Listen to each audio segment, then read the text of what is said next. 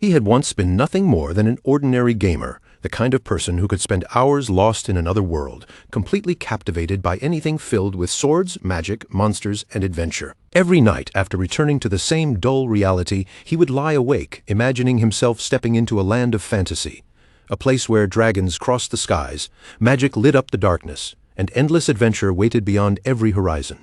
Driven by that impossible longing, he searched across every corner of the continent, chasing even the smallest rumor that might lead him to another world, but no matter how far he went, all he ever found was disappointment. Then, on one unforgettable night, when his wish had grown desperate enough to feel almost painful, something finally answered him. When he opened his eyes in an unfamiliar land, his heart slammed wildly in his chest.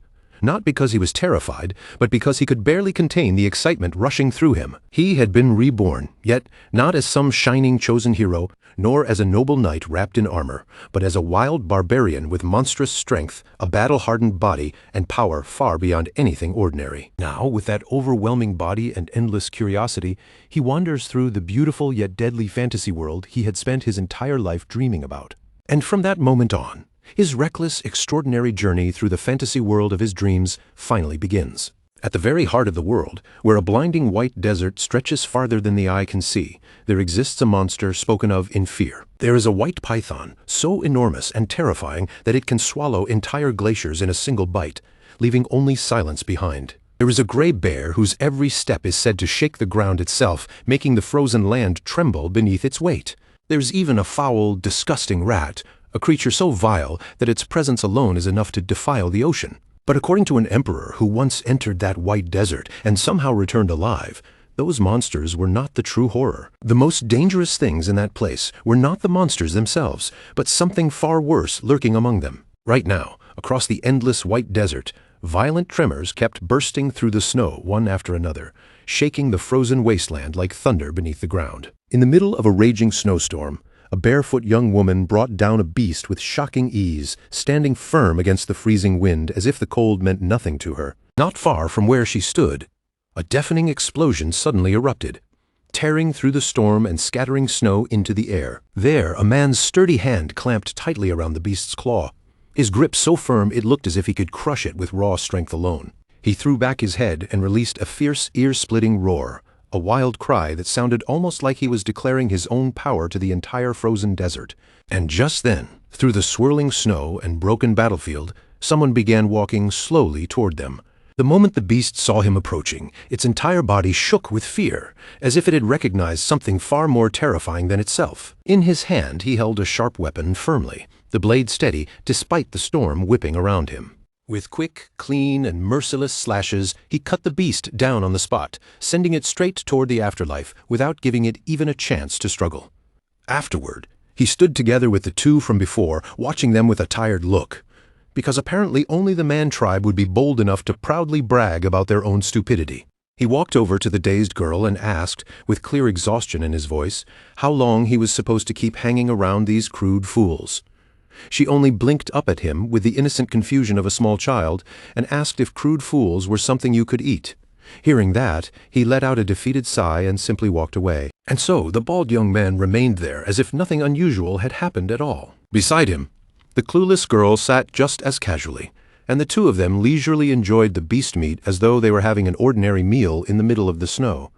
That was when Ketal appeared before them like a grim reaper stepping out of the storm, his presence dark and heavy as he moved toward the pair. He reminded them with chilling calm that he had clearly told them not to eat that meat because it would kill them. A murderous pressure flared from Ketal's body, sharp enough to freeze the air even further. It had not even been a full week, yet they had already eaten everything, leaving the girl fidgeting helplessly where she sat, unable to come up with a single excuse. Then the two of them launched into an unbelievably dramatic performance, acting as if eating the dangerous meat had been some noble challenge worthy of praise. Ketil only looked at them and asked whether they truly thought that was something to be proud of. Before those words could even fully settle, Greta's pupils suddenly shrank. His face turned deathly pale, twisted in pain as if he were suffering the worst stomach disaster imaginable, and his entire body began trembling while foam bubbled from his mouth. A moment later, Greta collapsed right in front of the girl, who stared at him in panic and cried out his name, asking what was wrong with him. She desperately told him to wake up. But Ketal merely breathed out a long sigh, looking as if this was exactly what he had expected. He had warned them, but these idiots had refused to listen. With that, Katal turned around and walked away without another word, leaving the girl behind to slap Greta's face over and over, frantically begging him to wake up and get back on his feet. Kitol kept his back turned to them, standing alone in the middle of the snowstorm, and in a low voice he quietly admitted that this was not the life he had wanted. In a world filled with magic and wonder, a land where sorcery and fantasy should have been waiting, he had once abandoned his ordinary job and set out in search of something impossible. He climbed the highest mountain on earth, chasing the dream that reality might somehow open a door for him. He even reached the very center of the planet, pushing himself farther than most people would ever dare, still hoping that some hidden path to another world might reveal itself. He traveled all the way to the southernmost point of Earth as well, standing at the edge of the world with that same impossible wish still burning inside him. But in the end, nothing happened. Reality stayed cold and ordinary, nothing like the wild fantasies he carried in his imagination. Every night he prayed that when he opened his eyes again, he would wake up inside a dream, and then, one day, that prayer truly came true. Not far from that frozen wilderness, the focus shifted to a carriage and its traveling party as they struggled forward through the raging snowstorm. One of the men shivered miserably and cursed under his breath, complaining that the cold was biting straight into his bones. A golden-haired man glanced toward the companion beside him and told him to wrap himself up properly unless he wanted to freeze to death out there. The young man raised a hand to shield his face from the cutting wind and struggled to answer that he was already wrapped up as tightly as he could be. "Sir." Another man beside them hurriedly spoke up, unable to hold back his frustration any longer.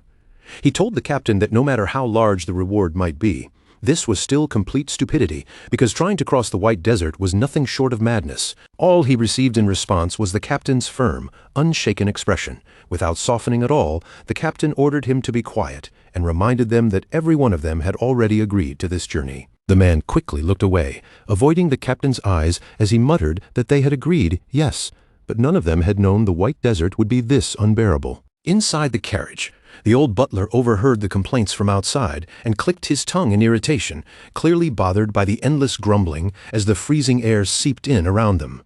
He lifted a hand and gave a light cough, composing himself before carefully turning his attention to the person seated across from him. With respectful concern in his voice, he asked his lady whether she was feeling all right in the middle of such harsh conditions. The blue-haired young woman answered him with a soft smile, her expression blooming gently like a flower despite the brutal snowstorm outside. She said yes, calmly reassuring him that she was fine. Her name was Melina of House Akasha, and while she replied cheerfully to the butler, the men outside continued complaining loudly, one of them cursing that he was going to freeze solid if this kept up. Unable to tolerate their rude shouting any longer, the butler's brows tightened in displeasure, and he turned toward the outside of the carriage to scold them for their lack of manners. Even so, Melina could not bring herself to blame them too harshly. With a gentle look, she reminded the butler that those men were the only ones brave, or perhaps desperate, enough to escort them across the white wasteland. A trace of concern passed over Melina's face as she listened to the wind howling outside. Still, she softly asked whether they should let the men come inside for a while, because from the sound of it, they seemed like they were moments away from freezing solid. Outside the carriage, the snowstorm only grew more violent. The icy wind slammed into the escort party head-on, forcing each man to raise an arm or hand just to protect his face from the stinging snow. But the butler's expression tightened with unease. Looking at Melina with a grave face, he refused and reminded her that she knew exactly what kind of things were said to dwell in the white wasteland. At those words, Melina's gaze lowered slightly. She understood what he meant, because the stories were not just about monsters, they were about something far more frightening. Long ago, there had been an emperor whose ambition stretched across the entire world, and in his hunger to rule everything beneath the sky, he eventually set his sights on conquering the white wasteland itself. To make that impossible dream a reality, he gathered countless warriors and soldiers, then personally marched into the white wasteland at the head of his army. Many years passed, and by the time the empire had collapsed and disappeared into history, that emperor finally returned. But he came back alone, without a single soldier beside him, his body broken and his spirit crushed beyond recognition. When people saw him again, he looked as if decades had been carved into his face, and his words came out like the ramblings of a madman. He said there were monsters in the white wasteland, but the most dangerous thing there was not the monsters. The true terror, he claimed, was the Man tribe, a people who had supposedly been living there all along, hidden in that frozen white hell. Through the curtain of snow, a familiar silhouette began to take shape in the distance, and it almost seemed as though Kettle himself was emerging from the storm. Still unsure, the butler muttered under his breath that the story was probably nothing more than an old legend passed down through fear. Melina did not fully agree. She calmly pointed out that the Emperor's words could not be dismissed so easily because many of the monsters he once described had later been confirmed to truly exist. The butler offered her a faint, reassuring smile, trying to ease the tension in the carriage. Even so, he reminded her that no one had ever actually seen a single member of the man tribe. Melina slowly accepted that point. It was true that countless tales about the White Wasteland had survived over the years, but none of them gave any clear account of the man tribe itself. Outside the carriage, the captain suddenly raised his voice and ordered everyone to stop, cutting through the storm and bringing the entire escort party to a halt. His teeth clenched tightly as he stared ahead into the white haze. Something was out there, standing somewhere beyond the swirling snow. When someone asked what it was, the captain narrowed his eyes as hard as he could, trying desperately to make out the shape approaching through the blizzard. But the fog and snow were too thick, swallowing the distance in a wall of white after a tense moment. He muttered that he could not see it clearly. Then, only a second later, his face changed completely, and horror spread across his features. With his eyes fixed forward, the captain stiffly said that he had both good news and bad news. The others immediately urged him to stop hesitating and spit it out.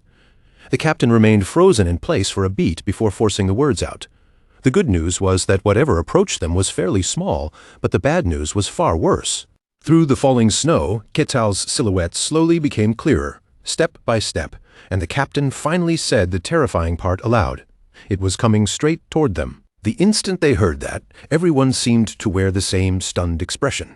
Inside the carriage, the old butler's eyes widened sharply as he turned toward the direction of the voice.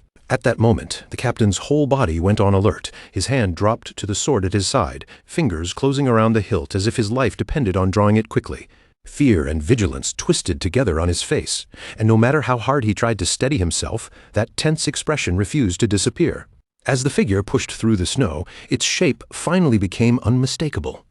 It was a person, with white-gray hair, a body marked by defined muscles and massive scars carved across him like proof of countless battles. Ketal walked toward the group with complete confidence, every step calm and steady, while a faint violet glimmer seemed to flash in his eyes. One member of the escort party raised his axe in alarm, and the moment he took in Ketal's appearance, he recognized him as a warrior of the man tribe. Ketal's gaze remained as sharp as a drawn blade, slowly moving across every person gathered there as if he were measuring them one by one. Then he spoke first, saying that he had gone out for a walk because he had grown tired of looking at the other man tribe people, only to stumble upon something unexpected. There, in the middle of all that snow, were outsiders crossing the White Wasteland, and to him that seemed like a stroke of luck. The corner of Ketal's mouth lifted into a sly, almost playful smile as he looked over the stunned group. Then his expression brightened with genuine excitement. He said he had never expected to meet anyone out here, and with surprising politeness greeted them as though this were an ordinary roadside encounter. After that, Ketal's eyes drifted past the escorts and landed on the carriage behind them. He asked if they were merchants, and the people before him quickly confirmed it, their answers coming fast and tense under his stare. Ketal then turned his attention toward the armed men and guessed that they were mercenaries hired to escort the merchants. The captain, seeing no point in lying, admitted honestly that he was right. Ketal suddenly stroked his chin in thought and told them he would suggest turning back, though from the look of things, he already had a feeling they had come this far for a reason. As Ketal spoke, the captain's expression flickered with fear, the tension in his face making it obvious that he was bracing himself for something terrible. Then Ketal seemed to notice something else, his attention sharpening as if he had sensed a presence beyond the men standing outside. His gaze shifted toward the carriage, and he asked whether someone was inside. Inside the carriage, Melina immediately flinched at his words, her body reacting before she could hide her surprise. The convoy captain trembled where he stood, unable to control his fear as he waited for Ketal's next words. But instead of threatening them, Ketal suddenly smiled brightly and said something none of them had expected at all. He wanted them to hire him too. Everyone froze in disbelief at once, their bodies going tense as the same shocked questions slipped through the air. What? Ketal, still brimming with confidence, planted his hands on his hips and asked if he had not been clear enough. He was offering to help them cross the White Wasteland. Hearing that, the captain's mind began racing. A legendary man-tribe warrior was asking to join their escort, but could that truly be all he wanted? After weighing the danger in silence, he cautiously asked whether Ketal meant he was not their enemy. Ketal crossed his arms with a cold, matter-of-fact expression and answered that if he had been hostile, every one of them would already be dead. The moment those words left his mouth, everyone's eyes went strangely blank, as if they had all reached some terrifying form of enlightenment at the exact same time. Then the stylish young man slowly turned his head toward the captain, and the captain, still wearing that stiff expression, gradually raised one hand. The stylish young man stared toward the captain and asked in a low, tense voice if he had heard what Ketal had just said. Inside the carriage, Milena remained completely silent. Her lips closed as she gave no immediate answer. Then, all at once, Milena turned her face toward the outside of the carriage, while the confused butler muttered under his breath, unable to understand what in the world was happening. The captain raised his voice again, reporting to her from outside that the man-tribe warrior claimed he wanted to be hired as a mercenary, then asked what she wished to do. Milena fell into thought once more, her expression growing serious as she weighed the situation. After a moment, she asked one simple question: what would happen if they chose to fight him? The captain glanced toward the terrifying pressure rolling off Ketal's body, then answered carefully, his voice stiff with unease, that personally he would not recommend trying it. When Milena heard that answer, she lowered her head, briefly losing her words as the weight of their situation settled heavily over her. Soon after, Milena looked out through the carriage window and made her decision. In a calm but firm voice, she told the captain she understood and ordered him to tell Ketal that they accepted. After receiving her command, the captain gave a reluctant nod, accepting the decision with no further argument. His foot shifted subtly forward in the snow, and with that small movement, Ketal's request to join the escort was officially approved. The answer was clear now. Milena had agreed to hire him. The moment Ketal heard that, a satisfied smile spread across his face, as if the result had gone exactly the way he wanted. Even though he seemed genuinely pleased, that smile still carried enough pressure to make anyone nearby feel their blood run cold. To him, it was good news. The two men standing close by immediately felt their legs weaken, their bodies reacting before their minds could catch up. Ketal then strode closer to the captain, closing the distance with calm confidence, and the captain could only stare at him in confusion and ask what he wanted. Ketal gave a small smirk and told him to relax, pointing out that the captain was only the hired help. If this arrangement was going to happen, then he needed to meet the person truly in charge. The captain's eyes immediately sharpened with warning, and he began to threaten Ketal, making it clear that if he tried anything suspicious. But before the captain could even finish, Ketal cut him off and calmly completed the thought for him, saying that he would regret it. With that chilling exchange settled, the captain had no choice but to let Ketal walk toward the carriage. Watching this unfold, the stylish young man stared blankly at the captain and asked if it was really all right to let Ketal meet their client. The captain simply answered that the client had already agreed. The man beside him looked just as uneasy, his guard still up as he pointed out that they were mercenaries. So shouldn't they at least try to stop Ketal somehow? The captain shot back in disbelief, asking if he seriously expected them to stop him. Ketal's killing intent still filled his vision like a wall, and the captain snapped at him not to say something so stupid. Inside the carriage, the butler was nearly panicking as he turned toward Milena and asked what she thought she was doing. Milena, however, kept her composure and quietly told him to calm down. Then, without warning, a voice sounded from just outside the carriage, asking politely if he may come in, and the sudden closeness of it made Milena flinch. The butler reacted even worse than she did, jolting so hard from the shock that his glasses slipped from his face and fell completely. After a brief pause, Milena gathered herself and answered hesitantly, giving Ketal permission to come inside. When Ketal heard her answer, the corners of his mouth curled upward into a smile that looked far too much like a predator about to enjoy its meal. The butler awkwardly shrank back in his seat, while Ketal entered with the overwhelming air of someone casually expanding his own territory. Ketal closed his eyes for a moment, his expression calm and almost indifferent, then advised both of them to remain composed. He told them that he had no intention of harming either of them. But with his enormous frame now seated inside the carriage, the butler was nearly flattened beside him, his face turning pale as he inwardly screamed for the monster not to come any closer. Sitting across from him, Milena looked up in a slight daze, clearly overwhelmed by the sheer presence before her. A legendary warrior of the man tribe was sitting right in front of her. Milena was the first to speak, her voice carrying a shy hint of nervousness as she said it was an honor to meet him. Ketal answered with surprising politeness, saying that he was also pleased to meet her. Then Ketal turned his gaze toward the snowy scenery outside the carriage window, and casually remarked that it was rather warm inside. Even in a carriage, maintaining this much warmth in the middle of an endless snowfield was no easy thing. Milena looked a little surprised by his observation, but she still explained gently that the warmth was thanks to magic. Ketal's expression brightened at once as he realized it was magic, and he began to speak with obvious curiosity about this world, though his scattered, half-finished words only left Milena completely puzzled. Ketal looked outside again and spoke more seriously. As they both already knew, this place was extremely dangerous, and even with mercenaries escorting them, their chance of crossing safely was painfully low. That was why he would guarantee their safety. Then, just as the air seemed to settle, Ketal added that he did have one request, and those sudden words immediately caught Milena's attention. The butler froze as well, and for a moment both of them simply stared at Ketal in tense silence. Milena hesitated before asking what kind of request he meant, her voice careful as she tried to understand what he wanted from them. Ketal smirked and gave his answer plainly. He wanted knowledge from beyond the snowfield. With a faint smile, he continued without hiding his intention, saying that the knowledge they possessed was exactly what he desired. Milena looked confused, repeating the idea back to herself as she tried to grasp it. Knowledge from outside the frozen tundra? Ketal nodded firmly and even pressed the point further, telling her that she would not be losing anything by giving it to him. Milena pressed her lips together as worry clouded her heart. From the very beginning, she understood they had never truly had a choice in this situation. With no other path available, Milena finally accepted his condition and quietly said that she understood. Beside her, the butler was so shocked that his jaw practically dropped as if frozen in place, while Ketal smiled pleasantly and asked for her name. Milena placed one hand over her chest and introduced herself with solemn dignity, saying that she was Milena of House Akasha. Ketal looked genuinely delighted by the introduction and returned it just as openly, saying that he was Ketal and that it would be a pleasure to work with her. In his previous life, Ketal had always yearned for a true fantasy world.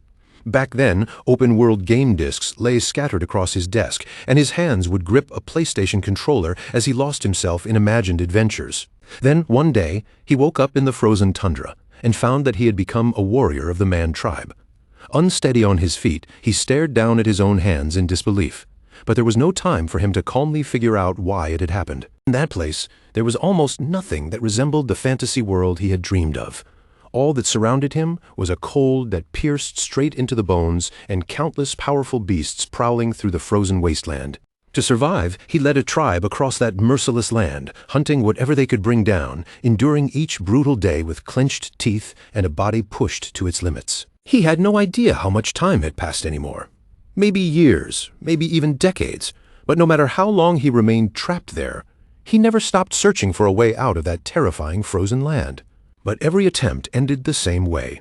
His hand slammed hard against an invisible barrier, stopping him as if the world itself refused to let him leave. And once again, countless panels flashed before his eyes in rapid succession, coldly informing him that the mission was incomplete and that he would only be allowed to leave the frozen snowfield after completing it. An unseen force kept him sealed inside that place, no matter how desperately he tried to escape. Just when he felt like he was finally reaching the edge of giving up, silhouettes of cavalry suddenly appeared through the snowstorm. He could not understand why anyone would willingly enter such a harsh land, yet from time to time, people from the outside world still wandered into the snowfield. And when Ketal realized what that meant, he was slightly taken aback, as if a forgotten hope had suddenly stirred inside him. Beyond that cruel frozen tundra was the very world he had always dreamed about, a realm filled with fantasy and magic. Blue skies stretched overhead, warm gazes met his own, fresh green plains rolled endlessly into the distance, and villages and towns stood scattered here and there, decorated with beautiful old architecture. That was exactly the fantasy world he had longed for. From that moment on, he no longer acted only for the sake of survival. He threw himself into hunting monsters, accepting missions one after another, including Mission 295, which ordered him to eliminate a lizard within the time limit. He slaughtered beasts and cleared every mission given to him, all for the chance to escape the frozen snowfield. With a single fatal strike, blood sprayed across the white ground, and Mission 295 was marked complete before the next task was issued. He held tightly to the belief that someday, somehow, he would finally break free from that place. Since he could not leave the damned Snowfield himself, Ketal eventually understood that any information brought by outsiders was unbelievably valuable. But when Ketal thought back on the people he had met up until then, most of them had either panicked and drawn their swords the moment they saw him, or had already been driven half-mad by the white wasteland. With his arms crossed, Ketal remained calm, but inwardly he felt a rare sense of relief. At last, someone was actually willing to speak with him. After so long dealing only with uneducated savages, talking to a civilized person felt almost like medicine calming his nerves. Then, as if shifting into casual conversation, Ketal suddenly asked whether they were transporting weapons. Melina flinched slightly at the question, caught off guard by how accurately he had guessed. After a brief hesitation, she admitted that yes, they were, then asked how he had known. Ketal glanced toward the carriages outside and answered simply that he could hear the sound of steel coming from them, so it was rather difficult not to notice. Melina looked a little embarrassed as she quietly accepted his explanation. Ketal then asked if there was a war happening outside the Snowfield. Her expression immediately darkened, and she softly answered that there was. The Empire and the Kingdom were at war. Ketal nodded as if things finally made sense, remarking that the outside world was not exactly all peace and rainbows after all. Melina quickly corrected him, saying it was not that simple. In her mind, she pictured the two great forces facing each other across a small heap of rubble, then explained that while the Empire held overwhelming numbers and strength, the Kingdom was not so easy to crush. At the borders, swordmasters and heroes stood guard, becoming the shield that kept the Kingdom from falling. Ketal's curiosity immediately sharpened, and he asked what kind of power those heroes and swordmasters used. Melina tilted her head in confusion, surprised by the question. She asked if he had never heard of arcane arts before, and Ketal answered honestly that he had never once left this place. Melina paused to think, choosing her words carefully. She admitted that she did not know every detail, but explained that in this world, there existed a power called arcane arts, and only a small number of people could sense it or wield it. She said it was somewhat like spiritual energy or mana, a force that gathered in the Dantian, and those who could use it were placed into one of 5 ranks of power. The first was rank 3, where magic could be summoned lightly and made to appear in the palm of the hand. This level belonged to those who were only able to sense the arcane arts. Next came rank 2, where a person could wield both magic and swordsmanship. From this rank onward, people could truly begin to utilize arcane arts in a meaningful way. Then there was rank 1, where arcane energy could be converted into divine radiance or demonic power. Those who reached this level were usually powerful mages, knights, or spirits. Beyond that, normal classifications started to lose their meaning because those beings were already outside ordinary human understanding. If they had to be named, they would be called transcendent-level beings, existences capable of freely controlling arcane arts and shaking heaven and earth with their power. Swordmasters belonged to this realm. And finally, above even that, stood the hero-class monsters, beings who surpassed ordinary control of arcane arts and possessed influence over the entire world. Each hero was already considered a living legend. Melina reflected on it for a moment and added that the very fact their powers had been named and ranked was proof of how great their strength was. Even someone at rank 3 would be regarded as a master in a small region. Ketal listened with growing interest, then quietly said that he hoped to meet people like that someday. Melina froze, puzzled by the strange longing in his voice, and called his name in confusion. Ketal did not answer her. He simply kept his posture and stared toward the distant sky, thinking that he could no longer even remember how long he had been trapped there, surviving day after day in despair. All he had ever known was that the frozen snowfield stood between him and the fantasy world he could never reach. Standing on the sharp edge of a cliff, he gazed across the snowy scenery unique to that land, knowing that beyond it waited the true fantasy world. Ketal lowered his head slightly, and from deep inside, the longing rose again. He truly wanted to leave that place. Then the corner of his mouth curved into a faint smile, and he corrected his own thought with a quiet refusal. His face hardened with resolve, and his heart became certain. Wanting was not enough. He had to get out. Time passed quickly as the carriage continued moving forward, snow gathering thickly across its roof. After a while, Melina suddenly looked at Ketal and asked if he really was a barbarian. Ketal answered calmly that she could say that. Judging from the look on her face, he guessed she had already heard stories about him. Melina admitted it honestly, telling him that he was considered a legend. The word made Ketal blink in surprise, as if he had not expected it at all. A legend about him? This time, Melina was the one who looked surprised, caught off guard by his complete lack of awareness. She asked, almost disbelievingly, whether he truly did not know. Then Melina began telling Kettle everything she knew about the stories passed down outside the Snowfield. After listening for a while, Kettle burst into amused laughter as he remembered something. So that was how it was. That old man had actually been an emperor? He had always thought the man was just a lunatic. Melina nearly lost her balance at his casual reaction. Kettle only shrugged as if it were no big deal and told her not to worry about it. The legend was true, though it had happened a very long time ago. Melina stammered in surprise, struggling to process that answer. After thinking for a moment, Kettle looked back at the convoy with renewed curiosity and asked why they were crossing the frozen snowfield while carrying such a massive load of weapons. Melina immediately froze. Her lips moved slightly, but for a moment the words would not come out. At last, Melina lowered her head gloomily and admitted that they needed a great deal of money. Kettle was caught off guard by how simple and heavy the reason was. With sadness in her voice, Melina explained that her family had been merchants for generations. They had built up considerable wealth over time, but because of the jealousy of their rivals, they had been sabotaged, and now their household was drowning in debt. This journey, dangerous as it was, existed for one purpose: to save her family from complete collapse. Kettle stroked his chin as he pieced the situation together. So this was a journey to settle debts, and they intended to sell weapons to the kingdom currently at war with the Empire. Once he understood that, everything started to make sense. Melina stared at Kettle in surprise, clearly caught off guard by how quickly he had pieced everything together, then carefully asked why he wanted to know. Kettle explained it at an easy, almost leisurely pace. Since Melina had already said the Empire held overwhelming numbers, that meant they probably were not suffering from a shortage of weapons. And if the Empire did not need them, then the kingdom had to be the side desperate for supplies. When something is hard to obtain, but everyone wants it, the price naturally climbs through the roof. Kettle admitted he did not know the exact value of weapons in the outside market, but with a cargo that large, the profit had to be enormous, large enough for them to gamble on crossing the frozen snowfield. Melina could only look at him in a daze as Kettle kept speaking.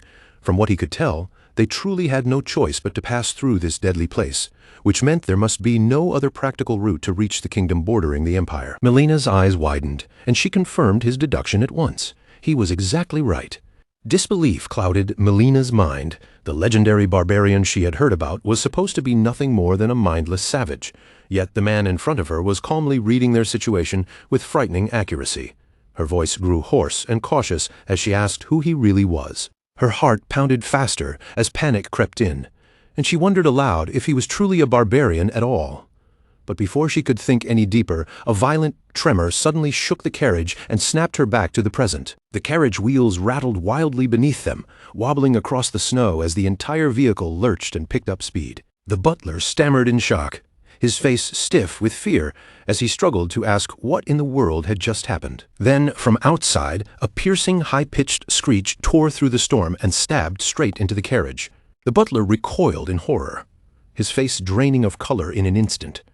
Kettle, on the other hand, merely glanced toward the outside with complete calm and said, as if commenting on the weather, that they had some uninvited guests. Outside, snow drifted through the air while dust and frost swirled together, and from that chaos rose a monster that looked like a mound of living sludge, its red eyes burning with bloodlust. The mercenaries guarding the convoy froze where they stood, staring at the grotesque creature in disbelief as one of them asked what that thing was. Inside the carriage, Melina's face turned pale as fear washed over her. Then someone suddenly blurted out that it was a black slime. Kettle rested his chin on his hand, studying the creature with mild curiosity before asking if that was really what they called it. Still trembling, Melina confirmed that it was, saying the name had been recorded in the archives. Kettle's curiosity immediately shifted, and he repeated the word archives as if it had caught his attention. Melina explained that over the years, many skilled adventurers had tried to cross this land, though only a lucky few had ever returned alive. The survivors left behind records about the creatures they encountered, and among all those monsters, the black slime appeared most often. Then Melina looked at Kettle seriously and asked whether he knew anything about the creature. Kettle answered cheerfully, as if the topic were completely harmless. Of course, he knew it. Apparently it was chewy, a little springy, and actually tasted pretty good. Melina froze in pure horror, unable to hide her disbelief as she asked if he had seriously eaten one of those things. Kettle offered with complete sincerity to catch a few for her if she wanted to try them. Melina shuddered as goosebumps crawled across her body, then refused in a cold, firm voice, saying, "No, thank you." A sudden boom exploded through the air, loud enough to shake the carriage, and Melina jolted in fright. Outside, the grotesque black slime roared furiously, its body twisting as if its rage were boiling from within. The captain stood frozen for a moment, struggling to steady himself in front of the monster. Melina quickly sensed that something was wrong, and panic rose in her voice as she called out to Ketal. But Ketal only continued watching the situation outside in silence, giving no answer at all. Confused and uneasy, Melina called his name again. At last, Ketal spoke slowly, reminding her that he had made a pact with them. With his eyes closed and his voice calm, Ketal continued by saying he had sworn to protect their lives. So, unless their lives were truly in danger, he would not step in. Melina's eyes widened in shock, and she struggled to understand what he meant by that. Ketal spoke with a relaxed tone, saying that defeating that thing would be as easy for him as drinking porridge. Then, resting his chin on his hand, he smiled and continued watching like a dedicated spectator, explaining that what mattered more was seeing the team's abilities for himself. The black slime's crazed roars finally snapped everyone outside back to their senses. The captain immediately barked an order for the shields to be raised, and one of his men answered at once before moving to obey. The moment the shield came up, the black slime hurled itself forward and slammed straight into the mercenary holding it. His boots scraped backward through the snow as he desperately dug in and tried to hold his ground against the force. But he could only endure for so long before the impact overpowered him and sent him flying backward. Seeing his comrade thrown aside, another man immediately leapt high into the air. He raised the axe in his hands and shouted loudly, using the cry to drive his momentum forward. A thunderous crash rang out as he struck, but in the next instant he was blasted away as well, slamming into something with such force that blood burst from his mouth. His axe slipped from his hand and clattered into the snow, where faint purple smoke began curling up from the blade. A terrified voice demanded to know what kind of monster they were facing. The black slime only grew more frenzied. It reared its body upward, opened its mouth wide, and let out another furious roar. The captain furrowed his brow and quickly gave another order, telling them the black slime could only charge in a straight line, so they needed to spread out and regroup. The mercenaries shouted their understanding almost at once, each man forcing himself back into motion despite the fear gripping the battlefield. In a flash, they scattered away from the monster, while the one wearing the blue cloak charged straight toward the black slime. He jumped upward, drawing his spear back as his body rose through the snow-filled air, preparing to strike the moment he came down. As he landed, he swung the spear with force, cutting straight across the slime's face in a sharp, sweeping blow. The black slime roared in fury, its mouth stretching wider as sticky sludge splattered violently in every direction. At that moment, faint, fresh green light began gathering in someone's hand, shining softly against the white snow. That light seeped into the spear, and the wielder launched forward with sudden force, cutting through the wind and snow in a single powerful rush. In the very next instant, the spear pierced clean through the massive black slime. The attack happened right before his comrades' astonished eyes, leaving them staring in shock at the sudden opening torn through the creature. The black slime howled in pain, its slimy body now pierced by a large hole, and it struggled desperately to pull itself back together. At that very moment, the mercenary captain poured arcane energy into his sword until the blade began to hum with power. Then he rushed straight ahead through the snow, barking orders over his shoulder, telling the others not to stop for even a second and to keep pressing the attack. A sharp, lightning-fast slash cut across the monster's body, the captain's sword leaving behind a clean streak of light as a beautiful deep blue aura shimmered along the edge of the blade. He shouted in a tense voice, warning them that ordinary blows would never bring it down. If they wanted to end this fight, they had to strike the mana core buried somewhere deep inside the creature's body. The battle dragged on as the mercenaries moved without pause. One slash followed another. Thrusts stabbed in from every angle, and together their attacks linked into an almost seamless chain of steel and movement. Then, at last, the captain found his opening. He lifted his sword high above his head, braced his stance against the snow, and swung down with all the force he could gather. A burst of arcane power exploded from the blade on impact, crashing into the glistening red mana core and blasting a piece of it apart in a spray of shattered fragments. The slime let out a long, fading cry as its strength finally gave out. Its body rapidly lost shape and melted into the snow, leaving only the broken remains of the mana core scattered across the white ground. For a moment, everyone simply stood there, breathing hard, their shoulders rising and falling as the tension slowly drained from their bodies. Then the silence broke all at once. The mercenaries burst into cheers, voices full of relief and excitement, as they shouted that they had actually done it. Milena felt a wave of relief wash over her as she watched them celebrate. Their joy was genuine, and after risking their lives like that, they truly looked happy to have defeated the monster. Ketal only watched them quietly from where he stood, saying nothing as the excitement settled down, and just like that, the group gathered themselves and continued their journey across the frozen land for a while longer. But their path was soon interrupted again when a massive snow wolf appeared before them. The mercenaries immediately stiffened, realizing another monster had emerged from the snow. This time, they focused their attention on the beast's neck, aiming for the one place where a clean strike might bring it down quickly. Some of the mercenaries rushed in with slashing attacks, their blades carving through the cold air, while others drove their weapons forward in sharp, controlled stabs. Others held the line defensively, blocking the wolf's movements and covering every opening so the creature had nowhere easy to escape or counterattack. At last, through the combined effort of the entire group, the beast was brought down, hot blood sprayed out across the freezing snow as its life was finally cut short. With a heavy thud, the snow wolf collapsed onto the ground, and the mercenaries gathered around its body, still shaken from the fight. One of them stared down at it and muttered that this was a frozen Snowfield wolf, but honestly, it had not seemed all that impressive. Another even suggested that maybe the rumors had been exaggerated. The captain immediately turned back with a sharp glare, anger flashing across his face. In a stern voice, he warned them not to lower their guard, reminding them that they had not even made it halfway through the journey yet.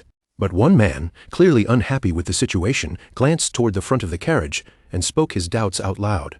He questioned whether that barbarian was really as powerful as the stories claimed, saying that Ketal sounded more like some legendary figure than a real person. The others shifted their eyes toward Ketal as well, whispering among themselves with growing suspicion. They said he was supposed to be the apex predator of the frozen snowfield, yet here he was traveling under their protection, and one of them suggested they should test his strength for themselves. The captain heard their murmuring, and his expression tightened into a frown. He clearly understood what they were thinking, but the hesitation on his face showed he was not sure how to handle it. After a moment, the group seemed to make up their minds and stepped forward together. Milena noticed the suspicious atmosphere around them right away. Ketal, meanwhile, remained silent, watching the situation unfold with calm eyes, as if he already understood where this was going. Standing in the cutting snowy wind, the man leading this little scheme finally spoke up. He addressed Milena politely, saying there was something he wanted to discuss with her. Milena tilted her head in confusion and asked what exactly he wanted to talk about. The man answered with a firm expression, saying that they had been risking their lives to complete this mission. As mercenaries, they had signed a contract with her, and fulfilling that contract was their duty. Facing them outside the carriage, Milena responded with honest gratitude. She told them she understood that, and that she truly appreciated them accepting her request. In her heart, she knew very well that an escort mission across the frozen snowfield had made almost everyone else back away the moment they heard the details. Without these mercenaries, she might never have been able to begin this journey at all. But then the man's tone changed. He said there was still one thing that bothered them, and Milena's expression shifted as she was caught off guard by the sudden turn. He looked at her seriously and asked whether that barbarian had actually fought even once since the journey began. Milena hesitated, unable to answer immediately, and only managed to let out a troubled response. Before she could properly explain, the man spoke in a solemn voice and declared that they wanted to see whether Ketal was truly worthy of receiving such special treatment. Hearing that, Milena grew even more uneasy. She avoided meeting their eyes for a moment, before quietly asking how they intended to test something like that. Her gaze drifted awkwardly toward the captain, as if hoping he might step in and stop the situation before it went any further. The captain looked troubled as well, but he had no good answer. With concern in his voice, he admitted that he had already tried to stop them, but they simply refused to listen. Ketal understood the situation at once. A faint smirk touched his face as he finally spoke up, saying that if they wanted to test his strength so badly, then he had no problem with it. He stepped down casually, as if the whole matter barely concerned him, then added that now was not the right time. The mercenaries stared at him in confusion, unable to understand what he meant. Ketal lifted his gaze toward the path ahead, his expression turning cold. He said there were already uninvited guests waiting in front of them, which only made the others more confused as they demanded to know what he was rambling about. Then, without warning, a low and chilling voice echoed from behind the mercenaries. The sound carried pure malice and crazed bloodlust, mocking the weak little mortals who had come from beyond the continent and saying it had been far too long since it last enjoyed a feast of souls. The entire group visibly froze where they stood. Fear struck through them all at once, and they quickly whipped their heads around toward the source of that terrifying voice. There, right before them, a massive python opened its mouth wide, exposing long, vicious fangs that gleamed in the cold air. It had sensed them long ago, and with a rasping voice, it demanded that the pitiful mortals hand over their lives. The white serpent laughed cruelly, telling them to struggle as much as they wanted, because that would only make its meal even more delicious. Melina screamed in terror, and immediately clamped both hands over her ears, as if trying to block out the serpent's dreadful voice. The young man beside her reacted the same way, covering his ears as fear overtook him. But in the next instant, a commanding voice rang out and ordered them to stop. Kital's face had turned completely serious. In a firm voice, he told the two of them that they were his clients and ordered them to fall back, while his attention fixed sharply on the white serpent. The moment those words were spoken, the white serpent appeared directly in front of him. It questioned why Kital was here, asking whether he had forgotten the rules of the frozen Snowfield that applied when someone left the territory of their own tribe. Kital cut the serpent off with visible irritation, telling it that the matter was none of its business. The white serpent only scoffed at his answer, calling the whole thing ridiculous. Then the battle exploded into violence once again. The mercenaries stared in shock, realizing the monster before them was the white serpent, while the one standing against it was the barbarian they had just been doubting. The white serpent roared in fury, demanding how Kital dared to give it orders. It declared itself a being blessed with eternal life by the promise, its voice shaking the air with arrogance. Kital lowered his stance slightly, bending his knees as power gathered through his body. With a calm but dangerous edge in his voice, he asked whether the serpent wanted a taste of the moon. In the next instant, his fist shot straight toward the white serpent, cutting through the air with terrifying speed and force. The white serpent reacted in sudden panic, forced to raise its guard and block Kital's incoming punch before it could be crushed head-on. The impact between them sent violent gales whirling outward, the force of the clash shaking the snow and making every person nearby tremble where they stood. The young man clenched his teeth hard, bracing himself against the storm of pressure as he struggled just to stay on his feet. As the pressure from the clash grew even more violent, the air around them seemed to twist. Nearby, Melina raised both hands in front of herself, shielding her face from the fierce wind and flying snow. The butler cried out anxiously for his lady, his voice almost swallowed by the roaring force spreading across the frozen ground. The white serpent's fury only grew more vicious. With its fangs bared and its eyes burning with rage, it snarled that Kital was the kind of creature who would only listen after being beaten into submission. Melina dropped to her knees in shock, her legs giving way beneath her as the overwhelming force pressed down around her. Then, trembling slightly, she looked toward Kital with hesitation in her eyes. Kital's gaze sharpened at once. His eyes flaring with a cold, decisive light, in a firm voice, he said he would end this quickly. His heavy footsteps dug into the snow as he prepared himself, the weight of his stance making it clear that this fight was not going to last much longer. Then Kital launched himself straight at the white serpent, closing the distance in an instant with a force that made the snow burst beneath his feet. As he rushed forward, his fist came into view, little by little, drawing all attention to the terrifying power gathering behind that single strike. Bright flashes erupted through the battlefield as the two forces collided again, the rapid bursts of impact cutting through the white haze of snow. Everyone nearby was startled by the sheer intensity of it, their bodies stiffening as they watched the violent exchange unfold right before their eyes. After everything settled, Kital returned to the group. The mercenaries, humbled by what they had witnessed, admitted they had committed a grave offense and asked him to be generous enough to overlook it. In front of them all, Kital simply told them it was fine, adding that trusting a stranger was never an easy thing to do. Outside, the carriage convoy began moving again, continuing its long journey through the endless snow-covered path. The freezing cold and constant snowfall were clearly wearing the butler down, and he suddenly began coughing heavily from where he sat. That rough cough immediately caught Kital's attention, making him glance over with a quiet look of concern. When his eyes met Milena's, Kital suddenly seemed to remember something. He looked at her and said that, now that he thought about it, there was a question he wanted to ask. Melina asked what it was, and Kital crossed his arms while studying her more carefully.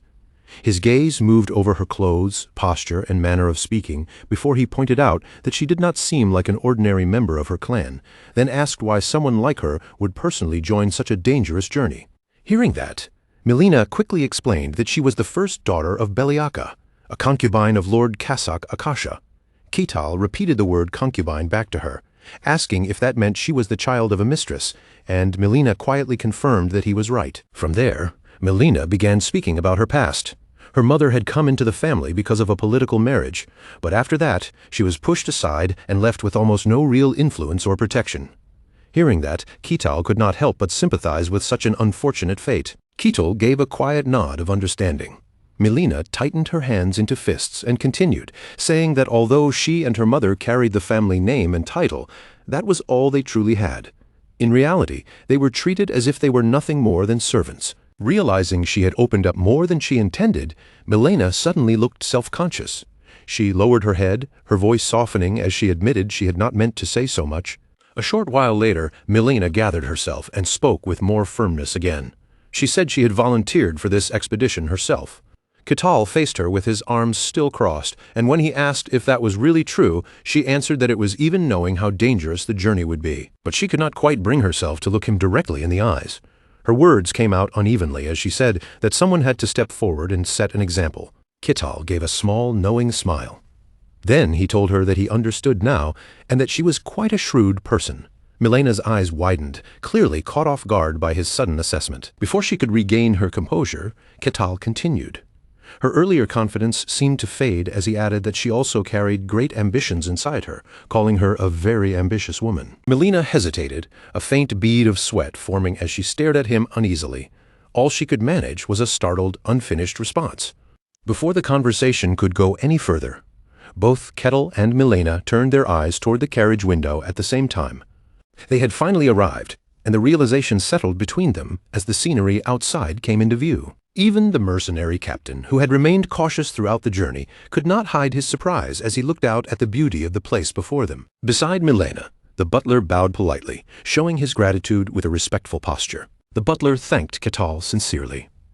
Ketal then turned to Melina and asked how she planned to return from here. She answered that they would go through the Empire, and Ketal gave a faint smirk, pointing out that since the weapons had already been sold, they were no longer carrying contraband, so crossing the border should not be too troublesome anymore. After saying that, Ketal looked at Melina closely, his gaze lingering on her as if he could see the thoughts she had been trying to keep hidden.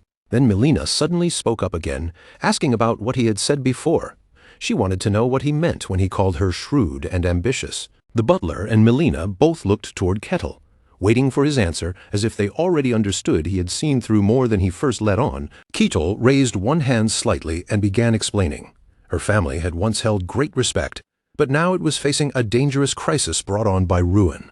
Even as the daughter of a concubine, if Melina personally opened a path to save the clan from the edge of collapse, the meaning of that achievement would be enormous. Melina stood there in deep thought, her expression turning faintly pitiful for a moment. Ketal continued, asking who her subordinates would trust and follow after something like that. Then he looked at her directly and said her real goal was to seize actual power within the clan, wasn't it? Ketal lowered his voice, making the question sound even sharper, and softly asked whether he was wrong. The instant she heard that, Melina searched her mind for the perfect answer, trying to find words that could deny it cleanly. But the answer she reached was not a denial. Her thoughts became heavier, yet clearer at the same time. Yes, for the child of a concubine, facing dangerous trials in order to inherit the family was only natural. Melina fixed her attention on Ketal, reassessing him in silence. This barbarian was sharp, nothing like the arrogant brutes people imagined, and the strength he had shown while defeating the White Serpent had not faded in the slightest. If power like that were on her side, then everything could change. With that thought in mind, Melina finally spoke aloud. She called Ketal's name and asked him if he ever planned to leave the frozen snowfield. Ketal paused for a moment at her question, and Melina continued, asking why he did not come with her when that day arrived. Ketal answered politely, saying he had to decline for now because there were still things he needed to finish. Melina lowered her head with a faint, understanding smile and quietly accepted his answer. Still, she tightened her hand as if making one final decision. Then, without hesitation, Melina took out a necklace and held it out to him, asking if he would accept it. Melina smiled brightly as she explained that if he ever got the chance to leave and find the Akasha family, he should show them that piece. Not wanting to disappoint her, Ketal returned her smile with warmth. He said that if it was a gift, then he would gladly accept it. The butler beside Melina expressed his respect and offered his sincere thanks as well. Ketal gazed down at the necklace with a hint of regret in his eyes and said he hoped they would meet again someday. Melina quickly answered that they surely would. After that, Ketal stood in the snow and watched the carriage slowly depart. a heavy sadness settling quietly in his heart as it disappeared into the distance. A long stretch of time passed after that, and 5 years later, deep within the frozen snowfield, everything had changed. At long last, all the conditions had finally been fulfilled. A system panel finally appeared before Ketal, displaying that Mission 784 had been completed. The reward had been granted, every condition had been satisfied, and at long last he was now allowed to leave the frozen snowfield. Ketal stepped forward with steady courage, planting his foot beyond the boundary as he took the very first step toward the world he had fought so hard to reach. A bright smile spread across his face as he entered the fantasy world he had longed for all this time, the dream that had kept him moving through endless snow and despair. Ketal closed his eyes for a moment, letting himself fully savor the air around him. There was the clean scent of fresh grass, the living smell of wild animals moving somewhere nearby, and even the cool, damp aroma of flowing rivers. Every single scent was something that had never existed in the endless white snowscape he had known for so long. A soft, satisfied smile rested on his face as he breathed it all in. To him, this place was good. No, it was more than good. It was truly wonderful. When Ketal opened his eyes again, he looked out over the land before him with quiet pride, as if the world itself had finally acknowledged his survival. Back then, standing before those cursed snowy lands, he had shouted with everything in him, cursing the white snowfield and swearing that he hoped he would never have to see it again. But this place was completely different. The scenery was fresh, gentle, and alive, bathed in soft sunlight and covered in lush green. This was the fantasy world he had dreamed of, the world he once thought he might never reach.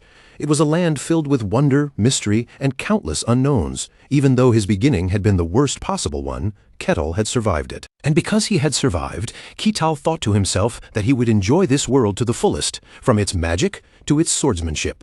Dragons, elves, legendary beings, and everything else a fantasy world could possibly offer. He wanted to see it all with his own eyes. Ketal stood still on the lush green grass, almost overwhelmed by the feeling beneath his feet.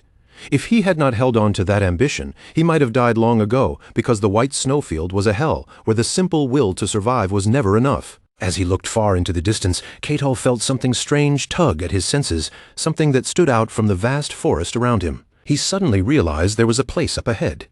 He could sense a great deal of life gathered there, clustered together in one area. The moment Ketal understood what that meant, his face brightened with excitement.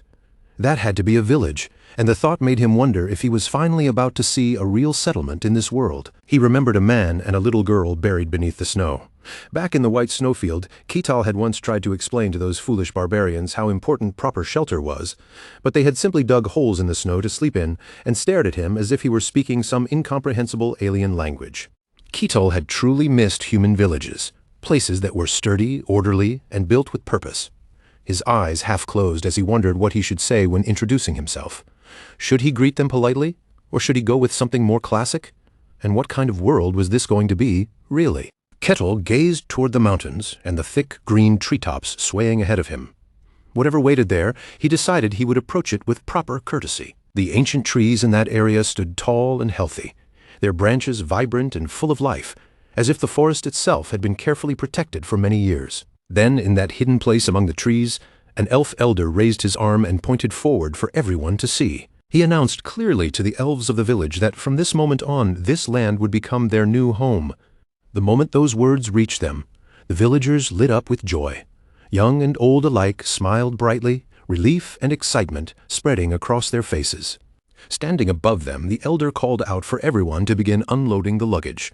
Below him, the elves grew even more energetic, cheering loudly as their new life seemed to finally begin. But then a young blond man approached him hesitantly and called out to the elder. The elf elder turned toward him with a cold expression, his face showing clear annoyance at being interrupted. The elder asked what he wanted, and the young man nervously stammered out his concern. He wanted to know if this place was truly safe, but the elder only closed his eyes with a weary look and repeated the word safe. Meanwhile, the other villagers were busy unpacking their belongings, moving back and forth with cheerful faces as their happiness filled the forest clearing. The young man then explained that this was an extremely remote wilderness, a place humans could never reach. The elder hesitated for a moment and admitted he knew that, but the young man pointed out the real problem. The white snowfield was right next door. The elf elder rolled his eyes toward him, which only made the young man even more tense. The elder understood immediately that he was worried monsters from the white snowfield might wander over, and the youth scratched his head before admitting that it was close, far too close. The elder's expression turned serious as he told him there was nothing to fear.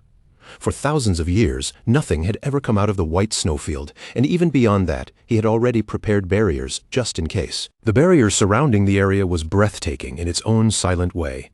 It concealed every trace of their presence, making the entire village appear to outsiders as nothing more than an ordinary stretch of forest.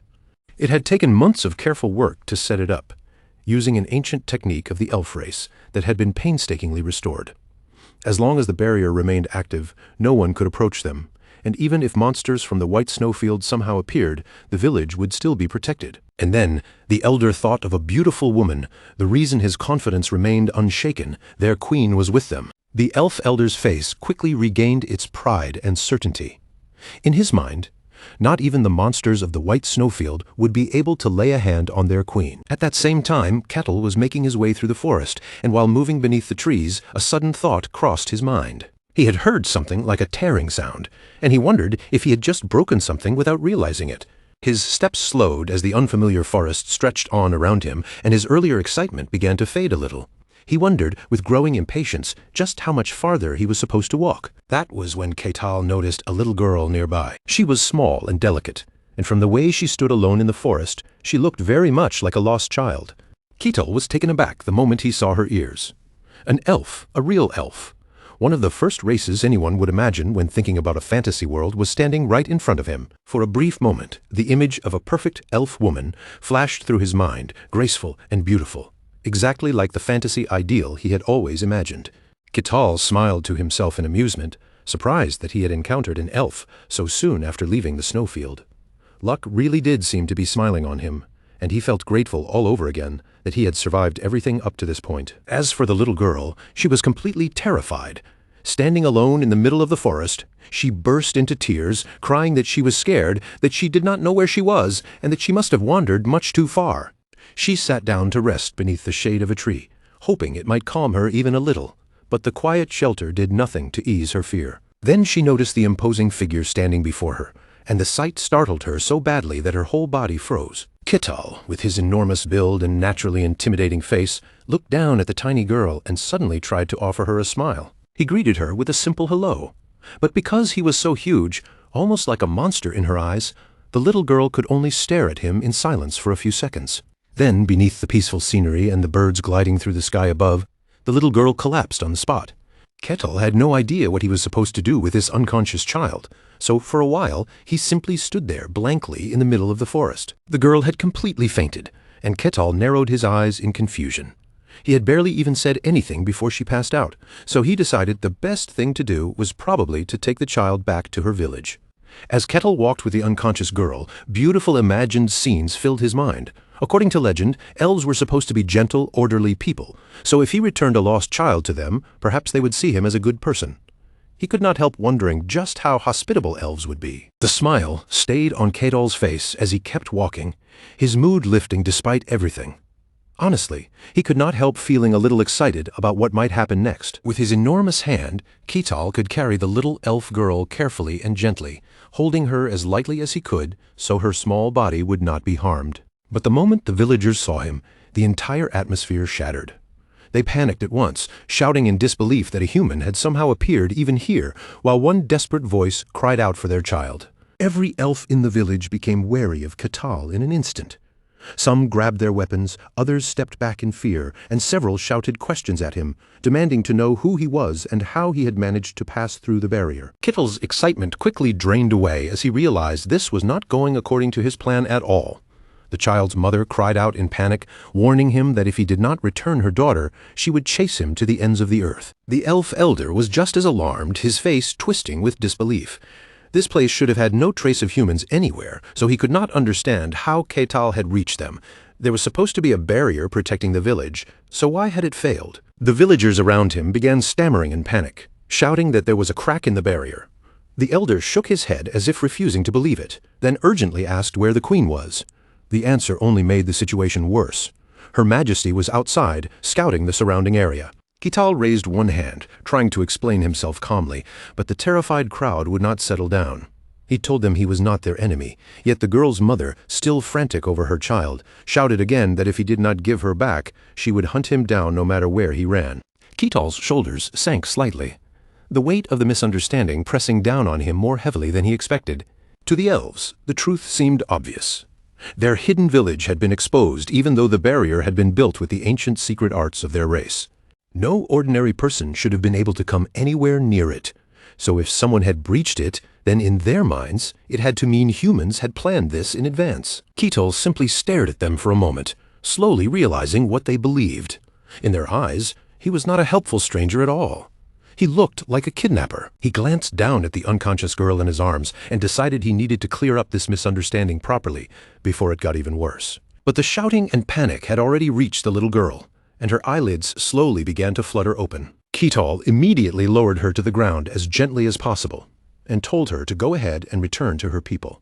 The girl stepped down from his arms, finally standing on her own again in front of the gathered villagers.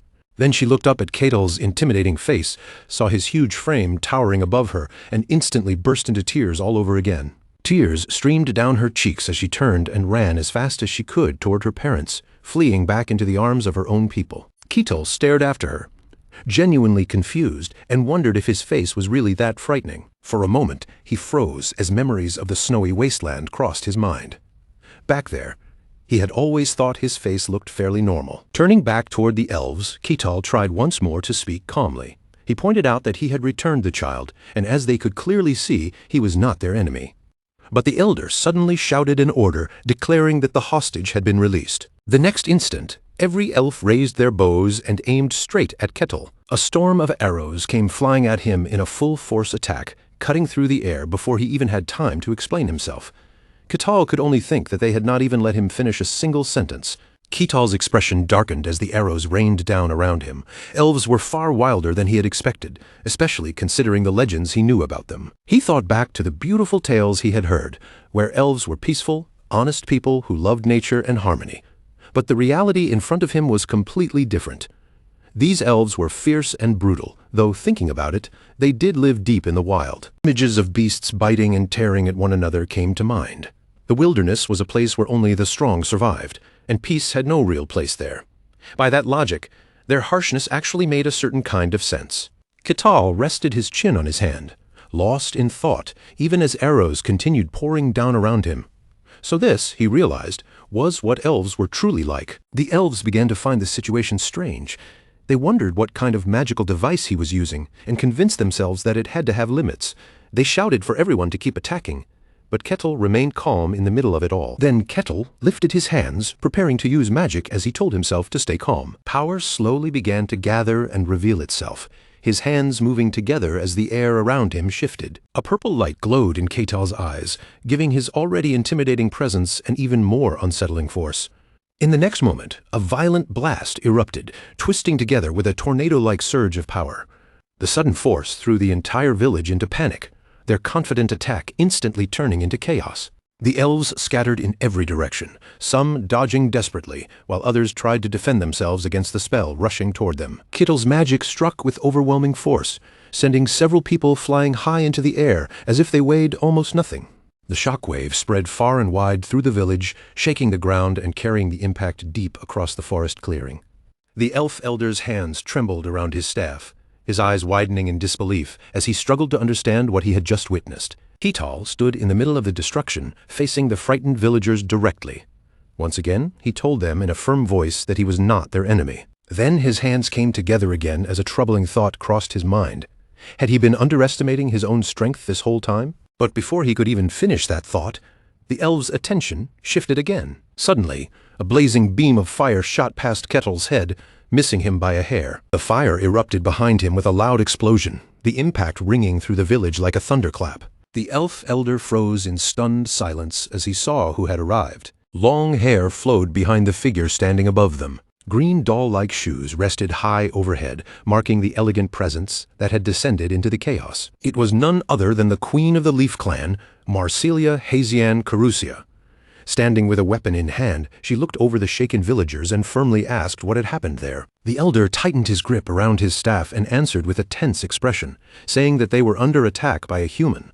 Marcelia lowered her gaze slightly, her expression turning calm and grave as she murmured that the time had finally come. Then she lifted her eyes again with composed certainty, realizing that even this hidden place was no longer safe. Through the smoke and dust left behind by the blast, Kital quickly raised his voice and called out for them to wait. Kital stood there without moving, surrounded by the aftermath of the attack, and tried once again to speak.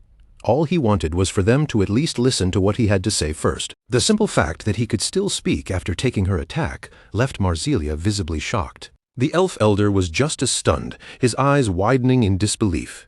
There was no way an ordinary human could have taken a direct hit from the queen and remained standing like that. From her position above him, Marsilia forced herself to stay composed. She looked down at Kital and asked if he was simply another powerful enemy who had come there to harm them, then demanded to know why. Her eyes narrowed with cold contempt as she muttered that humans truly were a disgraceful species. Then Marsilia slowly raised her bow and aimed it straight at him, declaring herself the Leaf Queen, whose leaves changed color with the passing seasons. Her gaze shifted slightly, settling firmly on Kettle as she addressed him as a human. With her bow drawn and her presence sharp as a blade, Marsilia warned that he would pay for daring to covet them. Kital's mind raced as he stared back at her. He could not understand why they refused to talk when they were clearly speaking the same language. Was she ignoring him on purpose, or was the hatred between humans and elves really so deep? In that brief instant, Ketal quickly ran through every option he had, weighing the situation in his head. But with no one willing to hear him out, he realized there was almost no choice left. His eyes changed, turning sharper and colder. One lesson he had learned in the frozen plains was simple.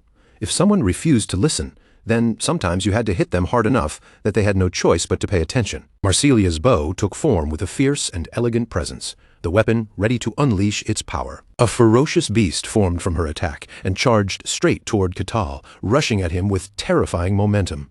Kitol met it head-on, drawing back his arm and throwing a punch to counter the incoming force.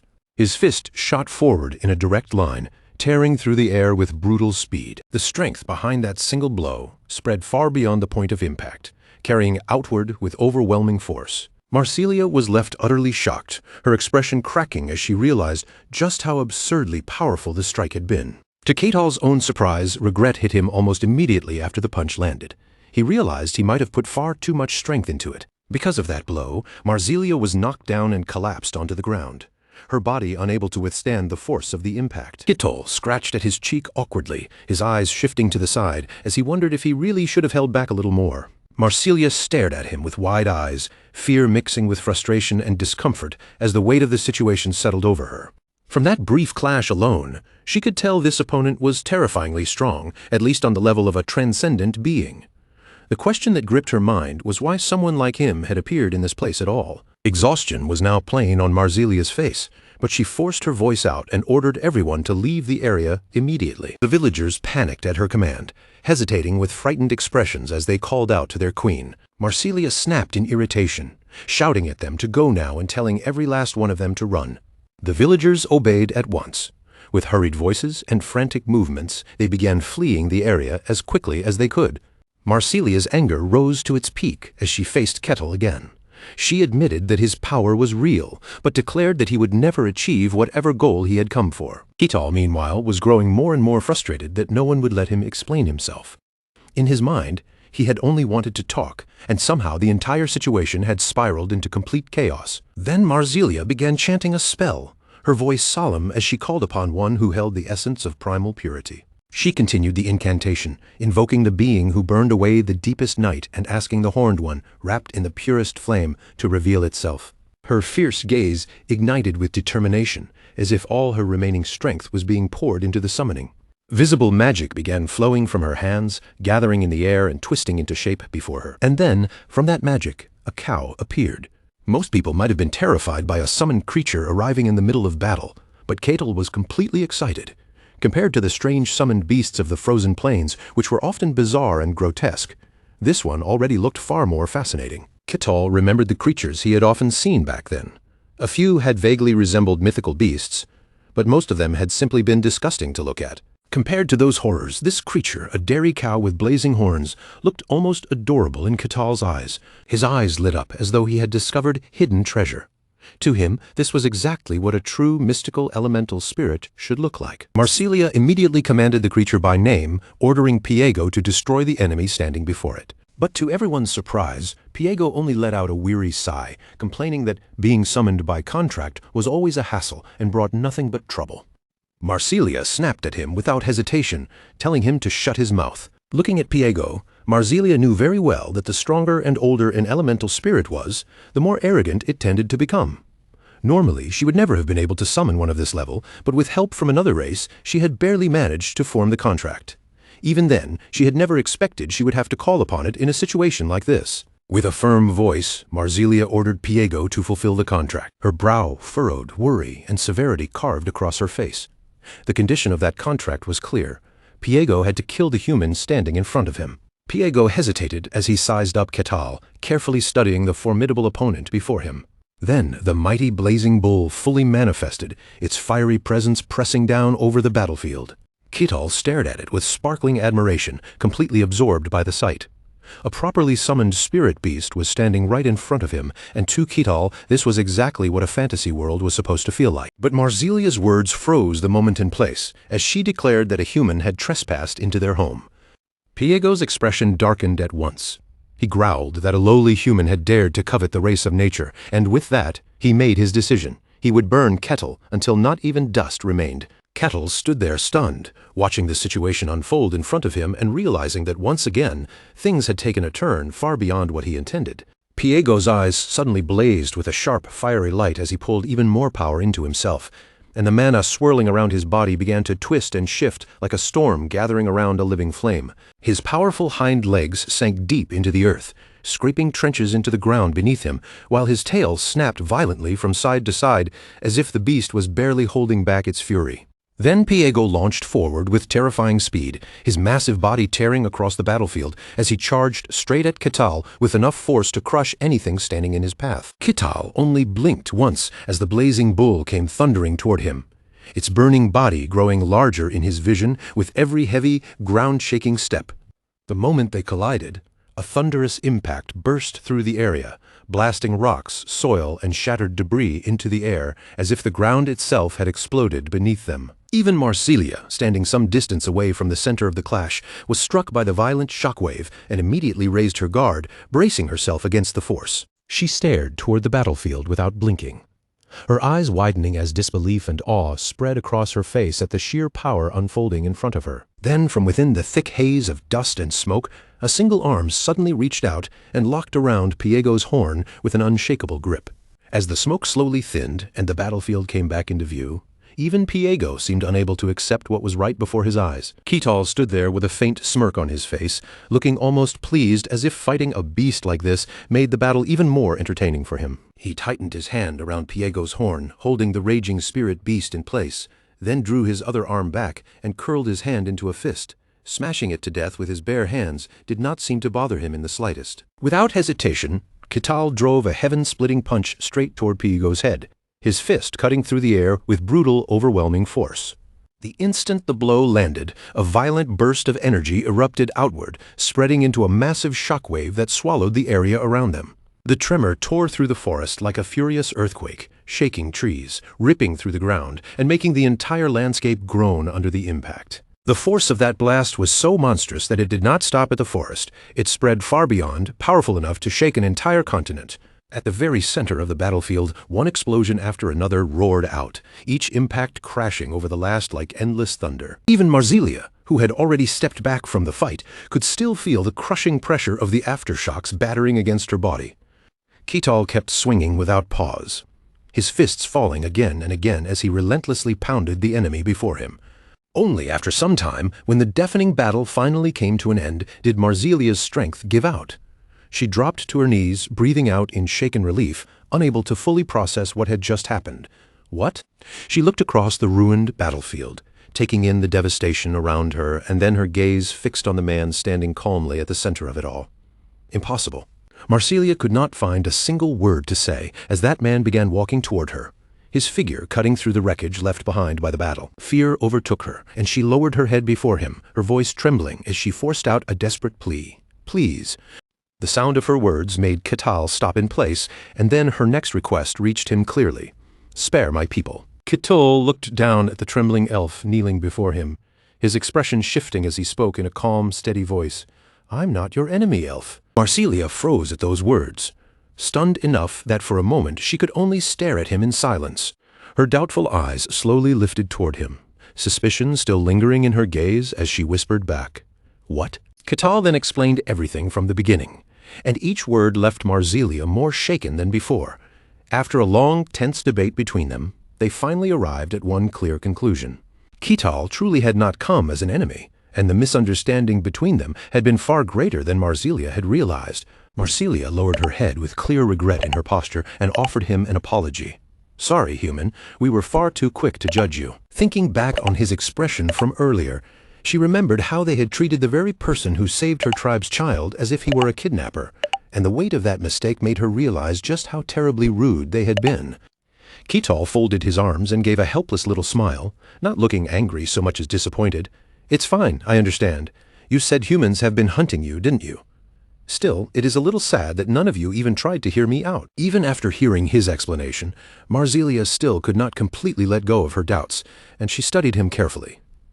"You really aren't one of the people chasing us?" Ketal answered without hesitation, his tone calm and matter-of-fact.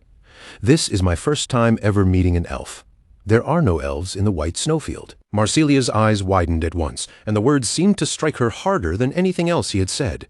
"What? The white snowfield?" Her reaction caught Ketal off guard as well, and he tilted his attention toward her. "That savage name for the snowfields is what outsiders gave me." Marsilia's suspicion did not vanish completely, and disbelief still colored her face. "That can't be right. We thought no human could survive in a place like that." Then a darker worry suddenly crossed her expression. If Ketal had managed to leave the white snowfield, then the terrifying question followed naturally, could other things from that place escape too? Ketal gave a small shrug, as if even he could not offer a perfect answer. "Who knows? But I doubt it. Not everyone can just stroll out of there the way I did." As he said that, his thoughts briefly drifted back to the giant serpent he had encountered in that brutal land. He also remembered that strange mission board. The white snowfield operated under its own strange rules, and even a beast as powerful as that serpent had been unable to break through them. For some reason, Ketal alone had been given a path out through something called a mission. Ketal's eyes turned thoughtful as he considered it more carefully. "I'm probably an extremely rare exception." Marsilia let out a relieved sigh, her shoulders loosening slightly. "Then that's good, Ketal," as if only just remembering something added another question. "Oh, by the way, is your spirit beast okay?" He scratched his cheek with a slightly awkward look, thinking back to what had happened earlier. "That fireball, I sliced it in half." Marsilia rose back to her feet and calmly reassured him. "Don't worry. Spirit beasts are creatures of nature. When they're defeated, they simply return to the spirit realm." "Spirit beasts, huh?" Then she looked at him with a serious expression, her tone becoming sincere. "I'm sorry for all the trouble I caused. If there is anything you want, and it is within my power to grant, I will do it." But Ketal's mind was still caught on what she had said earlier, and the words continued to echo in his thoughts. Spirit beasts. After a moment, he looked at Marsilia and asked directly, "So, even if someone isn't an elf, is it still possible for them to form a contract with a spirit beast?" Marsilia hesitated, her expression showing that the answer was not simple. "That would be nearly impossible, I think." She continued, weighing each word carefully. "Of course, if a human had an exceptionally deep bond with nature, then forming a contract with a spirit beast might not be completely impossible. But even then, the chances would still be painfully low." Marsilia fell silent after hearing his sharp response, unable to immediately answer as the weight of his words settled between them. After a brief silence, Marsilia offered him a possibility. If Ketal truly wanted to form a contract with a spirit beast, then the place he needed to seek out was Elfo Sagrado. At the mention of Elfo Sagrado, Marsilia's mind filled with the image of a lush, radiant land overflowing with life. It was the sacred ground where the gods of the elves were said to dwell, the holiest place her people protected above all else. In a place like that, Ketal might actually find a real chance. Ketal looked at her with bright curiosity, then cheerfully pointed at himself as if the idea sounded almost too simple. A human like him could really just walk into a place like that? Marsilia quickly made the situation clear. Under normal circumstances, no outsider would ever be allowed near it. But with her introduction, Ketal could be accepted, and she would give him a map as long as he kept its location completely to himself. As Marsilia thought about that sacred land, a small ball of fire flickered to life in her hand.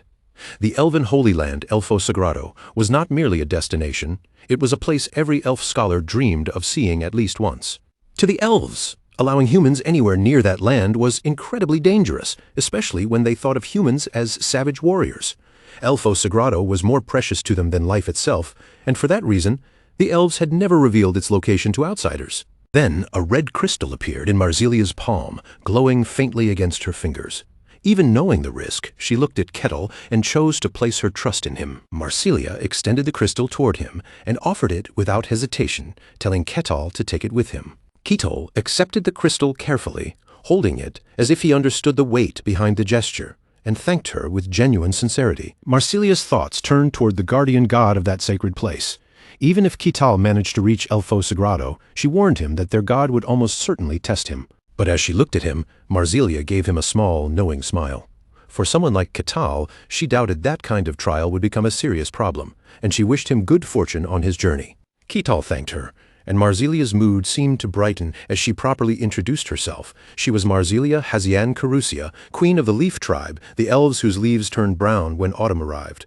Then she asked for his name in return. Ketal smiled back at her with the same calm confidence as always.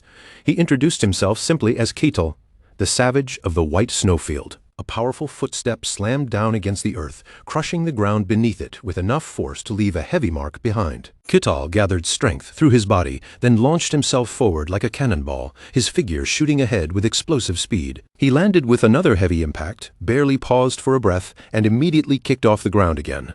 The booming sound of each leap echoed through the trees, rolling across the forest like distant thunder. Ketal continued bounding through the forest without slowing down, crossing the wild terrain in massive, unstoppable leaps.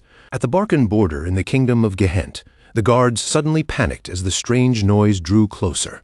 One shouted in confusion, asking what was happening, while another could only answer that he did not know, only that something was coming. The guard captain of Barkan immediately tensed, his instincts warning him that this was no ordinary disturbance. He ordered the bell to be sounded and demanded that every guard gather at once.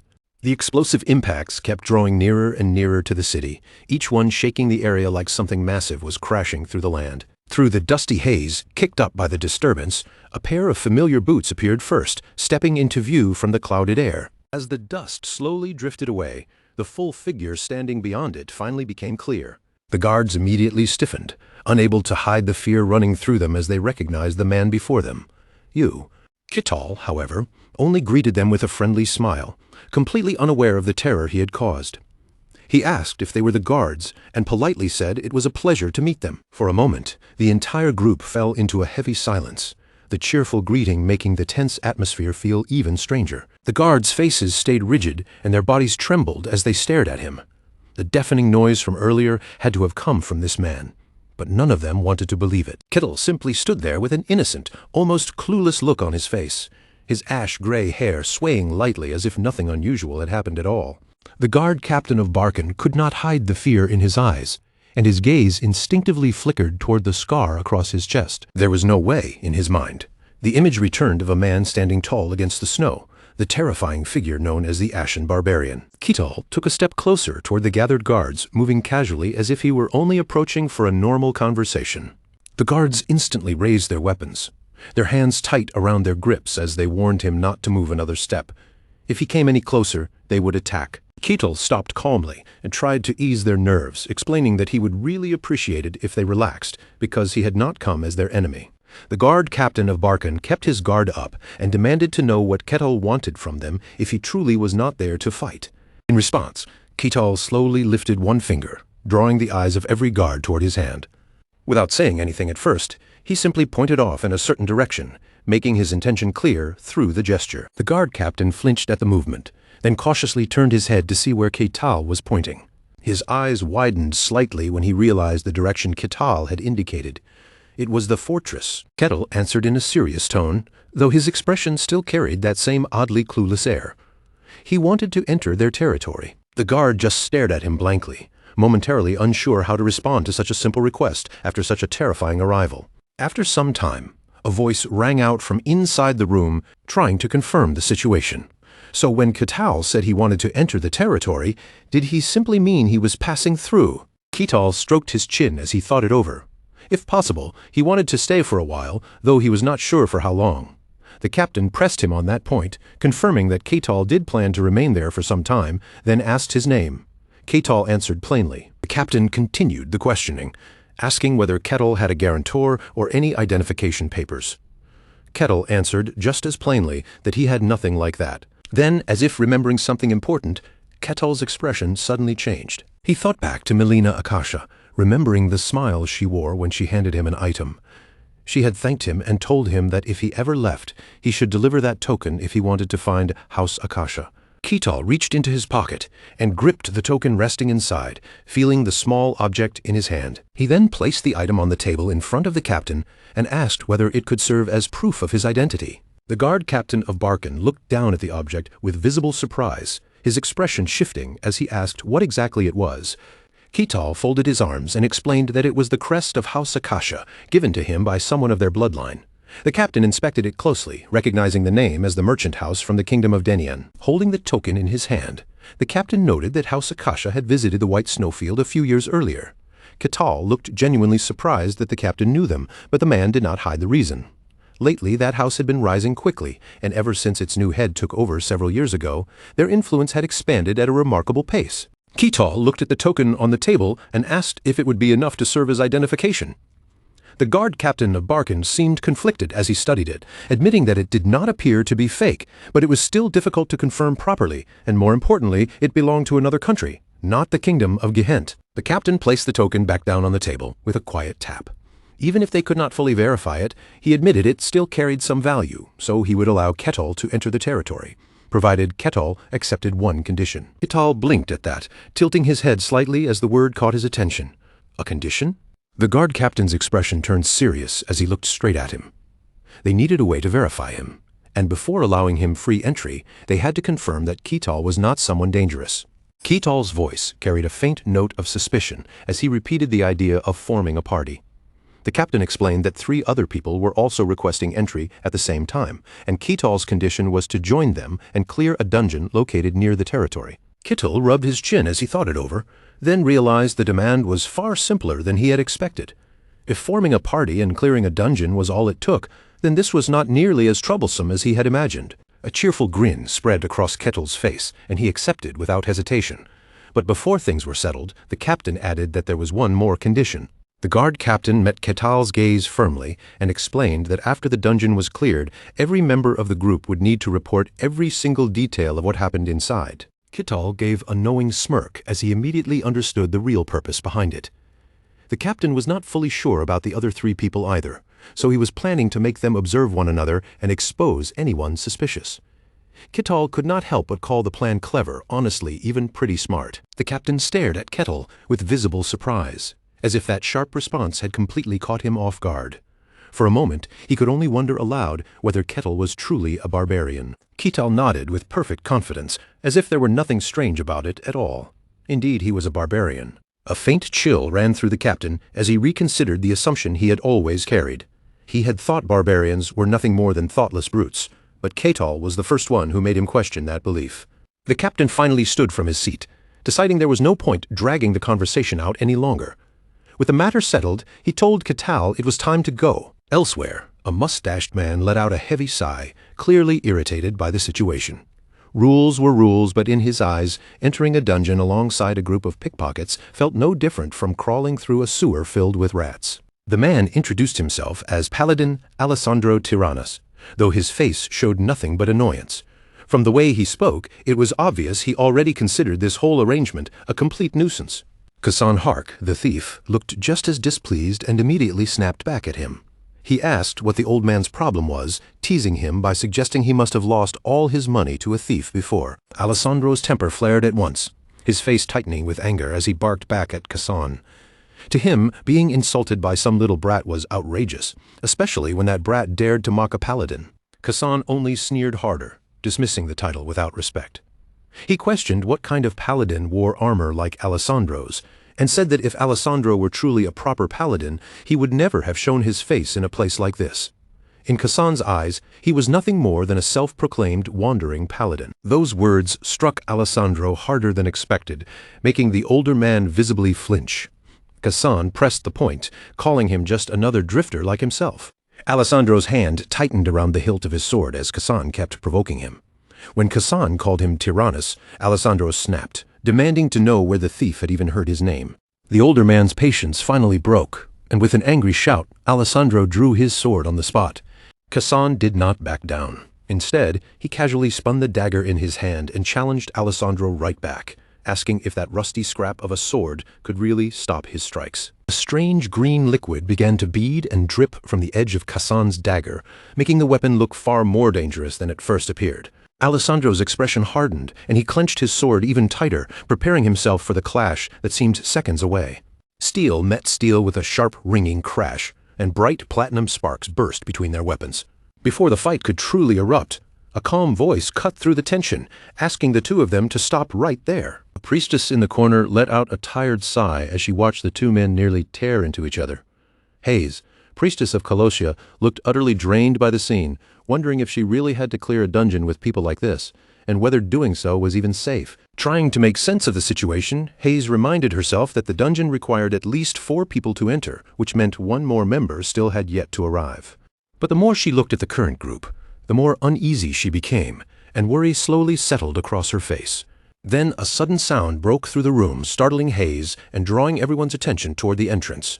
The guard captain pushed the door open and announced that the final member had arrived.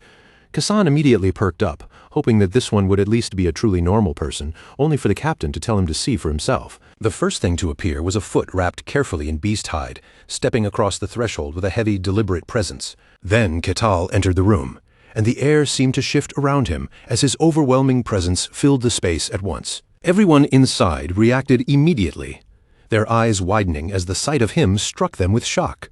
Ketal smiled at the group as if nothing felt unusual, and greeted them casually, realizing they were the ones who would be teaming up with him. Alessandro silently stared at Ketal's towering frame, thinking only that the man was enormous. Hayes, unable to hide her astonishment, wondered if someone like that could really be human. Even Kassan, who had been acting fearless moments earlier, felt a flicker of unease as Ketal's pressure filled the room, making him wonder what kind of presence this man carried. Ketal, completely unaware of the tension he had caused, cheerfully lifted a hand and waved to them with a bright greeting. The guard captain told the group to introduce themselves while he stepped away, then left them together for the moment. Ketal looked around at the 3 of them and decided to begin. In a straightforward tone, he introduced himself as Ketal, a barbarian. He then turned his gaze toward Kassan, prompting him next.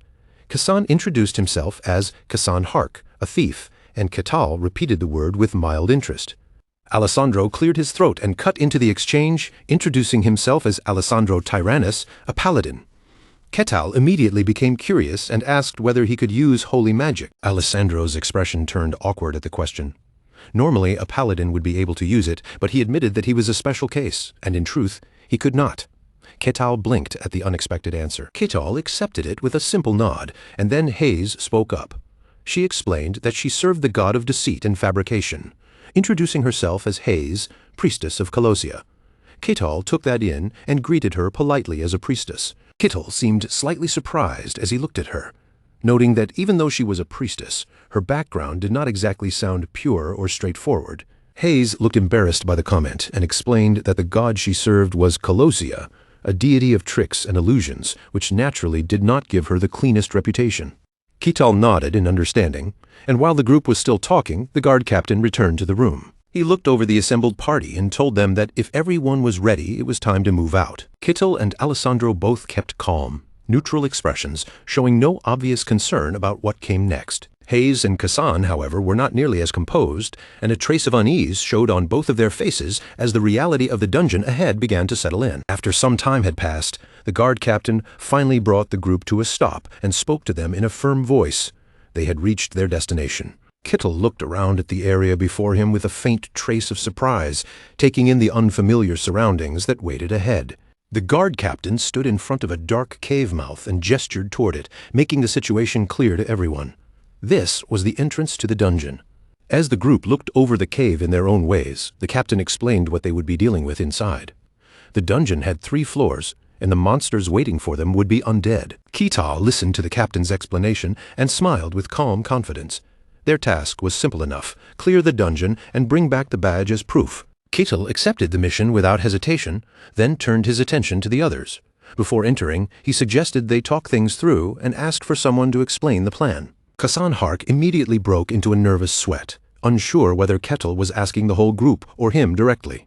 Ketal answered warmly, telling him there was no need to be so formal since they were teammates now, and Kasan could only scratch his head while forcing out an awkward laugh. After a moment, Kasan straightened his posture and put on a more serious expression, as if deciding that if they were doing this, they might as well do it properly. He began laying out the formation with surprising focus.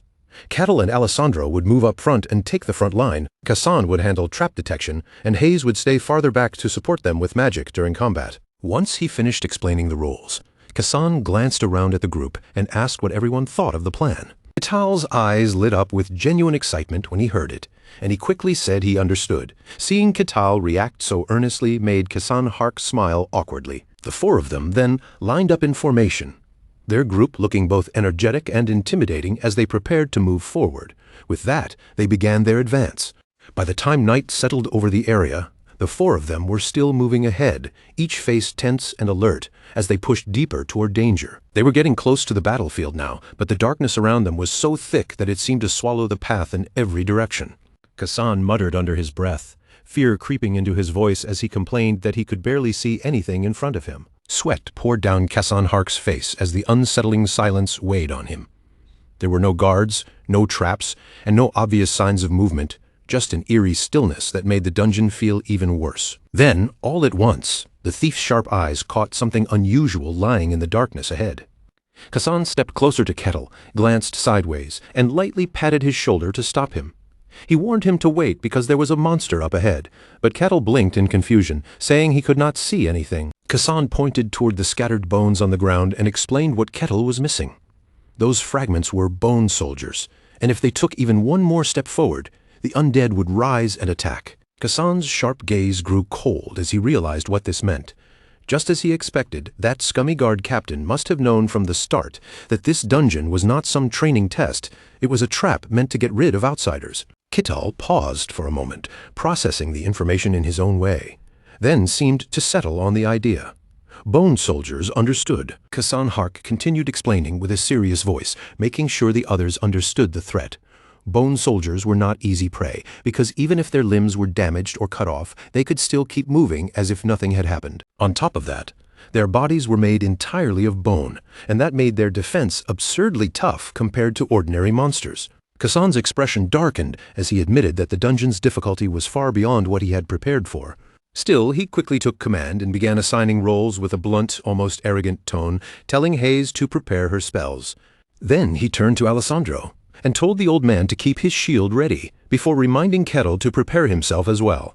Kasan said he would focus on spotting openings during the battle.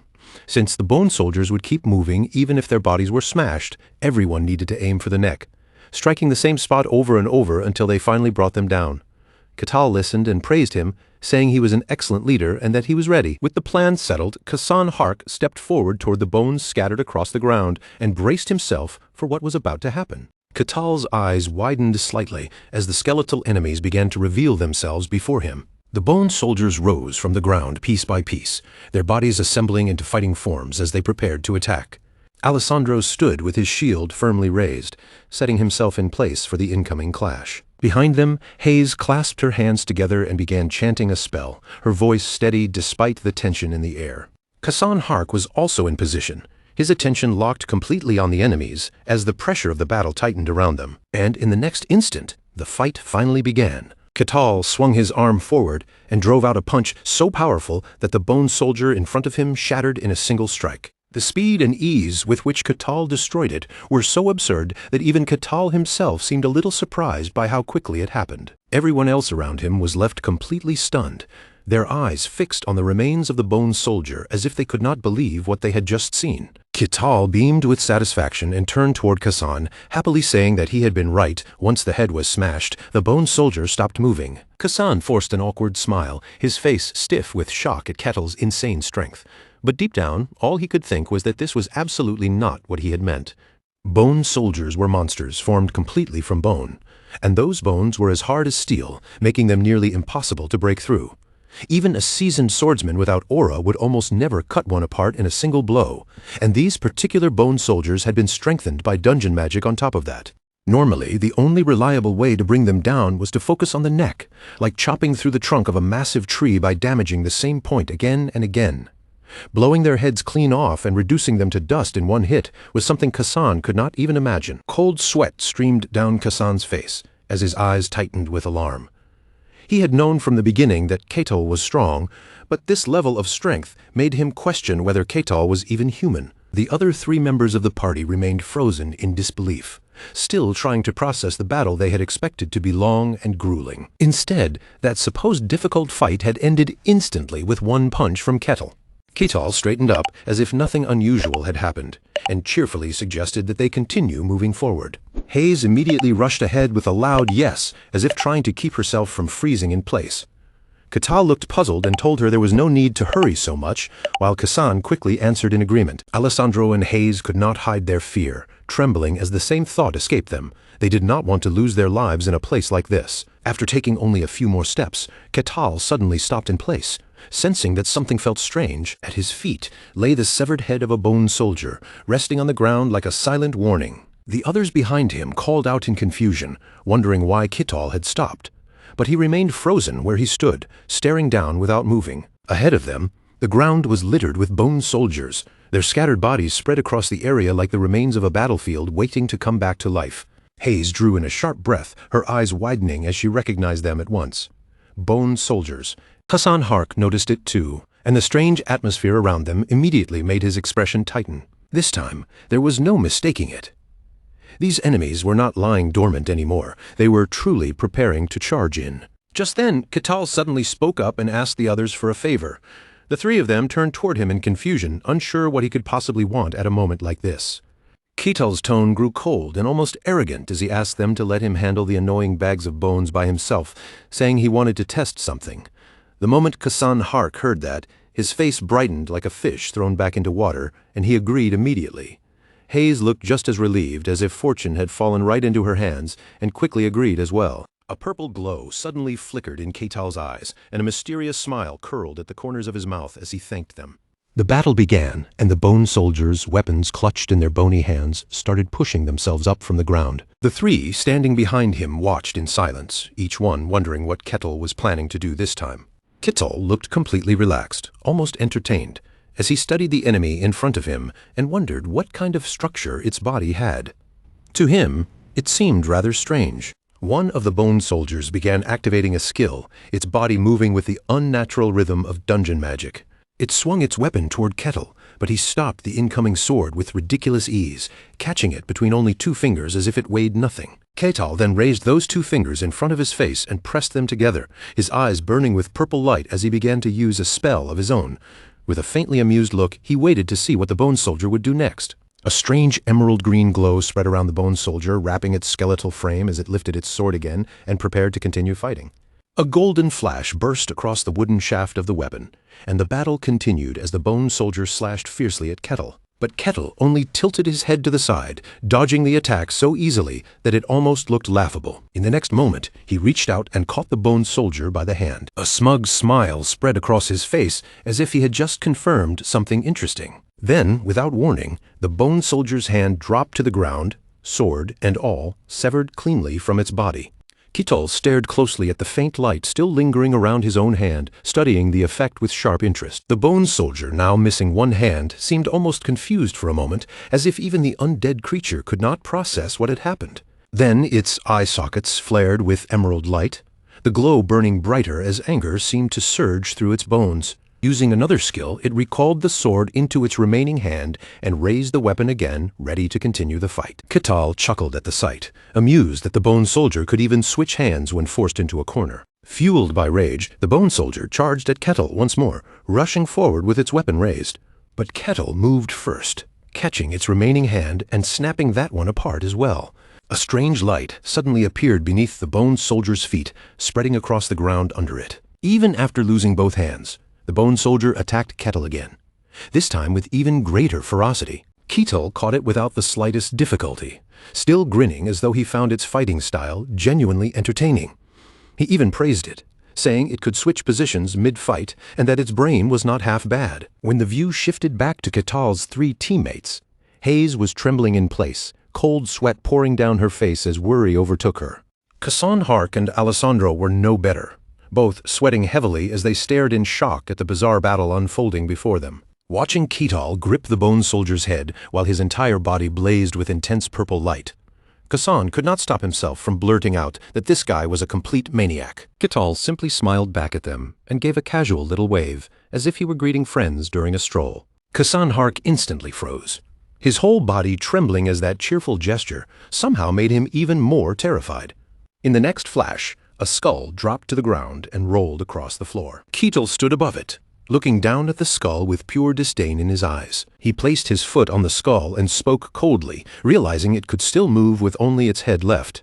Then, under his foot, the skull shattered into pieces, and Keetal gave a quiet chuckle, finding the discovery interesting. A moment later, Keetal brushed off his hands, turned back to the others with a polite smile, and asked if he had kept them waiting, apologizing for making them stand by. Kasan Hark immediately answered in a loud voice that it was no problem at all, and that Keetal could do whatever he wanted. Keetal responded softly, thanking him. With that settled, Keetal began walking forward again. He smiled as he looked ahead and told the group that they should keep moving.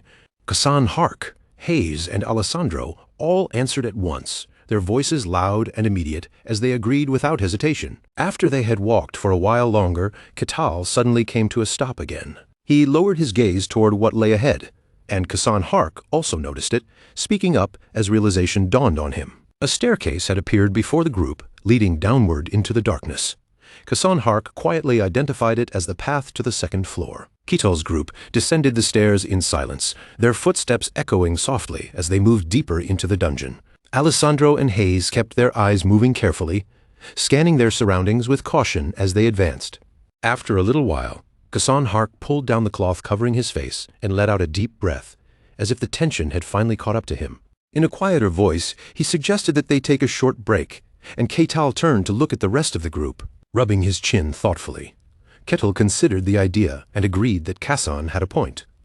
Resting for a little while sounded like the right choice. Kasan Hark dropped to his knees without the slightest hesitation, lowering himself until his head nearly touched the floor. His voice came out loud and clear, filled with relief as he bowed deeply and said, "Thank you." Keetal simply folded his arms across his chest, shut his eyes, and settled into a quiet rest, looking far too calm for someone sitting inside a dangerous dungeon. The other three followed his lead and sat down on the ground as well, but the silence between them felt strangely stiff, with an awkward tension hanging in the air. After a moment, Keetal opened his mouth and broke the silence. "There are a few things I'd like to ask about this dungeon." Hayes turned her gaze toward him and asked, "What is it?"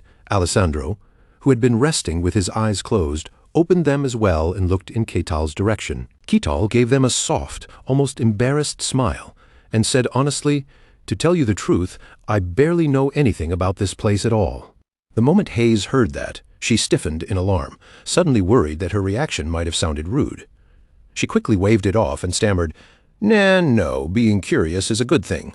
I don't know all that much either." Keetal only answered with a calm little nod and said, "Thanks." Hayes blinked at him, her eyes widening with growing curiosity. She leaned her attention fully toward Keetal and asked, "Then what exactly is it that you're wondering about?" Keetal thought back to the lively streets they had passed earlier, where the townspeople walked around with cheerful faces, as if there were no danger nearby. Then, he said, "This dungeon is surprisingly close to the territory." He lifted a hand to his chin, rubbing it slowly as if sorting through the strange logic in his head. "So does that mean the dungeon and its monsters don't cause any problems for the people nearby?" Hayes looked at him and began explaining what most people considered basic knowledge. Monsters born inside a dungeon can't just pour out into the outside world. There are rare exceptions, of course, but whenever something like that happens, the territory usually takes care of it before it becomes a disaster. Kasan Hark quietly stroked his chin, then let out a small cough as though preparing to add what he knew to the conversation. Remembering the many forms of dungeons he had seen and heard about, Kasan Hark spoke up. "A dungeon is more like a natural occurrence. Sometimes it appears as a cave, sometimes as a tower, and there are plenty of other forms too.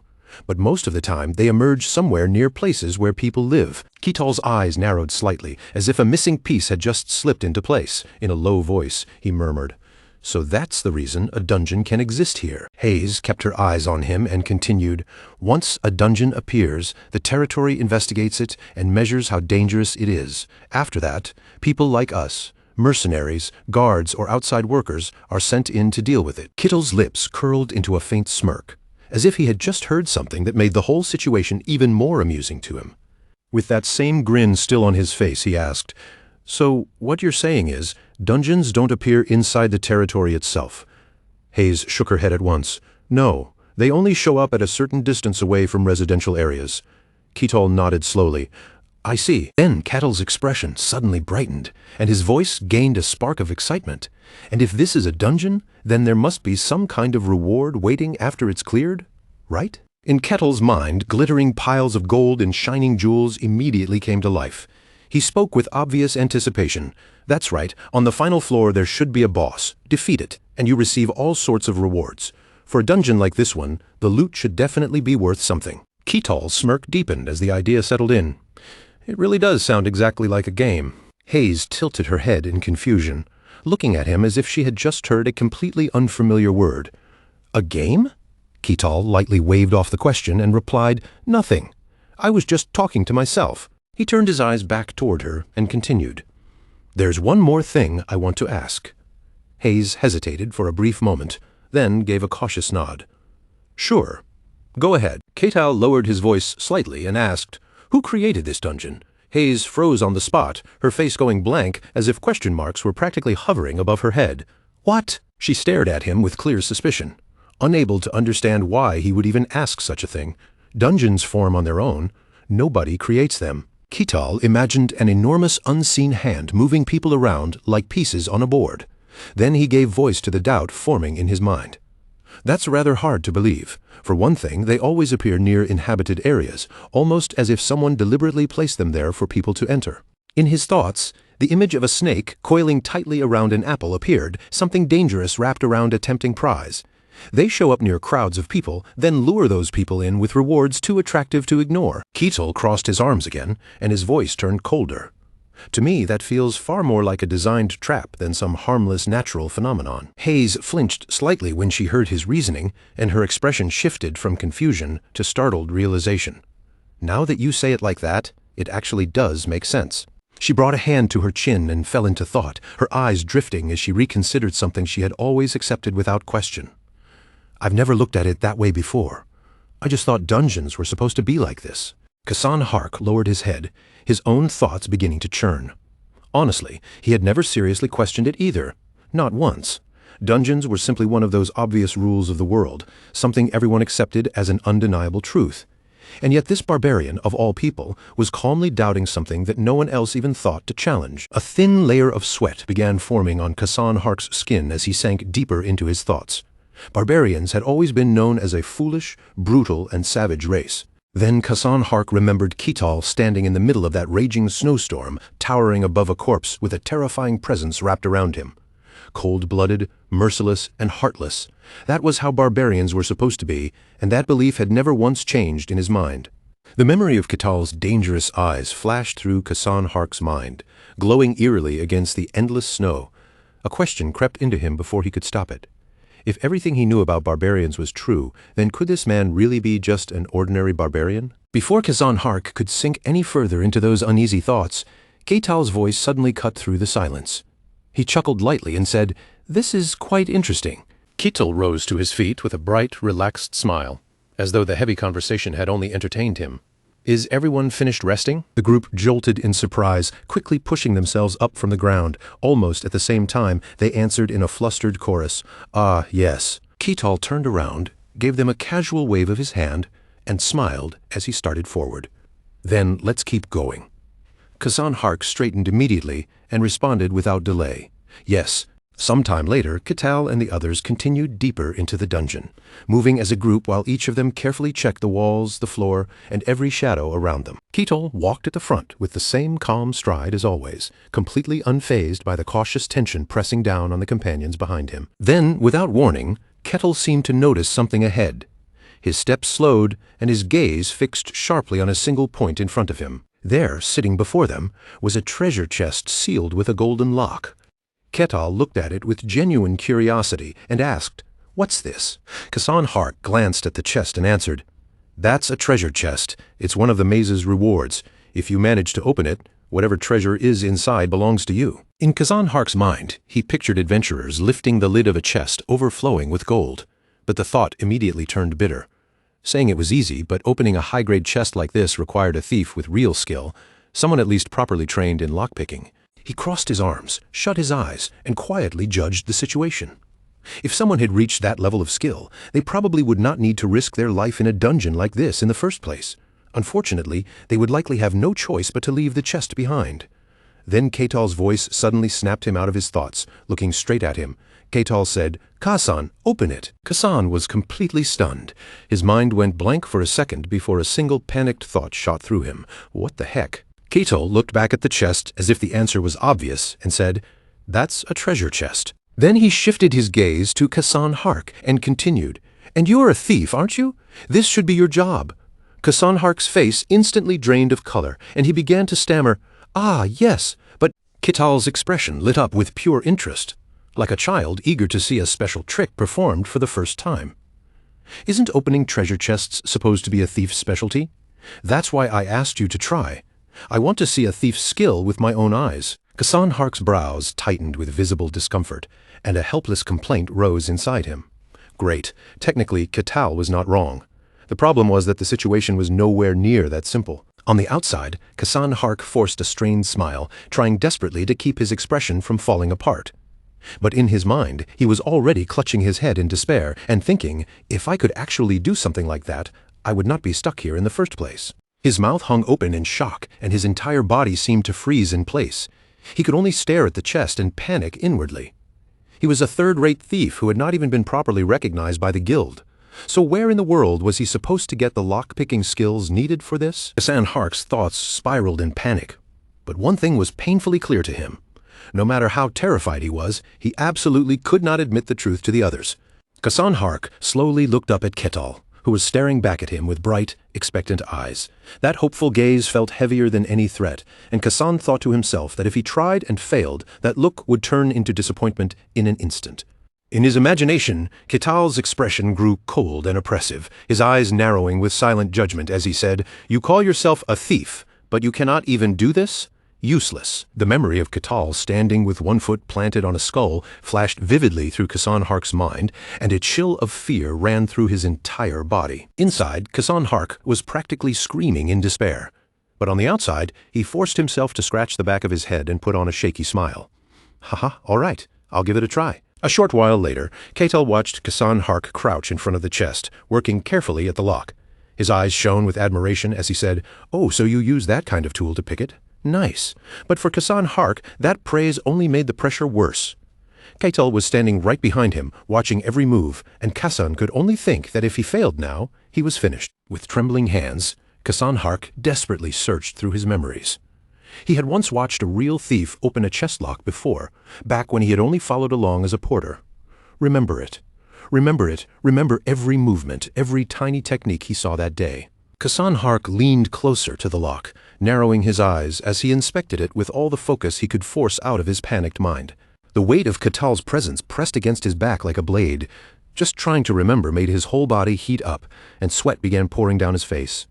Kasan clenched his jaw and told himself this was a life-or-death gamble. Bet everything on this. Thief Kasan, let your very soul scream. Then, all at once, Kasan Hark's eyes shot wide open.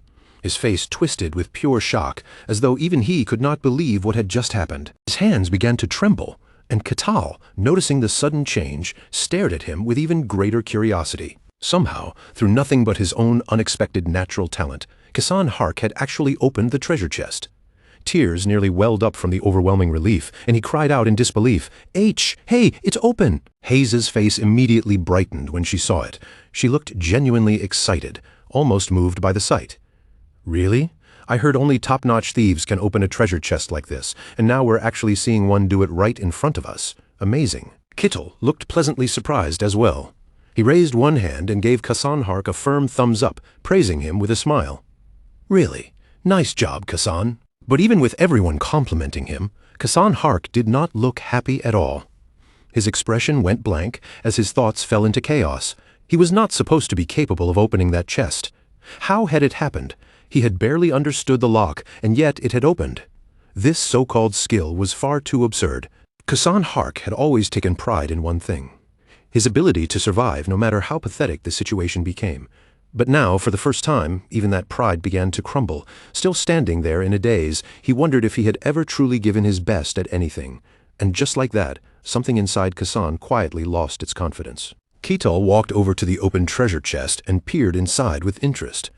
So, how much would all this treasure be worth? Hayes stepped closer, looked over the contents, and answered, "With this amount, an ordinary family could live in luxury for an entire month." Kasan Hark was still trapped in his own hollow thoughts, questioning everything he thought he knew about himself. Ketal, meanwhile, listened to Hayes's answer, smiled calmly, and said, "I see, so that's how it is. Got it." Then Ketal turned his attention back to Kasan Hark and said, "Kasan, you handle dividing the loot." The sound of Ketal's voice snapped Kasan back to reality so sharply that he flinched, then shouted in a frightened voice, "Yes." At that moment, Kasan Hark approached the chest again and carefully lifted one of the trophies from inside.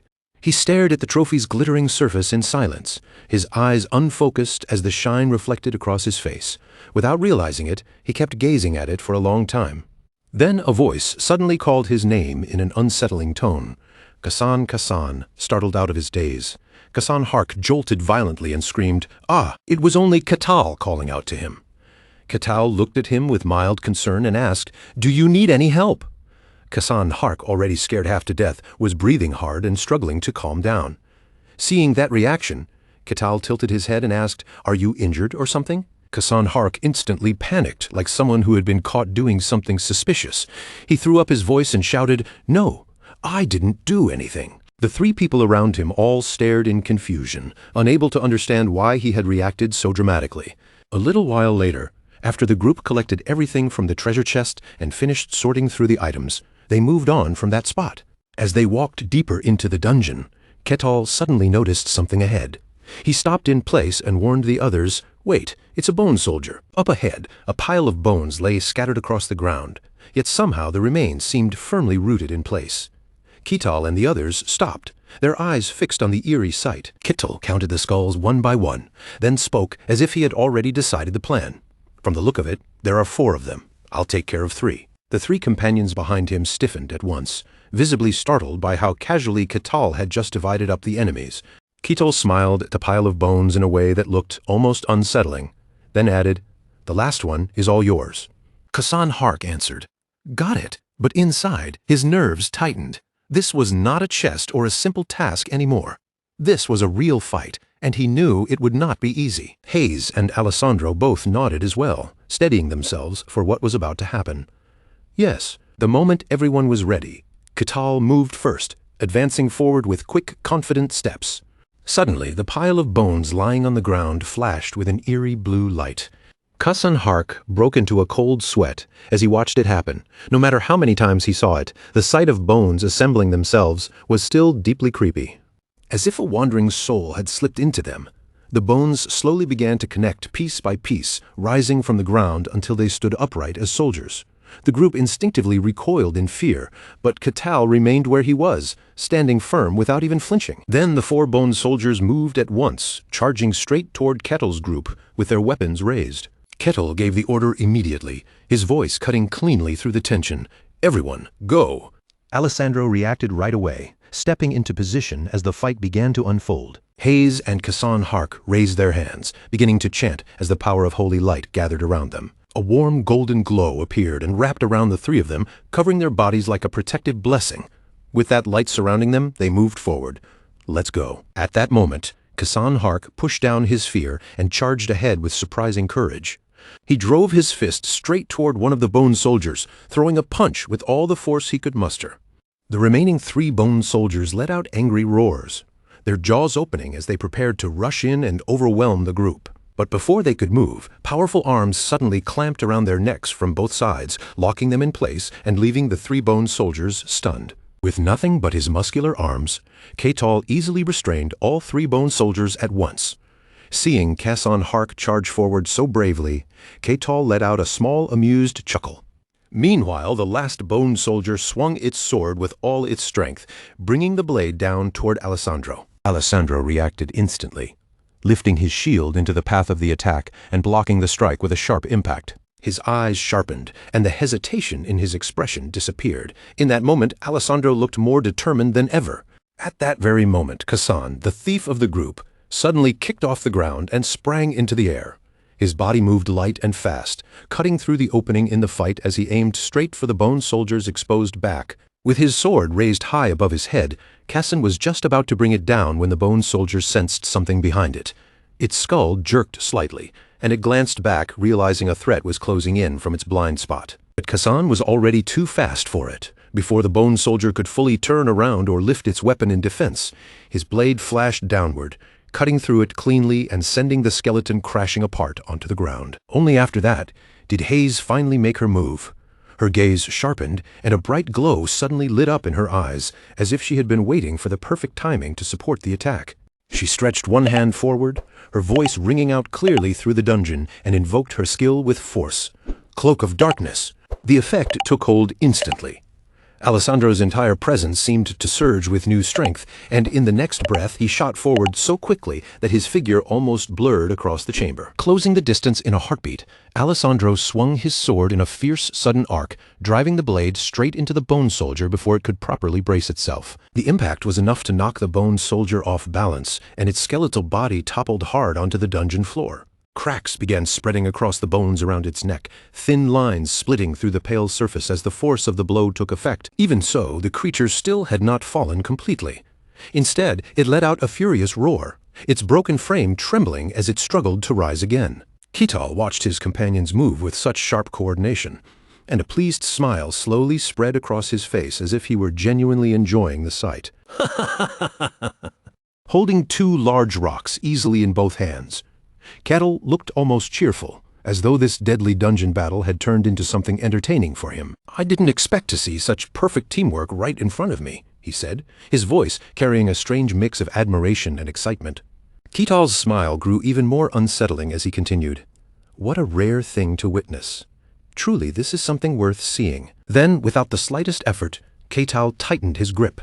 The large rock in his hand shattered instantly, crumbling into dust between his fingers as if it had been made of dry sand. Still smiling, Ketal said in a bright, almost carefree tone, "Now that the trouble has been handled, it's time for us to enjoy ourselves." The moment those words left his mouth, Kassan reacted at once. He rushed toward the remaining bone soldiers and unleashed a fast slash before anyone else could hesitate. Before long, Kassan, Hayes, and Alessandro had forced one of the bone soldiers into a corner together.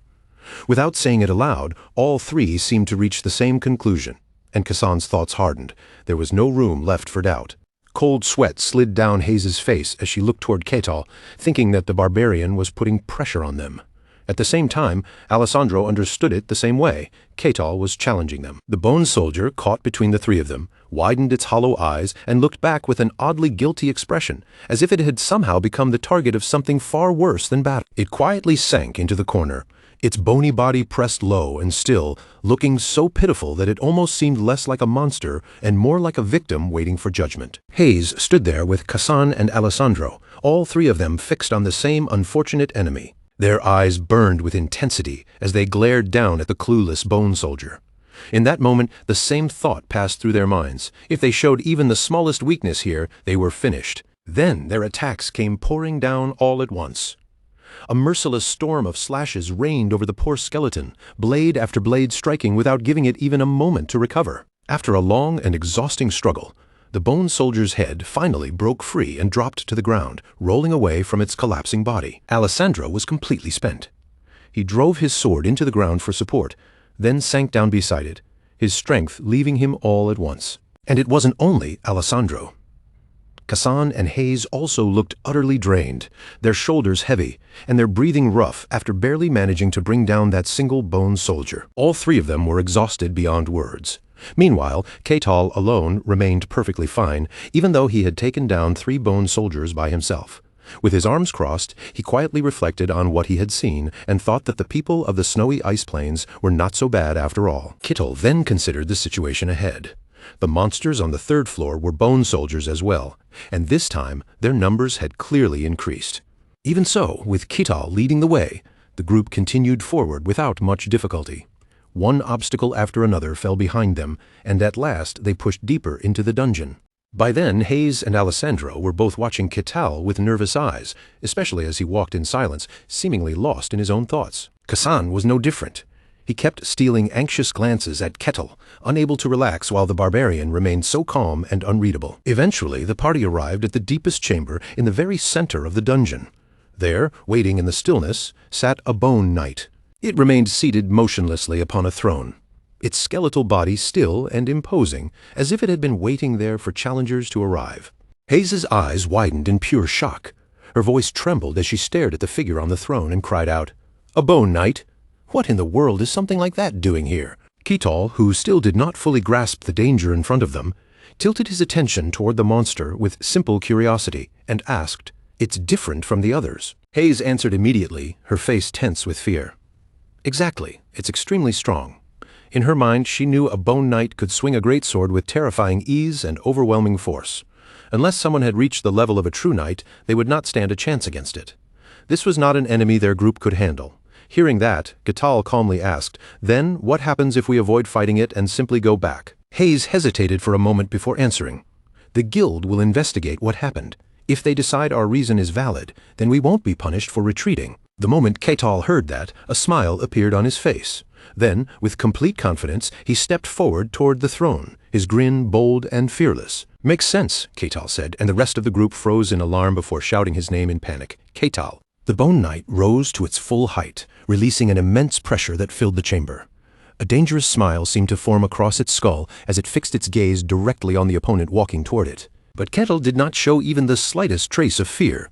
Instead, he looked at the bone knight with interest and said, "A skull that can keep its form while fighting. Now that's interesting." In the next instant, the bone knight shifted into a proper combat stance, its weapon ready and its entire body poised to strike. The sight made Hayes's face go rigid with shock, her expression freezing as she realized just how dangerous the next exchange would be.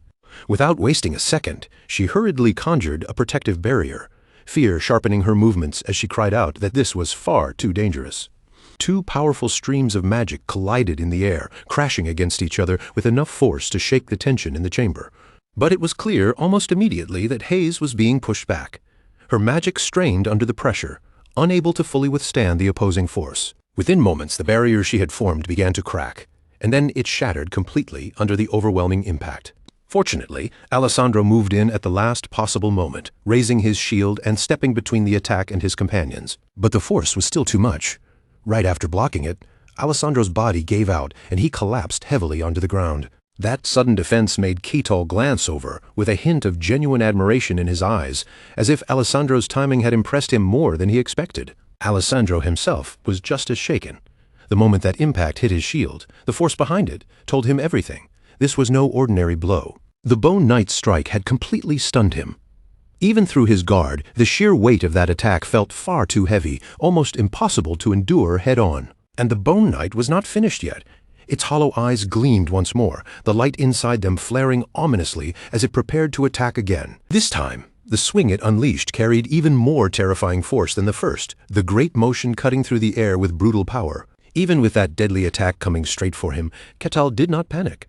His expression stayed calm, almost relaxed, as though the danger had not reached him at all. He stood directly before the bone knight, watching it close the distance, his posture steady and unmoving as the skeletal warrior pressed forward. But before the bone knight could properly make its move, Kital's fist shot out first. With one simple punch, he struck the creature so hard that it was blown away into nothing. Bone knight disappeared in a way no one could have expected. Its powerful form erased so suddenly that the whole moment felt almost unreal.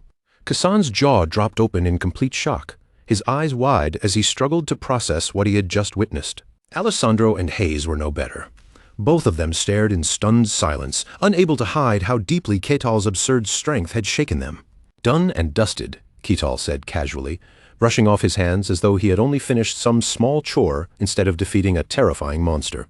And as if that were not enough, he let out a small scoff and added, "That's it?" After that, Kital turned back toward the others, his gaze moving over the group, as if he were about to say something more.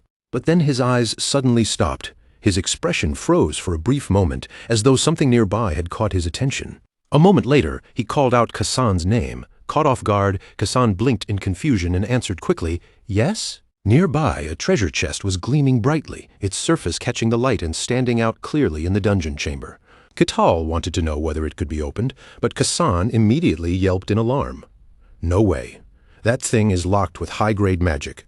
With my skills, I can't open it." When Ketal heard that, he put on a look of disappointment and said, "Oh, that's too bad."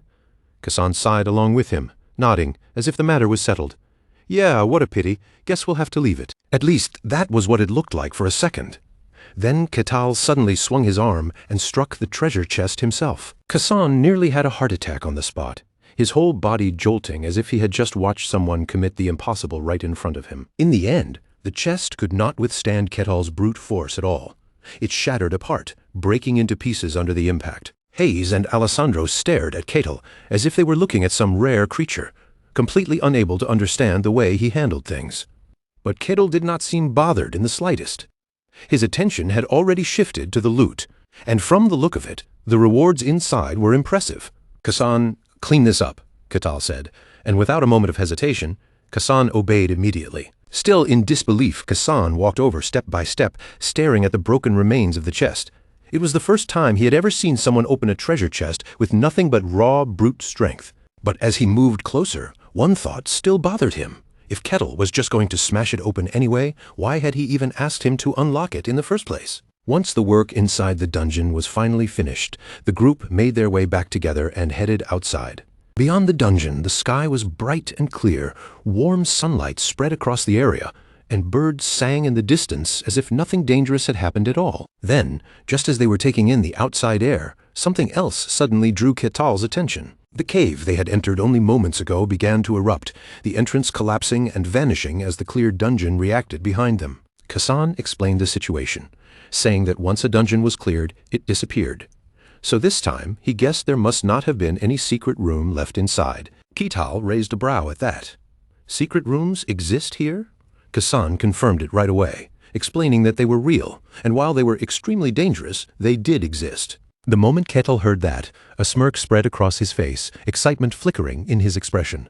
"Sounds fun." That reaction only left Kassan puzzled, because Ketal seemed more interested in the danger than worried about it. The guard captain, who overheard part of what had happened, showed clear surprise on his face. "What? You're already done?" At that moment, the group was outside the city, having returned from the dungeon much sooner than expected. The guard captain quickly asked about the dungeon's condition, wanting to know exactly what had happened inside. Ketal answered in a playful tone, saying that it had been fun in there. Hearing that, the captain let out a relieved sigh and said, "I see." Then the guard captain straightened his posture and ordered everyone to follow him. Later, seated inside a room, Hayes gently gave her report. Her voice remained calm as she said, "There's no major problem, sir." The captain listened closely, then asked the question that truly mattered. "Then, do you think that Barbarian can stay in our territory?" Hayes answered softly that she believed it should be fine. But the captain noticed something important. Whenever she spoke about that Barbarian, her words became vague and cautious. He closed his eyes with tension weighing on his face. Conquering the dungeon itself was not the real issue. What mattered was how it had been done, because the true purpose of this test was to identify dangerous individuals. Kassan then added his own view, saying that Ketal was not the kind of person who went around looking for trouble. The captain understood that clearly as well. Ketal was as strong as a beast, but despite that monstrous strength, he had not harmed anyone. In that sense, he was completely different from the usual barbarian. Then Ketal spoke up and praised each of his companions. He said Kassan had done great work as a thief, disarming traps, and even trying to open the chest. Alessandro had proven himself to be an incredibly strong frontliner, and Hayes's prayers had helped the group greatly. Hearing Ketal speak that way only made the captain more suspicious. It was strange. When strangers were forced into a party to conquer a dungeon, they usually did not shower each other with this much praise afterward. Still, after considering everything, the captain had no choice but to accept it. "All right," he said at last. "You're allowed in." But before letting the matter end, the captain gave Ketal a final warning. Even with permission to stay, if he caused any trouble, he would be expelled from the territory. Ketal faced him calmly and replied in a firm voice, "Understood." Then the guard captain handed over a bag filled with the dungeon reward and said, "Here, this is your payment for clearing the dungeon. Split it among yourselves." At the same time, he knew very well that some guards would sometimes quietly keep this kind of loot for themselves. Kettle did not think too deeply about any of that. He simply accepted the bag with a cheerful expression and thanked him openly. Watching that reaction, the captain quietly guessed that perhaps this group really would not try to take anything for themselves this time. Without hesitation, Kettle looked at the others and suggested that they divide the reward equally. The moment those words left his mouth, everyone froze in place, staring at him as if they had not heard him correctly. Hayes quickly waved off the offer and refused in a flustered voice, saying there was no need. Even Alessandro, usually steady and composed, did not dare reach for a share. "Me neither," Alessandro added, trying to avoid it as well. But Kettle would not back down. Since they had all worked together, he said, the reward should naturally be split evenly, and he would not accept any refusals. Hearing that firm tone, Kassan finally spoke up and agreed. That gave Kettle exactly the opening he wanted. With a bright look on his face, he declared that they should celebrate and see whether there was a tavern nearby.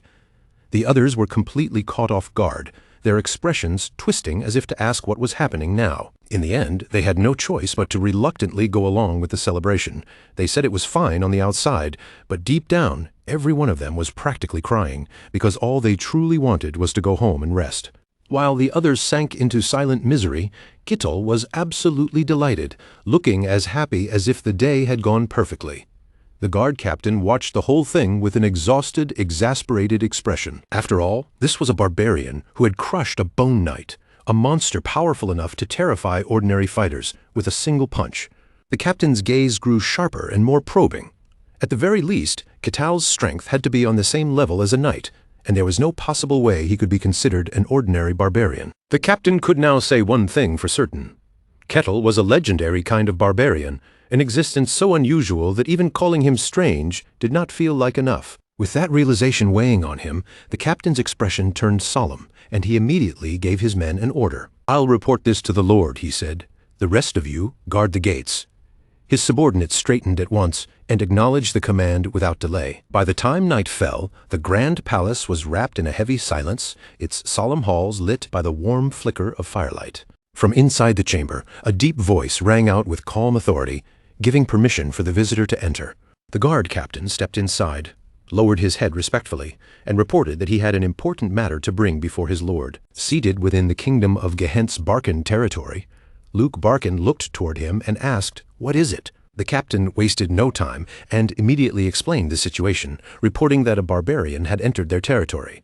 That night, in the waiting hall outside the mansion, Luke's voice echoed through the room with a weight that made the air feel tense. "You already granted him permission to enter?" Luke asked, his tone calm, but clearly edged with concern. The guard captain lowered his head even further and answered, "Yes, sir. But honestly, that part is not the real issue." From his seat, Luke looked down with suspicion in his eyes and asked, "Then what exactly is the problem?" The captain's face tightened as he gave his answer. Kittel was simply too strong, so unbelievably strong that his strength itself had become the problem. Luke raised his head slightly, curiosity breaking through his guarded expression. "How strong are we talking?" For a moment, the room grew quiet, and only the captain's voice filled the space as he delivered the report.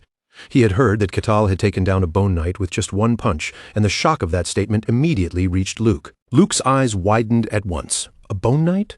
He repeated, the name alone enough to make him understand the seriousness of what had happened.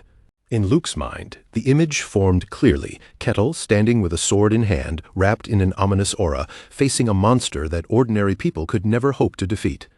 A bone knight was the kind of enemy that required knight-level strength to confront, and Kettle had ended it with a single punch. Luke lowered his head again, sinking deeper into thought. In his mind appeared the image of towering figures standing amid a raging snowstorm. A barbarian. To Luke, barbarians were people who relied entirely on raw power, simple-minded and uneducated, driven more by strength than reason. After a brief hesitation, Luke asked carefully if Kettle was essentially at the top rank, at least based on what they knew. The guard captain replied that it was most likely the case, but Luke could not help wondering if Kettle might actually be even stronger than that. The captain's expression remained tense as he admitted that he could not say for certain, because Kettle's true limits were still unclear. Hearing that, Luke fell into silence. A warrior of that caliber being a barbarian, from a people who valued strength above everything else, could become a serious problem for the territory. For the time being, he ordered that Ketal be summoned to meet him. Below him, the guard captain broke into a cold sweat, unable to hide his concern. He carefully asked whether Luke was certain he would be safe. Luke reasoned that letting someone with that much power wander freely through the territory was already dangerous. Meeting Ketal face to face and judging him directly would be the best way to put his mind at ease. The guard captain still tried to object, warning that it could be dangerous. At that moment, the knight standing nearby stepped forward with a serious expression. From his seat, Luke calmly reminded the captain that he had his own knight there to protect him. Hearing those words, the captain looked up in surprise, his worry briefly interrupted by the confidence in Luke's voice. Then Luke turned his attention toward the knight and asked for his opinion on the matter. The knight gripped the sword at his side and answered with confidence. Ketal might be strong, but in his eyes, he was still only a foolish barbarian, a huge mass of muscle without even a shred of wit. Then, remembering the dignity of the master he served, the knight declared that compared to the swordsmanship he had learned directly from the sword saint, Ketal was not worth fearing. Because of that, he assured his lord there was no reason to be afraid. Luke gave a small nod, appearing to accept the knight's confidence and the logic behind his words. At last, Luke raised his voice and gave the order clearly. "Summon that barbarian here.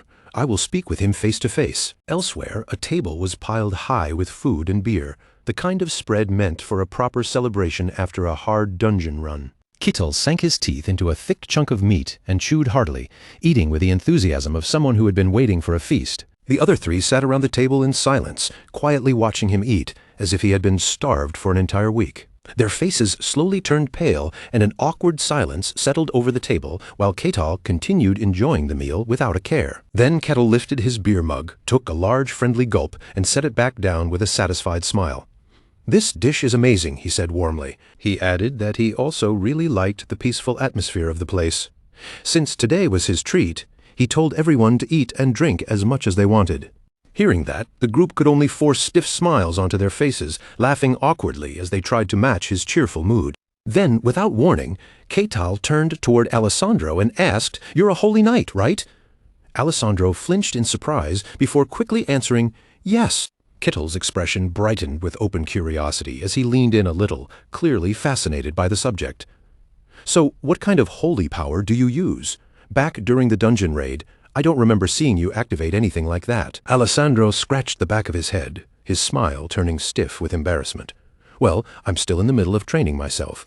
My holy power hasn't actually awakened yet, so there wasn't anything for me to use."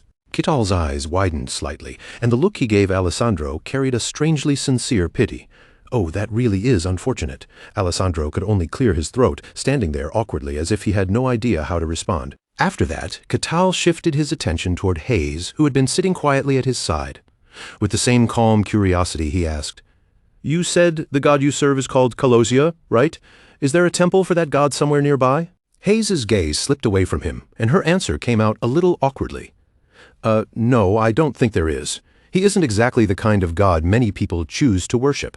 As she spoke, Hayes remembered that cold, distant presence, the god surrounded by a serpent. Colossia, the god of lies and deception, was not revered by the masses, but avoided, rejected, and left behind by most who knew his name. Hayes's fingers tightened around the hem of her dress, bunching the fabric in her grip. Lord Ketal?" she began carefully. He looked back at her and replied, "What is it?" After a brief pause, she forced herself to ask, "How strong are you, exactly?" The moment those words left her mouth, both Alessandro and Kassan reacted at once. Their heads turned toward Ketal in surprise, as if Hayes had just asked the question they had both been too nervous to say out loud. Ketal, however, only continued chewing his food, looking between the three of them with a puzzled expression, as if he could not understand why the question had made the atmosphere so tense. Then Ketal brought a hand to his chin, and slowly thought back over everything that had happened. "If we're talking about rank, I'm honestly not sure. I only left the White Snowfield recently, so I'm still trying to figure out just how strong I am myself. That Bone Knight I defeated earlier, how powerful was it supposed to be?" Hearing that, Hayes's eyes opened wide, and she answered from what she knew. "To handle something like that, you would need to be at least rank 2. And if someone were rank 1, then they could probably defeat it the way you did." Ketal seemed to accept that answer rather simply. "Then I'm probably rank 2. Just as he came to that conclusion, a man suddenly appeared in front of their table, his hands damp with sweat and his posture stiff with fear. "Sorry." The shop owner bowed his head nervously, his whole body trembling as he struggled to speak. Our store is about to close, sir." Kital only smiled at him in response. But for some reason, that gentle expression made the poor owner look even more terrified. "Ah, my mistake," Kital said lightly. "Let's head out." A little later, the group stepped out of the shop and back into the street. Kital glanced around at the others and asked casually, "So, does anyone have any plans or schedules coming up?" The instant he asked, Alessandro and Hayes both reacted at the exact same time, their voices overlapping as they shouted, "Yes, we do." Kassan, who had been trailing behind them, hurriedly jumped in as well, practically shouting in desperation, "Yes, I'm extremely busy too." Kitol looked at the three of them with an awkward, slightly regretful expression, as if he genuinely found it unfortunate. "I see. That's a shame, then. I suppose this is where we part ways. I'll see you all another time." As they watched him leave, the three of them silently shared the same thought, feeling almost like a princess waving farewell from a balcony, except far happier. There was no need for them to ever meet him again. That night, Kital stretched out across a bed with one leg casually propped up, letting his body sink into the soft mattress beneath him. Closed his eyes with a deeply satisfied sigh, his whole face relaxing in comfort. "Phew, this is so relaxing. This is the first time I've lain on a proper bed since I came to this world." Earlier, during his encounter at the inn, the owner had stared at him so intensely that drool had nearly fallen into his cup. Even so, Ketal considered himself lucky. Thanks to the reward from the dungeon, he could afford to stay at an inn without running into too much trouble. By the time sunlight streamed through the window, Ketal was sitting cross-legged on the bed, humming to himself with obvious happiness. Compared to the freezing misery of the white snowfield, this warm, comfortable room truly felt like paradise. His thoughts drifted back to the white snowfield, where strange system screens had once floated in front of him. From the moment he woke up in that place until he finally reached civilization, it had taken quite a long time. So, what should I do next? I want to see more, explore more, and experience more of this world. Little lifted one hand in front of him, spreading his fingers as he muttered about wanting a real adventurous journey. In his mind, he quietly marked the elven Holy Land as one of the places he wanted to reach. His gaze slowly grew distant and hazy as other places filled his imagination as well, the mysterious magic tower and the grand capital of the kingdom waiting somewhere beyond the horizon. With those thoughts still drifting through his mind, Ketal gradually sank back into the comfort of the bed and fell asleep. The next morning, gentle sunlight poured through the window and spread across the room, brightening the quiet space around him. Kittel slowly opened his eyes, waking up with a groggy expression as his mind pulled itself back from sleep. He pushed himself upright on the bed and wiped the drool from the corner of his mouth. Just then, he heard a voice calling to him from the other side of the door. Kittel stepped out to see who had come for him. Standing beyond the door was the captain of the Barcan Guards, looking stiff and hesitant. "Oh, did I wake you? My apologies." Kittel looked at him with clear confusion. Still not fully awake. "Captain of the city guard? What brings you here?" The guard captain straightened himself and cleared his throat, trying to regain a formal air despite the tension on his face. Then, in a respectful tone, he delivered the message. "The Lord wishes to meet you in person." Kittel blinked and murmured to himself, "Oh, the Lord, huh?" In his mind, he immediately imagined wealth, authority, and the grandeur of someone who ruled over an entire land. A person like that wanted to meet him. For a moment, his face was filled with pure bewilderment. Then he gave a small, thoughtful hum and said, "Of course, that's fine." Kittel spoke to the captain without any hesitation. "We can go right now. Let me get changed, and I'll follow you." Meanwhile, the captain froze where he stood, his thoughts screaming in disbelief. Was this even the right address? Why was Kittel agreeing so easily? Before long, they had descended into the bustling streets below. Market stalls lined the road, and townsfolk moved back and forth through the busy daytime crowd. Kittel thought back to when he first entered this territory. By then, it had already been dark, so he had only been able to catch a quick glimpse of the place. Now, with the town fully visible beneath the daylight, Kittel's eyes sparkled as he followed behind the captain, eagerly looking from one side of the street to the other. Seeing it properly in the morning made the whole place feel breathtaking. A smile spread across Kittel's face, admiration showing openly in his expression. He even lifted a hand and gave the captain a pleased thumbs up. "If this is the kind of fantasy world I've ended up in, then I'm always ready for whatever surprises come next." The captain, however, went pale as if all the blood had drained from his face. What was wrong with this man? Then the captain's brows pulled tight, panic rising inside him. There was not much time left. He had to return as quickly as possible. Not long after, an announcement rang out from beyond the entrance. "My lord, I have brought the barbarian to meet you." When Luke heard the report, he turned around and gave a calm order. "Let him in." The doors to the grand hall opened at once, and Ketal stepped forward, his gaze moving into the spacious room before him. Inside, he saw Luke standing with one hand extended in a gesture of sincerity. "A pleasure to meet you, barbarian." Luke stood before the window, one hand resting behind his back while the other remained offered politely. "I am Luke Barkin, the lord of this land." Ketal reached out and took his hand, answering with calm respect. "It is an honor to meet you, the rightful lord of Barkin." Then Ketal lowered his head and briefly closed his eyes in a courteous bow. "I am Ketal, a barbarian." Luke's eyes widened for a moment as Ketal offered such a proper and courteous handshake. The polite gesture clearly caught him off guard, and his expression shifted into open surprise. Ketal continued shaking Luke's hand with steady respect, even placing his other hand lightly around Luke's wrist as he bowed his head. Luke stared at him in confusion, unable to stop one thought from rising in his mind. A barbarian was actually shaking hands. The cold, savage image Luke had built of Ketal began to soften slightly in his mind. After all, a barbarian had likely never been taught something as refined as a handshake. To their kind, strength decided everything without exception. Luke gave a quiet hum, thinking he had truly lived long enough to witness something this strange. Luke cleared his throat, forcing himself to regain his composure and settle back into the role of lord. "It seems you've learned at least some basic manners. Sit down." Luke lowered himself onto his golden throne with practiced dignity, while Ketal took the seat across from him at the tea table, sitting calmly in the grand room. The space around them was wrapped in a heavy silence, yet every corner of the room spoke of wealth, power, and polished luxury. Ketal let his gaze wander around the hall for a while, taking in the decorations, the furniture, and the sheer scale of the place. So this is what a lord's castle looks like. Even though he already knew he had entered a fantasy world, his eyes still lit up with wonder. The castle looked exactly like something from the Middle Ages, the kind of place he had only ever imagined before. Then his attention shifted to the knight standing near Luke, tall and composed, with one hand resting behind his hip. Ketal's curiosity immediately sharpened. Was that the lord's personal guard knight? His stare filled with awe and excitement, and one of his hands clenched against the table like a child trying to contain his joy. When Ketal was young, he had loved playing knight role-playing games, but he never imagined he would one day see a real knight standing right in front of him. The man looked dignified, majestic, and exactly like the dream he had carried since childhood. The knight, of course, noticed Ketal's intense stare fixed directly on him. His expression tightened with faint surprise, and a chill ran through him. That pressure, it felt like killing intent.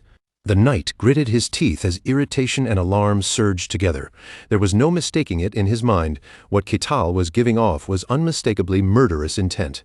To release such heavy, oppressive bloodlust right in front of the Lord was unthinkable. From the knight's perspective, Ketal seemed less like a guest and more like a predator pressing down on the room with pure murderous force. The knight's hand moved to the sword at his waist, his anger hardening into resolve. Fool! If he dared threaten the Lord, he would not be leaving this place alive. Just then, Luke spoke, cutting through the tension. "The reason I invited you here is simple." The knight froze in the middle of his motion, while Luke looked at Ketal with a measured, searching gaze. "I only want to confirm a few things about you." Ketal crossed his arms calmly and looked back at Luke without any sign of fear or impatience. "That's up to you. So what exactly do you want to verify about me?" Luke's first question came directly, his eyes steady on Ketal. "Where did you come from?" Ketal closed his eyes, and the image of snow-covered mountains rose clearly in his memory. So that is what you're curious about. I come from the coldest place on this continent, a land buried beneath endless snow." The moment they heard those words, both Luke and the knight jolted in surprise. The eternal Snowfield. Luke stared at Ketal in silence, while Ketal remained seated with his arms crossed and his eyes closed, lost in thought. So the legendary barbarian warrior was truly real, and now he was standing right before him. Luke lowered his gaze slightly, his voice becoming more cautious. "What you're saying is difficult to believe." Ketal let out a quiet sigh without uncrossing his arms. "It is a harsh place. Whether you believe me or not is entirely up to you." Luke's voice carried through the hall again as he moved on from the first question. "Then, allow me to ask you something else." His sharp eyes studied Ketal carefully, probing for any hint of truth beneath his calm exterior. Just how strong are you? In Luke's mind, he pictured Ketal running wild across a battlefield, overwhelming enemies as if nothing could stand against him. Was his strength truly as terrifying as the rumors suggested? Ketal, however, answered by correcting the question itself. That is the wrong thing to ask. I do not even know how strength is measured here, so I cannot give you a clear answer. Luke listened, then gave a small, thoughtful response. I see. After that, Luke turned his eyes toward the knight standing beside him. The knight met his gaze and gave a small nod, silently agreeing to the unspoken decision. Luke then made his proposal in a calm, deliberate voice. In that case, would you be willing to spar with one of my knights? If you accept, I will make sure you receive a reward worthy of your time. Ketal blinked once, the words clearly catching his interest. A sparring match? Luke added quickly, keeping the tone controlled. Of course, it will not be a fight to the death. I trust that you are capable of holding back your strength. At that, Ketal's face broke into a grin, and his interest sharpened immediately. Now you've caught my attention. His excited chuckle rang out, startling everyone nearby. Ha! A match against the Lord's Knight. Inside his mind, Ketal was already imagining a knight, straight out of a storybook. Not just an ordinary swordsman, but a true warrior from a fantasy realm. A knight who might wield magic, aura, and real battlefield skill. This was a rare chance to see such power up close. Ketal stroked his chin with a delighted smile. I'm really looking forward to this. Luke's fingers tightened against the armrest of his throne as he watched Ketal's expression shift into open excitement.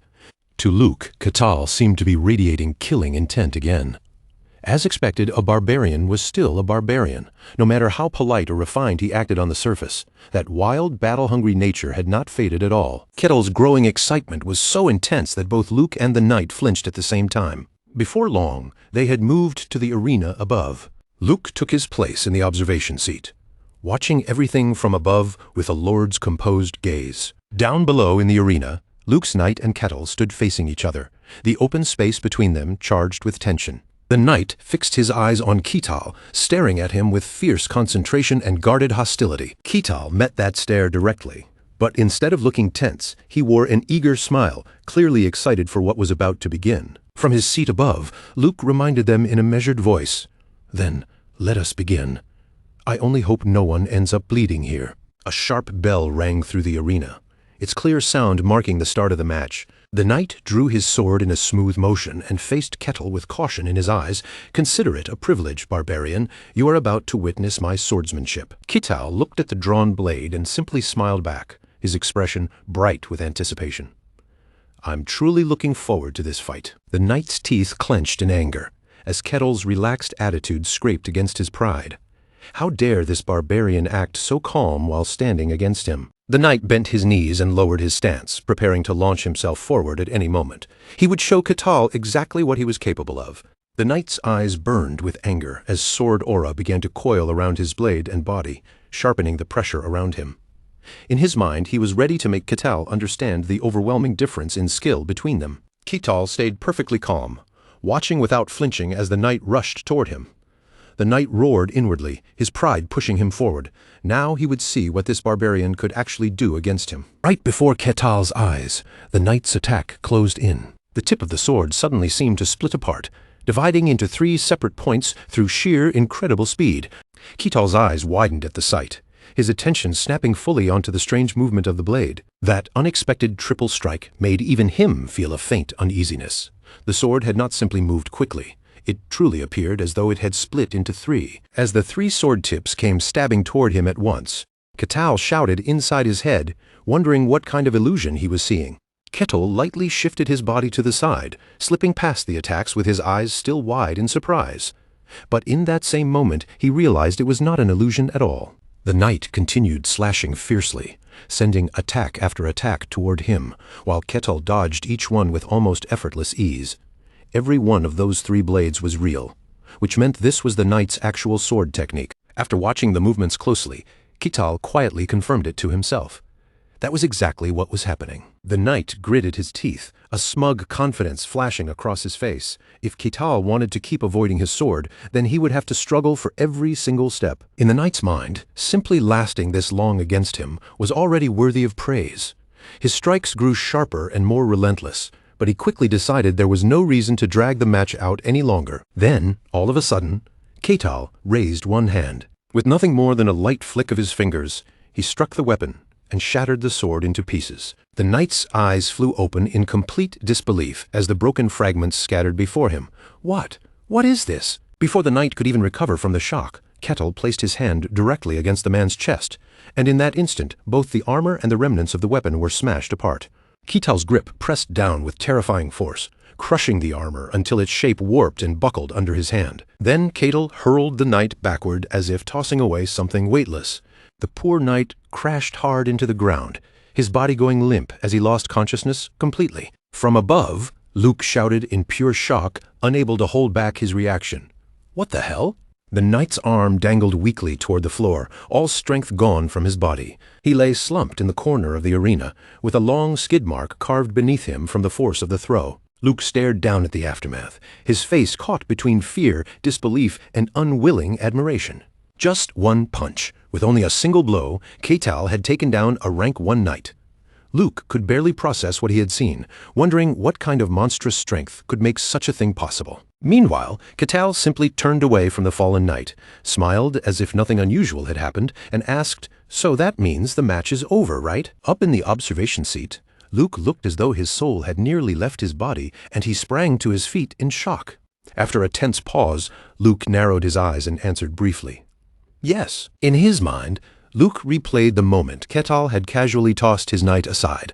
A barbarian defeating a rank 1 knight with a single punch was not the strength of an ordinary warrior at all. At the very least, Ketal had to be somewhere near the transcendent level. But even that was only the smallest glimpse of what Ketal had shown. No one could say how deep his true power really went. Luke's expression darkened as he sat back down, realizing that a barbarian with strength like this could shake the entire continent. Then Luke's thoughts shifted toward the hero and his dragon. If Ketal was truly that dangerous, then there was someone he needed to inform, one of the rare few on this vast continent who carried the title of Holy Sword. Luke lowered his head and muttered quietly to himself, "It is time for him to show himself. I wonder if he will be excited to meet a barbarian like this." At that moment, a voice suddenly rang out nearby. "Are you talking about me?" Luke flinched and immediately looked up. The windows stood wide open, and a rush of wind swept into the room through the gap. Behind the fluttering curtain stood Cain, arms crossed over his chest, his posture relaxed and calm, as though he had been there all along. The sight of him made Luke release a long, tired sigh.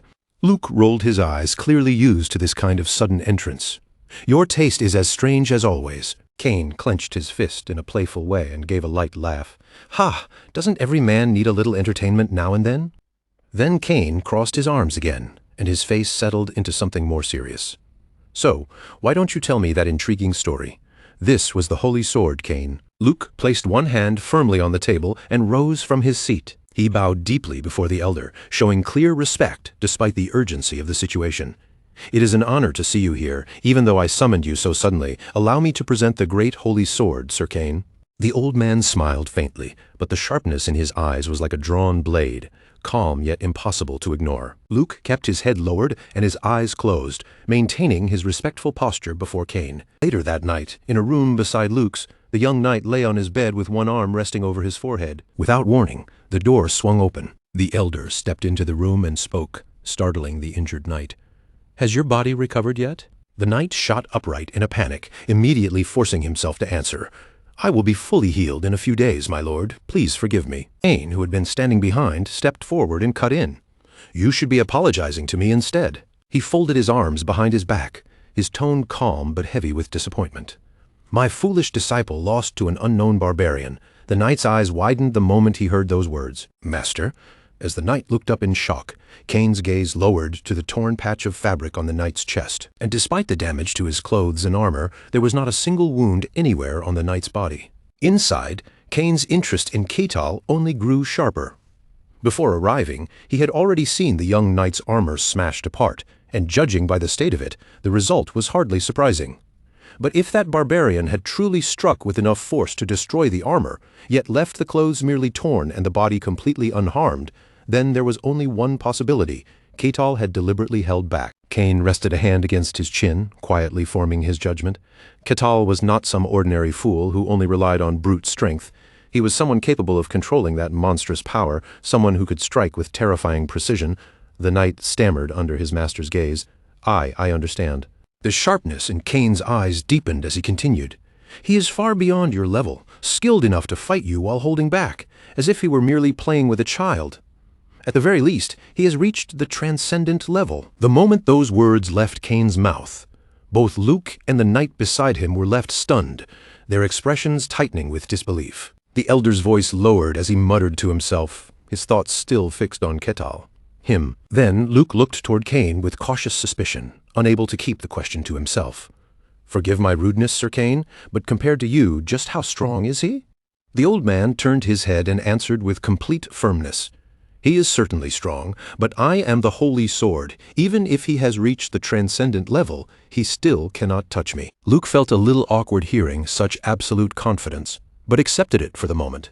So that is how it is. Yet Kane's mind remained elsewhere. During the fight, he had not seen Ketal use any aura at all, and yet his raw strength had still reached such an absurd level. Then Kane added something that surprised Luke as well. By ordinary standards, such a thing should have been impossible. Was this truly the power of a barbarian who had come from the frozen wasteland? Hearing that, Luke lowered his head, remembering the image of the man who claimed to have come from that frozen land.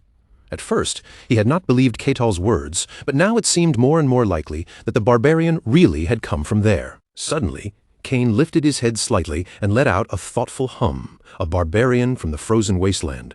In Kane's mind, Ketal appeared like a cold and unyielding figure, a survivor standing firm amid roaring blizzards and endless snow. The legend of someone who endured the frozen wasteland rose before him, making him wonder whether Ketal was truly human or something else entirely. The old man slowly stroked his beard, his expression growing more cautious.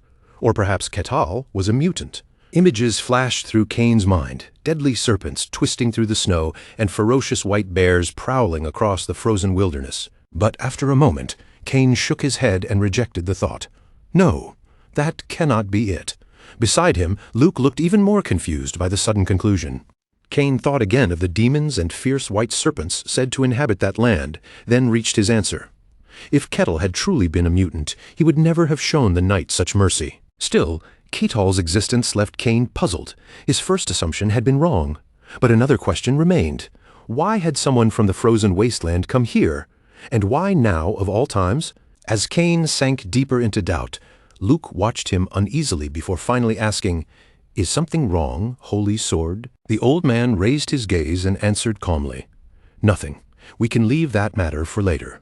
The Emperor likely thinks the same." At the same time, Kane recalled how soldiers who entered the snowy mountains always seemed to return with the strangest requests. Kane turned his head away, deciding not to dwell on it any longer. For now, let us not concern ourselves with that. Luke could only reply awkwardly, "Ah, I understand." Then the old man moved on, his voice becoming more direct. "That barbarian is still within this land, correct?" Luke answered immediately without hesitation. "Yes, he said he would remain here for a while, so I am certain he has not left yet." The moment Kane heard that, he turned as though preparing to leave. His expression had grown serious, but curiosity burned clearly in his eyes. He needed to see Ketal's strength for himself. The next morning, sunlight fell across a white castle, washing its walls in a pale glow. The guard captain of the Barkan region stood before Ketal and asked, "What do you plan to do next?" The captain stared at him intently, waiting for an answer. Ketal hesitated for a moment, unsure how to respond. I suppose." Earlier, a bag of gold had been placed on the table in front of him. "This is your reward for the recent battle, and—" Luke had stopped himself there, closing his eyes before making a firm declaration. "From now on, I will no longer interfere with your actions within this territory." Now Ketal stroked his chin in thought. He did not have any clear plan yet, but it would be useful if he could confirm his identity here. After all, having to conquer a dungeon every time he entered a new territory would honestly become a serious pain. The guard captain looked at him and offered a possible solution. "If that is what worries you, there is a way. You could find someone of high status to vouch for you, or—" He suddenly paused, making Ketal look at him with curiosity. "Or what?" The captain continued, "You could become a mercenary." The captain closed his eyes as he explained further. If Ketal became a mercenary, built up enough achievements, and gained recognition from the mercenary guild, then his identity would eventually be accepted as well. In the captain's mind, however, he was already weighing the reality of that path. Mercenaries were basically laborers who took on rough and dangerous work. Unless they rose to a certain rank, it was difficult for their identity to be properly recognized. With Ketal's strength, finding a guarantor would be far easier for now. Ketal, meanwhile, simply murmured, "Mercenary." His eyes brightened with sudden curiosity, as if the word itself had opened a new door in front of him.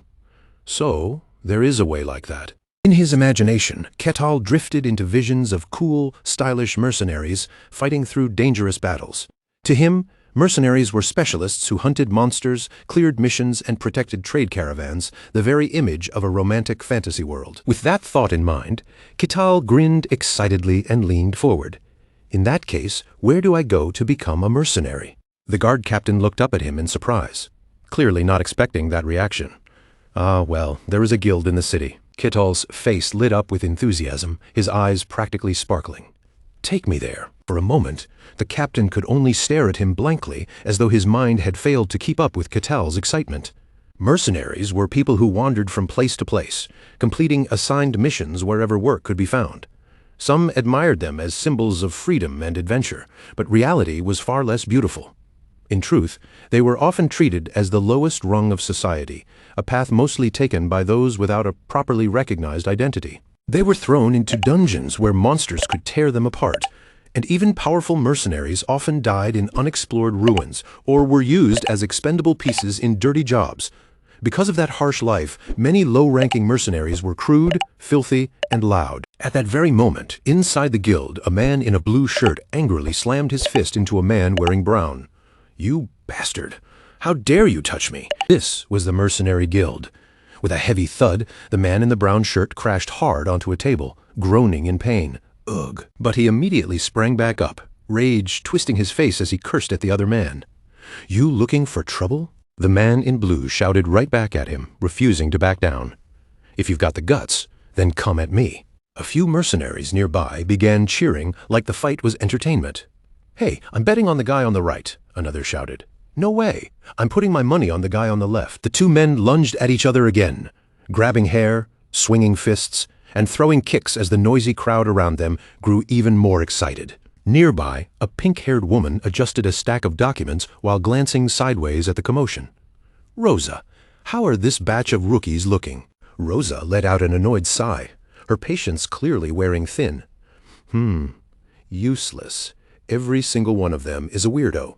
This was Rosa, the receptionist of the Mercenary Guild. She thought back to Alessandro, the lunatic who went around calling himself a holy knight.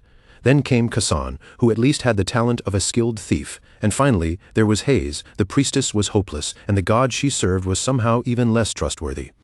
The pink-haired staff member hesitated when she saw Rosa's sour mood, her voice turning careful. "Oh, is that so? What a shame." Rosa lowered her head, her shoulders sinking as gloom settled over her. Not a single decent newcomer had appeared, and all those uncultured mercenaries ever did was brawl loudly from morning to night. Her thoughts drifted far away, imagining a handsome blonde prince reaching out his hand to her with a dazzling smile. If only a prince on a white horse would appear and stand beside her, helping her survive this exhausting receptionist work. Just then, someone stepped through the guild's entrance. Rosa lifted her head toward the door. The moment she saw who had entered, her eyes widened in sudden surprise. Ketal walked in with a relaxed smile, his gaze moving around the noisy interior with obvious curiosity. "So this is the Mercenary Guild, huh?" The two men who had been fighting froze mid-argument and turned to stare at him in shock. No way, a barbarian. Everyone else in the guild also fell silent, gaping at Ketal as if something completely unexpected had just walked into the room. With so many eyes suddenly fixed on him, Ketal felt a little awkward, unsure why the entire place had gone so quiet. Still, he calmly folded his arms, sat down in front of the counter, and gave Rosa a polite smile. "I came here because I want to become a mercenary." Across from him, Rosa clutched her documents tightly, her hands trembling from nerves. "Ah, why? You truly want to become a mercenary? May I ask what your goal is?" Ketal answered with steady calm. "I have several reasons, but I heard that becoming a mercenary could help me have my identity recognized in this kingdom." Rosa nervously explained, "That is true, but if you want your identity recognized through the mercenary route, you will need to build up quite a lot of achievements. Are you all right with that?" Ketal nodded without hesitation. "No problem at all." Rosa brought out a typewriter and prepared the registration. Then I will register you as a mercenary. The fee is 5 silver coins. Could you tell me your name and age? Kettle placed the money on the counter. My name is Kettle. As for my age, I am not sure. Rosa's fingers moved smoothly across the keys as she typed. In that case, I will just enter an approximate number. After finishing the paperwork, she opened a wooden box and handed Kettle a card. All done. Your mercenary registration is complete. This is your mercenary badge. It proves that you are a mercenary now, so please do not lose it. Kettle stared closely at the card in his hand, taking in every detail as if it were something precious. Then, filled with pure joy, he lifted the card slightly and smiled. I've been accepted. Right away, he looked back up at Rosa, his face shining with innocent eagerness. Are there any missions available right now? I want to start immediately. Rosa stammered in surprise. Missions, you mean? Kettle answered simply, exactly. Rosa slid a sheet of paper across the counter toward him.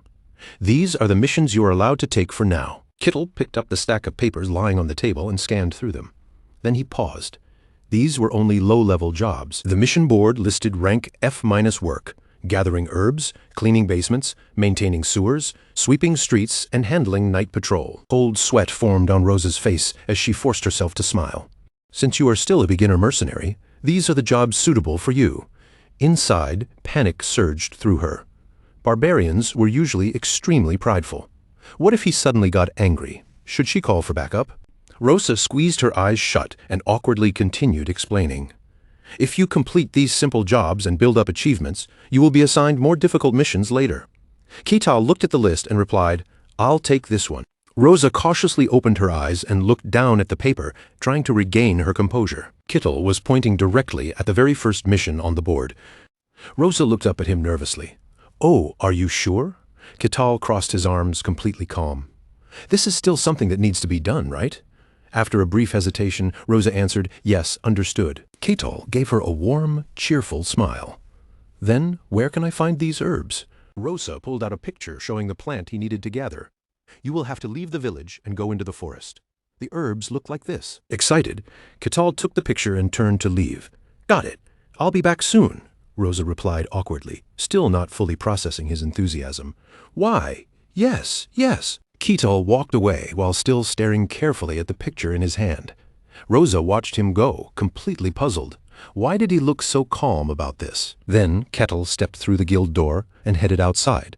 Behind him, the pink-haired staff member's limbs went limp from shock, while Rosa remained frozen in place, staring after him in disbelief. Later that night, somewhere deep in the forest, the flower Kettle needed was growing right there on the ground.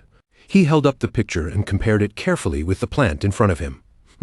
Kettle studied the herb with interest and commented, So this plant can heal wounds. It looks kind of strange. Then he took off his coat and tossed it onto the ground beside him. Well then, Kettle put on his hat with a smile and flexed one arm, ready to begin. I'm already wearing my anti-UV gear. Time to start my first mercenary mission. Even in another world, UV damage apparently still existed, rare knowledge that only Kettle seemed to take seriously. About an hour later, back at the mercenary guild, a huge sack stuffed with herbs was dumped onto the counter, making Rosa freeze in shock. Kettle looked at her with an innocent expression. Is this enough? Rosa stammered, barely able to keep her voice steady. Too much, actually, inside. She wondered if he had planned to wipe out the entire herb field. Her eyes widened as she tried to gather her thoughts. But then Rosa checked the contents of the bag more carefully. The herbs were surprisingly high quality. Most mercenaries simply yanked them out carelessly, damaging the plants and ruining their value. Kettle scratched the side of his nose shyly, looking almost embarrassed by her reaction. Don't look at me like that. I was pretty careful while picking them. Rosa hesitated, then finally accepted it.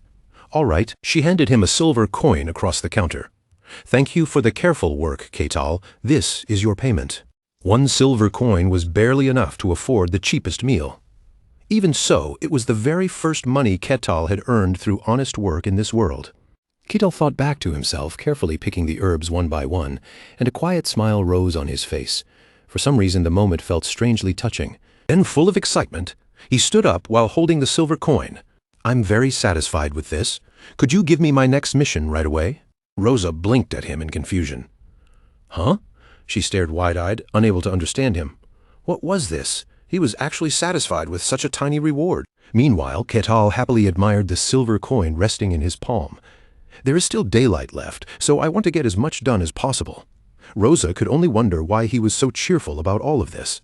Still, completely baffled, Rosa screamed silently in her heart, tears of frustration nearly rising. Oh heavens, this mercenary was as weird as they came. Ketal raised one large hand toward the rank F mission board, his finger stopping on the warehouse cleaning request. With the same bright enthusiasm as before, he calmly declared that this would be the next job he wanted to take. Behind the counter, Rosa stared at him in utter disbelief. After gathering herbs, this would already make his third cleaning-related request, and no matter how she thought about it, that choice made absolutely no sense. Ketal's face was almost shining with anticipation as he looked up toward the board, and the sight only made Rosa's suspicion deepen. A strange thought crept into her mind. Could this madman actually enjoy cleaning? Rosa's voice came out stiff and awkward as she forced herself to respond. Very well. I'll assign you the mission, she said, still struggling to accept what she was seeing. Soon after, the heavy sound of Ketal's footsteps echoed closer, each step firm and steady as he approached the warehouse. At the sound, a woman with clear blue eyes turned her head, glancing toward the entrance to see who had arrived. Ketal, with a body as massive and imposing as a bear, stepped inside and spoke politely despite his overwhelming presence.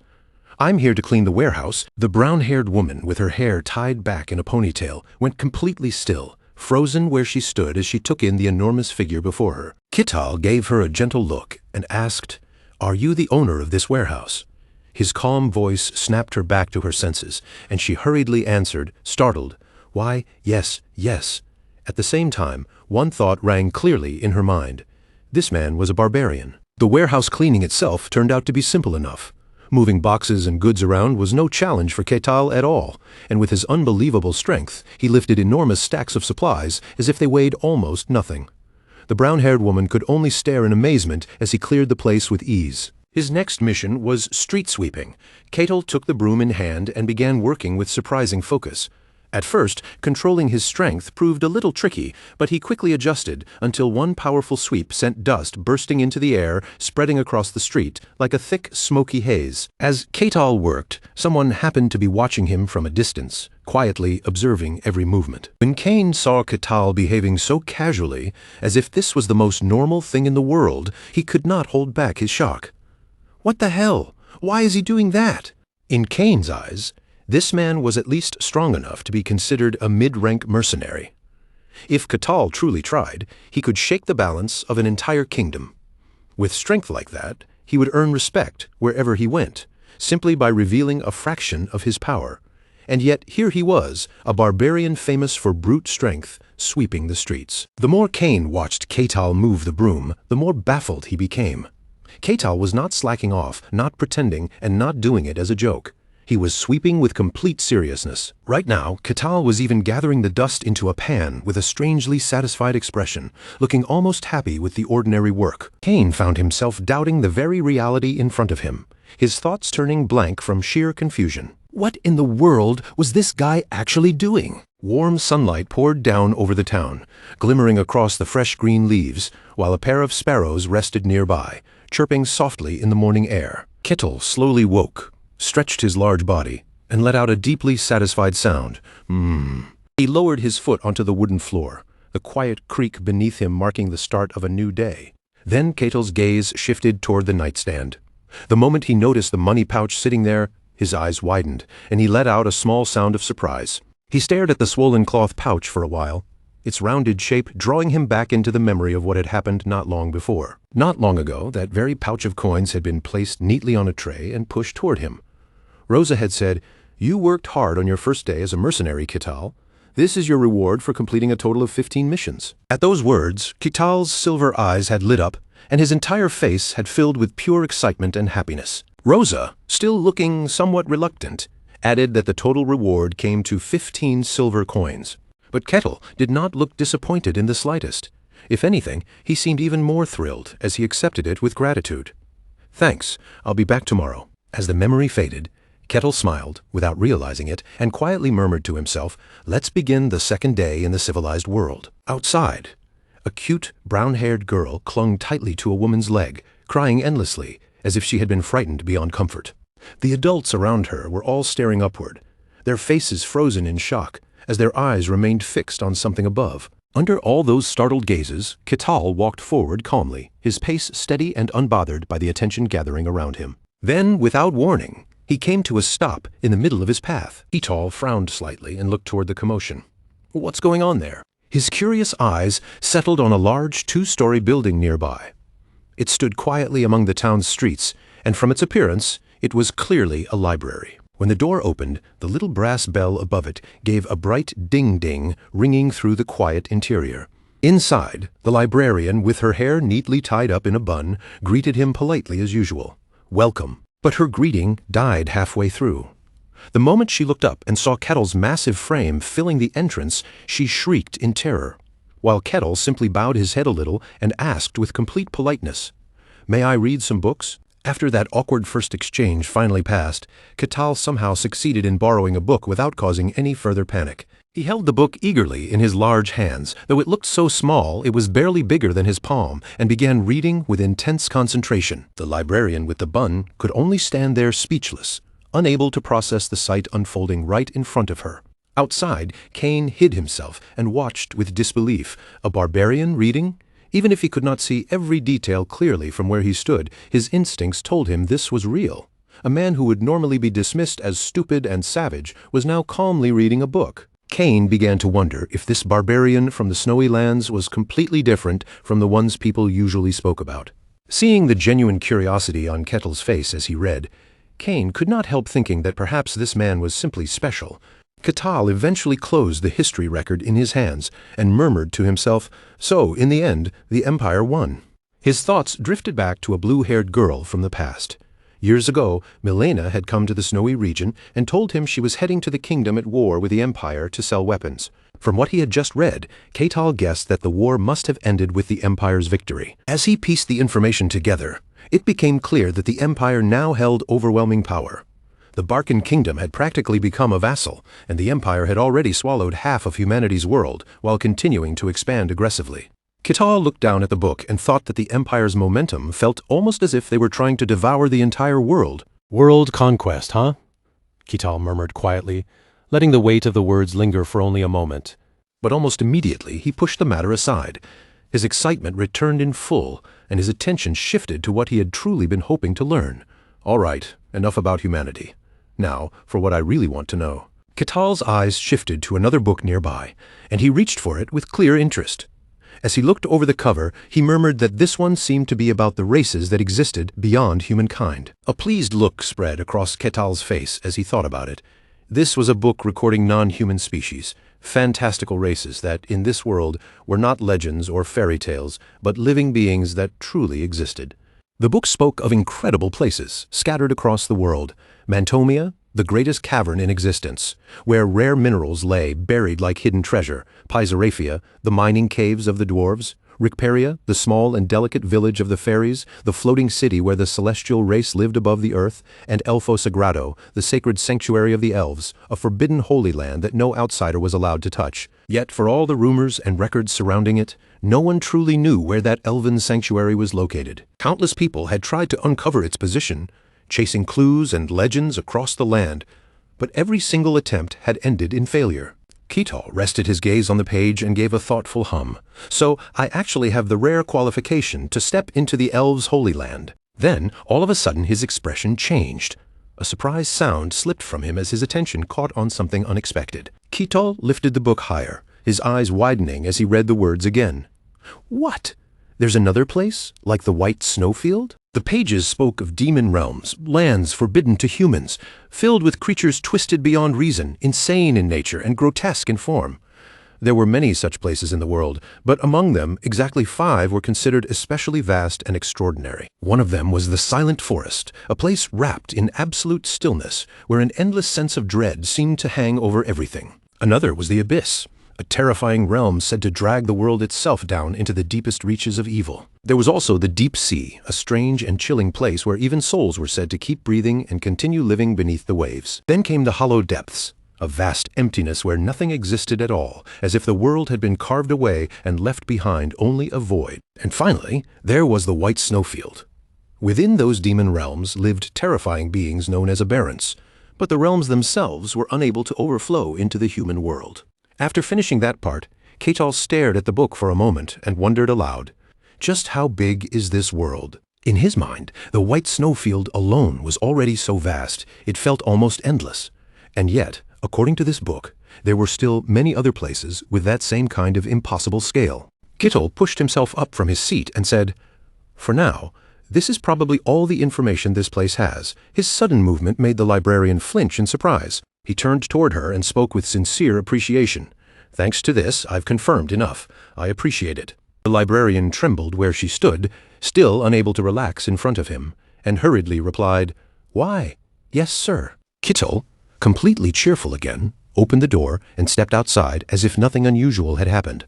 From there, he headed straight back to the mercenary guild and approached the counter. "Rosa, are there any jobs today?" Startled by his arrival, Rosa quickly answered, "Ah, Sir Ketal, you're here." Rosa handed him the list and said, "This is the job board, sir." The moment Ketal saw it, his face brightened with the same delighted energy as a squirrel discovering a hidden pile of acorns. Nearby, Kane remained hidden as he watched the exchange, and disbelief settled deeper into his expression. This really was strange. In the end, Kane finally made up his mind. If observation alone could not explain Ketal, then he would have to meet him directly. After secretly watching him for so long, Sword Saint Kane at last decided to make his move. By that time, the moon had climbed high into the night sky, and the streets below had emptied until they were completely silent. Ketal was walking along the road beneath that pale moonlight, his large figure moving steadily through the deserted street. As he walked, a satisfied smile rested on his face. Today alone, he had completed more than 10 requests. Even though they had mostly been small, odd jobs, the money he earned from them was not bad at all, and that made the day feel surprisingly worthwhile. If he continued at this pace, Ketal thought, then the day he would officially be recognized as a proper mercenary might not be far away. He strolled along while whistling a cheerful tune, unaware that someone concealed behind a wall had begun watching him closely. As Ketal drew nearer, that hidden person finally stepped out from behind the wall, causing Ketal to pause in surprise. The man who appeared before him was none other than Sword Saint Kane. For a moment, the two men simply faced each other in the empty street. Then Ketal broke the silence first, saying, "You're the one who's been following me all day." The moment Kane heard that, his eyes widened in complete shock. Inwardly, he could only think, "What?" Ketal folded his arms across his chest and asked, "What do you want?" Kane, still unable to believe what he had heard, muttered in disbelief, "You already noticed?" Kane had clearly used magic power to conceal his presence. No matter how sharp Ketal's instincts were, detecting him should have been impossible. Then Ketal suddenly moved his hand to his money pouch, gripping it tightly as his expression turned wary. "Don't tell me you're a robber." Kane felt as if a bolt of lightning had struck right beside his ears. Ketal's gaze sharpened, and without needing any more words, his expression seemed to say that his guess had been correct. Even in a place that looked safe, bandits could still appear. Kane stared back at him, wide-eyed, and briefly considered explaining himself. But then another thought stopped him. If he said he was the Sword Saint, would this man even believe him? Ketal then delivered another merciless blow with complete sincerity. "To think you've resorted to robbery with that old body, I suppose the economy really must be in bad shape."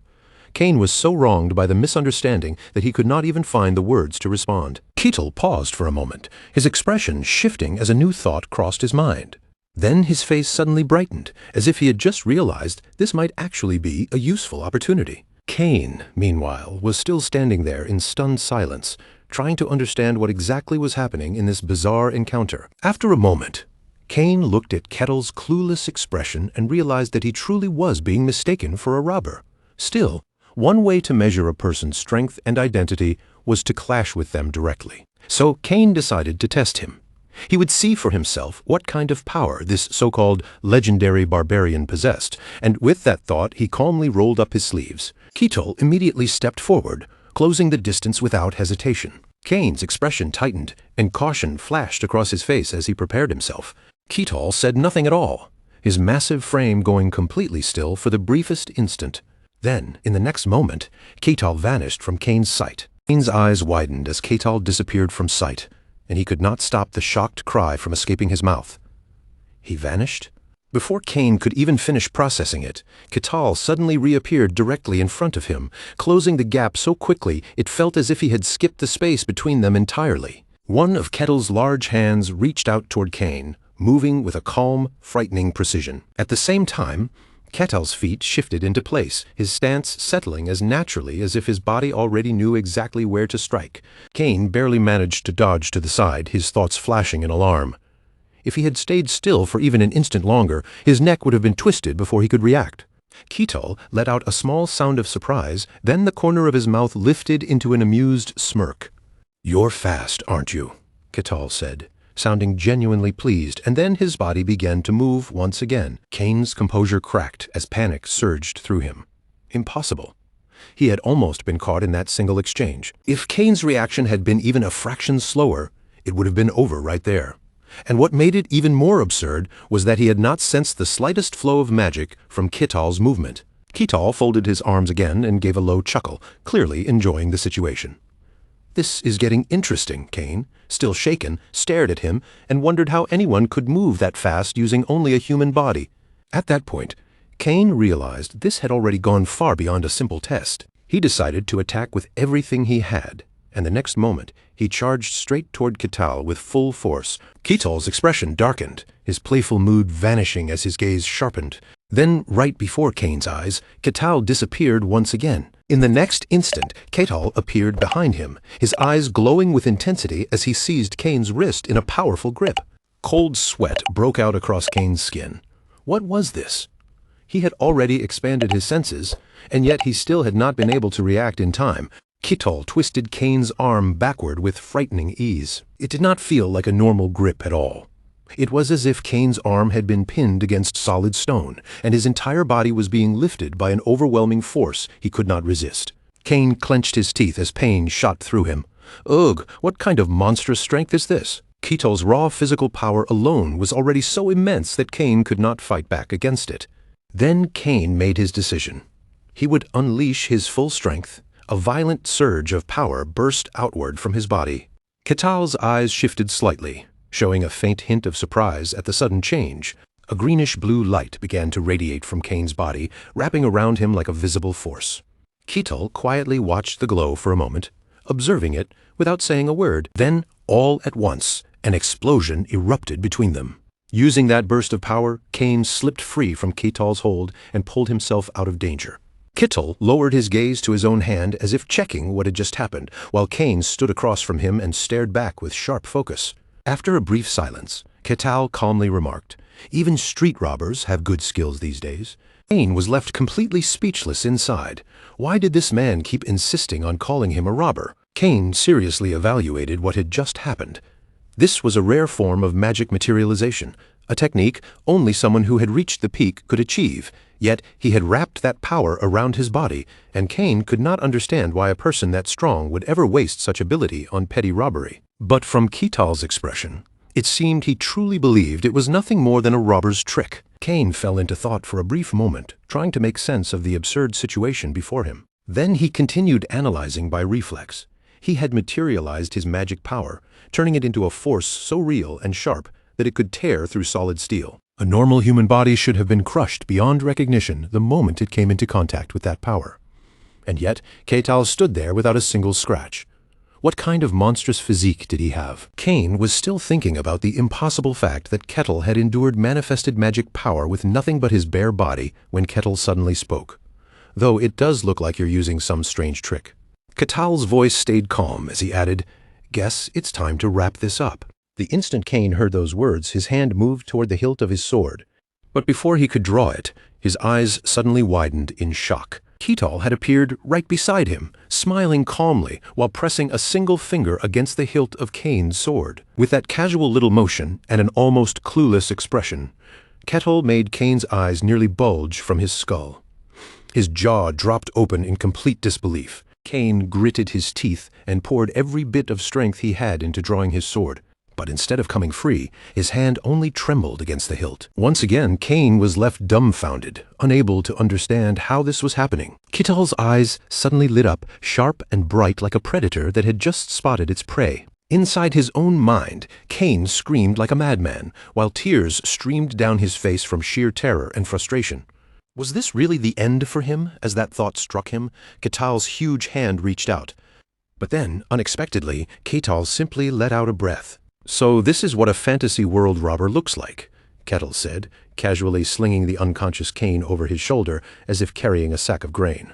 The guard captain froze at the sight, his face going stiff with shock. Oh my God, what is going on here? As he watched Ketal carry Kane so effortlessly, the captain's mind raced in confusion. What kind of strange situation was unfolding right in front of him? Why was Sword Saint Kane even here in the first place? Kane lay there neatly tied up, while the guard captain felt a cold shiver crawl down his spine. Don't tell me that barbarian actually attacked Lord Kane, he thought in panic. What are we supposed to do now? Just then, Ketal spoke up as if nothing was wrong. "I just caught a robber." The moment the guard captain heard that, his eyes stretched wide and his jaw dropped in disbelief. A robber? With Kane still slung over him. Ketal smiled brightly and asked with genuine expectation, "If I hand him over to the city guards, that'll count toward my mercenary record, right?" The guard captain could only stand there in stunned silence, unable to form a proper response for a long while. After finally gathering himself, the captain carefully chose his words and asked what exactly happened here. This was not just some ordinary man lying helpless before him. He was someone who had reached the absolute peak of swordsmanship, a figure known across the land as the Sword Saint. Kane, that very same Sword Saint, was now being held captive by a barbarian in the most humiliating way imaginable. The captain swallowed his shock and quietly said, "That man is not a robber." Kettle's expression immediately shifted, his face turning serious again. "You know him? Then you must be his accomplice." The guard captain quickly planted his feet in a formal stance, then turned toward Kane and gave him a deep, respectful bow. "The one and only Sword Saint of the Gehentra Kingdom. I offer my deepest respect to Sword Saint Kane." Hearing those words, Ketal slowly looked down at the man he had been carrying. What? He stared at Kane in disbelief, as if only now realizing the old man on his shoulder might truly be someone important, a title as lofty as Sword Saint. And yet somehow, Ketal had been calling him a robber this entire time. Ketal growled in refusal, still unable to accept it. "No way. This old man is definitely a robber. He attacked me just to steal a few coins." The captain looked Ketal straight in the eyes and firmly answered, "No, he truly is the Sword Saint. I could never mistake that face." But Ketal immediately pushed back, unwilling to let go of his theory. Maybe he's a wizard using magic. The captain's eyes narrowed in irritation as he explained further. If he were such a powerful wizard, he would still be honored as the Sword Saint.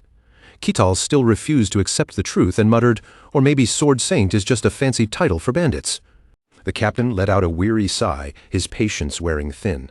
"What kind of nonsense are you spouting?" The back and forth dragged on, with Ketal asking again if Kane really was the Sword Saint, and the captain confirming it again without hesitation.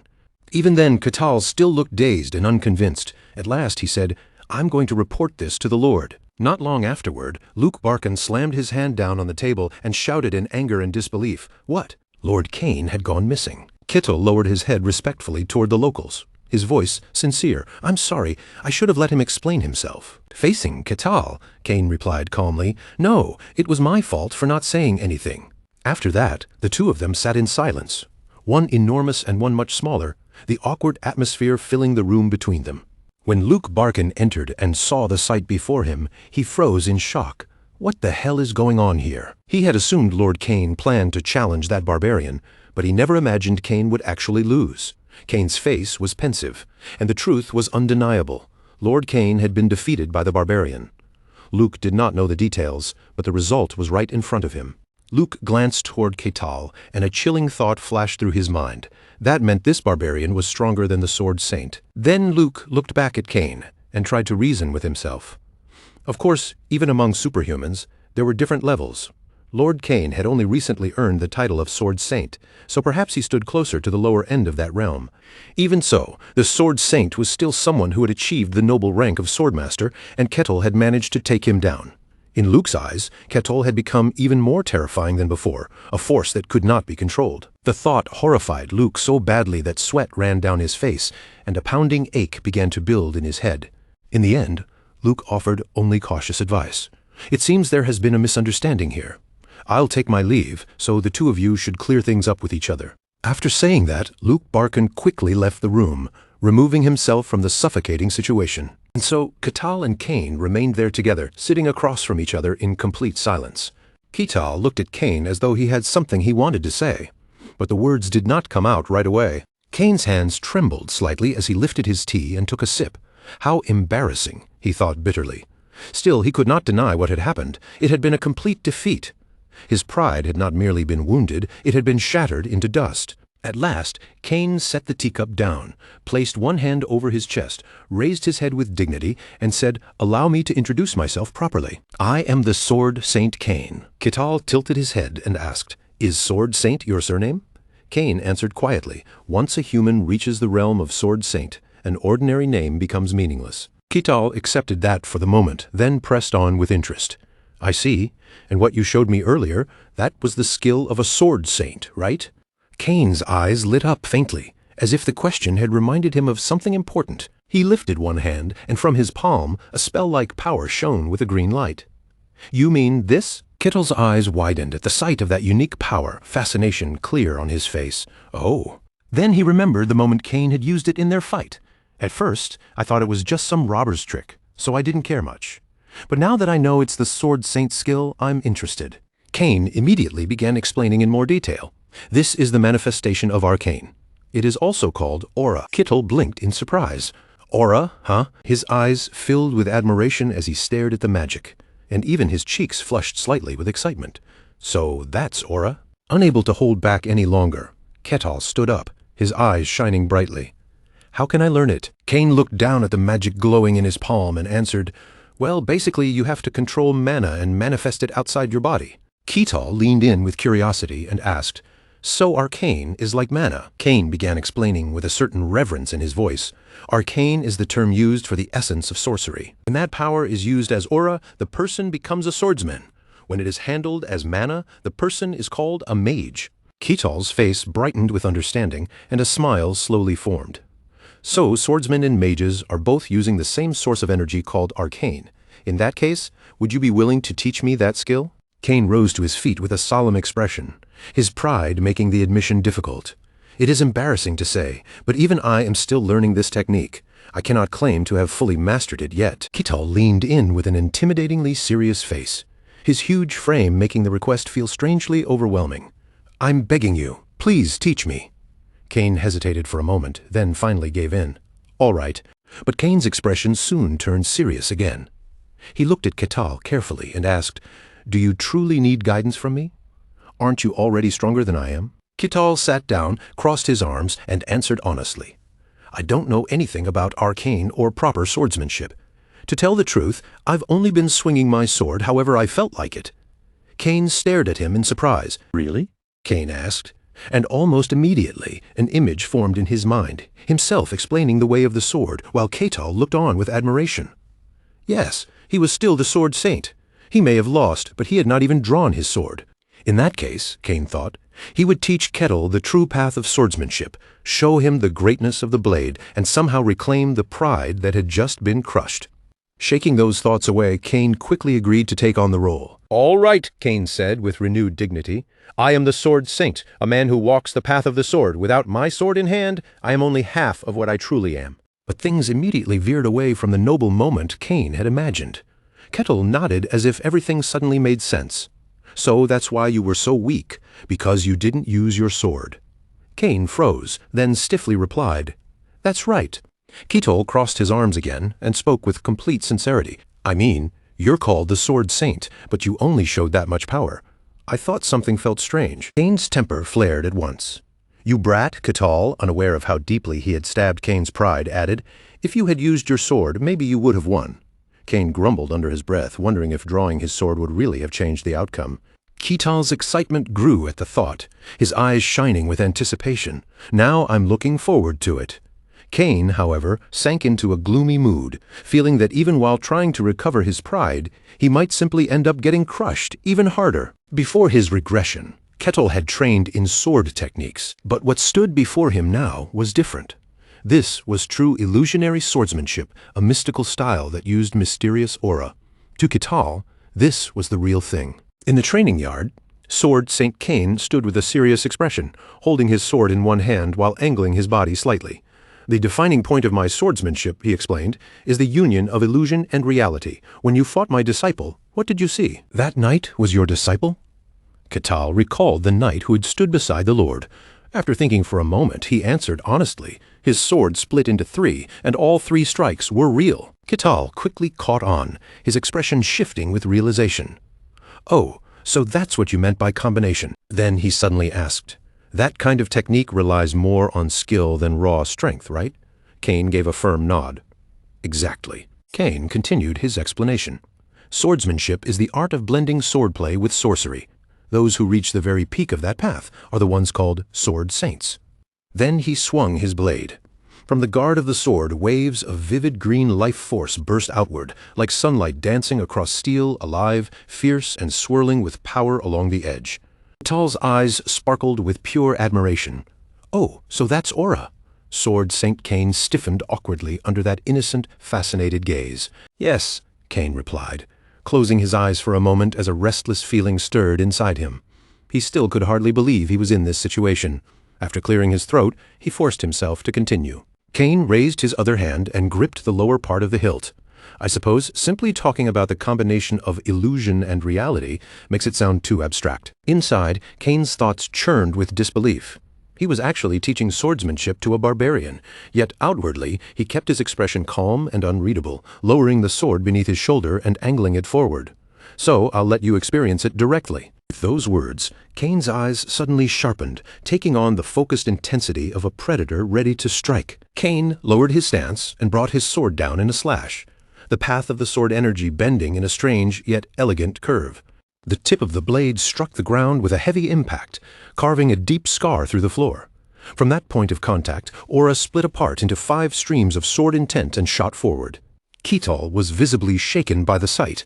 "Your swordsmanship," he watched in amazement as the sword intent clearly divided into 5 different paths, only to converge again toward a single target. It split into 5. The dust kicked up by the impact quickly cleared, revealing a dent left behind in the wall. Kane's voice remained calm and measured. "There are many techniques that can create illusions using aura." Then Kane's gaze sharpened with pride. "But turning those illusions into reality, that is something only my swordsmanship can do." Ketal stood there, dazed by what he had just witnessed. "That move you used just now?" Before he could finish, Kane proudly puffed out his chest. "Yes, that is a sorcery-based ultimate technique. What do you think?" Ketal answered with complete bluntness. "I think I can do it too." Kane froze on the spot, left utterly speechless.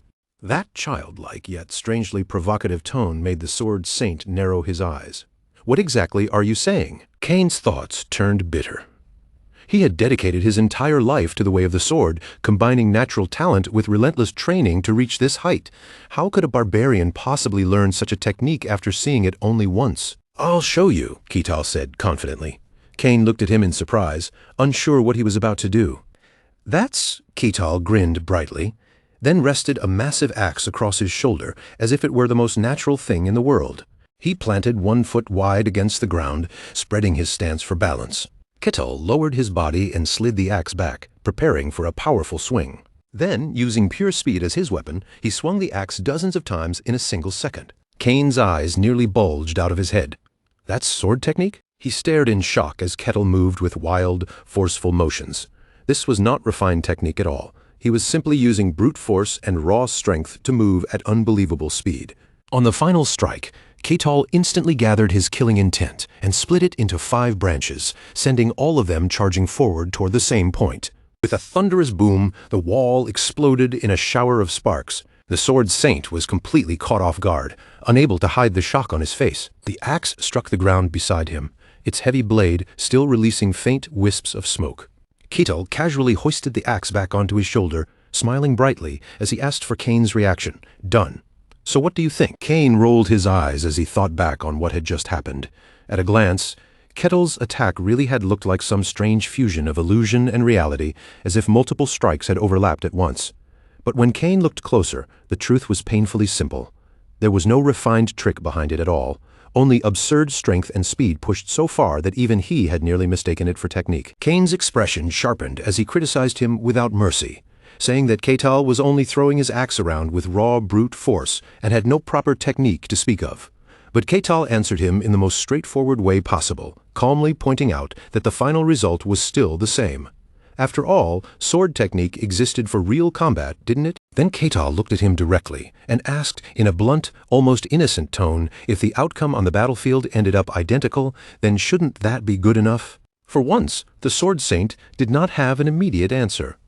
Kane's mouth opened slightly, and all that came out was an awkward, stumbling, "Ah, On the outside, Kane still looked composed, standing there with the dignity of a master. But inside, he was practically drowning in an ocean of tears.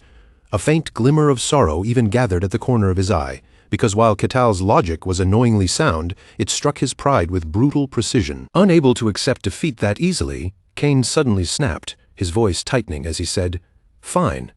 Then what about this?" He raised his sword and swung again, but this time the movement changed completely. His figure seemed to split apart into several overlapping forms, each one rushing in from a different angle in a chaotic wave of attacks. Deep aura wrapped around his entire body, and countless slashes burst outward in every direction. Ketal's eyes widened slightly as he watched the impossible sight unfold before him. In a genuinely stunned voice, he said, "Your body split apart." The sword intent continued to spiral and expand, gathering more and more force until it swelled into a massive sphere of power, filling the surrounding space like a storm given shape. And then, when that sphere could no longer contain the energy packed inside it, it erupted violently. The explosion tore through the ground, sending shattered stone, clumps of earth, and choking dust flying in every direction. Only after the dust slowly began to settle did the result become clear.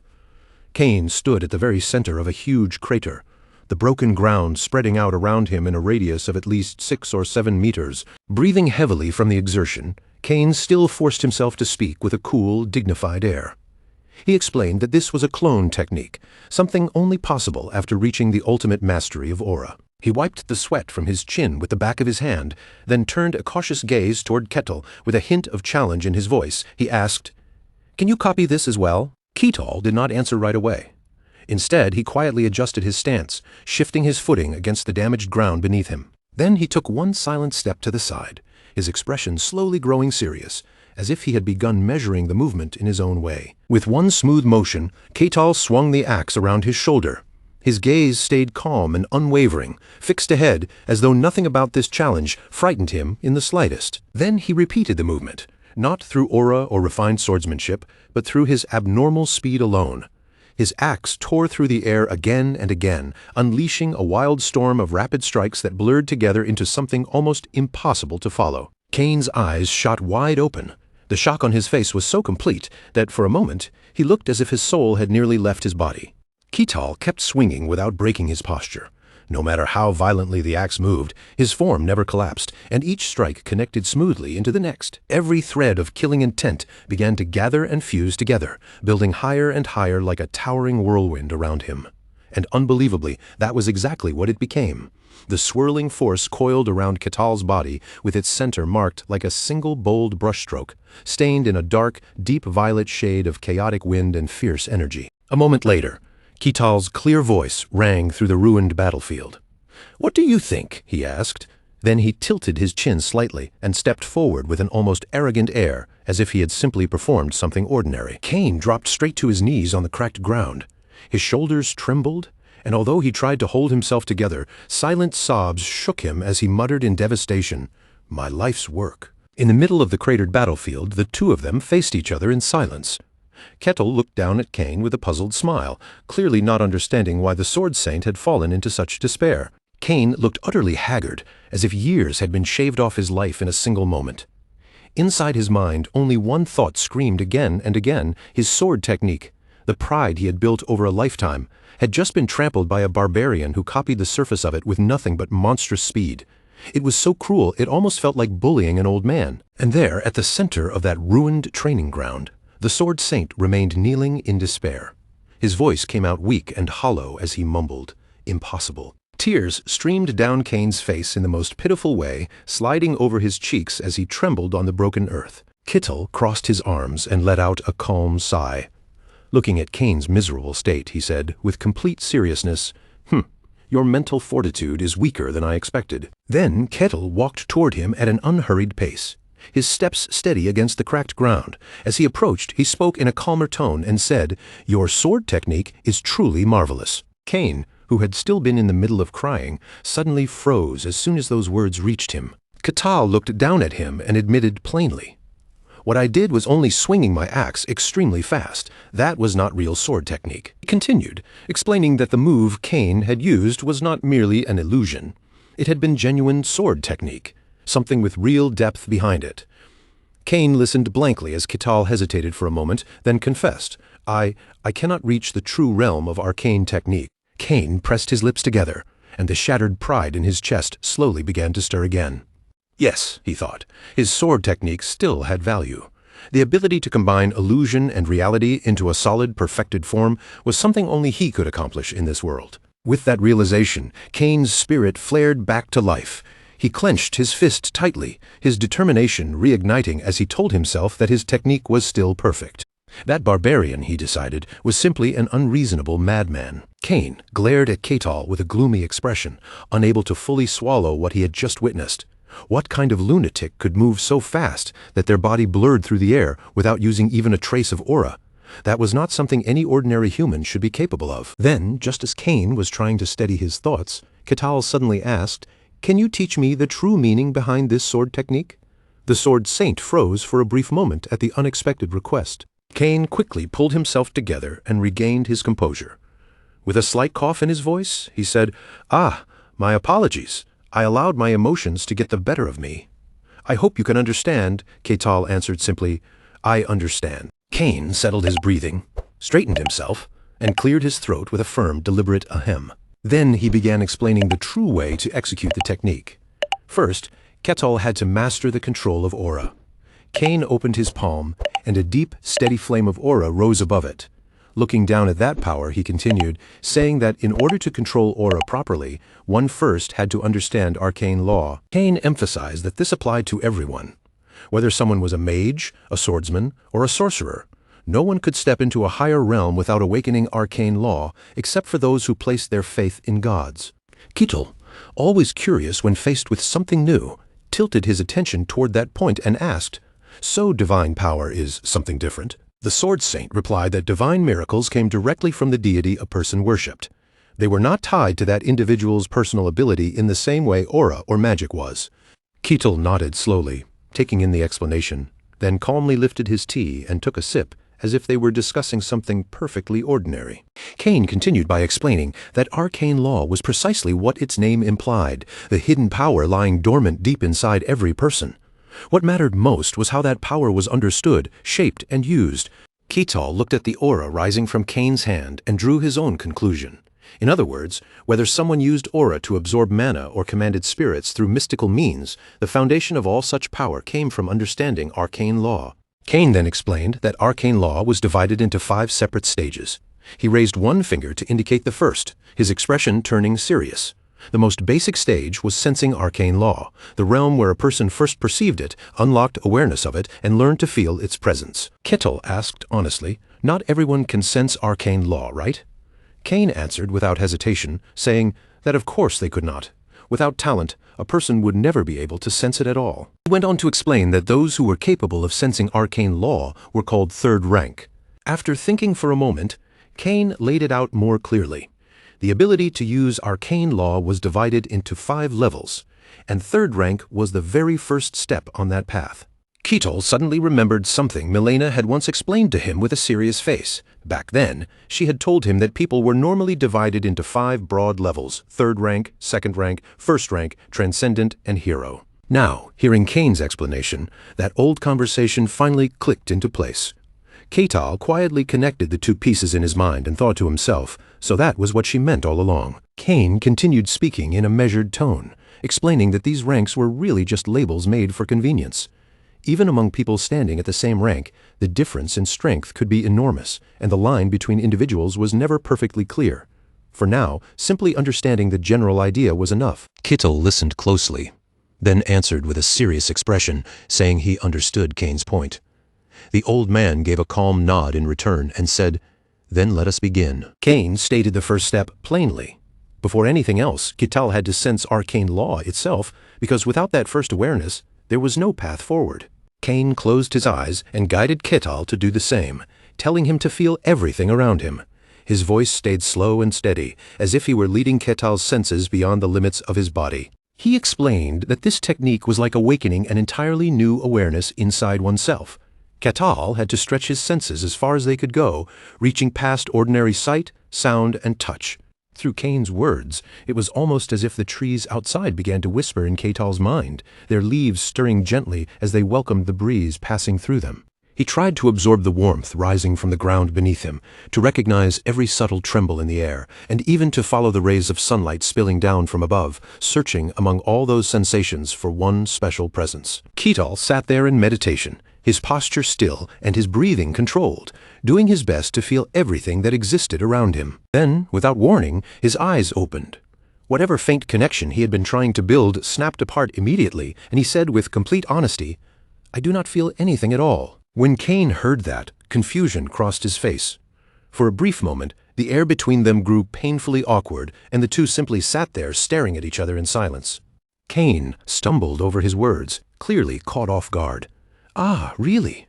With your ability, I assumed you would sense it almost immediately." He quickly thought back on what he knew. Talented people often gathered energy with ease, though that was not an absolute rule. Those with strong bodies, but little mana sometimes grasped it faster as well. Perhaps this wild barbarian was simply the rare exception that did not fit any pattern. Seeing how strange the situation was, Kane stroked his beard in deep bafflement. After a moment, he wondered aloud whether this might have something to do with the abnormal nature of the white snowfield. Ketal thought of the people from his homeland and answered uncertainly. As far as he knew, no one around him had ever sensed anything like arcane law. People from the white snowfield were simply like that. Kane tried to explain the situation in a calmer way. In truth, most people could not grasp arcane law easily in the first place.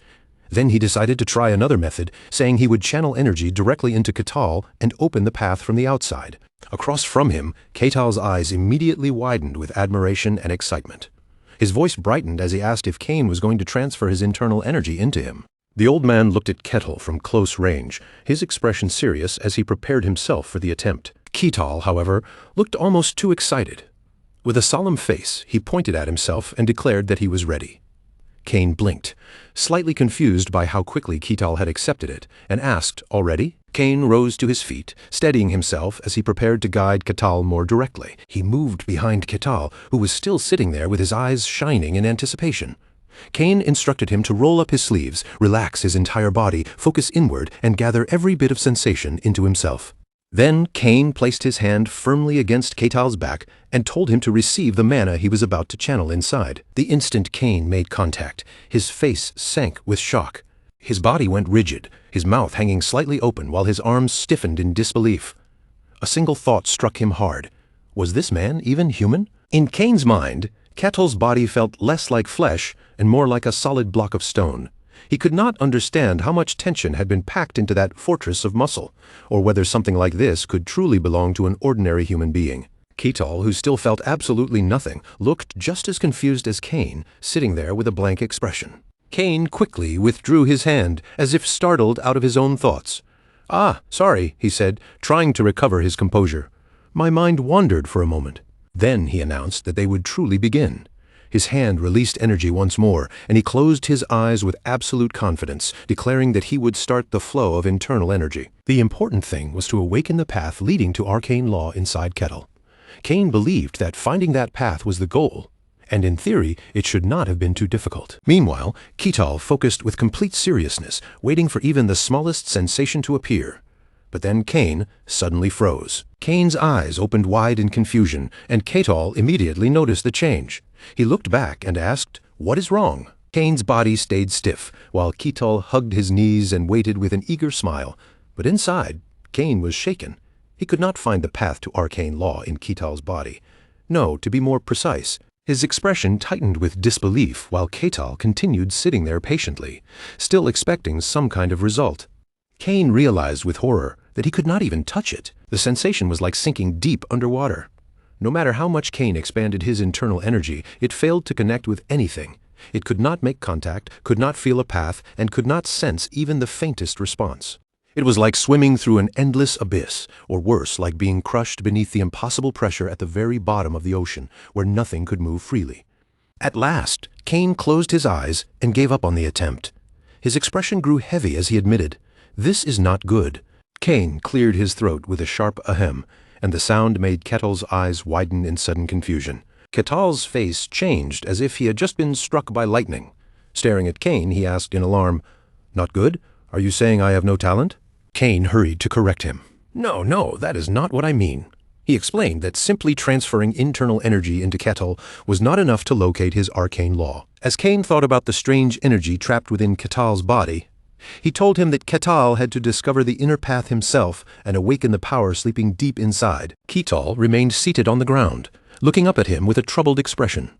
He said that he understood, but before he could go further, Cain spoke bluntly and admitted that he could not find the path to Kettle's arcane law. Kettle's eyes widened in disbelief, the words clearly hitting him harder than he expected. His face twisted with shock as he asked, "Are you saying I cannot learn arcane law?" The old man reached out a hand and answered carefully, "No, not exactly. I cannot even confirm whether it exists." Kettle tilted his head, unable to understand what Cain meant. Cain looked at him firmly and stated the problem directly. Kettle's body was injured. Kettle flinched and lifted his gaze. Cain calmly explained that in order to find arcane law, internal energy had to sink deep into the body. But Kettle's body was far too dense, and Cain's energy could not penetrate deeply enough. Cain imagined a current of energy trying and failing to move a massive boulder pinned beneath the sea.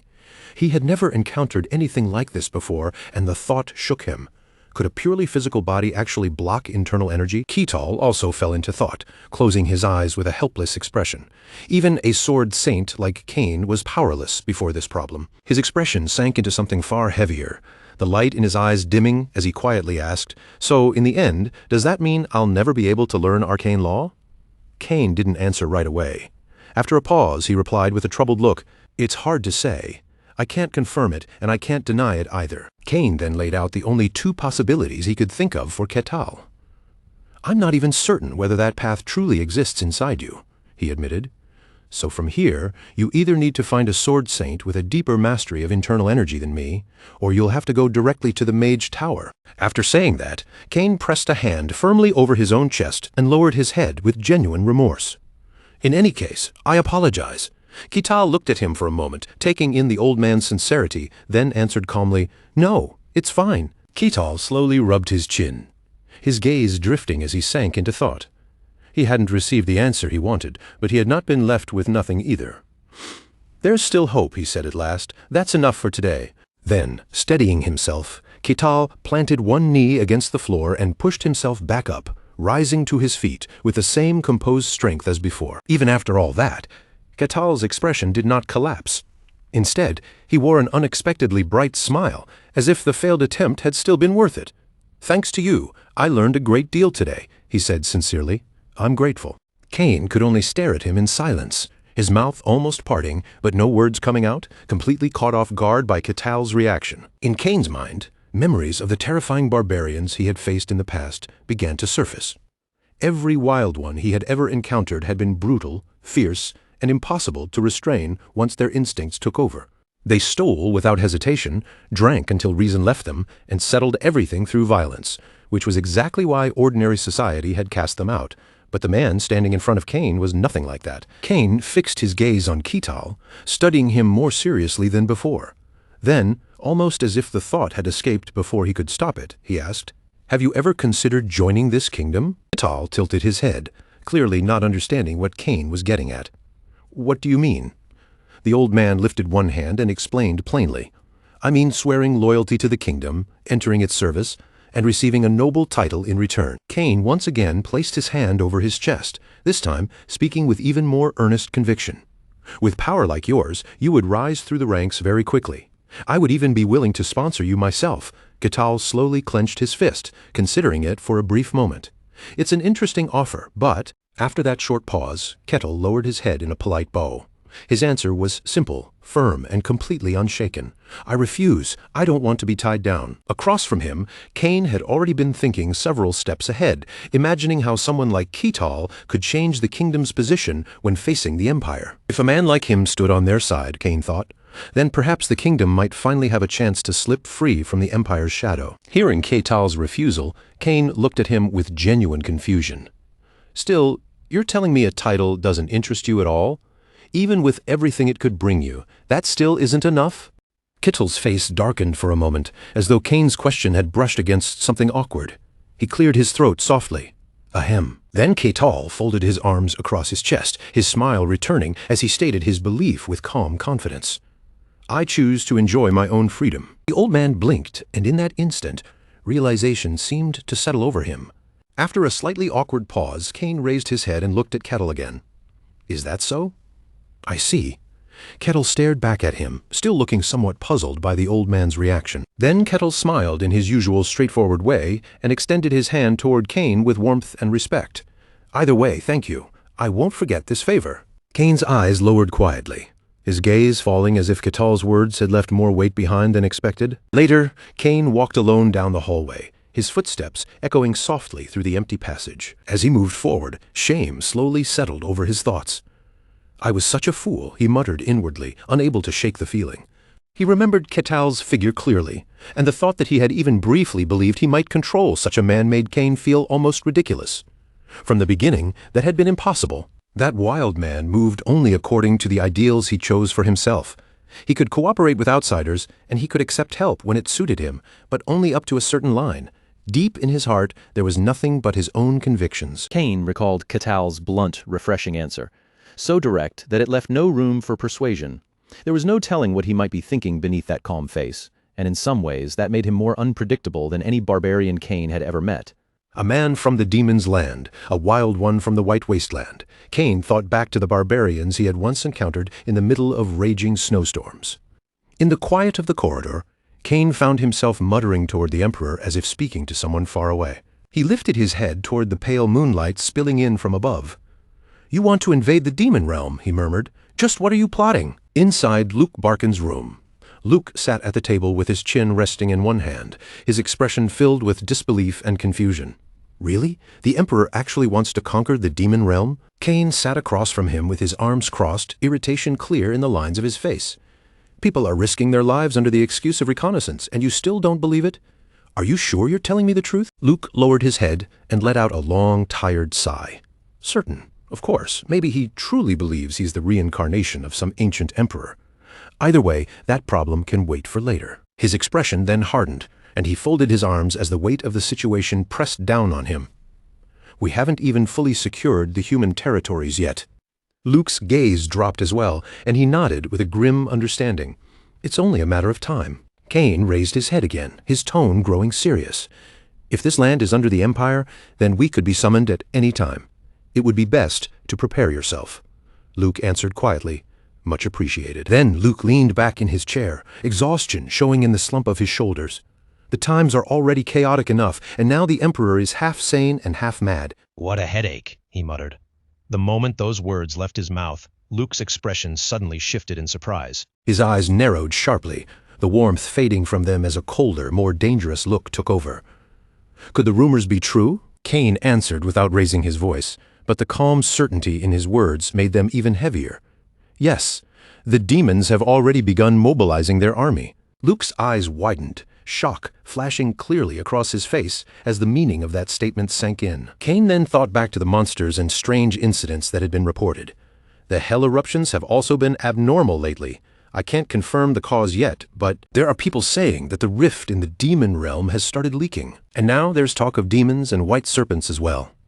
Whatever is truly happening out there, one thing is certain. This is becoming a disaster for mankind. Suddenly, Kane seemed to remember something, and his expression changed slightly. Now that I think about it, maybe the strangest thing of all is already right here among us. Luke lowered his head, his voice quiet but firm as he answered, Exactly. Kane watched him carefully, then asked in a probing tone, What do you think? Luke hesitated, doubt lingering in his eyes as he replied, I'm not sure. Kane tried to look at the situation from the more favorable side. At the very least, he doesn't seem to be our enemy. But the moment Kane said that, the image of Kettle with wild, intense eyes flashed through his mind. His expression stiffened slightly. Other than that, he admitted, I can't say much. Next morning arrived with clear, bright sunlight spilling over the fortress walls, washing the stone ramparts in a warm glow. Kettle walked through the streets in a cheerful mood, his steps light and relaxed as if the previous day's worries had already faded behind him. But then, all of a sudden, something caught his attention, and his gaze shifted off to the side. There, a woman and a child were clinging tightly to each other. Their bodies pressed close as they stared at him with frightened eyes. Kital stopped for a moment, unable to understand why they looked so terrified. When he turned his head again, he noticed a man nearby flattening himself against a wall, as if simply letting Kital pass too close would put his life in danger. Kital stood there in confusion, his eyes moving from one scared face to another, trying to make sense of what was happening. "Huh?" he murmured, touching his chin as he fell into thought. Were these people reacting like this because of the clothes he was wearing? He remembered the couple he had met before, back when he had proudly shown off his new clothes beneath a tree. After thinking it over, he reached his own conclusion. Maybe it's because I'm not dressed in what they call proper attire. A fur coat works well enough, but I suppose it isn't exactly refined. They probably think I'm some lunatic and want to stay away from me. Of course, Kital's conclusion was completely wrong, but he had no way of knowing that. Instead, his brows drew together with sudden determination. All right then. Kital clenched his fist, his face lighting up with excitement, as if he had just discovered the perfect solution. Let's go buy some decent clothes. Inside the clothing shop, outfits were displayed neatly across the racks, each garment arranged with careful attention. Bolts of fabric were stacked in tidy piles nearby, their colors and textures lined up as though the shop had been prepared for noble customers. Then the front door opened, and a clear bell chime rang through the quiet shop, announcing that someone had entered. The shop owner, who had been adjusting clothes on a mannequin, turned around with a practiced smile. Welcome. But the moment he saw who had walked in, all the color drained from his face. Standing right in front of him was Kital, staring straight ahead without even realizing the pressure he was giving off. A faint, terrifying killing intent seemed to roll from him naturally as he said, "I need to buy clothes." The shopkeeper's thoughts immediately spiraled in panic. A wild barbarian? The shop owner began to stammer, tears welling up from sheer fright as he forced the words out. I'm terribly sorry, but I'm afraid nothing here would quite fit your needs." When Kital heard that, he folded his arms with a troubled, slightly annoyed look. "So I'm troublesome, huh?" The man quickly bowed his head and hurried to offer another option. "If you are willing to wait, our shop can prepare a custom order for you." Kital's expression brightened at once, and he smiled with genuine eagerness. "Oh, is that so? Then go ahead and do it." The shop owner slowly lifted his head, still bewildered by how easily Kital had accepted the idea. "Why, yes, of course. Once it's finished, we'll notify you right away." But in his imagination, he was already picturing the worst possible outcome. If the clothes ended up not fitting, Kital would scowl, grab him by the collar, and snarl, "You call this clothing?" The shopkeeper's face darkened as that grim thought swallowed him whole.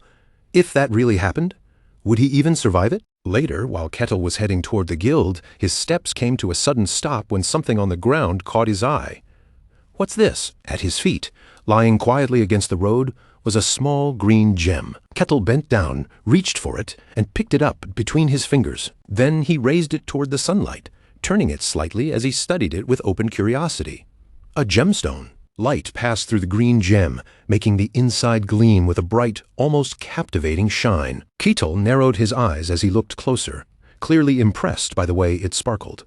Ooh. After a moment, he slipped the gem into the pouch at his waist and continued on his way. Guess I'll ask the guild. At the merchant guild, Kital brought the gem to Rosa and held it out. "Do you know what this is?" Rosa, the guild receptionist, looked at the object with a puzzled expression before reaching out to take it from him.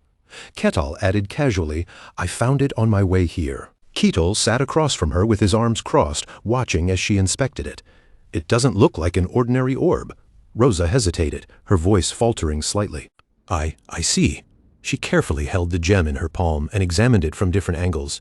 It did not seem like a normal precious stone, yet its surface was astonishingly smooth, as though someone had spent an incredible amount of time polishing and shaping it. Rosa stared closely at the green gem as it shimmered in her hand, the faint glow drawing her eyes deeper and deeper. Her gaze gradually lost focus, slipping into a dazed stare as she murmured, "There's no insignia, no name engraved on it either." Even then, she kept staring at it blankly, almost unable to look away. Why does it give off such a strange sense of value? Suddenly, the sharp sound of fingers snapping cut through the air and pulled her back. Rosa jolted hard, startled as if she had just been woken from a trance. She lifted her head slowly, her expression still hazy and confused. Across from her, Kital had already taken the gem back from her hand. He looked at her with mild concern and asked, "You all right?" Rosa blinked up at him, still not fully understanding. "Huh? What do you mean?" Kettle answered plainly. "You looked like that orb was hypnotizing you." Even after hearing that, Rosa only looked more confused. "Huh?"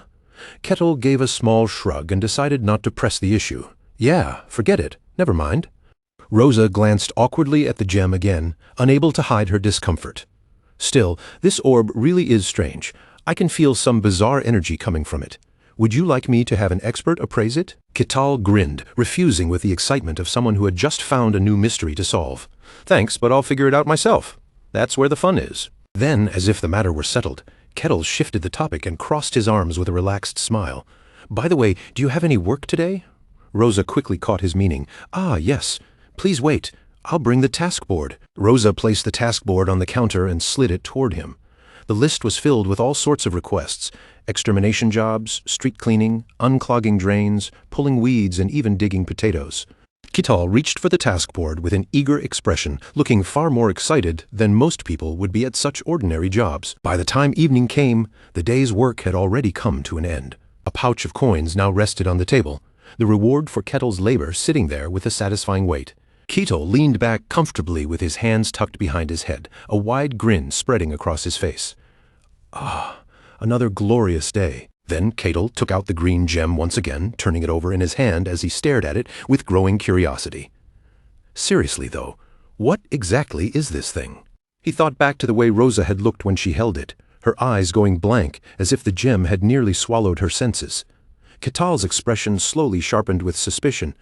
Could this thing have some kind of ability? The very next moment, Kettle's eyes widened slightly. "Huh?" A voice suddenly echoed inside his mind, so clear and unnatural that Kettle sprang to his feet at once. At the same time, the gem in his hand began to release a dark, unsettling aura. "Come to me." Ketal stared at it in bewilderment. Why did I just hear the orb talk? Before long, Ketal was still barely dressed as he followed the gem out into the night. The voice kept repeating over and over in his head, "Come to me, come to me, come to me," and the more it called, the more confused he became. Where the heck is this thing trying to take me? Ketal closed his eyes for a moment, and when he focused, he could picture arrow-like directions appearing inside his mind. Soon, an entire route formed there like a map guiding him forward. Some sort of control magic, huh? He looked down at the gem resting in his palm, watching the black energy curl around it like smoke, while the same voice continued to urge him onward. "Come to me." Ketel steadied his breathing, calming himself as his expression grew firm. After returning briefly to his room, Ketel looked out through the window, his eyes gleaming not with fear, but excitement. "All right then, let's go." Later, Ketal pushed through a bush, parting the branches as the voice continued ringing in his head. "Come to me." He let out a tired sigh, clearly already annoyed. "I said, I'm coming. Shut up." Eventually, he stepped out and found himself standing before a road, the path stretching ahead into the darkness. Then Ketal slowly lifted his gaze. Right in front of him was a cave swallowed in pitch-black shadows, its entrance gaping open like the mouth of some hidden beast. "So this is the place, huh?" Ketal smiled as he stood before the cave. Deep inside, a skeleton stirred, its hollow eye sockets suddenly glowing blue as it sensed his arrival. The voice still echoed through the darkness. "Come to me?" But Ketal showed no hesitation at all. He stepped fearlessly into the cave and called out, "I'm here, the one behind that voice." Somewhere deeper within, bound by chains and surrounded by tracking energy, an image of Ketal appeared. A cold presence observed him and muttered, "Another sacrifice has entered. This time it's a dumb barbarian," the figure judged, looking over Ketal's build. "At least, he's a big one." The gem fixed to the staff began to shine with a sharp, ominous light. The skeleton's mouth twisted into a wicked grin and blue light poured from its undead body. "That makes 10 souls now." He sat in the center of a magic circle, one bony hand wrapped around his staff while the other guided the flow of energy. Behind him stood an altar, and as he looked over the spell, his brow tightened. This must be an illusion. Can resurrection truly be done? Long ago, during an age of chaos when kingdoms collapsed one after another, an evil sorcerer lurked behind the devastation. He manipulated emotions, bent the minds of countless kings to his will, ignited wars across the land, and ruled kingdoms from the shadows. But at last, his unspeakable cruelty was exposed, and heroes rose up to defeat him. Yet just before the final blow could destroy him completely, he transferred his soul into a life vessel, escaping death and becoming a lich. Now reborn as an undead mage, the lich existed as an immortal being whose soul was sealed inside that life vessel. Unless the vessel itself was destroyed, he would never truly die. He laughed with savage delight, raising his skeletal hand as if reaching once more for control over the world, and so the dark sorcerer, who had once nearly conquered everything, became a lich, patiently scheming for the day he could resurrect himself. His dark magic crept through alleyways like poison, because the resurrection spell demanded an enormous amount of life force. To gather it in secret, he settled near a remote estate and released enchanting orbs, slowly drawing in sacrifices one by one. Those orbs served as monocores, essential pieces needed to complete the resurrection spell. The stone shimmered with an eerie brilliance inside the deathly aura, and with his immense power restored, the lich planned to conquer the world once more, drunk on arrogance and ambition. That ambition was now close to becoming reality. Then his deep, grim voice rang out. Why is a barbarian here? Beyond the cave, the peaceful wooden village still brimmed with ordinary life. This is a remote domain, and I chose it because I needed a secluded place to gather power, somewhere hidden from the eyes of the populace, he muttered heavily. That was exactly why the presence of a barbarian felt so out of place. Before him, Ketal's hazy image appeared, projected through the magic tracking him. The sorcerer watched the ghostly flame follow Ketal's movements, calculating with pure malice in his hollow eyes. Creatures from the north have traveled quite far. Judging by your size, you'll make a splendid sacrifice. I placed a special enchantment on that orb, he thought with satisfaction. It only mesmerizes those who don't know its secret. His bony hand released the magic orb into the cave, ensuring that anyone lured by it would remain ignorant of the truth behind its power. Seeing Ketal's casual smile through the projection, the lich made his own conclusion. So, in the end, this barbarian is nothing but a clueless simpleton. If he looks unaffected, then that must be some sort of illusion. His grin widened with cruel pleasure. Come, barbarian, become the stepping stone for the glorious resurrection of my magic. After some time, the path finally led Ketal to the true destination. So this was the place. He stood before an enormous wooden door, so tall it was easily twice his height. Ketal placed his hands against the heavy door and slowly pushed it open before stepping inside. The moment he entered, Ketal's eyes widened ever so slightly in surprise. Ahead of him, hollow black eye sockets gleamed in the darkness, while a bony hand tightened around a staff. The sorcerer stood calmly on a high platform, waiting as if he had been expecting Ketal's arrival for a long time. Ketal stared up at him, completely stunned for a moment. It's a real lich. In Ketal's mind, a lich was supposed to wear a black robe and wield a staff like some high priest from an ancient civilization, the ultimate form reached by a top-tier mage. It was the kind of being that always appeared as a terrifying villain in fantasy tales, and he had never imagined he would actually meet one in person. The sorcerer saw Ketal standing there, frozen like an idiot, and suspicion crept into his voice. Who are you? Don't tell me you weren't enchanted by the orb. Ketal finally snapped back to himself and gave a short laugh as understanding dawned on him. So that's how you lure people here? Beneath them, scattered white skeletons littered the ground, while the lich remained silently watching. The sorcerer was baffled by what was happening. He studied Ketal carefully, turning the situation over in his mind. What is going on? I can't sense any mystery from him, which should mean he's nothing more than an ordinary barbarian. If that's the case, his hoarse voice then took on a mocking edge. You must be carrying some kind of artifact that protects your mind, a high-grade one, powerful enough that even I can't detect it. I have no idea how a barbarian like you got your hands on such a thing, but the sorcerer sneered, certain he had understood everything. Looks like you simply got lucky and picked it up somewhere. Ketal frowned at that and answered bluntly, I don't have anything like that. But the sorcerer had no intention of believing him. You think you can fool me? He growled, drawing up his magic power. The gem set at the top of his staff began to release twisting arcs of white light. Those streaks of magic rained down over the skeletal corpses scattered across the floor. The lich spoke coldly. If you had obediently fallen under my charm, you could have died peacefully. Then his voice hardened with murderous intent. But now, I'll annihilate you. All around the chamber, pale bones creaked and shifted as the skeletons on the floor began to rise. His cruel command echoed through the cavern. My soldiers. At the lich's order, one of the skeleton warriors raised its sword and rushed forward with ferocious speed. Ketal watched it come, his thoughts strangely calm. A dungeon with an evil lich hiding inside, huh? The corner of his mouth curled into a mocking smile. I think I've got a rough idea of what's going on here. The skeleton leapt high into the air, its empty eye sockets gleaming with cold malice as it prepared to bring its sword down on Kettle. But before the creature could even take a single step, Kettle had already moved. No one caught the moment he acted, only the impact, as his fist came crashing down coldly and slammed straight into the skeleton's skull. The sorcerer's expression twitched, his body stiffening as shock flashed across his face. In an instant, the skeleton collapsed like its strings had been cut. Its skull split apart into 3 jagged pieces, then slowly broke down further, crumbling into a pale cloud of dust. Kittal gave his hand a casual shake as if brushing off dirt, and looked at the sorcerer with a chilling calm. "You're more shallow than I expected." For a brief moment, the sorcerer clenched his teeth, his caution rising as he stared at Kittal more carefully than before. But that hesitation vanished almost immediately. His pride returned, twisting his voice with arrogance as he sneered, "Let's see whether that mouth of yours can still spout nonsense after I cut off every one of your limbs." As he lifted his hand, magic began to flow from him like a dark stream, seeping into the bones scattered before him and dragging the skeleton soldiers back to life once more. His rough, hoarse voice growled, "As long as you're still alive, that will be enough." "Take him down," the sorcerer commanded, and the moment his order fell, every skeleton soldier surged forward at once, rushing toward Kittal from every direction.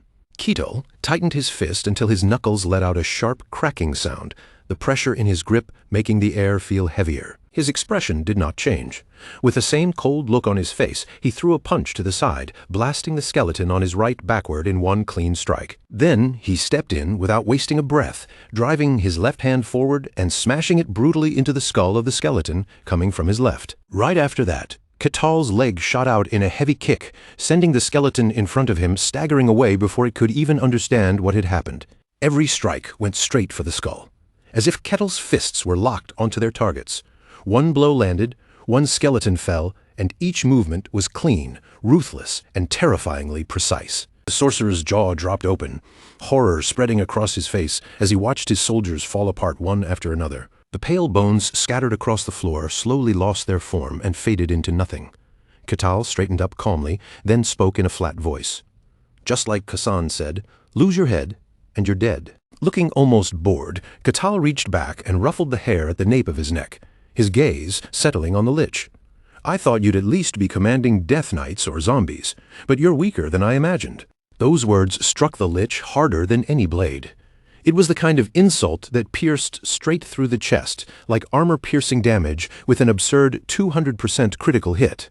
The sorcerer's voice sank, thick with anger. "You bastard! I've had enough of playing around." Kittal only blinked, looking more confused than threatened. At that moment, the magic stone embedded in the sorcerer's staff began to shine, its light growing brighter and more ominous by the second. "Awaken!" The lich growled in his hoarse voice. Dark mana surged out and wrapped itself around the skeleton, gathering into the hazy shape of knightly armor. Kittal's eyes widened slightly as he watched the transformation unfold. That is, a skeletal knight. Its magical reconstruction was almost flawless. Before Kittal now stood a bony warrior covered in full armor, gripping a shield in one hand and a sword in the other. Even Kittal looked a little surprised. He had not expected to encounter a skeletal knight in a place like this. Then Kittal paused, suddenly remembering the skeletal knight he had fought once before. A spark of excitement rose in him. Since this one had been created by a lich, maybe its structure would be different. And if it was different, then this fight might finally become interesting. Without warning, even more magical energy burst from the sorcerer's hand, pouring out in a violent torrent as he roared, "Kill him!"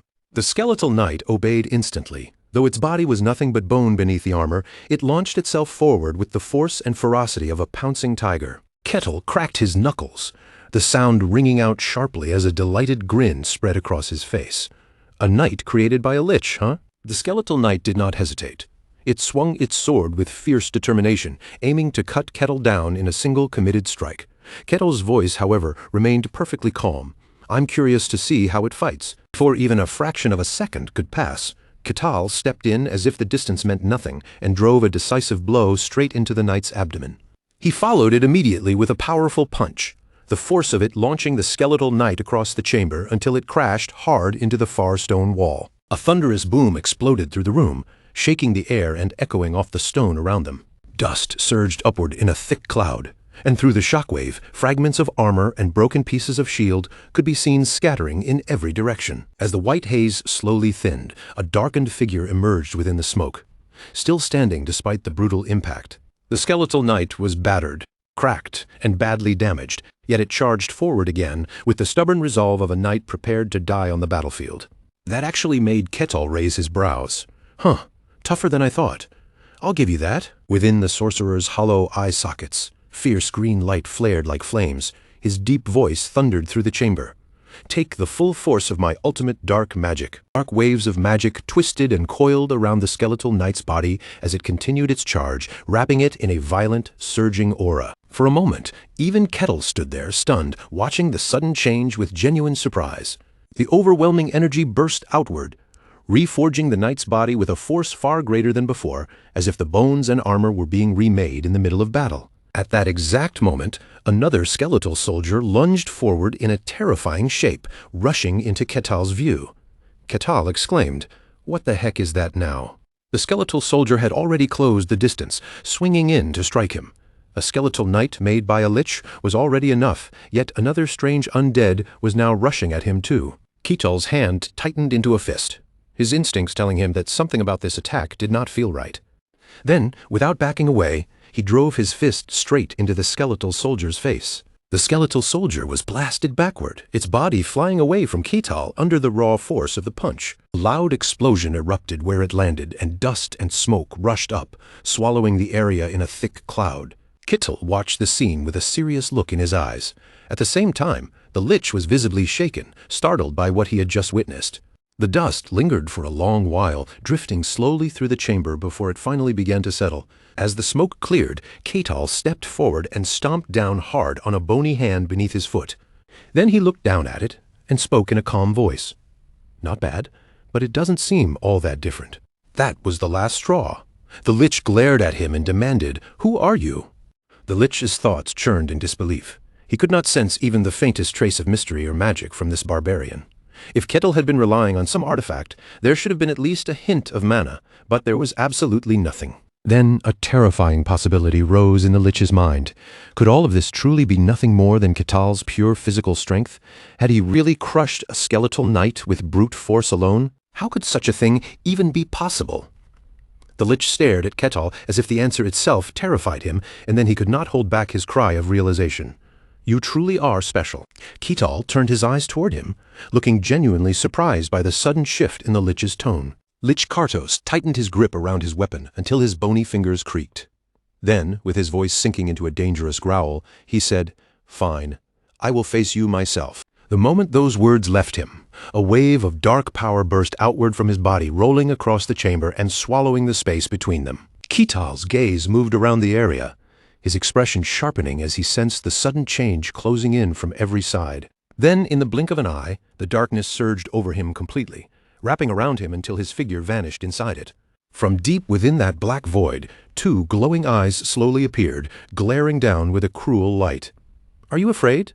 "Yes. Fear me, barbarian." "You will pay the price for trespassing in my sanctuary," the voice continued, echoing through the darkness, as if the entire space belonged to him. But instead of trembling, Ketal remained strangely calm. His voice came out steady and matter-of-fact. "No, I only came here because the orb called me." Then Ketal looked straight into the darkness and added, "Weren't you the one who scattered that orb in the first place?" Hearing that, the lich stiffened as if cold sweat had run down his spine.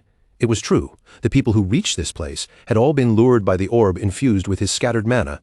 And now, with a sinking realization, he understood that Ketal had come here for the same reason. Even so, his pride refused to let him accept it. He roared furiously, "Shut your filthy mouth, barbarian. I am the great and supreme sorcerer who destroyed 5 kingdoms and fought against heroes Kartos Brainulus Kesses." At the sound of that long name, Ketal suddenly thought back to that elf girl and remembered another name just as grand, Marzelia Hazian Carusia. For a moment he could not help wondering whether names in this world simply kept getting longer and longer. Lich Kartos released his cursed power once more, his voice dripping with malice. "Become the stepping stone for my resurrection, you lowly barbarian." A terrifying, foul surge of power shot forward like a black tide, rushing straight toward Ketal with the force of something meant to swallow him whole. It looked unreal, almost fantastical, yet the pressure behind it was undeniably overwhelming. Even so, Kital did not flinch. He simply kept his eyes fixed on the approaching power, watching it with calm focus. A strange motion seemed to stir in Kital's gaze, as if the darkness itself was trying to pull his mind into a swirling current. This was magic that twisted human emotion. It flooded its victim with every kind of negativity, drowning the mind until the body could no longer move and the spirit shattered under the weight. It was one of Kartos' signature spells, a terrifying technique that used only a small amount of mana while producing absurdly powerful results. Against true magic like that, an ordinary barbarian with no control over mystical forces would have been completely helpless. Kartos continued calculating in silence, his thoughts racing behind his glowing eyes. What should he do next? Something was clearly different about this barbarian, and yet Kital did not seem to be carrying any special artifact. Then Lich Kartos snapped his fingers sharply. "I'll take him back and study him, drag him away." At once, one of the skeletal soldiers lying on the ground began to stir, its bones twitching as it obeyed the order. Under the Lich's command, the skeleton started moving toward Kital, dragging itself closer with stiff, unnatural motions. Kital quietly shifted his footing, setting his stance as the undead soldier approached. The skeletal soldier's aura suddenly flared with even greater strength, its presence growing sharper and more threatening in an instant. Then Kital's eyes flashed, the calm in his expression turning into immediate action. His leg shot out in a brutal kick, striking with such force that the skeleton was launched high into the air. The impact knocked its skull clean off, sending the head flying away from the body in a single violent blow. Kital's face remained completely unchanged, as if he had merely kicked aside a stone in his path. Lich Kartos stared in total disbelief, his face twisting so badly that it looked like his jaw might fall loose from shock. A massive explosion erupted a moment later, the force bursting through the chamber and shaking the air around them. Panic crashed over Kartos as he struggled to understand what had just happened. No, how was this possible? That mind control spell should have taken effect. Kital looked at him and spoke with blunt disappointment. "You're just standing there watching? Are you seriously trying to have these boneheads drag me away?" "Boring," Kital added, and the disappointment in his voice was impossible to miss. He even let out a small sigh, as if the whole thing had failed to meet even his lowest expectations. Those words struck Kartos straight in the chest, piercing his pride like an arrow driven in without mercy. Humans were creatures ruled by emotion. No matter how strong they became, no matter how close they came to the supernatural, negativity always remained somewhere deep inside their hearts. That was why emotion control magic should have been impossible to escape. Yet Kettle simply tilted his head, looking more curious than affected. "Can't you use something like a fireball or magic missile?" Kartos snapped back, his pride flaring. "I don't know how you're still standing, but how dare you compare my magic to those cheap beginner spells?" Then the light inside Kartos' eye sockets grew brighter, and his aura began to gather around him like a murky spring welling up from the depths. No matter what shape it took, the power carried the weight of a wave that could swallow the world and drag it into chaos, rushing toward realms that could not even be seen. As he spoke, Kartos lifted his staff high, calling forth another mysterious surge of power from the darkness around him. When Ketil saw it, fear never crossed his face. Instead, his eyes seemed to brighten with eager anticipation, almost greedily waiting to see what would happen next. That eerie force spilled outward into the surrounding space, spreading through the chamber like a strange, unseen current. A skeletal hand reached out into the flow, only to be swallowed by it as if the energy had devoured the bone completely. Ketil remained standing calmly in place, watching the strange power draw closer without making any move to retreat. When the force finally washed over him, Ketil's body slowly began to fade from sight, his figure growing faint inside the dark energy. Lich Kartos opened his mouth wide and roared with triumph. "Ha ha ha, victory is mine!" He was overflowing with smug satisfaction until the very next instant when an invisible mouthful of blood burst from his throat. His laughter broke apart into choking coughs. "Ha ha, cough, cough!" Then his body gave out beneath him, and he collapsed down onto his knees against the ground. Kartos grimaced as pain racked through him, his body trembling from the backlash. That was too much. I used nearly everything I had, leaving only enough mana to keep this body from falling apart. Even so, he forced himself to believe it. After taking that attack, Ketil had to be gone. But at that exact moment, a familiar voice sounded right in front of him, making Kartos flinch hard. Impressive. Ketil casually appeared again, standing before him as if he had merely stepped out from behind a curtain. His eyes settled on Kartos with a cold, unreadable calm. "But is that all you've got?" Horror twisted Kartos's already distorted face even further. Inside, his thoughts screamed in disbelief. Even that had failed, among all his mind control spells that had been his strongest dark magic. Even a great hero struck directly by that spell should have had their mind ripped apart from the inside. So what kind of monster was standing in front of him? Beetle glanced down at his own hand, flexing his fingers as if checking whether anything had changed. That move was impressive, but honestly, I didn't feel a thing. Then his voice lowered, carrying a quiet finality. "If that was the best you had?" As he spoke, Kital slowly reached for his weapon, drawing it with a smooth, deliberate motion. He lifted his axe, his gaze turning sharp and cold as he faced the Lich head-on. Then, "I guess it's my turn now." The instant he heard that, Kartos cried out in alarm. "Wait!" Kettle paused with one eyebrow raised, looking at him as if wondering what excuse could possibly come next. "What?" The Lich quickly continued. "You came here already knowing who I am." In his mind, that settled everything.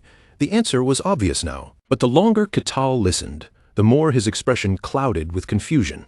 He stared at Kartos blankly, wondering what in the world this guy was talking about. Kartos suddenly burst into loud, delighted laughter, his voice echoing through the chamber. "Ha ha ha. The Empire, are you that afraid of me? I'll admit it. Your intelligence network is impressive if you managed to find me this quickly. But I will return," he declared, drunk on his own delusion.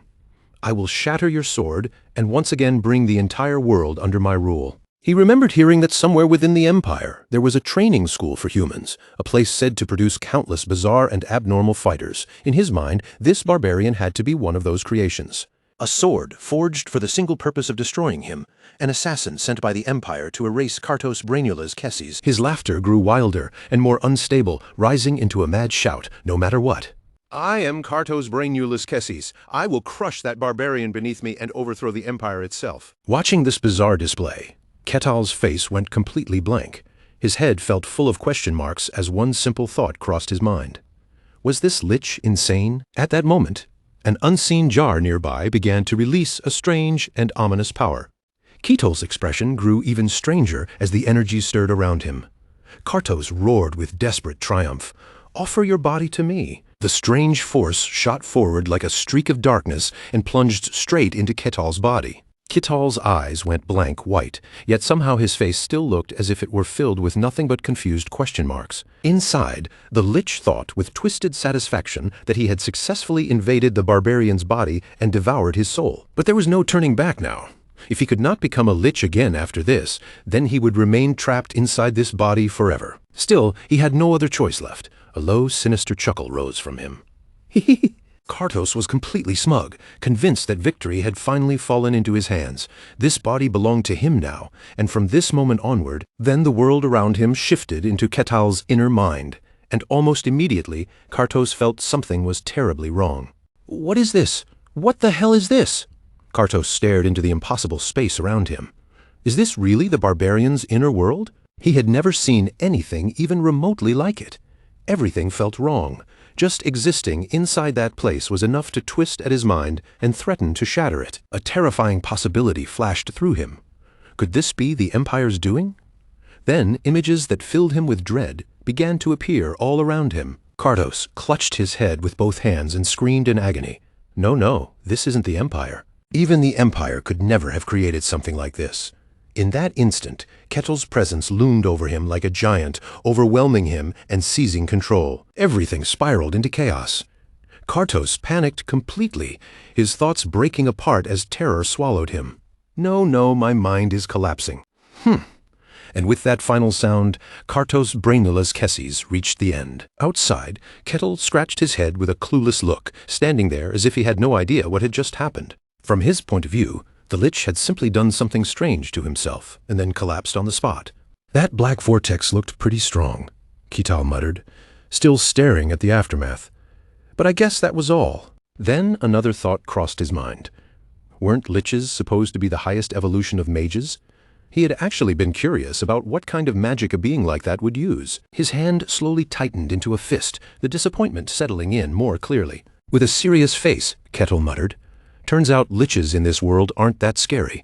Anyway, I've already cleared the dungeon, so now it's reward time." As he said that, Ketal bent down and picked up the magic staff from the ground. He remembered clearly that this thing had glowed whenever the lich chanted a spell. Does this help cast magic? He wondered, turning it over with genuine interest. If I owned this, could I use magic too? The question seemed to spark real curiosity in him. Then, without warning, Ketal yanked the green gem out of the staff, and his face went blank again as he looked down at it. A second later, a happy grin spread across his face.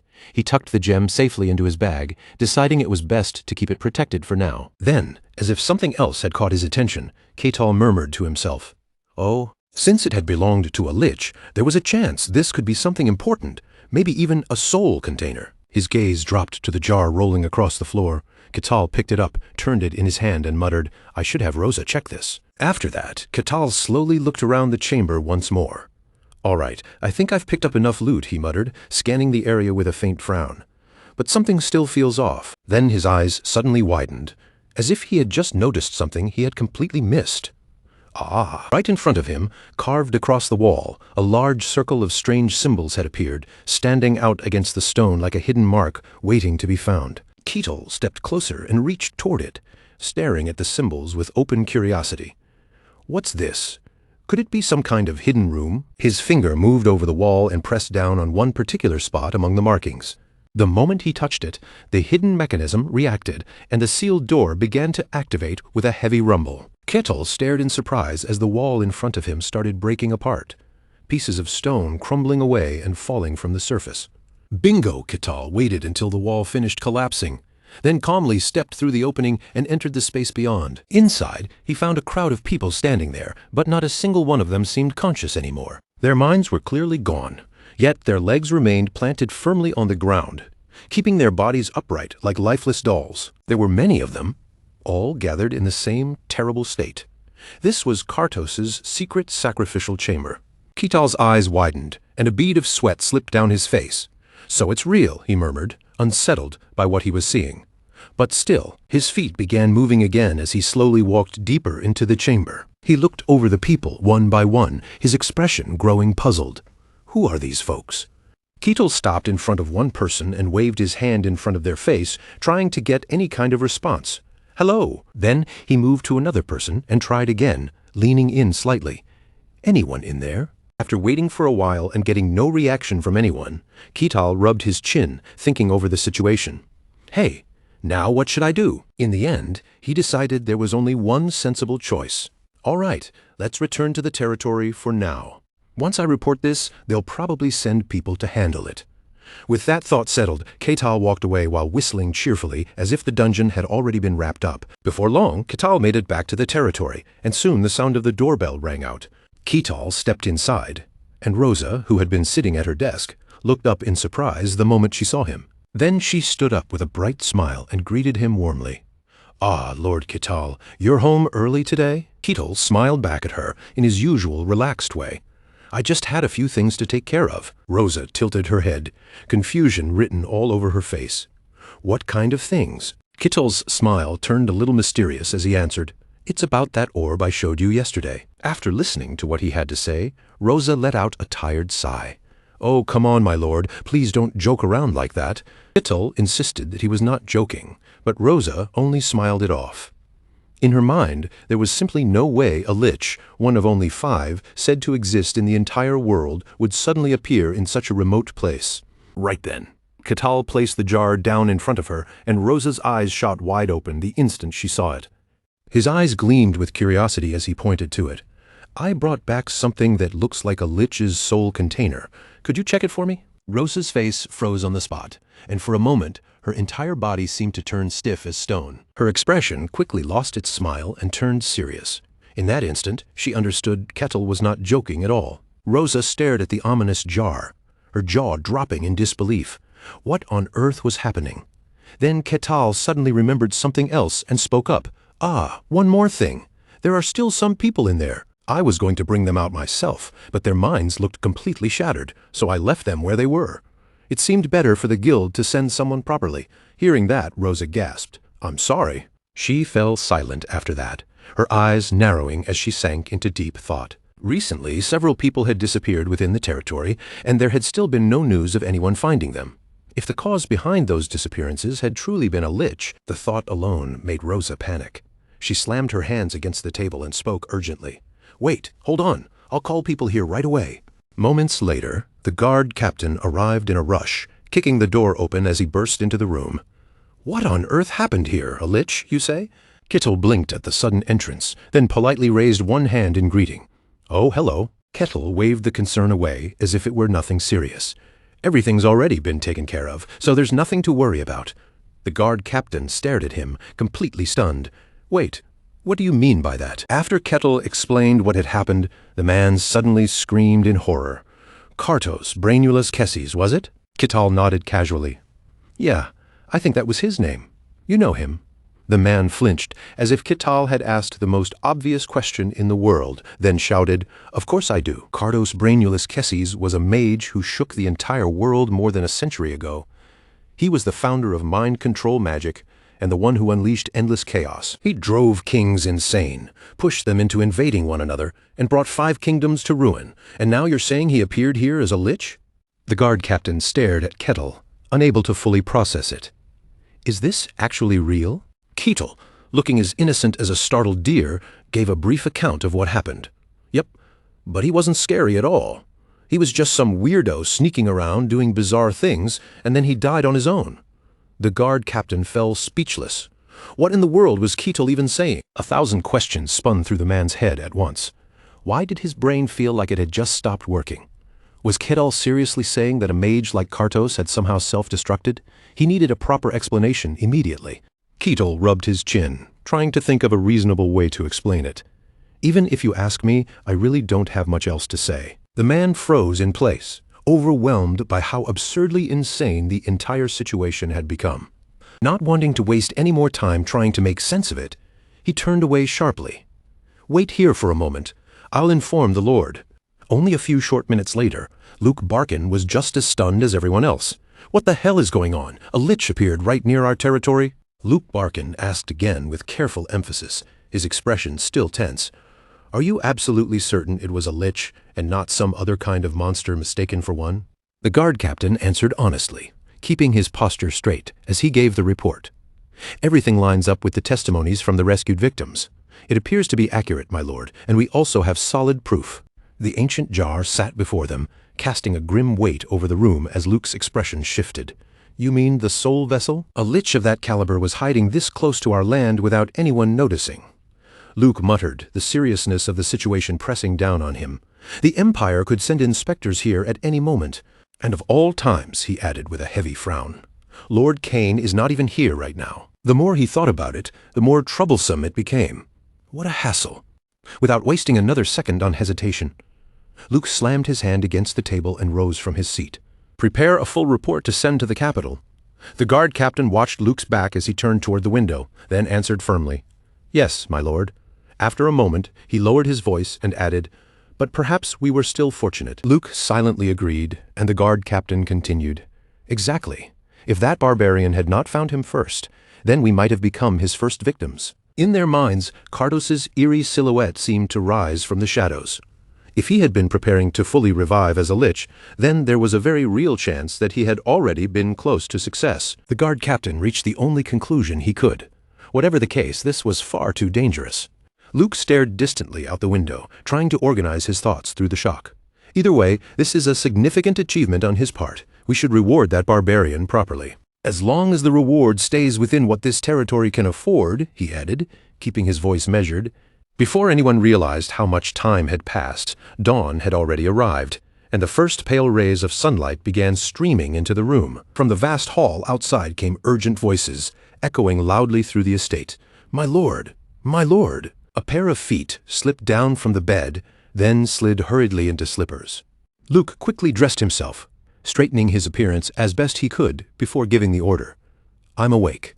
Let them in." The palace doors creaked open, breaking the tense quiet of the morning. A maid rushed inside with a terrified expression, her voice shaking as she reported, "My lord, the Sun God's Inquisitor, Lady Aquaz, has arrived in the territory." Luke's eyes widened sharply, all traces of sleep vanishing at once. "What?" In the guest room, a woman with white hair sat quietly, waiting with composed elegance. Luke rushed in moments later, his hair still slightly messy from the sudden summons. His mind raced as he wondered, what was going on, and why had she come here? That graceful and refined woman was none other than Aquaz, the inquisitor of the sun god. For a moment, the entire room fell into complete silence, the air so still it felt almost frozen. After his brief panic passed, Luke quickly straightened his clothing, regained his composure, and sat across from her. Still a little flustered, Luke greeted her formally. "It is an honor to meet you. I am Luke Barkin, Lord of Barkin Territory. Thank you for visiting, though I must admit this is rather unexpected." Aquaz parted her lips and introduced herself calmly, her voice steady and dignified as she stated both her name and her position. "I am Aquaz, Inquisitor of the Sun God, chosen by the deity to pass judgment upon heretics." She was the youngest person ever appointed to that position, a woman who had beheaded 7 mages contracted with demons and had personally destroyed a terrifying demon-summoning ritual. Now she stood as the most powerful Inquisitor of the Sun God on the continent. Even the Empire itself treated the Sun God's church with respect. Her authority far exceeded that of a lord governing a borderland territory, which made her sudden arrival all the more difficult to understand. Aquaz began the conversation without wasting words. "Lately, this territory has been unsettled." Luke responded by addressing the most obvious issue first. There was a minor dungeon matter, but it has already been resolved. At the same time, he wondered to himself, so she had not come because of the Lich after all. He carefully tested the waters. "May I ask the reason for your visit?" Aquaz paused briefly, then revealed her purpose. "I came to discuss a divine decree." Luke's eyes widened even further, almost comically large, as if they had grown to the size of wagon wheels. Aquaz's next words changed the entire mood in the room. "However, before I go into the details, I want to know more about what has been happening in this territory recently." Luke lowered his head slightly, finding the subject difficult to explain. Well, about that matter, in the end, he told her everything. As the story unfolded, Aquaz's expression changed drastically. "A barbarian? You mean this man defeated a lich?" Luke admitted it and added several more details. "That's right. And there is a possibility that the lich was Kartos Brainula's Kesses." The terrifying image of that infamous name seemed to take shape in both their minds, dark and impossible to ignore. Aquaz muttered in fear, her voice tightening. "What? That man was here? To be certain?" The ancient jar was placed directly before her eyes, the soul vessel of Kartos Brainula's Kesses. Aquaz's face turned pale as she stared at it. Just what in the world happened in this territory? She reached up and clutched the sun god pendant hanging from her neck, trying to steady the anxiety rising inside her. A heavy silence settled over the room, pressing down on both of them. After a moment, Aquaz asked carefully, "That barbarian, he is still in the territory, is he not?" Luke's answer struck her like a bucket of cold water to the face. "He is still within these lands." Aquaz's expression darkened, and she asked again nervously, almost as if hoping the answer would change. "That barbarian defeated Kartos? Is such a thing even possible?" Luke gave a firm answer without hesitation. "It is true. He is extremely strong. Even Lord Cain was defeated by him." In that instant, Aquaz understood that something major had begun to move. A new power had appeared in the world. Her gaze sharpened as she asked, "Which tribe does this barbarian belong to?" Luke pressed his lips into a thin line, as if even saying the words out loud made him uneasy. Keeping his voice low and careful, he finally answered, "He claims he came from the white Snowfield." The unsettling image of Ketal immediately flashed through Aquaz's mind, and doubt crept across her face. "The white Snowfield, you mean that man is a barbarian from that ruined, frozen wasteland? How could someone from a place like that suddenly appear all the way out here?" A troubling possibility began to take shape in her thoughts. Could he be the very reason the Oracle had sent her to this place? Luke caught the faint murmur under her breath and narrowed his eyes slightly, noticing the shift in her tone. What was that? Aquaz did not answer his question. Instead, she lifted her gaze with a firm, decisive look and made her demand. "That barbarian, I want to meet him." Meanwhile, in a quiet room away from the tense discussion, Ketal sat with a strange stone resting in his palm, its surface giving off a deep, dark purple glow. He turned it slightly in his hand, studying the eerie light with open curiosity in his eyes. "So," he murmured, staring at the object, as if waiting for it to explain itself, "what exactly am I supposed to do with this thing? It definitely looks like some kind of magic artifact." Ketal gave it another thoughtful glance before casually deciding, "Well, that settles it." I'll just ask a mage how to use it later." Then, as if something had suddenly clicked in the back of his mind, Ketal paused. He sat up a little straighter and turned his eyes toward the window, looking far into the distance beyond the glass. "Oh, right," he said, his voice calm but expectant. "I think it's about time." At almost that exact moment, a man stopped outside the door and called in to him. "The Sun God's Inquisitor has requested a meeting with you. The appointed place is the cathedral." The man hesitated for a breath, then added in a nervous voice, "And when you meet her, please be sure to show proper respect." Ketal answered him with a bright, easy smile, completely unfazed by the warning. "Don't worry, I know what to do."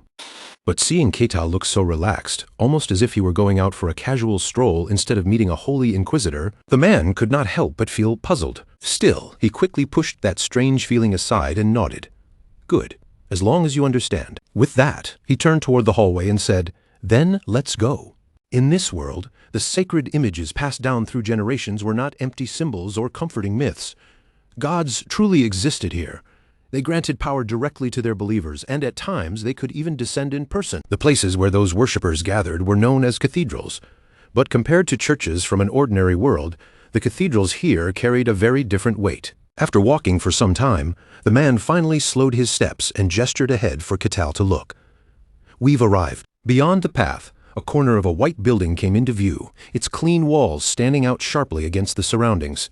This was the cathedral devoted to the sun god. At the entrance, the man stepped back and left Ketal to continue on his own. "Once you go inside, someone will guide you from there. Thank you." Ketal entered the church by himself, crossing the threshold into the quiet, sacred space. And the farther he walked inside, the more his eyes widened with genuine surprise.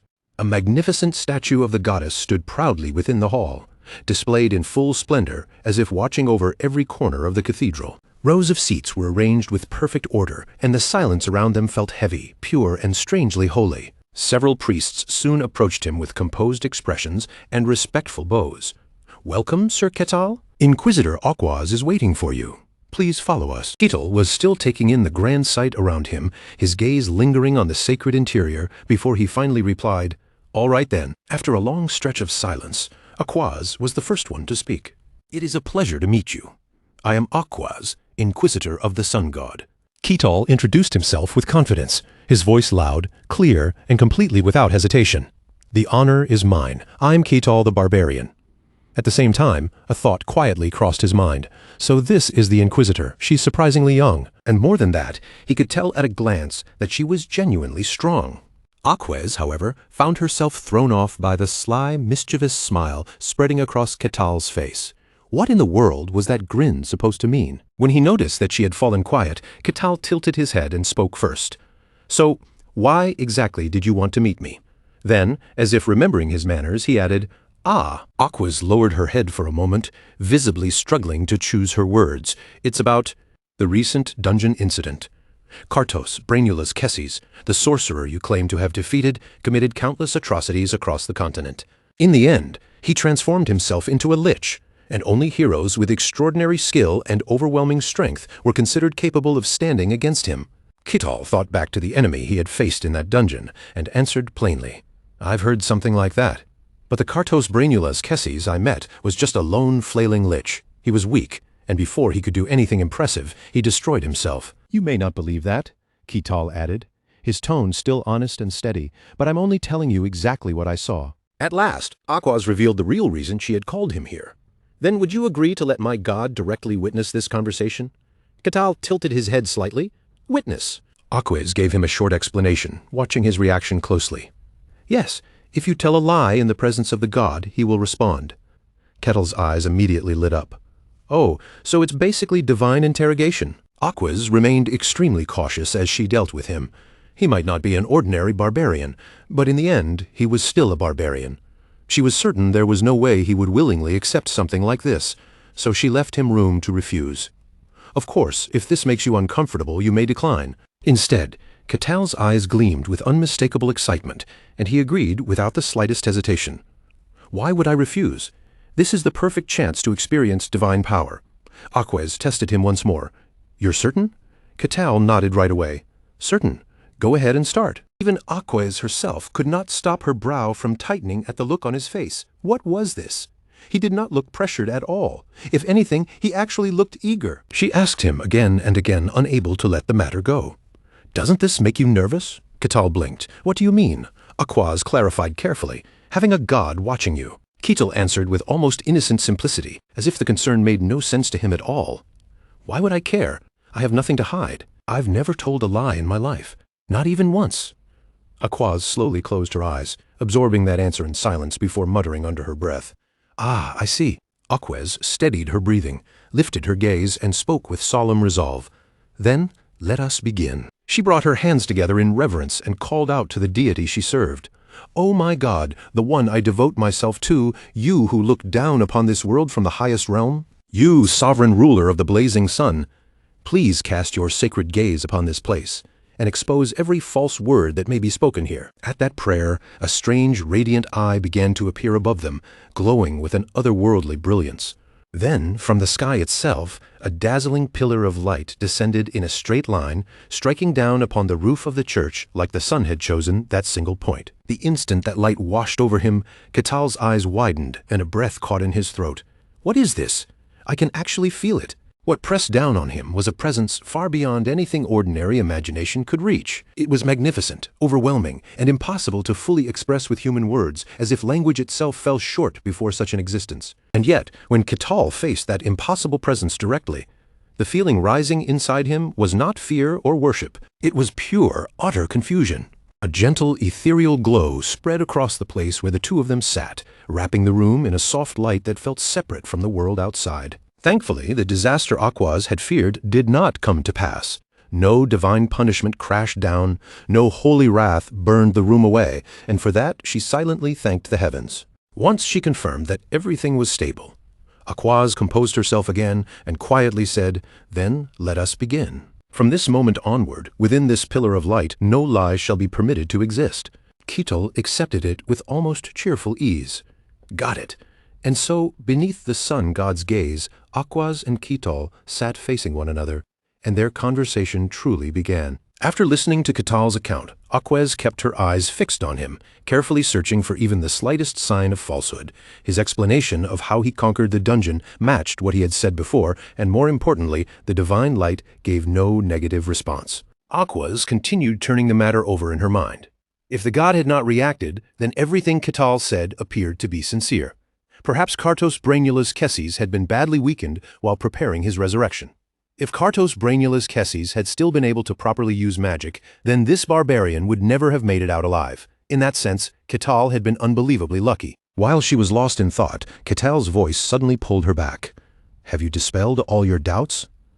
Aquaz jolted slightly, her eyes widening as she looked at him, before she quickly gave a nod. Aquaz placed one hand over her chest and answered in a calm, respectful tone. "Yes. Thank you, and please forgive my rudeness," Ketal responded, just as politely, without any sign of offense.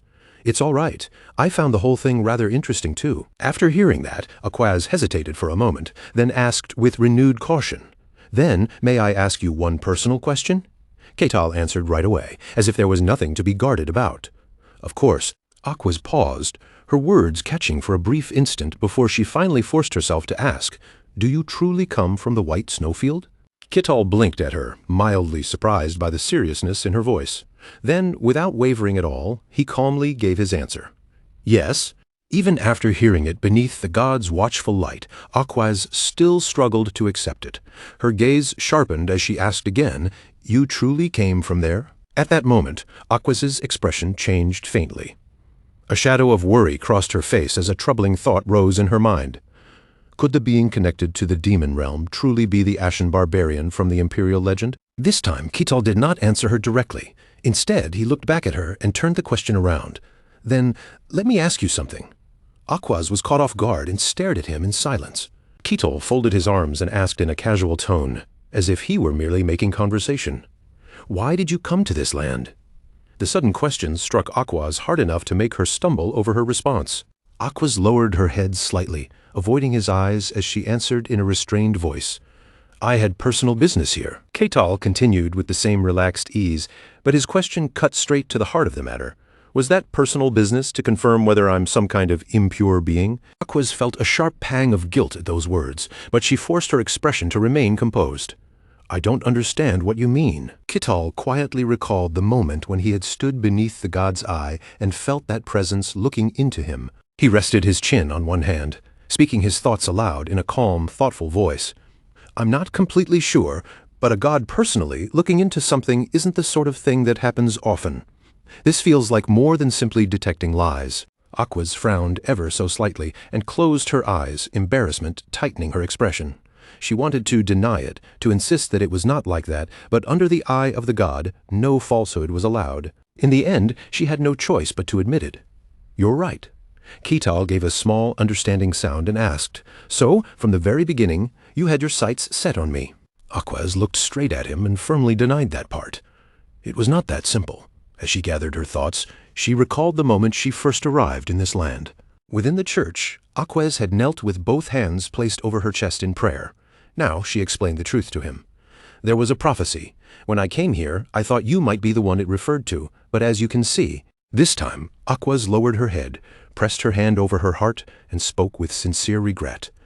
I'm sorry. I hid my true intentions from you. Ketal looked at her without anger and replied in his usual casual way. It's fine. I found it amusing in my own way. Then his eyes sharpened with curiosity. In that case, let me ask you one more thing. He leaned into the question with genuine interest. What exactly had the prophecy said? Aquas looked up at Ketal, visibly stunned that he would ask so directly. Her fingers tightened around the pendant at her chest, and hesitation flickered across her face. Normally, such words were not something she should reveal to someone she did not fully trust. But after a long pause, Aquas finally decided to speak. The prophecy said. Aquas hesitated again as her eyes settled on Ketal. The air between them grew heavier, and their conversation slipped into something far more mysterious. Whatever Aquas revealed to Ketal in that moment remained unknown to everyone else. Whatever she told him, it left Ketal completely surprised.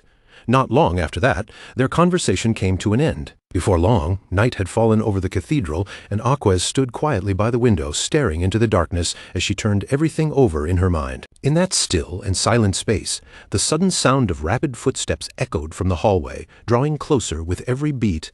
Aquas heard the approaching steps and turned her head slightly, glancing back over her shoulder. A man strode toward her with a stern, commanding air. It was the lord of this land, Luke Barkin. Luke Barkin clasped his hands behind his back, studying her expression before speaking in a measured voice. You seem troubled. Aquas gave a small nod, admitting it plainly. Yes, I met him, but that only made my thoughts even more clouded. Hearing that, Luke Barkin's curiosity deepened. Then who is he, after all? Aquas decided to conceal the full truth of Ketal's identity. Her sharp gaze drifted back out the window as she spoke firmly. He is definitely a barbarian from the White Snowfield. The moment Luke Barkin heard that, his eyes widened in astonishment. Really? Aquas answered, without hesitation. Yes. We have no information from inside the White Snowfield, but that much has been confirmed. Luke Barkin fell into deep thought, his expression growing heavier. He had hoped it was nothing more than a false rumor, but now the truth could no longer be denied. When he finally spoke, his voice had turned hoarse. If this gets out, the whole world will tremble. Luke Barkin's thoughts drifted to the White Snowfield, and then, inevitably, to the Emperor. There were countless people who would want to set foot in that forbidden land, and among them the Emperor would surely be the most dangerous. If the Emperor chose to move personally, the chaos that followed would be impossible to imagine. While Luke Barkin was silently sinking deeper into that worry, Aquas spoke up as if she had already seen through his concern. You do not need to worry about that. Her calm words made his eyes widen in clear surprise. Aquas continued in an even voice, We will handle Kartos Brainula's Kessis ourselves, and the existence of that barbarian will be kept hidden from the public. The moment Luke Barkin heard that, the tension in his shoulders eased, and he let out a quiet breath of relief. Thank goodness. But that relief did not last long. A frown soon creased Luke Barkin's face as another troubling question surfaced. Are all the beings from the White Snowfield like him? Aquas rejected that idea immediately, without even a moment of hesitation. Certainly not. If every one of them were like him, they would have left the White Snowfield long ago and conquered the entire world by now. Hearing such a blunt and reasonable answer, Luke Barkin slowly nodded. Indeed. Even so, his mind turned toward the other barbarians said to exist in the world. They might not be the same as Kettle, but there were still many powerful beings among them. They possessed terrifying strength, yet most were known to be foolish, and that foolishness was seen as the natural limit of barbarians. Then Luke Barkin's worry circled back to Ketal once more. What would happen if those physically superior creatures also gained sharp intellect and the ability to think quickly? After a moment, he voiced that concern aloud. Now that I think of it, I have heard that this barbarian king is different. Rumor says he possesses both strength and intelligence. Aquaz closed her eyes and released a quiet sigh. You mean he is the king of all barbarians, don't you? Aquaz admitted that she had only met him once. Even so, that single encounter had been enough for her to understand one thing clearly. He was completely different from ordinary barbarians. Listening to her answer, Luke Barkin lowered his head and murmured thoughtfully, Is that so? If those two ever met, it would certainly be interesting. But Aquaz's thoughts moved in a different direction. I do not think so. Once again, Luke Barkin looked at her in surprise, unable to hide the question in his eyes. Aquaz fell silent for a moment, her mind filling with heavy considerations. The relationship between the barbarians and the ancient worshippers of the gods had never been good. Because of that, any increase in their power was not something that could be dismissed lightly. Luke Barkin decided to set that matter aside for now and turn to the question that had been bothering him even more. By the way, what exactly did the prophecy say that made you request a private meeting with him? Aquaz answered calmly, though her tone carried a serious weight. I needed to verify one thing. Luke Barkin frowned in confusion. Verify? What do you mean? Aquaz turned her gaze back toward the window, looking out into the dark beyond the glass, as she spoke her thoughts aloud. To determine whether he is a pure human or something disguised as one. Behind her, Luke Barkin could not hold back his shock. Good heavens, what exactly did the prophecy say? Aquaz began carefully. The prophecy said, her gaze sharpened and her expression grew solemn, as if even repeating those words required caution. After hearing what she revealed, Luke Barkin's face changed completely. Shock spread across his features, and his voice faltered as he stammered, How could that be? The next morning, warm sunlight poured through the window, spilling across the room while a steaming cup of tea rested quietly on the table. Luke Barkin looked across the room and asked in a measured voice, Are you well? Ketal answered with his usual easygoing calm, as if nothing at all had troubled him. I'm living quite well here in the domain. Then he looked back at Luke Barkin with mild curiosity. So why have you summoned me again? Luke Barkin's expression grew more serious as he straightened himself. As lord of this land, there is something I must discuss with you. Ketal folded his arms loosely, settling into a comfortable posture as he listened. I'm not particularly concerned, he said casually, showing no sign of pressure or unease. Luke Barkin continued after a brief pause. This is not meant as an apology, he began carefully. But I have prepared a reward for your service in saving the domain. As he said that, Luke Barkin brought out a certain item for Ketal to see. The moment Ketal laid eyes on it, his eyes widened noticeably. Surprise spread plainly across his face, impossible to hide. Luke Barkin placed a large bag on the table, the weight of it landing with a quiet but solid presence. With a serious expression, he said, This is the reward granted by the Lord for your contribution. Ketal looked at the tied-up bag in front of him and stared for a moment. A hide bag? Really? That was the thought that immediately crossed his mind. Luke Barkin noticed his reaction and spoke gently, as if inviting him to look closer. It is not an ordinary hide bag. Check it for yourself. The instant Ketal examined it more carefully, astonishment flashed in his eyes. This was no simple container. It was a magical artifact. As Ketal opened the bag, Luke Barkin began explaining how it worked. You can store as many items as you want, so long as there is enough space inside the bag. Ketal peered deep into the opening and saw that the space within was far larger than the outside suggested. From what he could tell, the interior was vast enough to resemble an entire room. Ketal stood there stunned, staring at the bag as the idea settled in.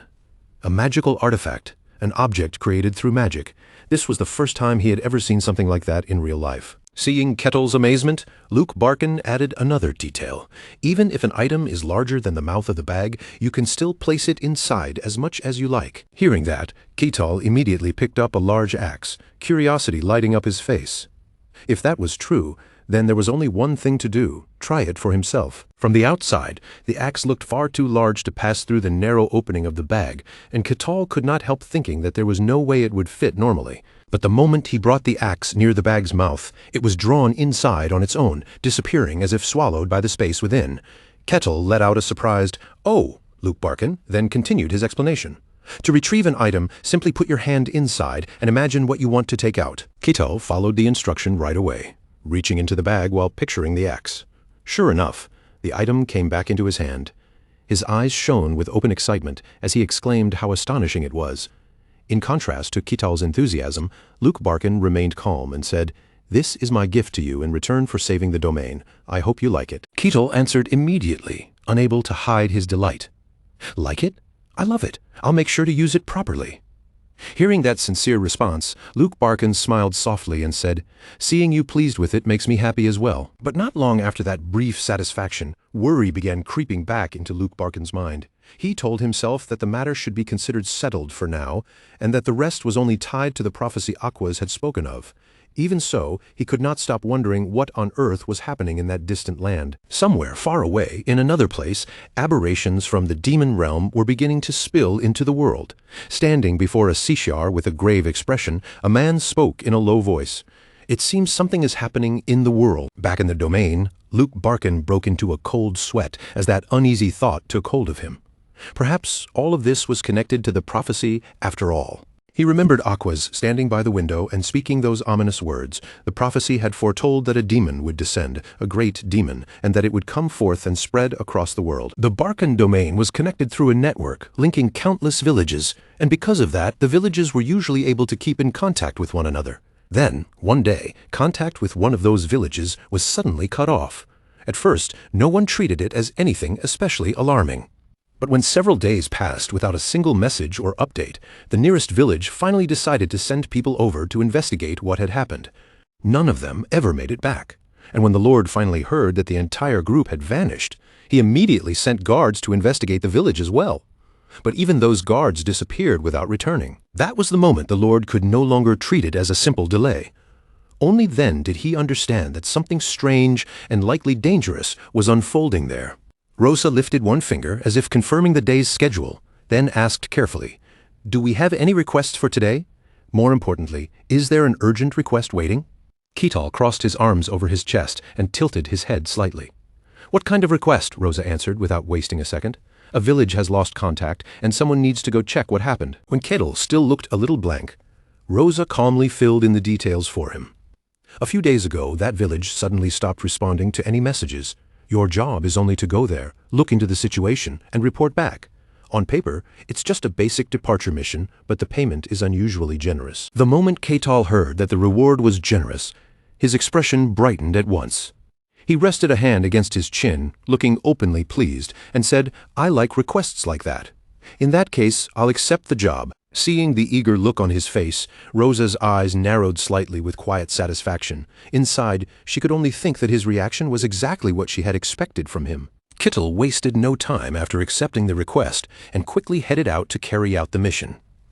As he moved along, the sound of approaching footsteps began to grow clearer, closing the distance little by little. Not far away, Hayes looked completely drained. She leaned heavily against the trunk of a nearby tree, as though even standing upright had become difficult for her. Her steps were slow and heavy as she forced herself forward, each foot dragging against the ground like her body had already run out of strength. Then, out of nowhere, a familiar voice rang out. Hayes jolted in surprise and quickly turned toward the sound, her alarm slipping straight into her voice. "Ketal." Ketal stepped into view in front of Hayes, wearing a relaxed smirk, as if this sudden meeting were the most natural thing in the world. Hayes's eyes moved over him from head to toe, taking in his appearance with obvious suspicion. After a brief pause, she finally pointed it out. "Your clothes." Ketal casually waved one hand, completely unbothered by her stare. "I had a new outfit made. The one I used to wear was already worn thin and falling apart." Hayes's eyes widened, and her mouth rounded in surprise as she looked over the strange design. "It's quite unique." Ketal immediately seized the chance to show it off, puffing up with pride. "I designed it myself." Hayes gave a small nod, clearly impressed despite herself. "That's impressive," then, as if suddenly remembering why they were there, she looked back at him and asked, "Are you taking this mission too?" Ketal folded his arms again and nodded with open confidence. "Yes, I couldn't let such an interesting job pass me by."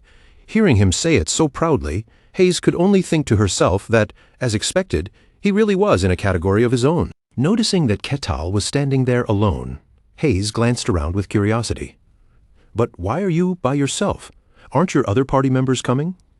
Her question made Ketal think of his two companions, and he answered, "Alessandro and Kassan aren't joining this time." Hayes thought it over with a calm, practical look. They must have already heard the details of the request. Maybe they decided not to take part after learning what it involved. Ketal simply nodded and replied, "I see." After saying that, Ketal turned his head and slowly looked over the area, checking who else had gathered for the request. In the distance, he noticed only 3 people waiting. Ketal's voice lowered a little as he muttered, "There are fewer people here than I expected." Ketal stood there with his chin propped in thought, his gaze lingering on the small group. The request sounded simple and the payment was high, so he had expected plenty of people to sign up. Yet in total there were fewer than 10. That alone made the job feel far more dangerous than it first appeared. Still puzzled, Ketal turned back to Hayes and asked, "So what does that mean? The mission itself seems simple enough." Hayes hesitated for a moment, then carefully explained, "It sounds simple, yes, but the reward is far too large for something that basic." Her expression grew more uneasy as she continued. "There's also a rumor going around that the guards who went to investigate never came back. So in the end, this isn't really a simple mission at all." Kittel also looked conflicted now. He scanned the gathering place again and said, "Even then, there are still too few people. I thought at least 10 would show up." Hayes hesitated, her voice dropping slightly. Actually, she leaned in a little and lowered her voice even more, as though she didn't want the others to overhear. "There's another rumor spreading too." Ketal's interest immediately sharpened. "What rumor?" For a moment, Hayes forced a smile onto her face, but it looked stiff and painfully awkward, as if the answer itself made her uncomfortable. The rumor was that Aquaz would be joining this mission. Hayes's face looked heavy, her eyes dull with anxiety and displeasure. Seeing that reaction, Ketal silently repeated the name in his mind. Aquaz. Hayes already knew exactly who Aquaz was, the heresy inquisitor of the sun god, and now that very person was supposedly going to be part of the same mission. It was no wonder most mercenaries were staying away. Very few people would willingly cooperate with a sun god heresy inquisitor. Hayes swallowed nervously and whispered, "She's not planning to split my head in two, is she?" Hearing Hayes's worried mutter, Ketal turned toward her with a calm expression and reassured her, "No, she won't. She's a good person." The words made Hayes freeze. "Wait, you know Miss Aquaz?" Ketal answered as naturally as breathing, "Of course." With that, Ketal began walking toward Aquaz, as if nothing about it was strange at all. "She's a friend of mine," he said plainly. Hayes was left speechless, her eyes widening in disbelief. In her mind, alarms were ringing one after another. A heresy inquisitor and a savage-looking barbarian, and somehow they were friends. When she saw Ketal getting closer and closer to Aquaz, Hayes hurriedly called out after him, as if trying to stop disaster before it happened. Ketal approached Aquaz with a bright expression and raised one hand in greeting. "Good to see you again." But unlike his cheerful tone, Aquaz answered him coldly. "I don't recall when we became friends." Ketal burst into laughter the moment he heard that. Taking it lightly, he joked, "You heard that? Fine. Then from now on, let's officially call ourselves friends." Aquaz could only bring a hand to her face, silently enduring his shameless confidence. After a brief pause, Aquaz glanced to the side, as though something had just occurred to her. "Now that you mention it," Aquaz looked back at Ketal and asked bluntly, "Your teammate also serves a different god, doesn't she?" When Ketal looked puzzled, she clarified, "I mean Miss Karuja." At that, Ketal blinked once, then asked a seemingly random question in return. "So she's like her?" Aquaz looked briefly confused before answering. "Yes, but wait.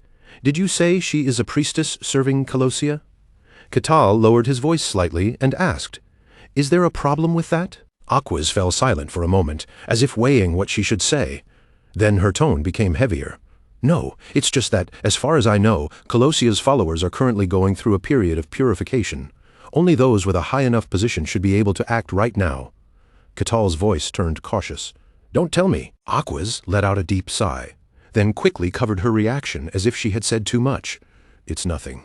I can't possibly know every detail about every cult, so perhaps I'm only mistaken from afar." Just then, Hayes suddenly cried out in alarm, and both Ketal and Aquaz immediately turned their heads toward her. Heavy, measured footsteps sounded from nearby, each step carrying the weight of authority. Then a firm voice rang out, "Have you all arrived?" Ketal turned his head toward the source of the voice. The person approaching was the guard captain. Ketal recognized him at once and thought to himself that it was the captain of the guards. Ketal greeted him with the same easy cheer as always. "So we meet again here." Unlike Ketal, Hayes's expression grew more thoughtful, and she watched the captain with a much more serious look in her eyes. The guard captain arrived with 2 additional guards behind him. Stepping forward, he addressed the gathered group. "I welcome everyone who accepted this request." As the kingdom's captain of the guards, he took charge naturally, then announced that once everyone was present, they would set out. The guards moved first, their footsteps steady and disciplined, and that firm rhythm naturally pulled the rest of the party into motion behind them. Aquaz watched the group with her usual cold, unreadable gaze, while Kettle quietly observed them as well, taking in the way everyone began moving together. To Kettle, gathering like this and heading out in formation felt almost like the start of a dungeon raid. A faint thrill stirred in him as he thought, game on. The reward was already shining in his mind like gold, but that easy smile did not last long. The further they moved, the more Ketal's expression settled, and his earlier excitement slowly began to sink into a heavier mood. Ketal lowered his voice and suddenly asked, "Does the day of action mean the time has finally come?" The unexpected question made Aquaz stiffen slightly in surprise. Aquaz did not answer him right away. Instead, she turned her head and stared at him in silence, while Ketal calmly glanced back at her, waiting for her response. After a long pause, Aquaz's gaze slowly dropped. Her eyes dimmed, and in a quieter voice, she finally admitted, "I'm not certain about that either." She hesitated for several seconds before continuing, carefully choosing her words. The god did not reveal an exact time. It may simply be that this village lost contact, but fear still slipped into Aquaz's voice as she added, "Even so, that means the possibility is still there." Ketal, however, did not look especially anxious. Instead, the corner of his mouth slowly lifted, forming a small, confident smile. Inside his mind, Ketal clearly remembered what Aquaz had told him that day. The god had decreed that evil would descend, and those words had stayed with him, the arrival of a mighty demon.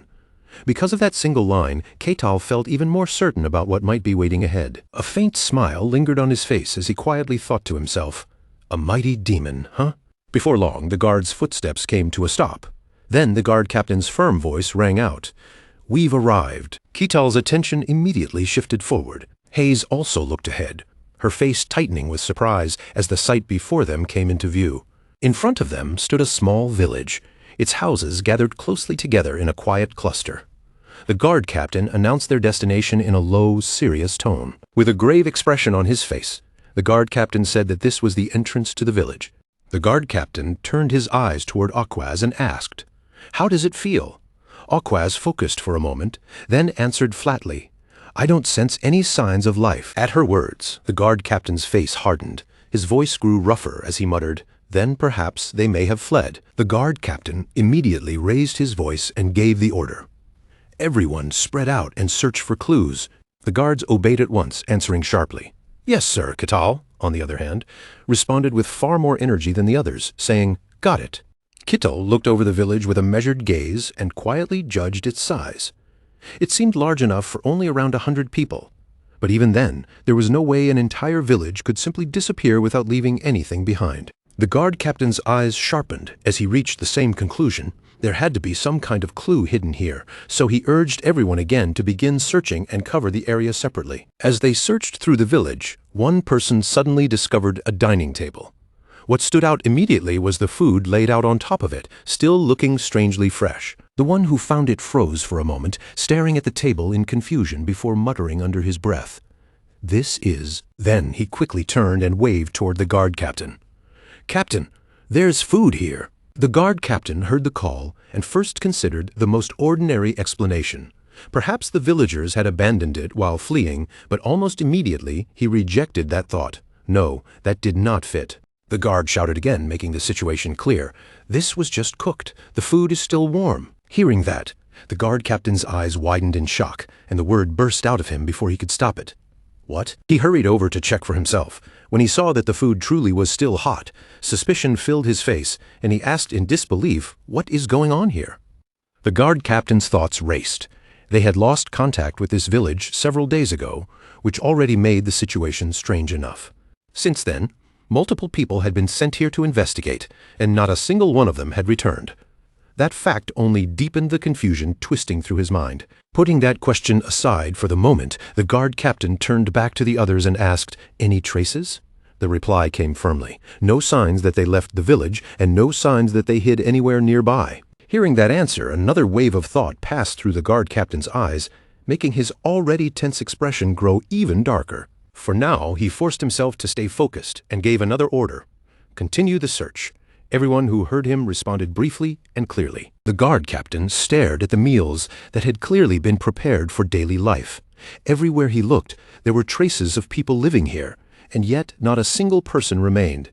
His thoughts tangled together as he wondered how such a thing could be possible. Clenching one hand tightly, the guard captain walked behind a young man and asked, "How does it look on the other side?" At the sound of that voice, the young man turned around to face him. He scratched the back of his head awkwardly, looking just as confused as everyone else. "It's the same as here." Still puzzled, the young man continued, "It's obvious people were living here, but there's nobody around. There aren't even any footprints." The guard captain turned toward Aquaz, his eyes searching her face. "Do you know anything about this?" Aquaz looked just as helpless as the others. She shook off any certainty and answered, "I don't know either." Then the guard captain turned his attention to Kettle and asked, "What about you? Have you noticed anything?" Kettle gave the same kind of answer, his tone calm but unhelpful.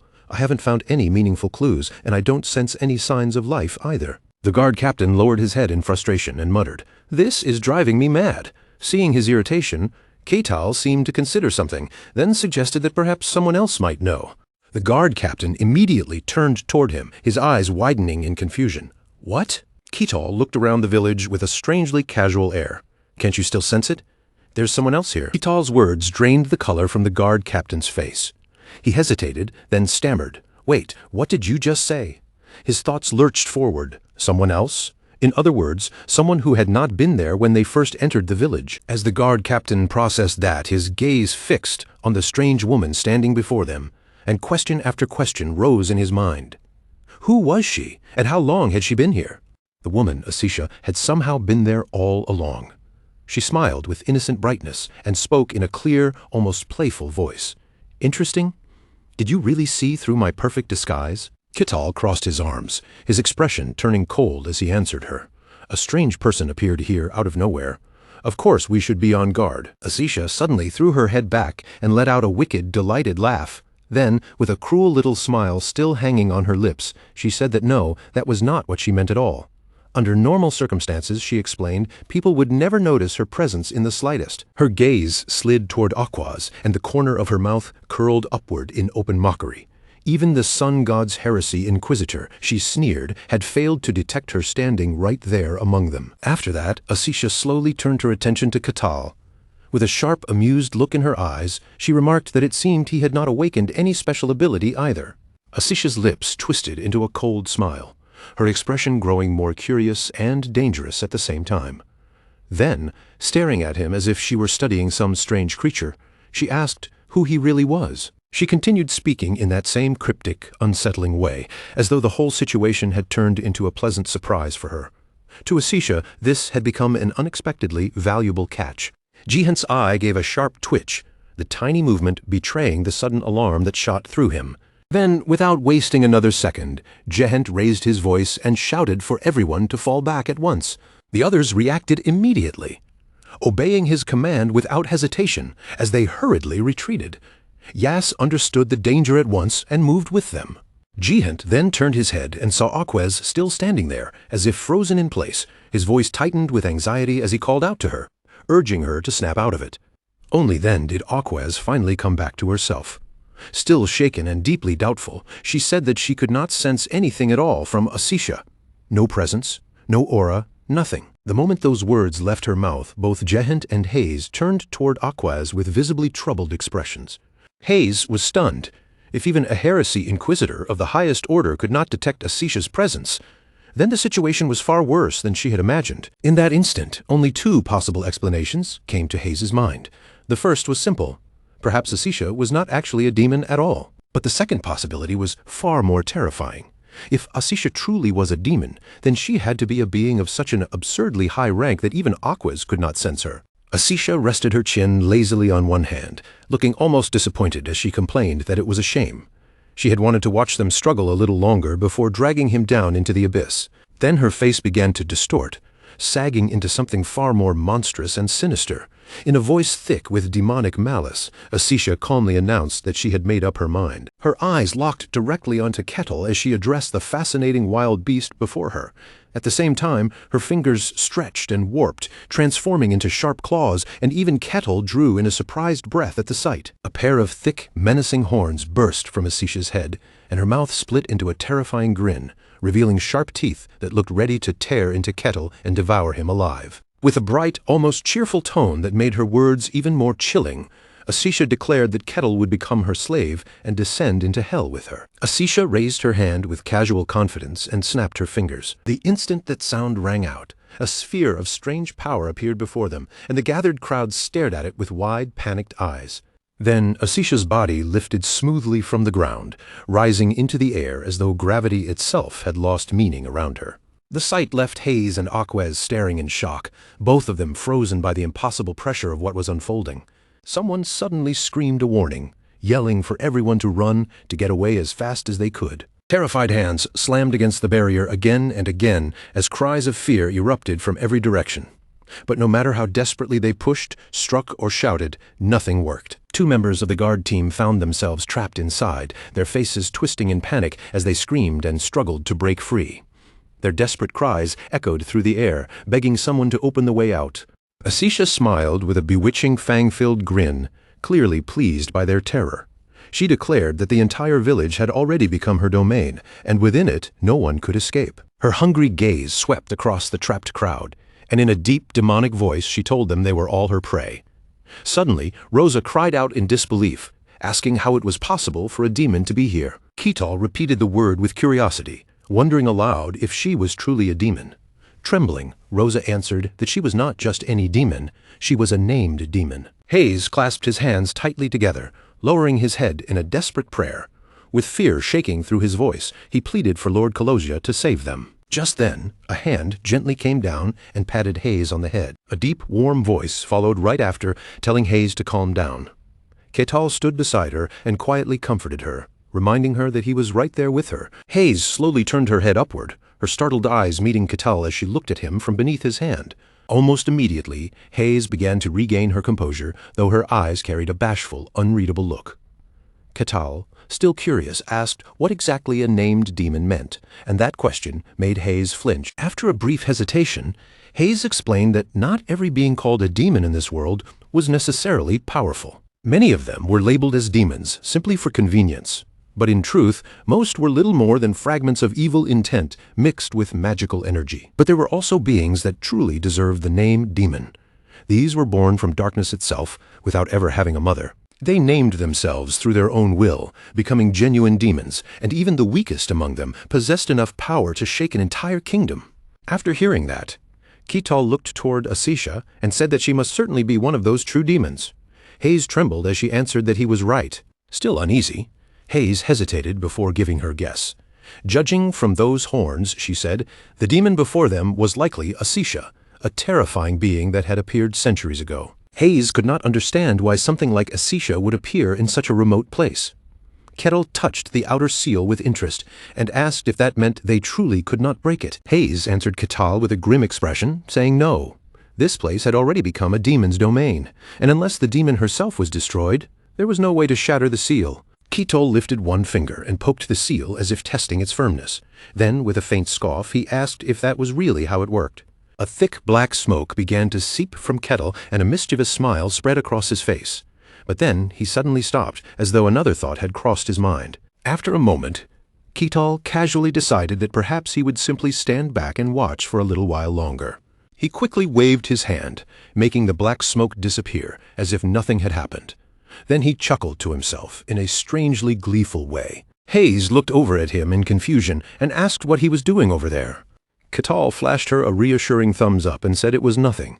Hayes could only nod along, awkwardly accepting it as some kind of demon's prank. A sharp grinding sound came from Aquaz as she clenched her teeth, and then her voice rang out through the tense air. Asisha looked down with a sneer and taunted them, saying that this was truly fascinating, almost as if it made them want to investigate her even more. Aquaz thought back to the warm loaves left behind, the cutting board that looked freshly used, and the pot of hot food still sitting there as if someone had only just stepped away. A village had vanished, yet every little trace of daily life remained, and that could only mean one thing. This was nothing more than a demon's cruel trick. Aquas clenched her jaw so hard her teeth ground together, anger burning across her face. To a Sishier, the villagers may have been nothing but playthings, little pieces in some twisted game, and Aquas muttered under her breath that it was absolutely sickening. A Sishiar, the demon at the center of it all, simply smiled back at them, baring a row of wickedly sharp teeth as if their fear and disgust only amused her more. Hayes could only stare in helpless exasperation as Ketal lounged there with almost unbelievable ease, watching the chaos unfold like a man sitting comfortably in a theater with popcorn in hand. A named demon was not something that could be called into the world so easily. To summon a being of that level, an enormous sacrifice would be needed, and the lives of one village alone should never have been enough. And beyond that, twisting an entire domain without anyone noticing should have been impossible. The more Aquas thought about it, the less sense it made, and the question burst from her mouth before she could stop herself. How had a Sishiar descended into this world? A Sishiar casually folded her arms behind her head, looking far too relaxed for someone surrounded by enemies.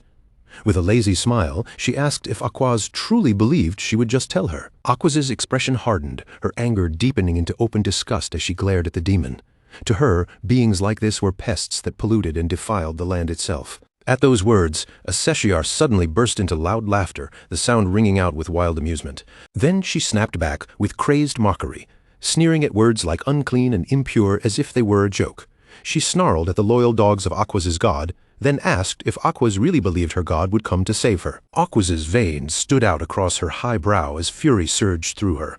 A Sishiar told her to listen carefully, declaring that the cracks now spreading through this world proved it no longer belonged only to the gods and humans. From above, a Sishiar's voice rang out across the sealed village as she spoke of the distant past. Long, long ago, the gods and humans had waged war against the demons, and when that ancient war finally ended, victory had gone to the gods and to humanity. The demons, defeated and humiliated, were driven out of this world and forced away from the land they once walked. A Sishiar's grin widened into something mad and triumphant as she continued. From a hell filled with misery, she had waited for this day for a very, very long time. Then a Sishiar slowly descended, placing her foot back onto the ground with deliberate, almost ceremonial calm. Standing before them, she introduced herself with chilling formality as a Sishiar, the demon of gravity. She declared that she would wash away the shame of the past and stain this world black with malice, her mysterious smile lingering as her voice dropped into a whisper. Aquas shot back in fury, calling her a disgusting creature. This world belonged to the gods and to humanity, she declared, so the demon should crawl back to the place she came from. The instant those words left her mouth, Aquas raised one hand without hesitation. A pillar of golden light descended, flooding the area with divine power. The blinding radiance wrapped around Aquas's body, and for a moment even heaven and earth seemed to tremble beneath its force. Within that brilliant glow, Aquas was clad in gleaming armor, and a golden scepter appeared in her grasp, shining with holy authority. Ketal looked up at Aquas and the demon with quiet interest, his expression difficult to read. Just as he had suspected, the demon made no move to attack while Aquas was transforming. The golden scepter flashed brightly in Aquas's hand, while heavy iron boots formed beneath the spreading glow. Piece by piece, a full suit of radiant golden armor began to materialize around her. That armor wrapped around Aquas completely, encasing her body in a dense, powerful light that blazed like the sun itself. Watching the transformation unfold, a Sishiar did not look frightened at all. Instead, the demon smiled with approval and murmured that this was interesting. A Sishiar lifted her own hand, and her power gathered into form. With a satisfied look, she simply said that it was good. A hammer appeared in a Sishiar's grasp, adding another weapon to her already overwhelming presence, but her expression remained filled with disdain. She invited Aquas forward, calling her a dog of the god. With pure fury driving her forward, Aquas charged straight at a Sishiar, moving with arrogant force and burning conviction. A Sishiar's eyes narrowed slightly as she watched Aquas close the distance. Then the two powers collided head-on, and the impact exploded outward with such violence that the ground itself shook beneath them. Aquas pushed with all her strength, her brows knitting tightly together as veins rose across her forehead from the strain. Surrounding land looked as if it had been struck by a massive blast, torn open and shattered by the force of their clash. Rocks flew in every direction, scattering through the air, and Hayes clutched his head in terror as he screamed at the sheer destructive power before him. Asiciar smirked, then sprang high into the air, neatly avoiding a lethal strike from Aquas at the last possible moment. While still in motion, Asiciar twirled her weapon smoothly in her hand, handling it with effortless confidence. The wind swept around her, lifting and fluttering her hair as she sneered down again. A battle, she mocked, should be solemn, and she wondered if the hounds of Aquas's god did not even know that much. Aquas's irritation showed clearly in the tightening of her eyes and the bulging veins at her temple. She growled low in anger, but forced herself to hold it back. From a distance, Aquas kicked off into a run, building momentum as she rushed forward. Then she released her inner energy and launched herself upward, her body wrapped in a flowing stream of spiritual power as she flew toward the demon. Even with Aquas rushing in, Asiciar remained perfectly calm, standing there with a relaxed, almost careless stillness. Before long, Asiciar's figure began to blur and fade, as though her body itself were dissolving from sight. Aquas was left utterly stunned, her eyes widening as she realized the enemy had vanished from directly in front of her. Before Aquas could fully understand what had happened, Asiciar's voice rang out from behind her, calmly telling her that she was right there. Aquas spun around at once, reacting almost entirely on instinct. In the same motion, she quickly brought up her shield, bracing herself just in time to block the incoming blow. But at that moment, Asiciar's lips curved into another strange and mysterious smile. Then the demon unleashed her power with brutal force, crushing down against Aquas's defense. In the next instant, Aquas was completely overwhelmed, her strength swallowed by Asiciar's crushing pressure. Aquas's feet scraped against the ground as she was forced backward step by step, unable to stop herself from retreating. Seeing Aquas being forced back under the crushing pressure, Asiciar's face lit up with delight, while Aquas let out a pained cry that echoed through the battlefield. Her shield trembled violently in her grasp, looking as though it might shatter at any moment beneath Asiciar's overwhelming force. Then Aquas invoked the words of the Bible. From chapter 2, verse 12. Her voice rang out with solemn power. The light of glory shall never be defiled. The instant those sacred words were spoken, Aquas released an enormous surge of divine power, and the momentum of the clash began to shift in her favor. Asiciar was suddenly driven back by the burst of light, her body thrown nearly 2 meters away from Aquas. Aquas stood at the center of it all, completely wrapped in a radiant source of light that poured over her armor from head to toe. Asiciar looked at her with amused curiosity and asked, almost teasingly, if Aquas could already read the Bible at that age. Then, with a grin that carried both mockery and genuine interest, Asiciar admitted that it was impressive indeed. But Aquas ignored the demon's taunting praise completely and continued reciting, her focus fixed only on the sacred words. A great pillar of light descended from the sky, blazing with holy radiance as if it had come to burn away every trace of evil before it. The moment Aquas finished her invocation, she kicked off the ground and sprinted straight toward Asiciar. In that instant, Asiciar sharpened her focus to its limit, while Aquas raised her weapon high, ready to bring the strike down. Aquas's attack crashed downward with terrifying force, but Asiciar narrowly slipped away from the blow, avoiding it by sheer timing. Instead of fear, Asiciar let out a delighted laugh, clearly enjoying the intensity of the fight. Right after dodging, Asiciar launched herself back into motion and struck at Aquas with a swift counterattack. She seized the opening in an instant, pressing the advantage and landing a blow so powerful that Aquas was sent flying backward. Sweat began to pour down Aquas's brow as the strain caught up with her, while Asiciar watched with open amusement, savoring every moment. Not long after, the two of them charged toward each other once again, refusing to let the battle slow for even a breath. Their weapons clashed head-on, and the contrast between them was striking. Aquas, tense and determined, Asiciar smiling as if the fight were pure entertainment. Both of their immense powers erupted at the same time, surging outward from the point of impact. The collision created a massive explosion, one so violent that it seemed to shake both the heavens above and the earth beneath their feet. The shockwave reached Hayes as well, forcing a terrified scream from her as the pressure swept over the area. The others were caught in it too, trembling as the dark force washed over them, and someone cried out desperately for salvation. Even after that devastating exchange, the fierce battle between Aquas and Asiciar continued without slowing down. Then, all at once, another light appeared in the space between those two opposing powers. Kittle stood there calmly, completely unshaken by the terrifying clash around him, and commented like a relaxed spectator that it was impressive. When Hayes saw him appear in the middle of it all, she called out his name in alarm, her voice trembling with urgency. She asked if he could not help Aquas.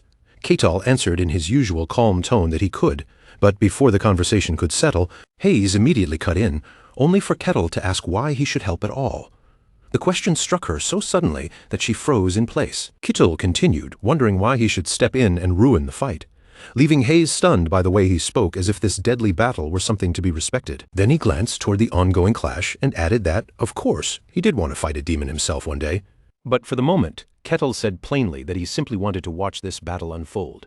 Hayes was shaken to her core because that was the last answer she had been hoping to hear from him. Meanwhile, the fight between Aquez and Asiciar raged on, showing no sign of coming to an end. After another violent exchange, the two of them finally broke apart again. Asiciar landed safely, touching down with the same graceful confidence she had shown from the start. Aquez had held up well, far better than Asiciar seemed to have expected. For the first time, unease began to stir inside Asiciar. Aquez was indeed a hound of the god, and while Asiciar still had the advantage in raw power, the situation was no longer as simple as before. Suddenly, Aquez lunged forward again, without warning, closing the distance in a sharp burst of movement. Fortunately, Asiciar managed to block the attack in time, but this time she had lost the advantage. Even so, the mismatch between them remained severe, because in this world, magical beings could not easily withstand divine power. Soon after, Asiciar forced her way free and hurled Aquez away from her. If things kept going like this, the battle would only drag on and on. Still wearing that mysterious smile, Asiciar decided that if the scales were beginning to shift, then she would simply tip them herself. The moment that thought took shape, Asiciar launched forward with sudden explosive speed. Aquez was taken aback by how fast she moved, her eyes widening at the demon's sudden acceleration. In silence, Aquez tried to read the direction of Asiciar's approach, quickly realizing where the demon was headed. That direction led straight toward the place where everyone else was standing, and Aquez instantly understood the danger. A tremendous burst of light exploded outward as Aquez reacted with everything she had. She had barely unleashed her move when she arrived just in time, throwing herself between Asiciar and the others to shield them. The sudden danger frightened everyone nearby, the situation turning deadly in the span of a single breath. Asiciar drove the staff in her hand straight into Aquez's shield, the impact striking hard against the barrier Aquez had raised to protect them. The sight struck fear into everyone around, their bodies frozen as the tension of the moment pressed down like a weight they could hardly bear. Aquez, in particular, was drenched in sweat, her worry etched deep into every line of her face as she struggled to maintain her composure under the relentless assault. Then, summoning her courage, she launched a fierce counterattack, her voice cutting through the chaos as she spat an insult at the demon. "You filthy thing." Hearing this, Asiciar threw back her head and laughed with unrestrained delight, the sound echoing with a chilling amusement that made the air itself seem to tremble. Without hesitation, the demon surged forward, mocking Aquez. "Did you really think a demon would ever play fair?" Those words ignited Aquez's fury. She gripped the sacred text and invoked the Bible, opening to chapter 1, verse 1. Golden rays erupted, flooding the sacred ground with holy light. Her voice rang out, commanding, Chapter 1, verse 1, "Let the radiant, holy realm of gold be opened." The light wrapped her entire body, imbuing her with divine protection. The golden illumination spread outward, piercing through the lingering darkness and chasing away the shadows that clung stubbornly to the battlefield. Aquez glanced back sharply, eyes tense as she shouted, "Everyone get inside the light, now!" Her voice carried both authority and urgency. The villagers scrambled forward, racing into the protective golden glow. "Thank you, Madame Aquez," they cried, their relief barely masking the fear still etched on their faces. Asiciar's lips curved into a sly, almost predatory smile, her eyes glinting with mischief as she looked down at the group. She spread her dark wings wide against the sky and sneered with venom. "Are you really going to waste your precious sacred scripture like that?" The mockery dripped from every word. Aquez's pupils were entirely overlaid with white light, her focus absolute, every fiber of her being radiating divine determination. She stomped hard onto the ground, charging forward with a growl that resonated like thunder.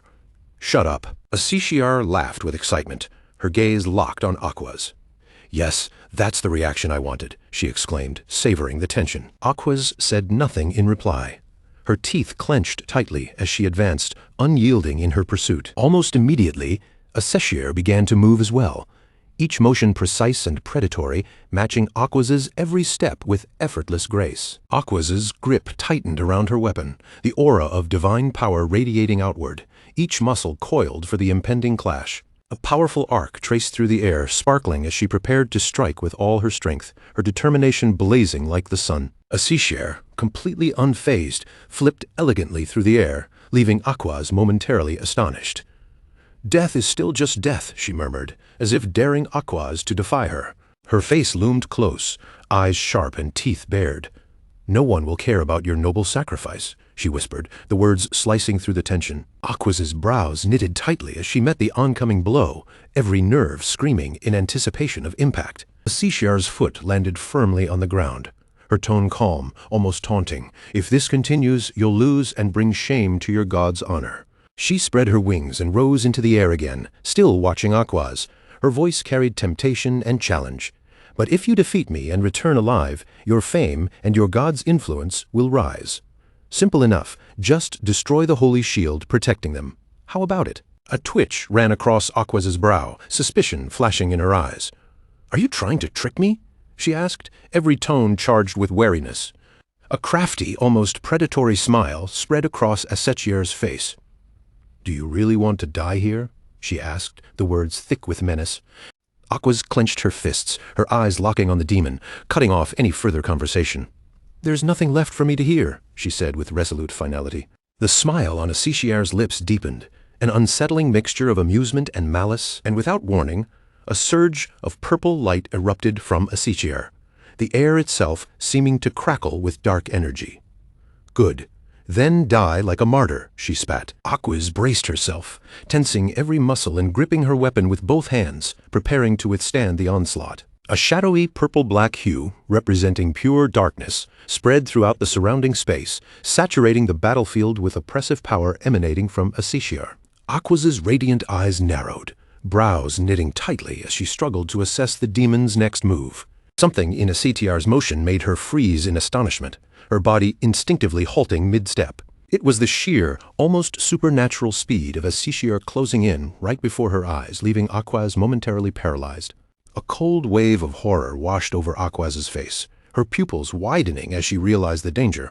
Then, a deafening explosion erupted, shaking the very ground beneath them. Aquaz quickly flipped backward to evade, using every ounce of skill and reflex at her disposal. She lowered her center of gravity, pressing her feet firmly against the ground to maintain balance amid the chaotic force around her. The terror in her eyes had yet to fade, even as she prepared for the next strike. Asishir surged forward again, her momentum unrelenting. At a speed that defied normal reaction, she moved with terrifying precision toward Aquaz. Powerful violet currents of aura swept through the air, wrapping around Aquaz like a coiling storm of energy. Seeing layers of purple enveloping her, Aquaz whispered, "Holy domain, shine and repel the darkness," summoning her last reserves of divine strength. But before her plea could finish, the purple aura twisted and spread like a violent vortex, overwhelming the space around her. Asishir's hand clamped over Aquaz's mouth with crushing force, silencing her entirely. "Enough," she growled. Her pupils blazed red with rage. "I don't want to hear another prayer," she hissed, her grip intensifying. The force in her hand surged, pushing Aquaz hard into the ground with brutal power. Aquaz struggled desperately, trying to break free from the demon's hold. But every effort was met with relentless strength. The ground beneath them cracked and splintered as Asishir pinned her down, raising her weapon-bearing arm high in triumph. The hand that had once gripped Aquaz's golden shield began to loosen slowly, a helpless sign that she could no longer maintain her defense against the overwhelming force. But just 1 second later, Aquaz forced herself back into motion, violently tearing free from the pressure and raising her shield at the same time to block the incoming strike. Golden light and deep purple power smashed together in midair, grinding fiercely against each other as the two forces fought for dominance. Aquaz clenched her teeth so tightly they nearly cracked, straining with all her strength as she forced the shield upward. Across from her, Aseshir looked completely at ease, her relaxed posture and victorious grin making Aquaz's desperate struggle seem even crueler. Then a sharp crack rang out, loud and final, as the golden shield shattered into fragments. Almost at the same moment, 2 fingers snapped lightly with a crisp click. Asishir stepped forward slowly, savoring every second of her victory, as if the broken battlefield had become a banquet hall prepared just for her. Opposite her, Aquaz's entire body was suddenly bound by glaring black chains, and a cry of pain tore from her throat as the restraints tightened around her. The golden barrier that had been protecting everyone else began to split, thin cracks crawling across its surface like broken glass. At last, the protective light could no longer endure, and the entire barrier shattered into countless shining pieces. The people inside were swallowed by fear, their faces turning pale as panic spread through them. At this rate, they realized every single one of them was going to die. Asiciar stretched out one hand toward them with a cheerful smile, casually saying she would enjoy all of them as dessert. Then, as if something had suddenly come to mind, Asiciar turned her head with a small, eager pause and said there was something she wanted first. Her mouth moved close to the back of Aquas's neck, her breath almost brushing against the wounded inquisitor as she murmured that she wanted to know what one of the god's hounds tasted like. Her sharp teeth parted, gleaming dangerously as they opened wide, ready to bite down into Aquas. But just then, a voice cut through the air and ordered her to stop, while a large hand came down firmly onto Asiciar's shoulder. Ketal stepped forward with calm, unshaken composure and told her to stop right there, saying that this was enough. Asiciar's eyes widened in stunned disbelief at his sudden interference, and for a brief moment all she could say was, "What?" She stared up at the tall figure standing before her, amazement flashing across her face as she wondered when he had even gotten there. For a moment, the three of them remained completely still amid the wreckage, the shattered ground and broken light surrounding them in heavy silence. The hand resting on Asiciar's shoulder shifted slightly. While her thoughts raced, she could not sense any aura from him at all, and Aqua still had not recovered her strength. Then Ketal swung his arm, and with one overwhelming motion, he hurled Asiciar away as her piercing scream tore through the air. Asiciar's body flew in a clean arc across the battlefield before crashing violently into the ground. Ketal turned back with a gentle smile and reached his hand toward Aqua's, asking if she was all right. Aqua's stared at the man before her in stunned recognition. Of course, he was the one who had defeated the Holy Sword Cain, a warrior who had already stepped into the realm of the superhuman. Ketal kept that same calm, gentle smile on his face as Aqua's thoughts continued to race. But before she could finish thinking it through, a pair of pupils flashed bright red from across the battlefield. A sharp voice rang out, immediately pulling both Ketal's and Aqua's attention toward it. On the other side, Asiciar slowly pushed herself up from the shattered ground, looking furious at the savage who had dared act so arrogantly. Rage twisted across her face as she snarled, unable to believe he had interrupted her meal. Ketal answered her calmly, saying that Aqua's was his friend, so he could not allow her to die. Asiciar ground her sharp teeth together and hissed that, at first, she had intended to keep him around as a toy. Before she could finish, Ketal cut in with a rough, blunt tone, saying he had no interest in becoming her plaything. The corner of Asiciar's mouth curved upward ever so slightly, her expression turning colder as she asked if that was so. Her claw-tipped hand slowly unfurled, each long, sharp nail flexing as she summoned a weapon into her grasp. Asiciar straightened herself, her killing intent sharpening around her, and declared that in that case, Ketal would have to die. A calm voice from the side made Ketal tilt his head slightly. Aquas told him to stand back. With one hand pressed against her wound, Aquas staggered painfully to her feet and warned him that he could not defeat a demon. Ketal turned toward her and answered in an almost carefree tone that she knew he was fairly strong. But Aquas scowled at him and replied that this was not a matter of strength. Her entire body trembled. Yet she forced herself upright and continued. Only divinity could expel demons from this world. No other kind of power could accomplish that. Resolve filled Aquas's expression as the old law weighed in her mind. It had been established when gods and demons still coexisted, and now that they were trapped inside a demon's domain, there was no room left for luck. Her voice remained steady as she said that only gods could confront demons. Ketal listened quietly, seeming thoughtful as he lifted one hand to his chin, taking in her words without dismissing them. Even so, he paused only briefly before glancing at her, his tone still calm and unchanged as he said she did not look fit to keep fighting. Aquas trembled from head to toe, but her voice did not waver. She said she had to do this because she served the god. A sudden stab of pain made her wince, yet she forced the words out anyway, saying that she stood against the devil. Ketal's eyes widened slightly with admiration at Aquas's conviction. He wondered if this was the will carried by someone who served the divine. Then his broad hand came down gently over the top of her head, and he praised her with a single word, calling it impressive. After saying that, Ketal slowly stepped forward, telling Aquas to leave the rest to him. His movement made Aquas open her eyes wide in confusion, unable to understand why he was still walking toward the demon despite everything she had just told him. Ketal smiled broadly, keeping his eyes fixed straight ahead, and said that he had always wanted to fight a demon. Asiciar's sly, scheming voice rose again as she stared him down, telling him he truly did not understand. She had already told him that he could not beat her. Ketal met her challenge without the slightest trace of fear, his eyes steady and almost amused as he answered with complete confidence. "Wanna try?" Across from him, Aseshir slowly dragged her long tongue over the edge of her sharp teeth, the motion making her grin look even more vicious and predatory. Aseshir's lips curled into a cruel sneer, malice written all over her face as she stared straight at him. "I want to see your face twist in pain." The instant those words left her mouth, she moved, closing the distance in a flash until she was directly in front of Ketal. Even with that instantaneous teleportation, Ketal's massive figure remained exactly where it was, standing tall and unmoving, as if nothing had happened. Aqua's eyes widened in alarm, and she cried out before she could stop herself. "No!" Aseshir's smirk stretched wider with savage delight, and her hand tightened around her weapon, as if she had already pictured the strike landing. Then she lifted the weapon high, her posture twisting into a killing swing, ready to bring it down on Ketal with full force. But before her attack could fall, Ketal's fist shot out first, slamming with terrifying force directly into Aseshir's face. In the next instant, Aseshir's headless body was hurled backward through the air, blood spraying violently from where her head had been. Aqua's could only stare, frozen in place, her face blank with shock as her mind struggled to process what she had just witnessed. What Ketal had just done was far beyond anything Aquas had expected. With nothing but his bare fist, he had smashed a demon's head apart as if it were nothing at all. Ketal simply looked down at his own hand in silent surprise, while Aquas remained stunned, unable to understand how such a thing could even be possible. Meanwhile, on the other side of the battlefield, Aseshir's headless body was still being carried through the air by the force of the blow. Then Ketal's eyes suddenly sharpened, a flicker of surprise passing across his face.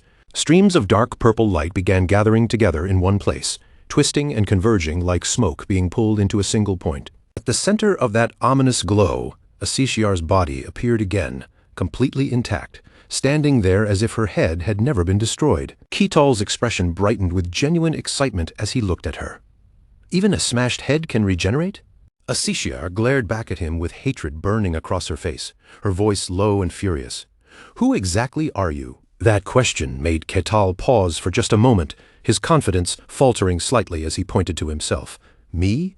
I'm just—" He scratched the back of his head with one hand and answered with complete honesty, as if it were the most natural thing in the world. "Just an ordinary pervert."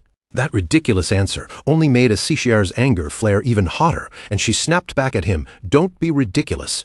But right after that, confusion crept over her face.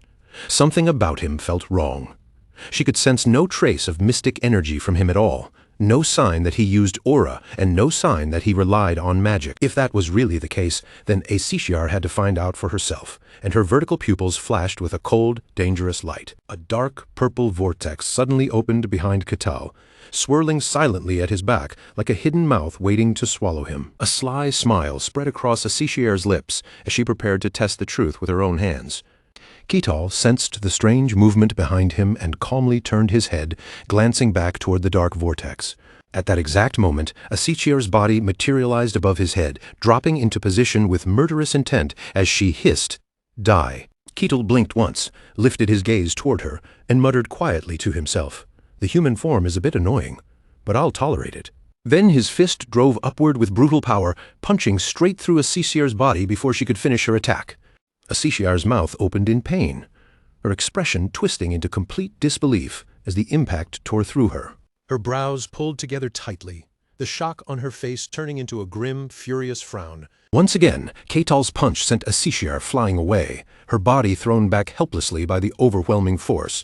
A blinding violet radiance burst out from Aseshir's body, lighting up the dust and air around her. The hole punched through her chest sealed itself almost instantly, closing so cleanly that it looked as if the wound had never existed. A jet of dark purple fluid spilled from her mouth, splattering out as her body struggled to recover from the blow. Aseshir caught herself with both hands amid the rolling dust and smoke, pushing her body up from the ground with visible effort. Her head hung low, and a shaken whisper slipped out of her. "Impossible." Aseshir's eyes were wide with astonishment, a black streak still staining the corner of her lips. That had been nothing but a plain punch, not strengthened by aura, not supported by magic. She kept muttering to herself that it was only pure physical force, while across from her, Ketal's eyes shone brighter with fascination. "So, you regenerate instantly," Ketal said, his curiosity only growing stronger. Asishir lifted her bright red eyes and glared at him with open hostility, her expression sharp enough to cut. Ketal's innocent gaze met hers once more, completely unbothered by the hatred pouring out of her. Then his face turned serious, and with sincere curiosity in his voice, he asked, "What exactly is the principle behind this?" Without waiting for an answer, Ketal stomped his foot hard against the ground, cracking the surface beneath him with a heavy impact. His enormous body launched forward at an incredible speed, closing the distance like a boulder shot from a cannon. For the first time, clear doubt began to spread across Asichiar's face, breaking through her earlier confidence. She opened her hand again, trying to summon another weapon into her grasp. But before she could fully ready herself, Ketal's fist was already right in front of her. Her bright red pupils shifted toward the incoming blow, and fear flashed through her eyes. Ketal's fist drew back, already prepared to swing with crushing force once again. The moment Ketal's fist connected, Asishiar's face twisted violently under the impact, her features crumpling from the sheer force of the blow. Her body was launched backward yet again, thrown helplessly through the air as the strike sent her skidding away from him. Among the broken wreckage, one of her limp hands gave the faintest twitch, like her body was still clinging to movement. Asishiar lay completely still on the ground, her head pressed flat against the surface, as if the impact had drained every bit of strength from her. Then dark, blood-like streams of energy began curling around Asishiar's fallen body, twisting over her like living shadows. Ketal's eyes widened at the sight, and he stared closely, fascinated by the strange recovery happening right in front of him. A few moments later, Asishiar rose to her feet once more, fully restored, a quiet laugh slipping from her lips as if death itself had only annoyed her. It looked like, even if her head was crushed to pieces, a completely new one would form in its place. Ketal watched with bright excitement, thinking that yes, a demon really should have that kind of flair, before murmuring, "So the core weakness is the head." Across from him, Asishiar's entire body had begun to tremble, not from injury, but from the rage boiling up inside her. Her thoughts burned with fury as she glared at him. How absurd was he truly planning to face her with nothing but raw physical strength? Blackness nearly swallowed Asishiar's eyes as her anger deepened. "Are you saying I'm not even worth using your full power against?" She straightened her posture sharply, her voice snapping toward him like a whip. "You?" Ketal innocently pointed at himself, as if he wasn't sure she meant him, while Asishir continued in a cold, furious voice. "Listen well. I'm Asishir, the demon of gravity." She curled her lips into a proud smile, but despite that arrogance, a bead of sweat slid down her cheek. "Do you truly dare believe you can keep fighting me with pure strength alone?" Ketal went quiet for a brief moment after hearing her question, then answered with blunt honesty, "Pretty ordinary. You don't look special." Asishiar froze, completely dumbfounded by his reply. "What?" In that instant, it was as if the sound of her pride shattering rang directly in her ears. The demon's pride broke apart, piece by piece, and furious shouts burst from her as her humiliation turned into explosive rage. Meanwhile, Ketal stood there with no idea what had just set her off, watching her reaction with plain confusion. Immediately afterward, Asishir lunged forward, throwing herself at him with violent speed. The distance between them vanished in an instant as her body rushed straight toward Ketal like a blur. The hammer in Asishiar's hand swung out with crushing force, cutting through the space between them. Her weapon came straight for him, heavy and deadly, but Ketal did not step back or even shift his stance. Then his hand reached out, calm and steady, and stopped the hammer in its path. As terror flashed through Asishir's eyes, Ketal's calm voice rose in front of her. "Not bad. You do have some power." No matter how desperately she pushed, the hammer in her grip refused to move even another inch forward. At last, Ketal's large hand closed around the weapon, and the hammer shattered instantly under his grip. His fist came down next, aimed directly at Asishir's head with merciless precision. Asishiar's body was blasted away again, flying headless through the air just like before. Streaks of blood sprayed across the air as Asishiar's thoughts reeled in disbelief. This was absurd. Purple light began radiating from her body again, gathering around her wounded form.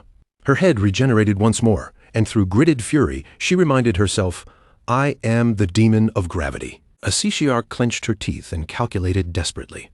If she used her full force, she could concentrate the weight of an entire wall into that hammer. The thought raced through her mind in disbelief, yet Kettle had not only caught it barehanded, he had crushed it completely. And this so-called ordinary pervert had not even comprehended mystical power. Ketal's attention suddenly caught on something, and he spoke up with casual curiosity. "Demons aren't exactly eloquent. I've never seen one stop talking like that." Asishiar's body trembled despite herself, and one thing became absolutely certain in that moment. Countless streams of dark purple blood erupted from her after her furious shout. Impossible. A surge of furious purple power rushed straight toward Ketal as Asitiar screamed, "Die, you pervert!"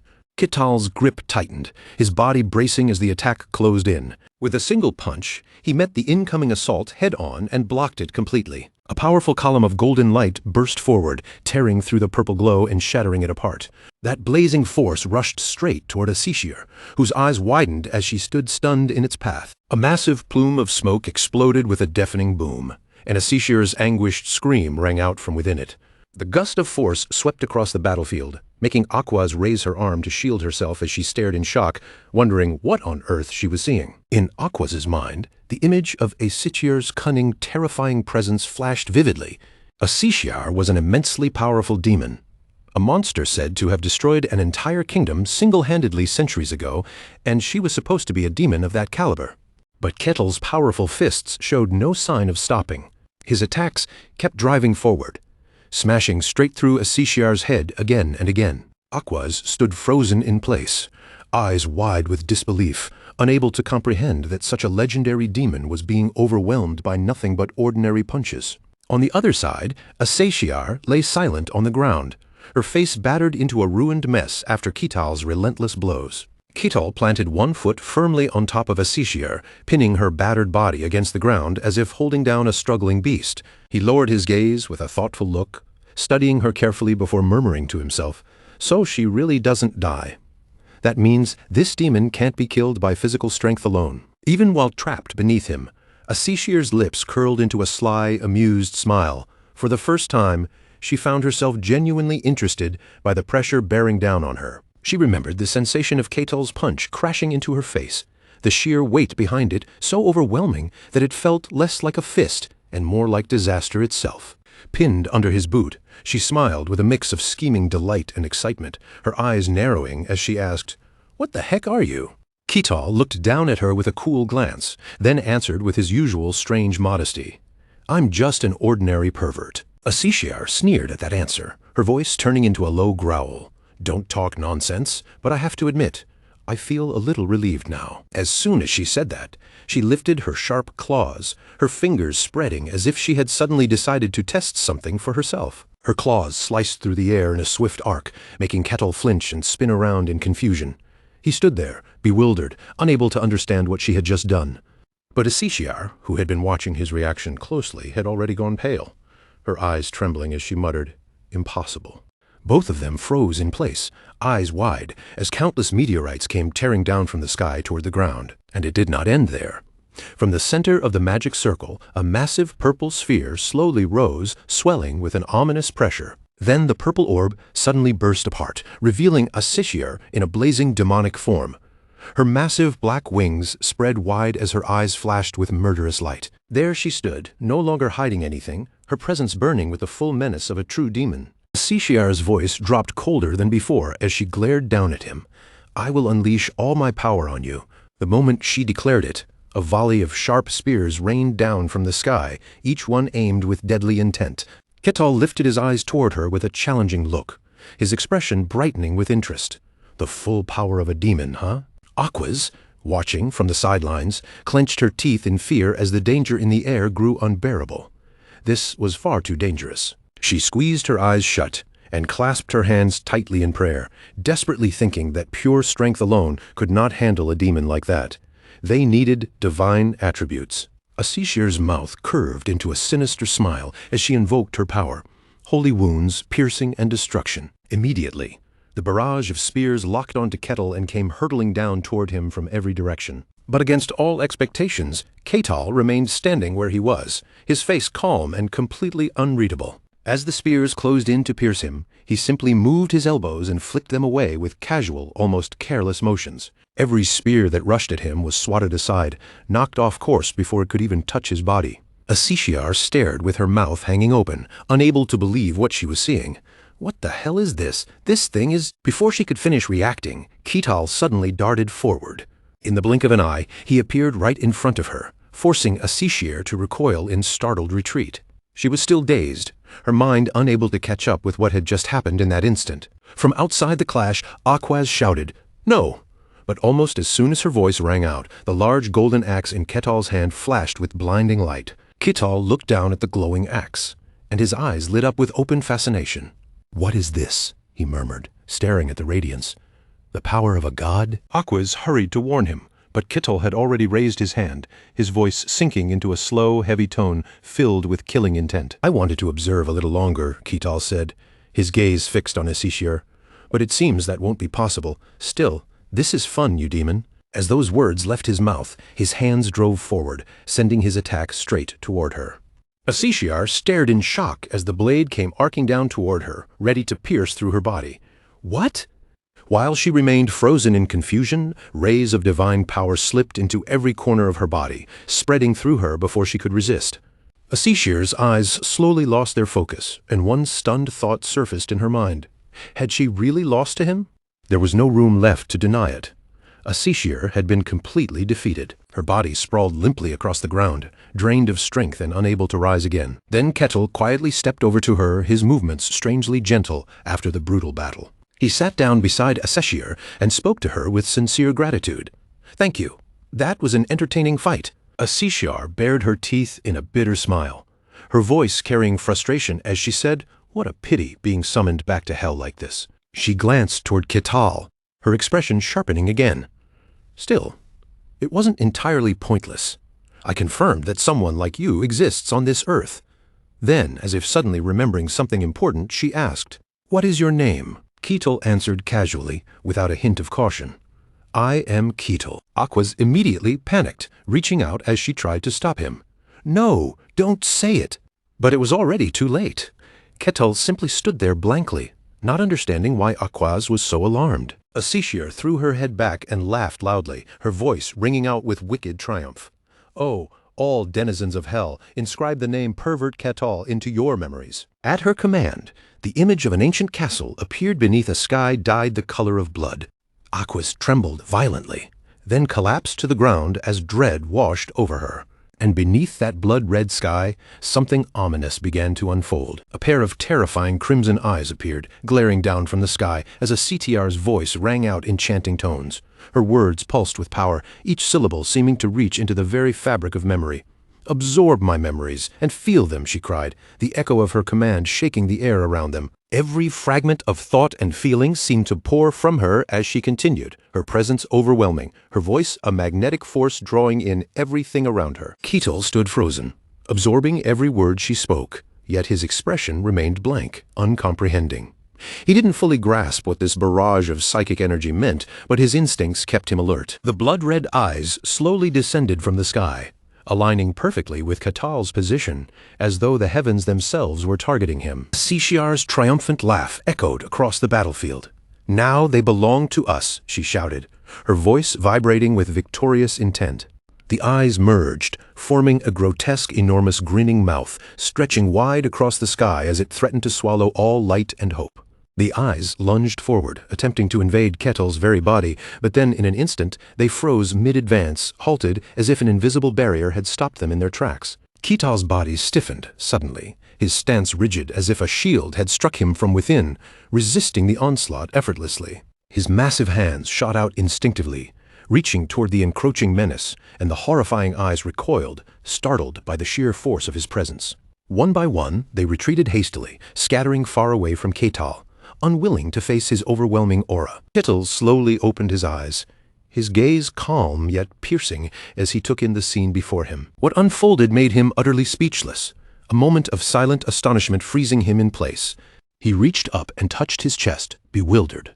"What is this?" he muttered, feeling a strange energy piercing into his very body. Asishiar's wide eyes mirrored her shock as she realized it too. How surely the darkness it ran from him into my body. She gasped. Suddenly, she materialized fully within his sight, causing a shiver to run over him.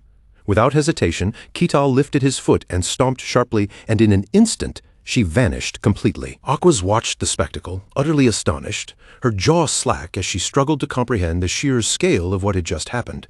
Not even Hayes could have predicted such an outcome, her mind racing to catch up with the impossible scene unfolding. Ketal flexed his fist slowly, his movements deliberate and controlled, a faint smirk crossing his face. He leaned back, stretching with a satisfying yawn as if the battle had been nothing more than an invigorating exercise. A grin spread across his face, and he muttered with casual amusement, "Have we finished the mission yet?" The scene shifted to the kingdom of Jehent, Bakken territory, where the streets buzzed with unease. A courier boy dashed through the city streets, calling out urgently, urgent news, reports from the village that had fallen silent." Those who first received the notice reacted with stunned expressions, fear and curiosity mixing across their faces. Then a massive, powerful hand slammed a parchment onto the table. The report declared a demon had appeared, a Sishar, returning after the incident with Lich Kartos. The Lord's face twisted with a blend of anger, confusion, and fear. What on earth is happening? How could such a disaster strike this small territory? He sank back helplessly into the armchair behind him, weighing the impossible news. A demon whose name was etched even in the oldest texts had appeared. A knight stepped forward to report, spreading the rumors rapidly throughout the lands. The Lord ground his teeth in thought. The only slight relief amid this chaos, the heresy inspector of the sun god had successfully driven the threat away. His gaze fell, voice low and contemplative. "We must carefully consider our next steps." Ketal, arms crossed, spoke casually. "The whole territory seems unsettled." Aquez, still recovering from the ordeal, nodded.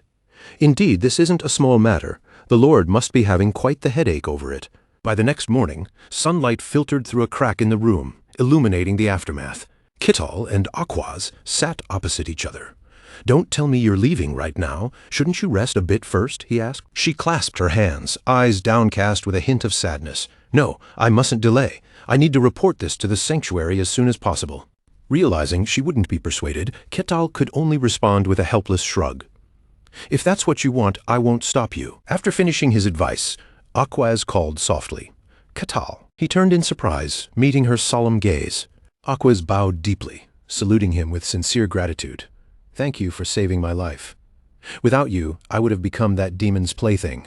Ketal waited for her to finish, then replied calmly, "No need to thank me." A small smile spread across his face as he continued, the emphasized word "friend" catching her off guard. "I only saved a friend of mine, that's all." Finishing his words, Ketal awkwardly pointed at himself. "So, we're friends now, right?"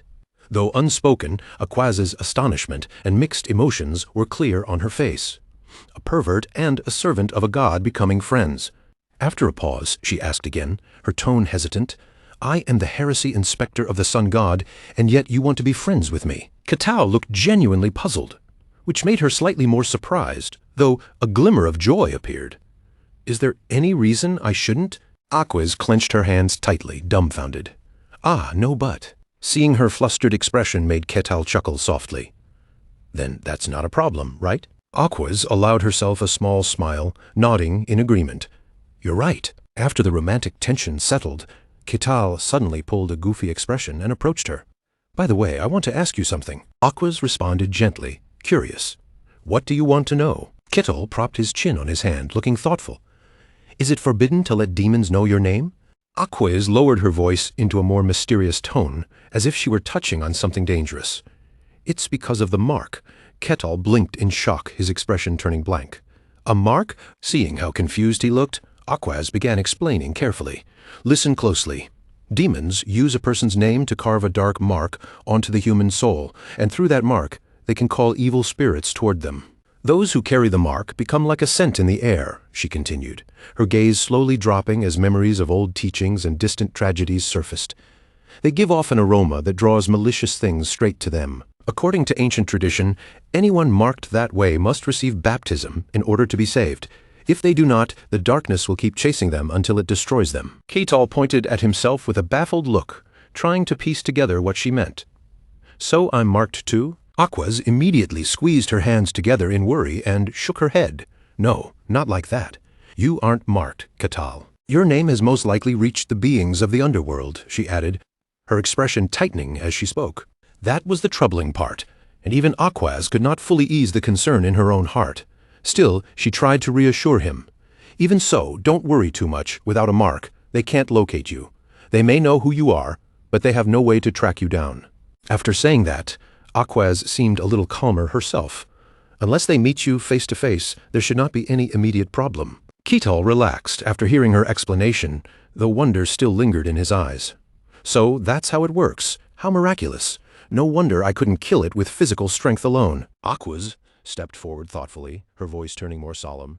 That is the nature of demons. Then, as if opening an old book in her memory, she began to tell him a story passed down from long ago. In ancient times, the supreme gods created humankind. Humans were foolish, weak creatures who often moved according to instinct.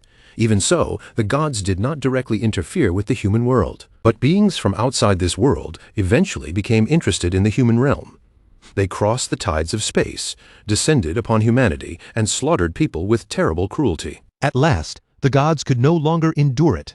They came down into the human world, stood beside mankind, named those invaders demons, and drove them away. From that point on, humans built sanctuaries to honor the gods who had saved them, and under divine guidance, humanity continued to grow and flourish. But as time passed, for reasons no one truly understands, demons began appearing again, slipping back into the human world and interfering with it. Aquaz's tone grew heavier and more serious. So the gods chose faithful servants, granted them power, and continued the battle against demons. Demons are beings that can only truly be destroyed by divine power. After hearing the whole story, Ketal could not help but exclaim, so that's why they don't belong to this world, and ordinary methods can't kill them. Aquaz nodded and continued in the same grave tone. Yes, from the very beginning, they were never creatures of this world. Ketal looked genuinely amazed, his brows lifting as he understood the danger. I see. If things like that start appearing regularly, then that really would be a nightmare. Aquaz quickly objected, shaking her head. No, tidal demons cannot appear so easily. Then she shared the suspicions that had been weighing on her recently. It seems the demon realm, which should have remained sealed, is beginning to affect this world. The cycle that creates dungeons has become abnormal, and more dark entities are surfacing in the human realm. Aquaz's gaze grew firm as she added, "It began about a year ago." At those words, Ketal suddenly flinched, as if something in his memory had been struck. A year ago, he thought back to that time, his expression turning distant. If it had been a year ago, then wasn't that when he had been carrying out his final mission in the Frostlands? Before the thought could go any further, Aquaz suddenly cut the conversation short. This tale has gone on long enough. Thank you, Ketal, she bowed lightly to him, her gratitude clear in the gesture. I must leave immediately. If you ever visit the sanctuary, we will certainly welcome you. Ketal smiled back at her with an easy warmth. I hope so too. Soon after, the carriage wheels began to turn, rolling steadily away from the place where they had parted. Inside the carriage, Aquaz sat quietly by the window, staring out at the passing view while countless unspoken thoughts filled her heart. She narrowed her eyes slightly, aware that her body had not fully recovered yet. Even so, she could not afford to delay any longer. She had to report everything to the Saintess as soon as possible. But then her thoughts stumbled, and no matter how hard she tried to focus, images of Ketal kept rising again and again in her mind. Why was that?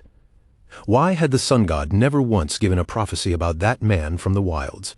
Elsewhere, down a long corridor, a troubled figure walked slowly, his steps heavy with exhaustion. Cain let out a long, weary sigh as though the weight of the day had settled directly onto his shoulders. The corners of his eyes were creased with fatigue as he muttered, "Meeting His Majesty always leaves me exhausted." Just then, a voice rang out nearby, remarking that he seemed to have had a rough day. Cain's eyes widened at once. He turned his head back, surprised by the sudden presence behind him. What entered his sight was a figure with long hair flowing down his back, dressed in noble red attire that immediately drew the eye. Cain stared for a moment, bewildered and uncertain as he tried to understand why this person was here. Before him stood the Archmage of the Magic Tower, the place where mages and mystics from across the world gathered. The powerful Magic Tower Master finally broke the silence and asked, "So, what brings you here?" Standing on the balcony, the Magic Tower Master answered lightly, "You know, just routine contact. But what brings you here?" Cain glanced away to the side, his posture turning slightly evasive as he replied, "I only came to report the mission results." The reconnaissance of the demon realm, right? The quiet forest where everything falls silent. The magic tower master placed a hand against his chin and asked with mock seriousness. Cain answered, "Yes." The magic tower master's interest sharpened, and he pressed further. "How was it?" Sweat began to bead on Cain's face. In a hoarse voice he said, "It is beyond our understanding of this world, a truly terrifying place, exactly as its name suggests, the quiet forest." There was not a single sound to be heard there.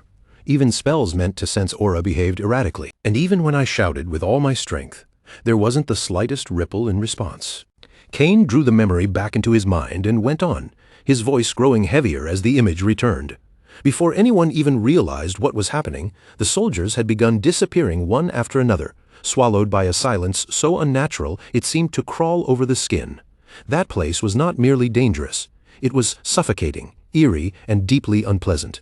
Then Cain's expression twisted, and he snapped in frustration, asking why His Majesty would ever want to conquer the demon realm in the first place. Was it because he wanted to rule the entire world, maybe? With people who held that much power, who could truly know what kind of madness was spinning inside their heads? The magic tower master listened to that answer, and the corner of his mouth slowly lifted into a faint, amused smile. Then, with a tone that sounded far too calm for such a terrifying subject, he admitted that the demon realm was, in its own twisted way, an incredibly fascinating place. The magic tower master folded his arms across his chest, his gaze drifting as if he were picturing that strange land himself. After a brief pause, he confessed that even he found the demon realm somewhat intriguing despite all the danger and unease surrounding it. Cain's answer came much more firmly. His face hardened, and he spoke with a solemn weight in his voice, saying that he wanted nothing to do with such a place. As far as he was concerned, a quiet, ordinary life was far better than getting dragged into the madness of the demon realm. Then, without any warning, the magic tower master suddenly raised his hand and snapped his fingers, the sharp sound cutting cleanly through the air. In the very next moment, the space around them shifted, twisting and reshaping itself, until it became a glowing matrix. The two of them stepped into that intricate formation, surrounded on every side by countless delicate patterns. Blue-green light shimmered around them like the glow of a distant galaxy, making the entire place feel unreal and strangely beautiful. Cain stared at the formation beneath his feet, immediately assuming it had to be some kind of teleportation spell. His eyes narrowed with suspicion, and he turned toward the magic tower master, demanding to know what this was and why he had activated it so suddenly. The magic tower master only smiled back at him, completely unbothered by Cain's sharp tone. In a relaxed voice, he told Cain to calm down, adding that there was no need for him to act so stiff and formal. Then the magic tower master took one measured step forward, his smile still lingering as he looked directly at Cain.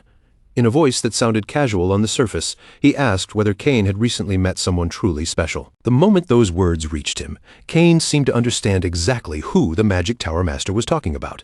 His body flinched slightly, and for once his composure cracked as he stammered in disbelief, insisting that it could not be true. The magic tower master simply watched him with that same soft, knowing smile, his expression gentle but impossible to read.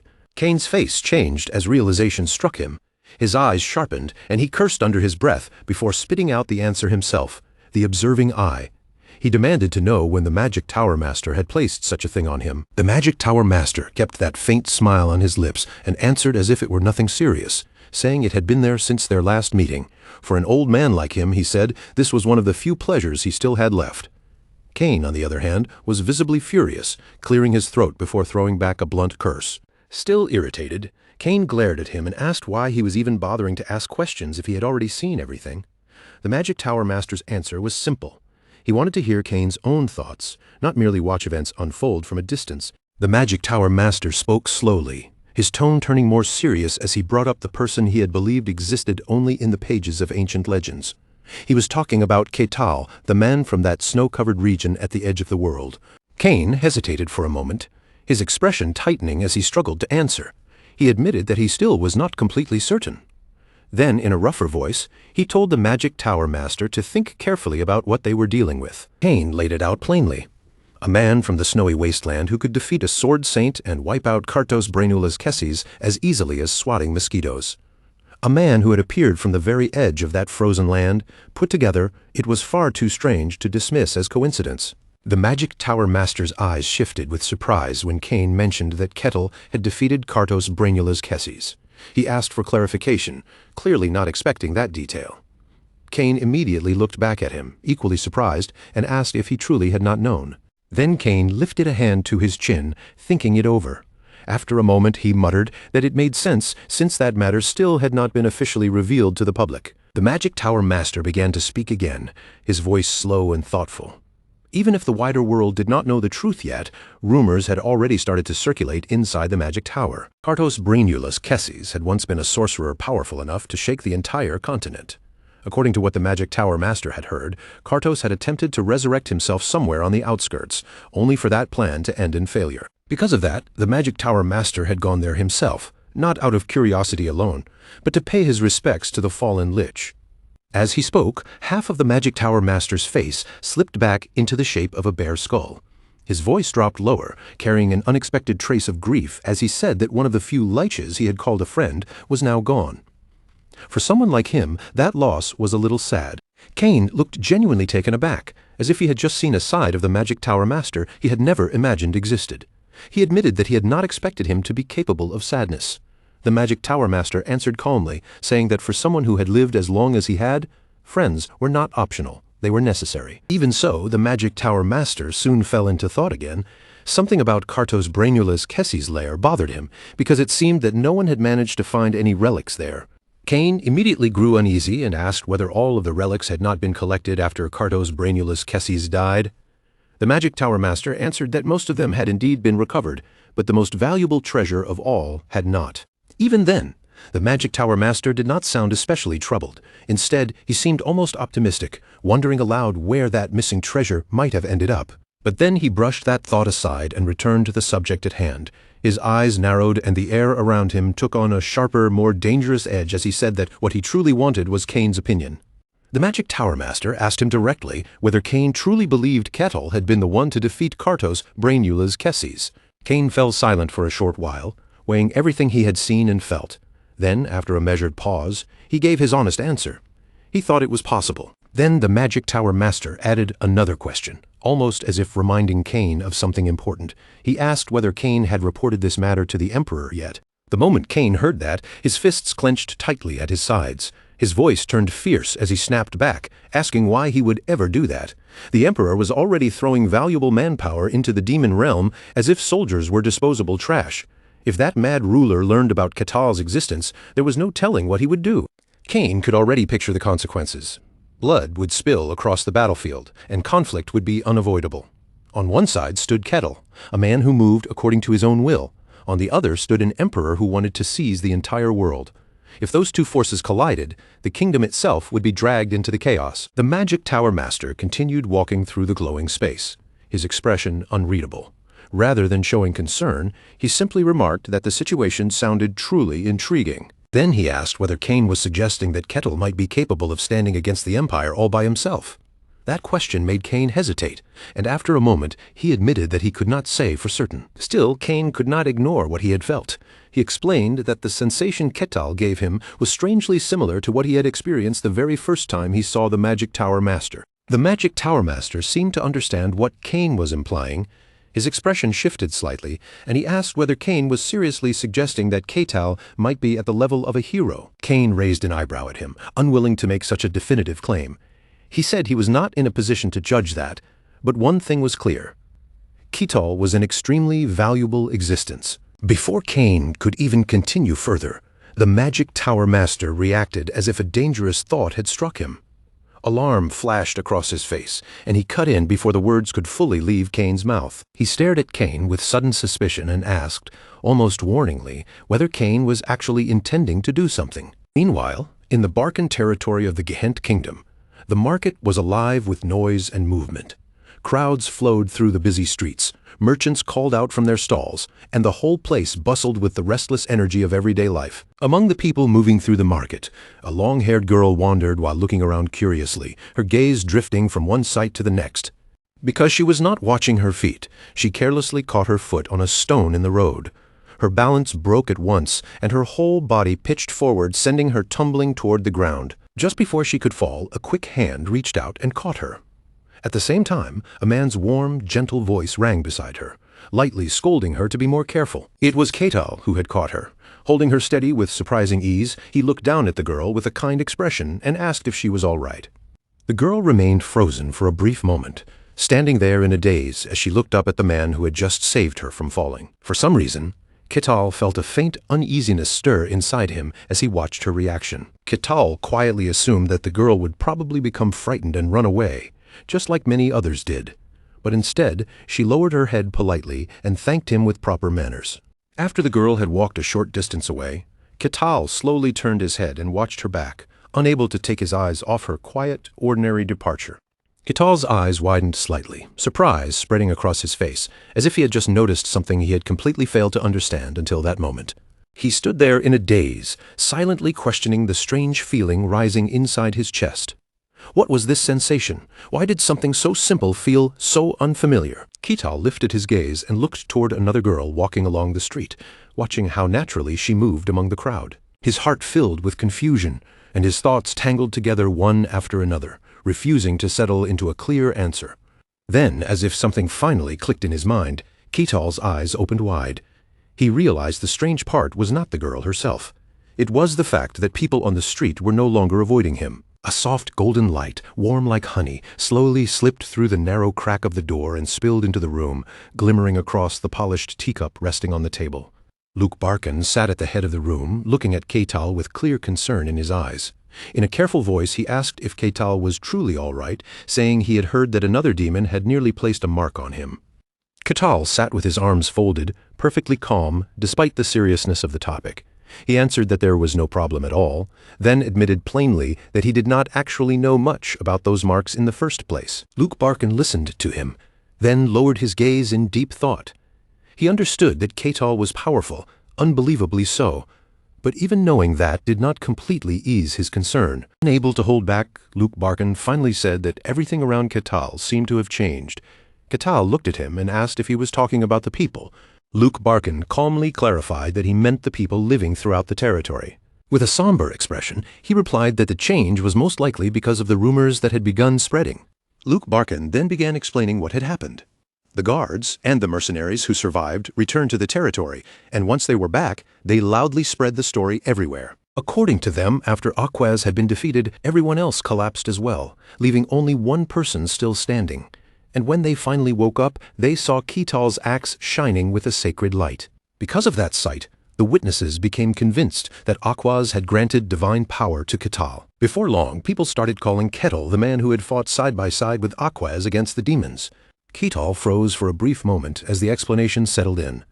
Then, as if he finally understood the reason behind the change, he quietly said that this was what had happened. Luke Barkin lowered his head and apologized to him. He said he was sorry, but by the time he tried to correct the misunderstanding, the rumor had already spread too far to stop. Ketal did not seem bothered by the worldly confusion at all. Instead, he rested his chin thoughtfully on his hand and said it was fine, because perhaps that was the very reason people were no longer afraid of him. Seeing Ketal accept the situation so calmly, Luke Barkin kept his head lowered and agreed. Perhaps that was exactly it. The people now saw Ketal as someone who had stood against demons. Ketal pressed his lips together and fell into thought, quietly turning those words over in his mind. Then he tilted his face upward, almost toward the sky, and repeated Luke Barkin's words to himself. Someone who opposed demons.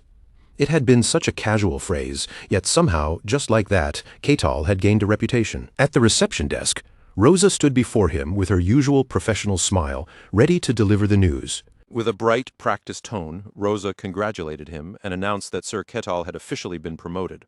From that moment on, he was now a C-rank mercenary. Ketal looked back at her with suspicion, repeating the rank as if he needed to make sure he had heard correctly. Then his eyes filled with confusion as he realized he had jumped 3 ranks at once. Rosa only smiled and explained that what he had done was more than enough to justify such a promotion. Ketal quickly regained his composure, and a confident smile spread across his face. He accepted the news with obvious satisfaction, saying that this was very good. At the same time, Rosa lifted the document in her hand and continued with crisp professionalism. She informed him that his mercenary insignia would also be reissued, and since it would be custom-made specifically for him, it might take a little time. Ketal blinked blankly. Surprised that even his insignia had to be custom-made, Rosa immediately answered that it did. From C rank upward, A mercenary was officially recognized by the guild, so naturally Ketal had to be treated according to that status. She also explained that from C rank onward, he would receive access rights to almost every area. Rosa stood up briskly and gestured as she continued explaining. With his new rank, Ketal would have almost no trouble entering most cities and temples. Then she seemed to notice one exception and covered her mouth with an embarrassed smile. Of course, she added, the imperial capital was different because the empire was extremely strict. Rosa wiped away a bead of sweat and gave a strained smile, agreeing with that point. Only those officially recognized by the nobility were allowed to enter the empire. Her expression turned more serious as she covered her mouth and continued. In truth, almost no one knew much about the imperial capital at all. Most of what people heard were worrying rumors, and honestly, there was even less reliable information about it than there was about the demon realm. Ketal, who had simply been listening in silence, broke out in a sweat at that statement, unable to hide his disbelief. Realizing how far the conversation had wandered, Rosa suddenly raised a hand to her mouth and gave a small cough. In the next moment, she returned to her polished professional smile and smoothly changed the subject. In any case, now that Ketal was C rank, he could accept most available contracts, and if he joined a proper party, he could even enter a rank dungeons. Ketal's expression lit up at once, and he grinned like someone who had just discovered treasure. An A-rank dungeon meant he would finally have the chance to take on all kinds of different quests. That eager grin soon shifted into a cocky little smirk, his excitement clearly impossible to hide. Elsewhere, Alessandro stared in stunned disbelief, unable to conceal his shock over everything that had happened. Sweat ran down his face as he slammed his cup onto the table and asked whether everything had truly been settled. Ketal answered calmly that the demon had been vanquished, and since the heresy inspector had confirmed there was no problem, he believed the matter was resolved. Those words left Alessandro and the other two momentarily speechless. After a heavy pause, all they could really say was that, in that case, it was good news. Kassan suddenly spoke up, saying that the sun god's heresy inspector really was extraordinary if she could defeat a demon like that. But while Hayes listened, panic flickered across her face as she stared at him and silently rejected that idea. Hayes's expression darkened as the memory surfaced in her mind. If only she had not fainted that day, she would have seen everything more clearly. Even so, she understood one thing now. Ketal's strength was far beyond ordinary limits, because he had completely overwhelmed a titled demon. Hayes, still stunned, thought about it seriously. If that was the truth, then Aquas had merely walked in afterward and poked at a meal that had already been prepared. Then Kassan suddenly turned the question toward Ketal, startling Hayes out of her thoughts. Now that Ketal had become C rank, he asked what Ketal planned to do next. Ketal remained calmly seated with his arms crossed, showing no sign of being carried away by his promotion.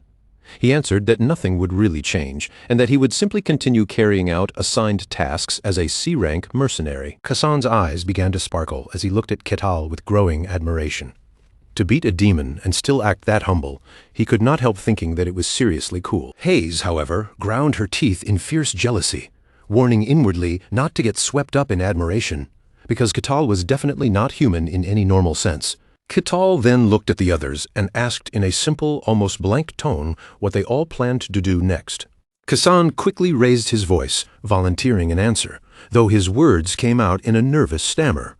He reminded everyone that they were still only F rank, so there was not much they could actually do yet. Then his gaze sank toward the table, and his voice turned unexpectedly gloomy. Until now, he had honestly planned to scrape by from one day to the next, living like a parasite until the day he finally died. But in the next instant, Kassan shot to his feet with sudden energy, declaring that now he wanted to live life to the fullest, just like Ketal.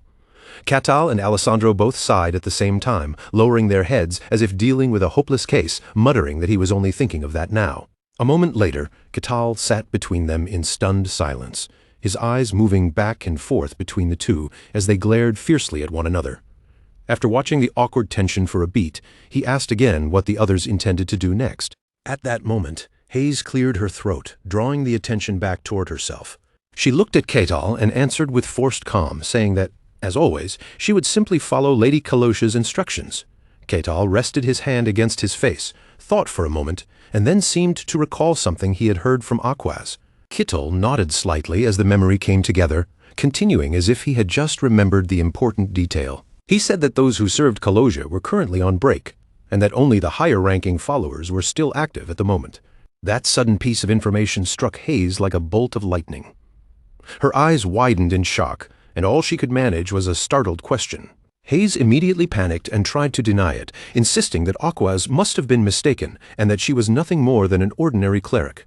Keetal, however, answered with complete nonchalance, accepting her words at face value and saying that if she said so, then he would believe her. The moment he finished speaking, Hayes let out a strained laugh filled with desperate fear.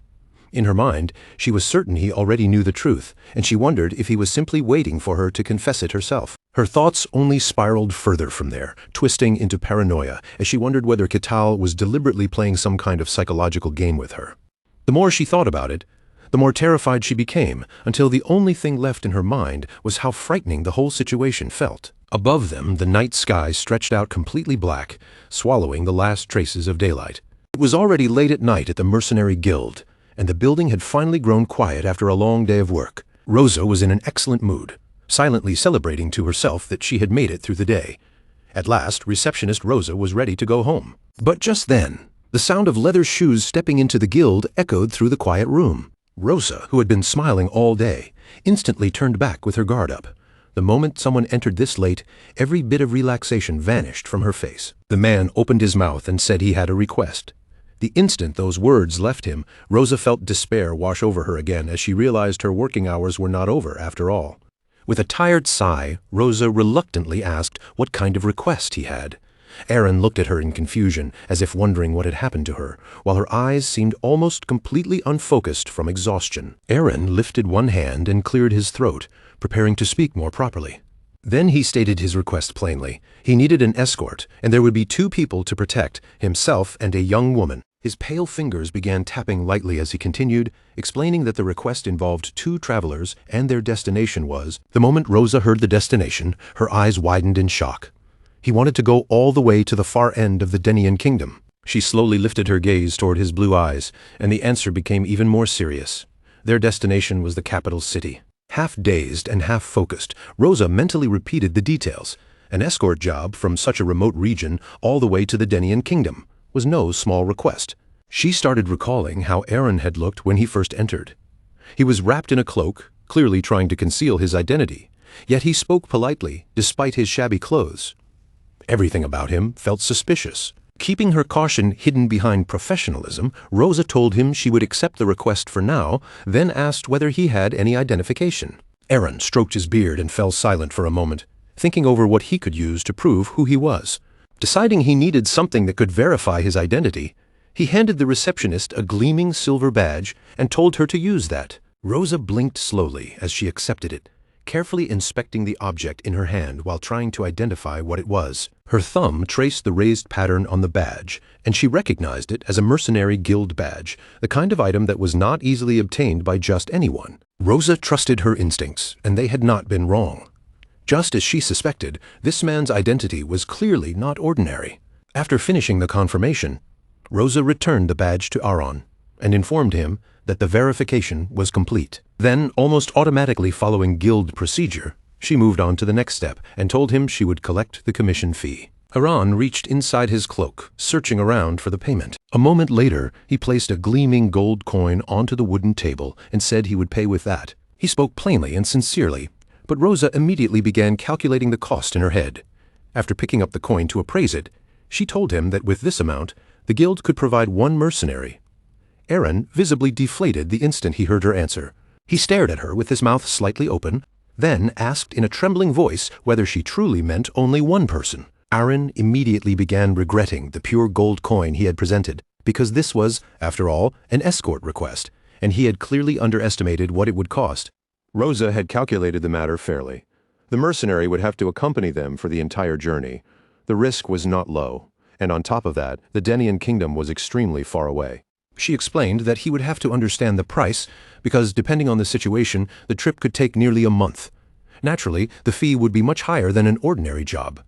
Aaron looked embarrassed and admitted that it made sense, but he still stubbornly asked whether there was no other way to secure at least 2 escorts. Rosa told him there was another possible option, but in that case, the mercenaries assigned would have to be lower rank. She looked at him carefully and asked whether he would be willing to accept that condition. Rosa did not forget to warn him. If he wanted a truly reliable escort, then choosing mercenaries of D rank or above would be best.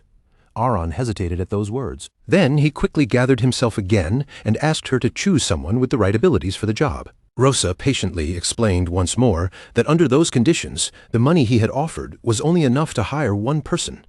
Aaron asked slowly, even then, whether there was truly no other way. Rosa frowned slightly, unable to stop herself from wondering why he was acting so desperately over the number of escorts. Still, there was only so much she could promise. She honestly told him that in such a remote area, it was already difficult to find anyone willing to take an escort job this far. She would try, but finding two suitable people would be extremely difficult. Aaron gave a curt nod and replied that he understood, leaving the matter in Rosa's hands. After Aaron left the guild, Rosa remained behind and carefully examined the gold coin resting in her hand. It was small, yet the purity of the gold was unmistakable. What bothered her was the surface, so heavily worn and rubbed down that it almost seemed someone had deliberately erased any trace of where it had come from. A bad feeling settled in Rosa's chest, and she slowly closed her fingers around the coin. Holding it tightly in her palm, she muttered to herself that this request was almost certainly going to become troublesome. Night had already fallen by the time Aaron returned, his footsteps moving steadily through the darkness. Then, at last, those measured steps came to a complete stop. He stood before a wooden door and knocked several times, not too loudly, but enough to let the person inside know that someone had arrived. Eileen flinched lightly at the sudden sound from beyond the door, her body tensing before she called out and asked who was there. Outside the room, Aaron removed his hat with proper respect and answered in a calm voice that it was her loyal subordinate. Once Eileen recognized the familiar voice and face, the tension in her shoulders eased. She relaxed enough to open the door for him. Even so, worry still lingered clearly on Eileen's face as she stepped aside and told Aaron to come in. Unable to hide her anxiety, Eileen immediately asked about what had happened at Rosa's place. She looked at Aaron closely and asked how everything had gone. Aaron could not quite bring himself to meet Eileen's eyes. He answered that for now the guild had accepted the request. Eileen seemed to release the breath she had been holding and murmured her thanks to the gods before asking how many people they had agreed to provide. Aaron suddenly faltered, his words catching in his throat as he struggled to answer her. In the end, he had no choice but to admit the truth. The guild could only provide one escort. Guilt tightened his expression, and Aaron lowered his head as he apologized, saying they simply did not have enough money. Eileen only lowered her gaze with quiet resignation. She understood the situation too well to blame him for it. Aaron began blaming himself, saying that if he had not been foolish enough to be deceived, things might have been different. But Eileen immediately interrupted him, insisting that it could not have been avoided. Even if she had been in his place, she said, the result probably would not have changed. The two of them shared that heavy sadness together, and before long, their eyes began to grow wet. Aaron and Eileen finally broke down, crying helplessly like two children who had been holding themselves together for far too long. Then, all of a sudden, a sharp shout rang out from inside the room, ordering them to be silent. Both of them immediately whimpered and forced back their tears, swallowing their sobs in a hurry.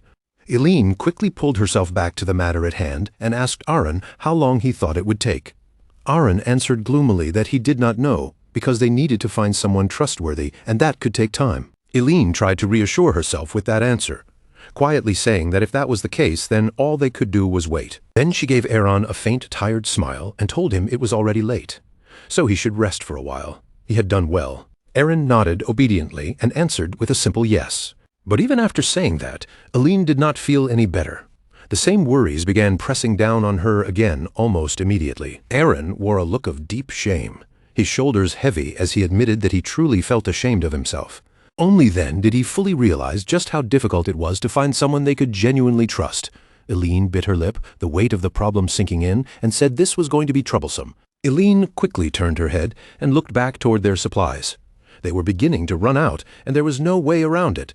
They would have to endure hunger for a while. Aaron kept apologizing, blaming everything on his own incompetence. His words made Eileen flustered, and she immediately told him it was not his fault. Aaron scowled, still unable to accept it, and started suggesting that they should tell the local lord about their situation.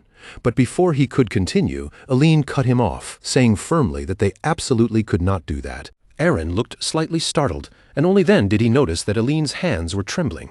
Eileen raised her head and declared that they could not trust anyone. Even hiring a bodyguard was already risky enough, and they could not afford to take any more chances than that. Her expression grew unusually grave as she reminded Aaron of why they had been forced to abandon the kingdom and flee. They no longer even knew who was an ally and who was an enemy. Eileen tried to steady Aaron's shaken heart, pointing out that although they had been hiding for some time, there was still no news from their homeland, even though both of them had managed to escape. Aaron understood what she meant at once, and his brow tightened briefly. In a low voice, he apologized, saying he had become too weak. Still, Eileen could not completely erase her hesitation about continuing to hide. After a pause, she asked whether he was truly certain the Denian kingdom would be safe. Aaron answered with confidence that Denian would protect her. He reminded her that when the princess was born, the king of Denian had sworn an oath. His blue eyes suddenly shone with renewed determination as he added that Denian might even help them take revenge. Aaron placed that fragile hope firmly in Eileen's hands. That was why, no matter what, she had to survive. Eileen Mavrochi, their princess, was the last hope of their kingdom. If even she were lost, then their kingdom would truly come to an end. Eileen was afraid to face such a delicate, fragile hope directly. Still, one question continued to trouble her, and she quietly asked whether they could really trust the mercenary who would be sent to escort them. Aaron gripped Eileen's hands tightly and told her not to worry. They had paid in gold specifically to secure trust, so the guild would surely recommend someone reliable. Eileen hesitated for a moment, then softly answered that she hoped so. For a brief moment, Eileen's thoughts drifted away from the harsh reality in front of her, and she wondered what kind of person would end up escorting her. In her imagination, the mercenary took on Ketil's image, and she found herself hoping that whoever came would be handsome, gallant, and knightly. At that very moment, Ketil was leisurely leaning back with both hands behind his head, looking utterly relaxed as he thought to himself that he had nothing to do. A wave of nostalgia washed over him without warning, filling his chest with a strangely familiar ache. He suddenly remembered the idiots he had left behind back there and wondered how they were doing now. They had been the only ones who did not shun him, and Ketil assumed they were probably still living their foolish lives as usual. But as he thought about them, something suddenly struck him, and he looked surprised. Then he remembered. The mission had already ended. Ketil began digging through memories that still felt fresh in his mind, trying to recall the details clearly. Ever since he had awakened in the snowy region, that mission window had always been there with him, lingering in his sight like a constant companion. At first, Ketil had honestly believed it was some kind of dream, but the cold in that snowy land had bitten deep into his bones, and the monsters roaming through the white wasteland had made one thing painfully clear: everything happening to him was real. And now that he thought back on it, his very first mission had been unbelievably simple in wording, yet brutal in reality. All he had been told to do was survive for 1 week. This time, Ketil had come to Rosa to accept a new assignment, and the job waiting for him was an escort request. Rosa answered him with a bright, professional smile, confirming that he had understood correctly. Ketil folded his arms across his chest and waited calmly, then asked what kind of mission it was and what exactly he would be expected to do. Rosa slid the written request across the counter toward him and explained that it was just as the title said. His role would be to protect the client until they safely reached their destination. Ketil looked over the few short lines written on the sheet and asked if that was really all there was to it. Rosa nodded, then added that the journey would still take at least several days, and all travel preparations would fall entirely on the mercenary accepting the job. Ketil was not the type to reject hard work, but even he could tell that this escort would require a fair amount of effort and preparation. Rosa, however, treated the payment as a major benefit and explained that, in exchange for the difficulty, the compensation being offered was quite generous. But the moment she reached that point, Ketil's eyes suddenly opened a little wider. Rosa's expression then turned serious, and she warned him honestly that something about the request felt off. To put it plainly, it smelled like trouble, so if he wanted to refuse, he still could. Ketil rose from his seat and looked at her as if she had completely misunderstood the situation, telling Rosa that she did not understand at all. Then a bold grin spread across his face, almost arrogant in its confidence, as he said that the danger was exactly what made the request good. Rosa blinked at him, visibly puzzled by that answer, and could only respond with a hesitant yes. Ketil glanced back down at the mission sheet once more, letting his eyes settle on the details written there. It was an escort mission for 1 woman and 1 old man, with the destination listed as the capital of the Denian kingdom. The required rank was D. Ketil rubbed his chin and sank into thought for quite some time. The name Denian kingdom felt familiar, as if he had heard it somewhere before. Then, all at once, the image of Milena surfaced in his memory. Milena Akasha. Ketil clearly remembered meeting her in that white, snowy forest. the merchant noblewoman from House Akasha whom he had encountered out on the snow-covered plateau. She had told him that if he ever came by, she would welcome him. What had especially stayed in his mind was the dazzling pendant she had held in her hand. Ketal placed the mission sheet back down on the counter and spoke as if the timing amused him. What a coincidence. He would accept the job. At that very moment, a flickering blue light appeared before him, forming the familiar panel he had not seen in a long time. Ketal froze where he stood, and his pupils contracted on their own as shock ran through him. The chair in front of him even tipped backward from the sudden movement. Ketal took half a step back, his body reacting instinctively to the blinding glow hovering before his eyes. Then the words on the panel finally became clear. Mission number 785. Escort the target and move to the kingdom of Denian. Ketal's face turned almost pale with fear and confusion. He could not understand it. Why was this appearing here, of all places? Rosa noticed the strange change in his expression and called out to him worriedly, addressing him as Lord Ketal. Meanwhile, at Eileen's hiding place, Aaron hurried forward with quick, wind-like steps. When Eileen heard the urgent knocking at the door, a small flicker of unease stirred inside her. Even so, after a brief hesitation, she decided to open the door. Aaron stood there breathing heavily, clearly having rushed back. Eileen stared at him in surprise, immediately sensing that something had happened. She cautiously looked around beyond him, her voice tense as she asked what was wrong and whether pursuers had found them. Aaron drew in a deep breath, steadying himself just enough to deliver the news. Their mission had been accepted. Eileen blinked in surprise, barely daring to believe what she had heard, and asked him to confirm it again. Aaron suddenly felt pride swell in his chest as he told her the most important part. The only C-rank mercenary in the territory had accepted their request. A light of hope seemed to kindle inside Eileen. Her eyes widened, and she asked if it was really true that a C-rank mercenary would escort them. Aaron confirmed it joyfully, explaining that they were arranged to meet the mercenary tomorrow. He then urged his lady to rest easy for the night, and Eileen, overwhelmed with relief, answered happily. Back at the guild, Ketal remained frozen in place, his expression stiff as he stared at the glowing panel before him. The greenish panel reflected its glare across his face, displaying only a few clear words. Mission number 785, escort the target and move to the kingdom of Denian. One question kept gnawing at Ketal's mind. Why had this appeared now after staying silent for so long? He lowered his head and fell into thought, quietly turning the situation over in his mind. Then, all of a sudden, Ketal realized something. A huge question rose inside him.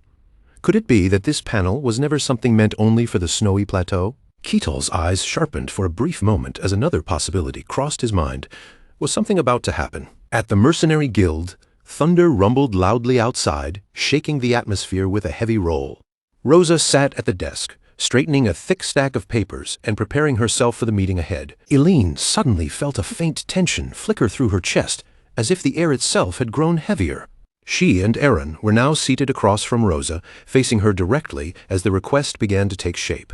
The room fell into a silence so heavy it almost felt unnatural.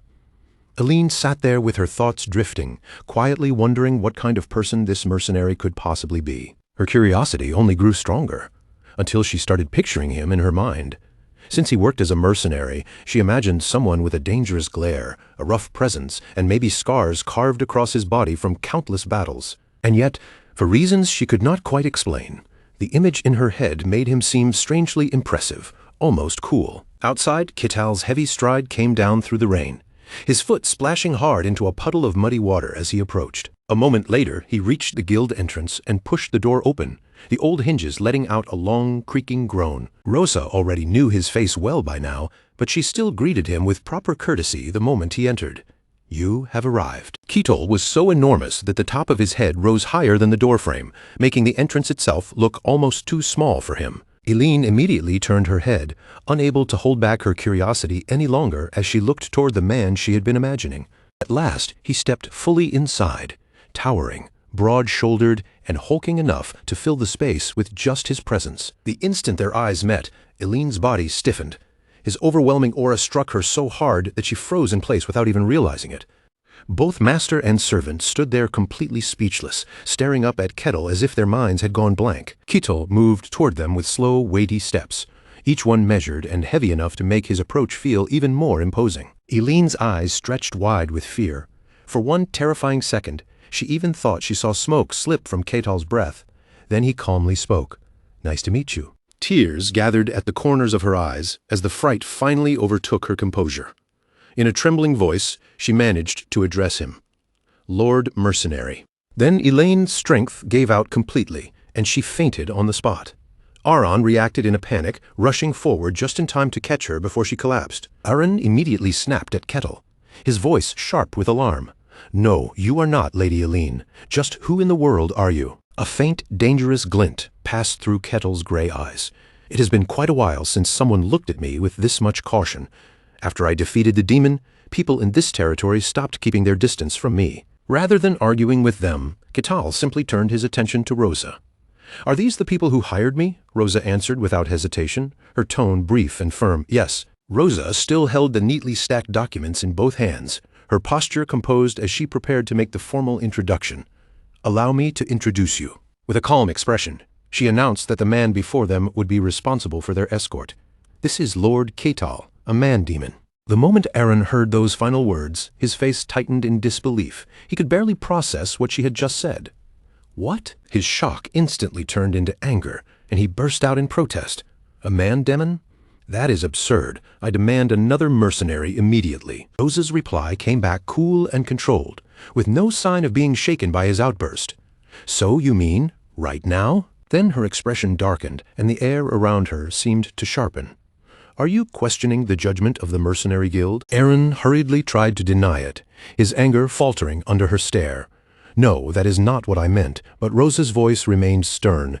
"If you doubt the Guild's decision—" She brushed off her sleeve with a flat, dismissive motion and cut him off completely. "Then consider this contract cancelled. Your deposit will be refunded," Aron stammered, suddenly unable to find the right words. "That is not what I meant." Even Kettle, who had been standing there as an outsider to the argument, broke into a cold sweat. Somehow he felt as though he had suddenly become a dangerous object about to explode. Elaine, who had only just regained consciousness, quickly made her decision before the situation could fall apart any further. "I will accept the terms." She pressed both hands against the floor and slowly pushed herself upright, forcing her body to steady itself. Aron immediately tried to persuade her, his voice filled with concern. "Lady Elaine." But even he could not hide how genuinely surprised he was by the decision she had just made. Elaine then reached her hand out toward Kettle, gathering her courage as she faced him directly. "Please help us." Although fear still lingered somewhere in her expression, she seemed to have pushed past that first overwhelming shock. "My name is Elaine." Soft footsteps echoed quietly as the group began to move. Behind Kettle, Aron, and Elaine followed along, keeping themselves a noticeable distance away from his back. After walking for a short while, Kettle seemed to notice something strange and came to a stop. He turned his head back toward them, suspicion creeping into his voice. "Are you not standing a little too far away?" Looking at the two of them trailing far behind him, Kettle spoke again, sounding more puzzled than offended. "I think it would be better if we walked a bit closer together." Aron and Elaine both stiffened awkwardly and refused at almost the same time. "No, we are fine." For the moment, they justified it by telling themselves there did not seem to be anyone nearby, so keeping their distance would not cause any immediate problem. Kettle accepted their answer, though he clearly did not understand the reason behind it. "Why? I do not really get it. But if that makes you more comfortable, then fine." With that, Kettle turned forward again and continued walking as if nothing had happened. Aron and Elaine watched his broad back move ahead of them, then quietly resumed following in silence. Even as they walked, neither of them fully relaxed. Their guard stayed up, every step measured, as they kept watching Kettle from behind. Elaine felt the awkwardness settle over her, and she could not help thinking that everything had taken a very strange turn. The night before, at the Mercenary Guild, Kettle had greeted her with surprising brightness, cheerfully offering his hand as he introduced himself. "I hope I can be of help from here on out. I am Kettle." Elaine pressed her lips together and stared at the massive hand held out in front of her, struggling to believe what she was seeing. Was this truly real? Kettle's eyes shone with sincere enthusiasm as he looked down at her. "Just trust me and leave everything to me. As long as I am the one escorting you, I guarantee your safety." Elaine forced the corners of her mouth into a polite smile and answered as calmly as she could. "Yes, sir." Deep down, Elaine was practically crying to herself, unable to shake the anxious question pressing against her chest. Was this man truly the best choice they had? Kettle's voice suddenly cut through her thoughts and pulled her back to the present. "First, we will spend the night here. Noticing her distracted expression, Ketal looked at her with concern and asked, "Are you all right?" Aline flinched slightly, then quickly answered him. "Yes, sir." Ketal patiently explained the situation once more. "As you can see, the sun is already going down, and the road ahead is becoming hard to see. That is what happens when we set out at night, just as you requested." After hearing his reasoning, Aline lowered her guard just enough to comply. "Yes, let us do that." As Ketal watched the tension on Elena's face, he quietly realized that her fear of man-demons was even stronger than he had first expected. At this rate, he could already tell that this journey was likely going to feel much longer than he had imagined. After thinking for a brief moment, Ketal reached down to the small pouch hanging at his hip. "For now, I will prepare somewhere for us to sleep." Then, from that tiny pouch, he pulled out something impossibly large. In the next moment, the massive object spread open and unfolded into a full tent. Aaron stared in shock and blurted out, "A treasure!" Aline was just as stunned, her eyes fixed on it as she wondered how a man-demon could possibly possess an item of such high quality. Ketal looked back at their startled faces with complete calm, as if the item were nothing unusual. "You mean this?" "I earned it by diligently completing missions," he said, his tone steady and straightforward, as though that explained everything. Hearing that only made Aaron and Aline feel even more disturbed, their faces stiffening as the answer sank in. Ketal continued without hesitation. "There is only one tent, so the two of you will have to share it." When Aline softly asked what he would do, Ketal immediately reassured them. "I do not mind." In his mind, sleeping outside was nothing special at all.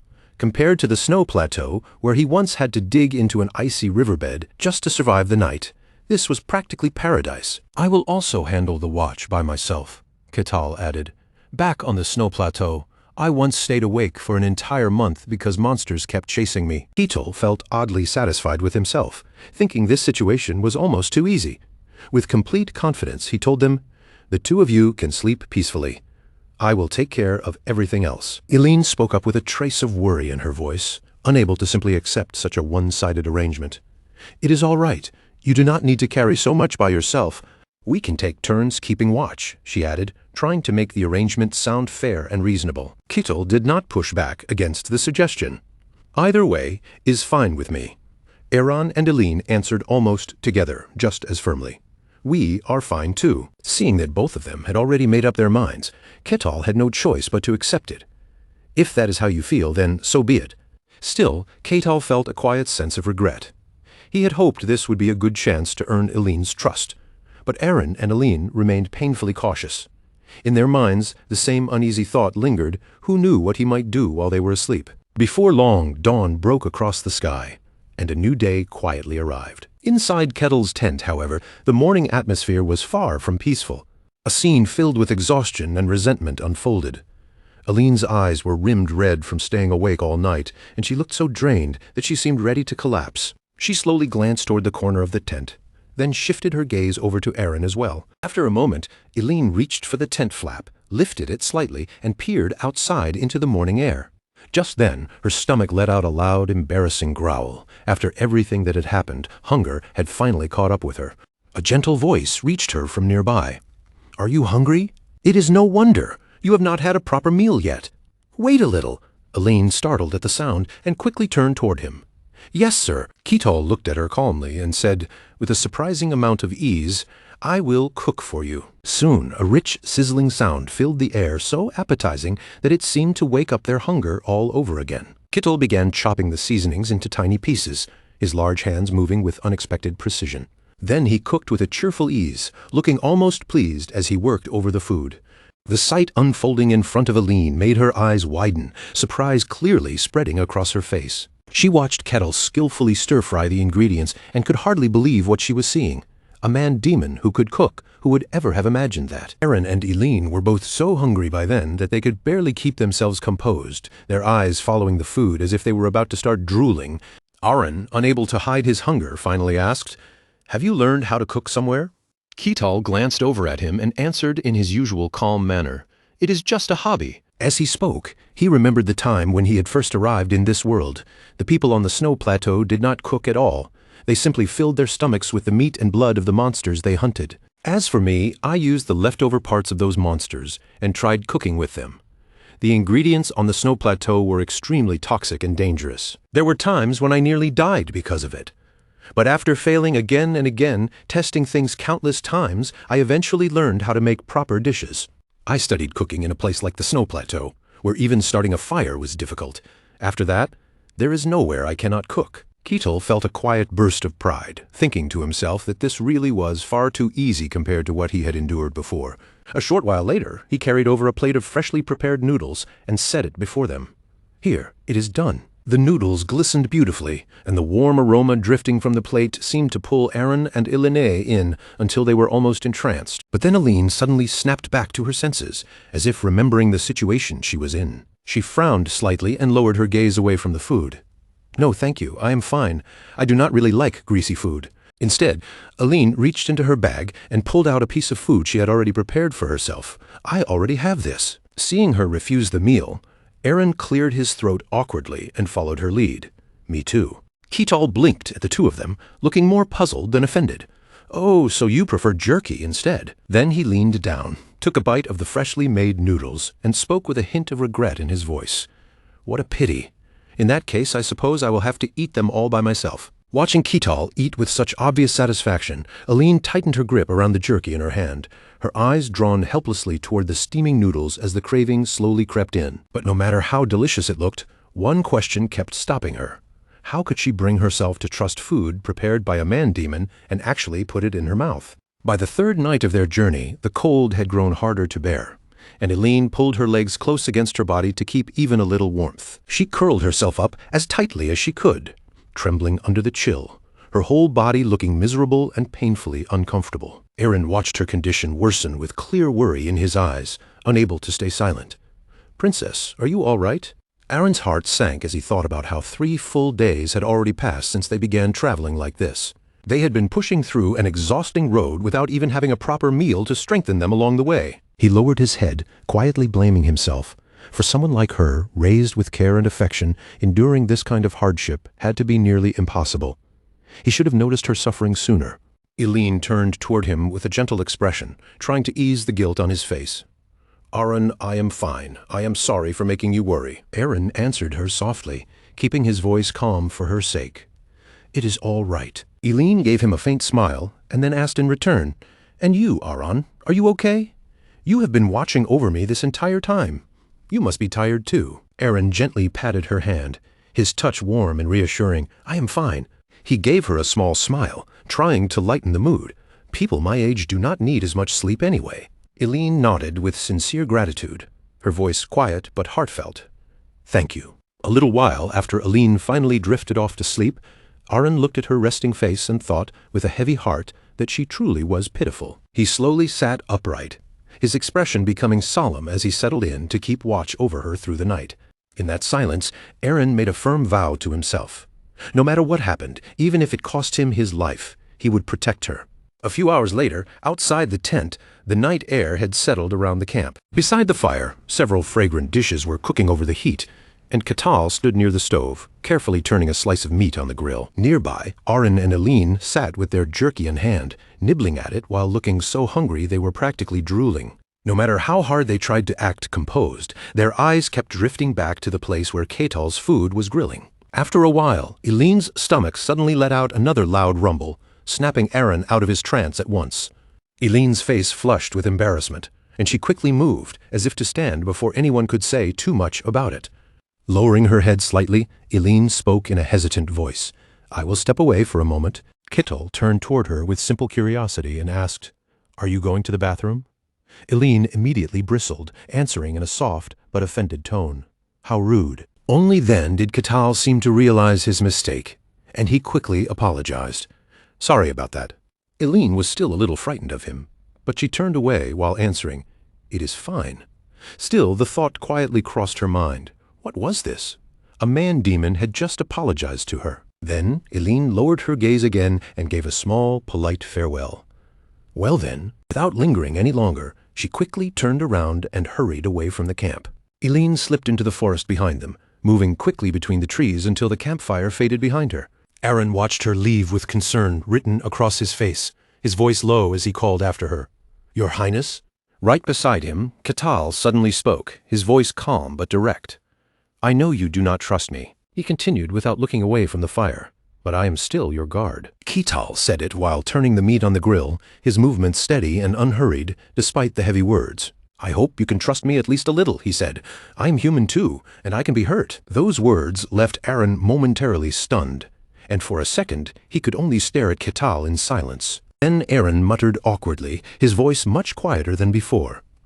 "Is that so?" Ketal turned toward Aaron, and without making a big deal of it, said, "Take this." He slid the freshly grilled meat over toward him, the warm plate carrying the rich smell of the fire-cooked dish. "It is venison," Ketal said simply. "Would you like some?" Aaron stared down at the plate of meat, caught between caution and hunger as he hesitated for a brief moment. Then, almost before he realized it, his eyes lit up with surprise at the tempting food in front of him. Meanwhile, Eileen had made her way to a stream where she sat alone and cried softly. The clear water flowed beside her, glittering beautifully as it caught the light. Eileen gazed at the peaceful scene before her, quietly nibbling on her jerky, while small sobs slipped out, despite her efforts to hold them back. She let out a weak sigh, her voice barely above a whisper. "I am so hungry." Then she mumbled to herself, worn down by the road and the pain. "My feet hurt so much." But she quickly wiped away her tears, forcing herself to regain control as she reminded herself that she could not fall apart now. Eileen quietly told herself that she had to endure it, no matter how difficult it felt.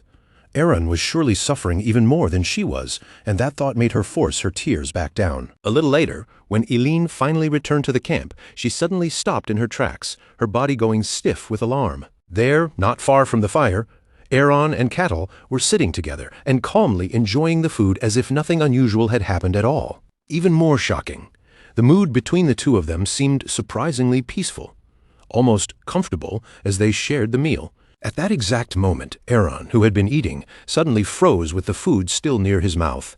Eileen called out to him softly, her voice quiet but carrying enough weight to make him flinch. "Aaron?" Aaron heard her and immediately lifted his head, panic spreading across his face the instant their eyes met. He hurriedly let go of the piece of meat in his hand, dropping it as though he had been caught committing some terrible crime. Then Aaron sprang to his feet in a rush, his voice stumbling with desperation. "Princess, this is a misunderstanding." Ketal watched Aaron's frantic reaction with mild surprise, clearly caught off guard by how dramatic the old retainer had suddenly become. Then Ketal quietly shifted his gaze upward, sneaking a brief glance toward Eileen. As he looked at the princess standing before them, Ketal found himself wondering what exactly was going through her mind. Eileen clenched her hand tightly, her embarrassment and anger mixing together as she stared at Aaron. What on earth is this supposed to mean? In her mind, Aaron's earlier warning came rushing back. Be careful of that man-demon, protect each other, and never let their guard down. They had promised each other that. Aaron stammered as he tried to explain himself, but his words came out awkward and broken. "It is not like that, actually." Then, almost under his breath, Aaron admitted that Ketal did not seem dangerous enough to deserve that level of caution, after all. Eileen stared at him in disbelief, unable to believe he was saying this now. "You are only saying that now?" Before the tension could grow any worse, Ketal quickly stepped into the conversation. "I ask that both of you calm down." Eileen jolted at his voice and immediately turned toward him, her body reacting with instinctive caution. Ketal looked between them and spoke plainly. "So that is why you refused the food I cooked, and deliberately took turns keeping watch. You did not trust me." The moment he said it out loud, both Aaron and Eileen went pale.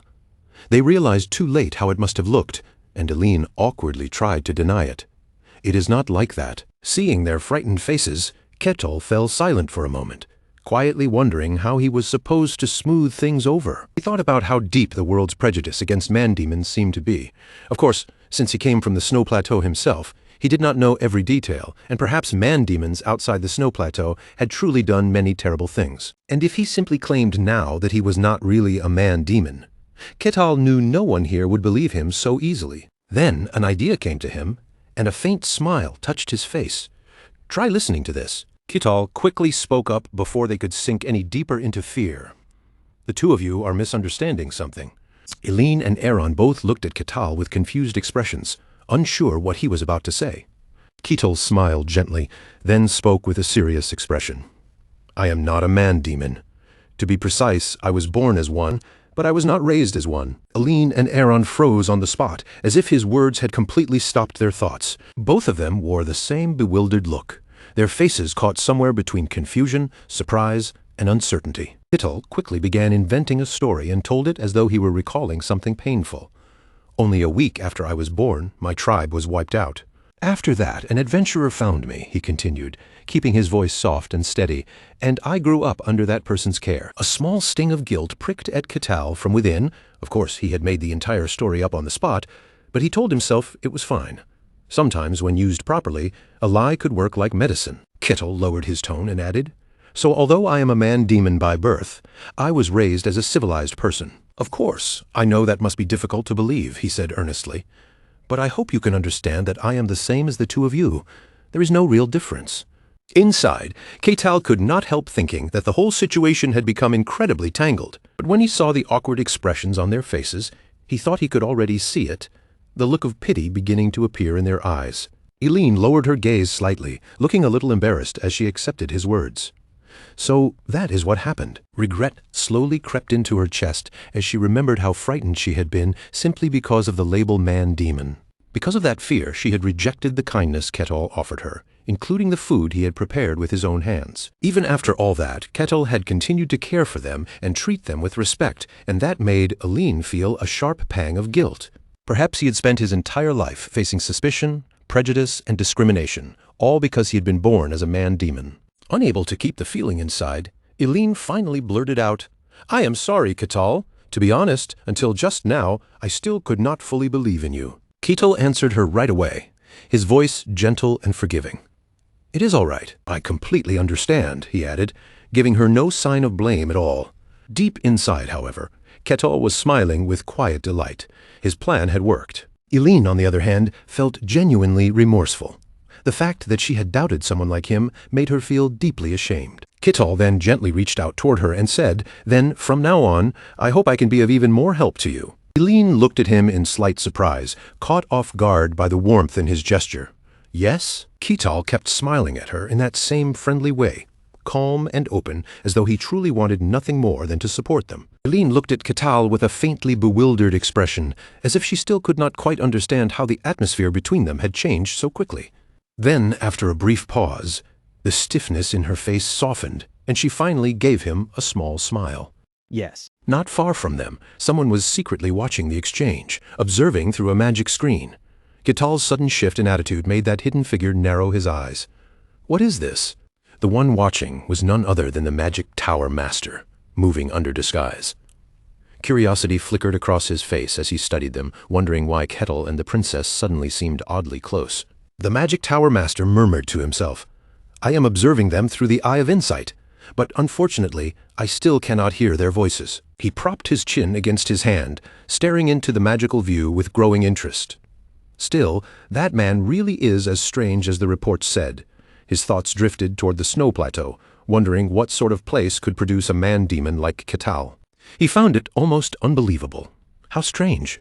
Why does he seem even more socialized than expected? Are man-demons outside the snow plateau usually like that? The Magic Tower Master kept his gaze fixed on Kittel's group, telling himself to wait just a little longer and observe them more carefully.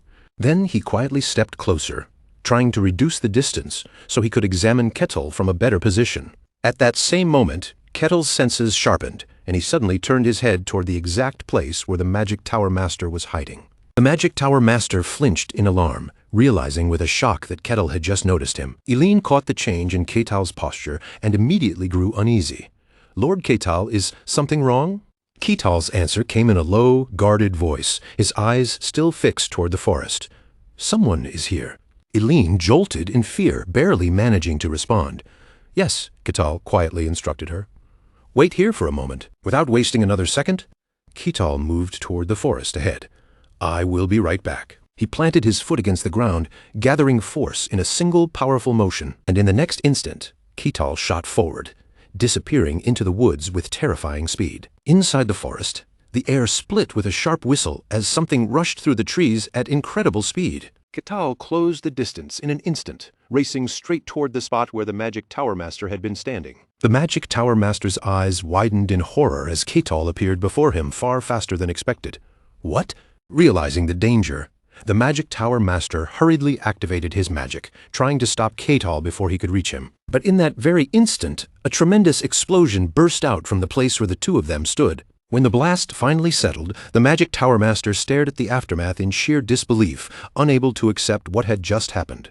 Panic rushed through his mind. He was certain he had raised a barrier in that split second. That veil should have been able to withstand even a bolt from a divine crossbow, and yet fear crept through him as he wondered whether it had failed once again. By then, Ketal had already seized the Magic Tower Master, completely closing off any chance of escape. Ketal warned him in a stern, low voice. "You had better not try anything foolish." He glared down at the man in his grip, his expression cold enough to make the threat feel very real. Then Ketal spoke quietly, each word carrying pressure. "If I sense even the slightest thing wrong, I will snap your neck immediately." Flustered, the Magic Tower Master hurriedly cried out, "I greatly admire you." Ketal stared at the man on the ground in complete bafflement, unable to follow the sudden change. "Admire me?" The Magic Tower Master quickly nodded and answered with desperate sincerity. "Yes." A few minutes later, Ketal held him by the collar and demanded, "What is your name?" Thinking fast, the Magic Tower Master hastily gave a fake one. "Patrick." Eileen and Aaron stood nearby, watching Ketal hold Patrick up in front of them as if he were some suspicious object, and both of them were left somewhat speechless. Meanwhile, Patrick was secretly crying inside from sheer humiliation, realizing that even in this disguised state, he had been handled so easily. After a moment, Eileen looked at the captured man with concern and asked cautiously, "Lord Ketal, this person is—" Ketal answered in a calm voice, "He is the one who is following us. But then he suddenly claimed that he admires me." Eileen looked even more confused, struggling to understand the explanation. "Yes, but what does that mean?" Patrick suddenly spoke up before anyone else could answer.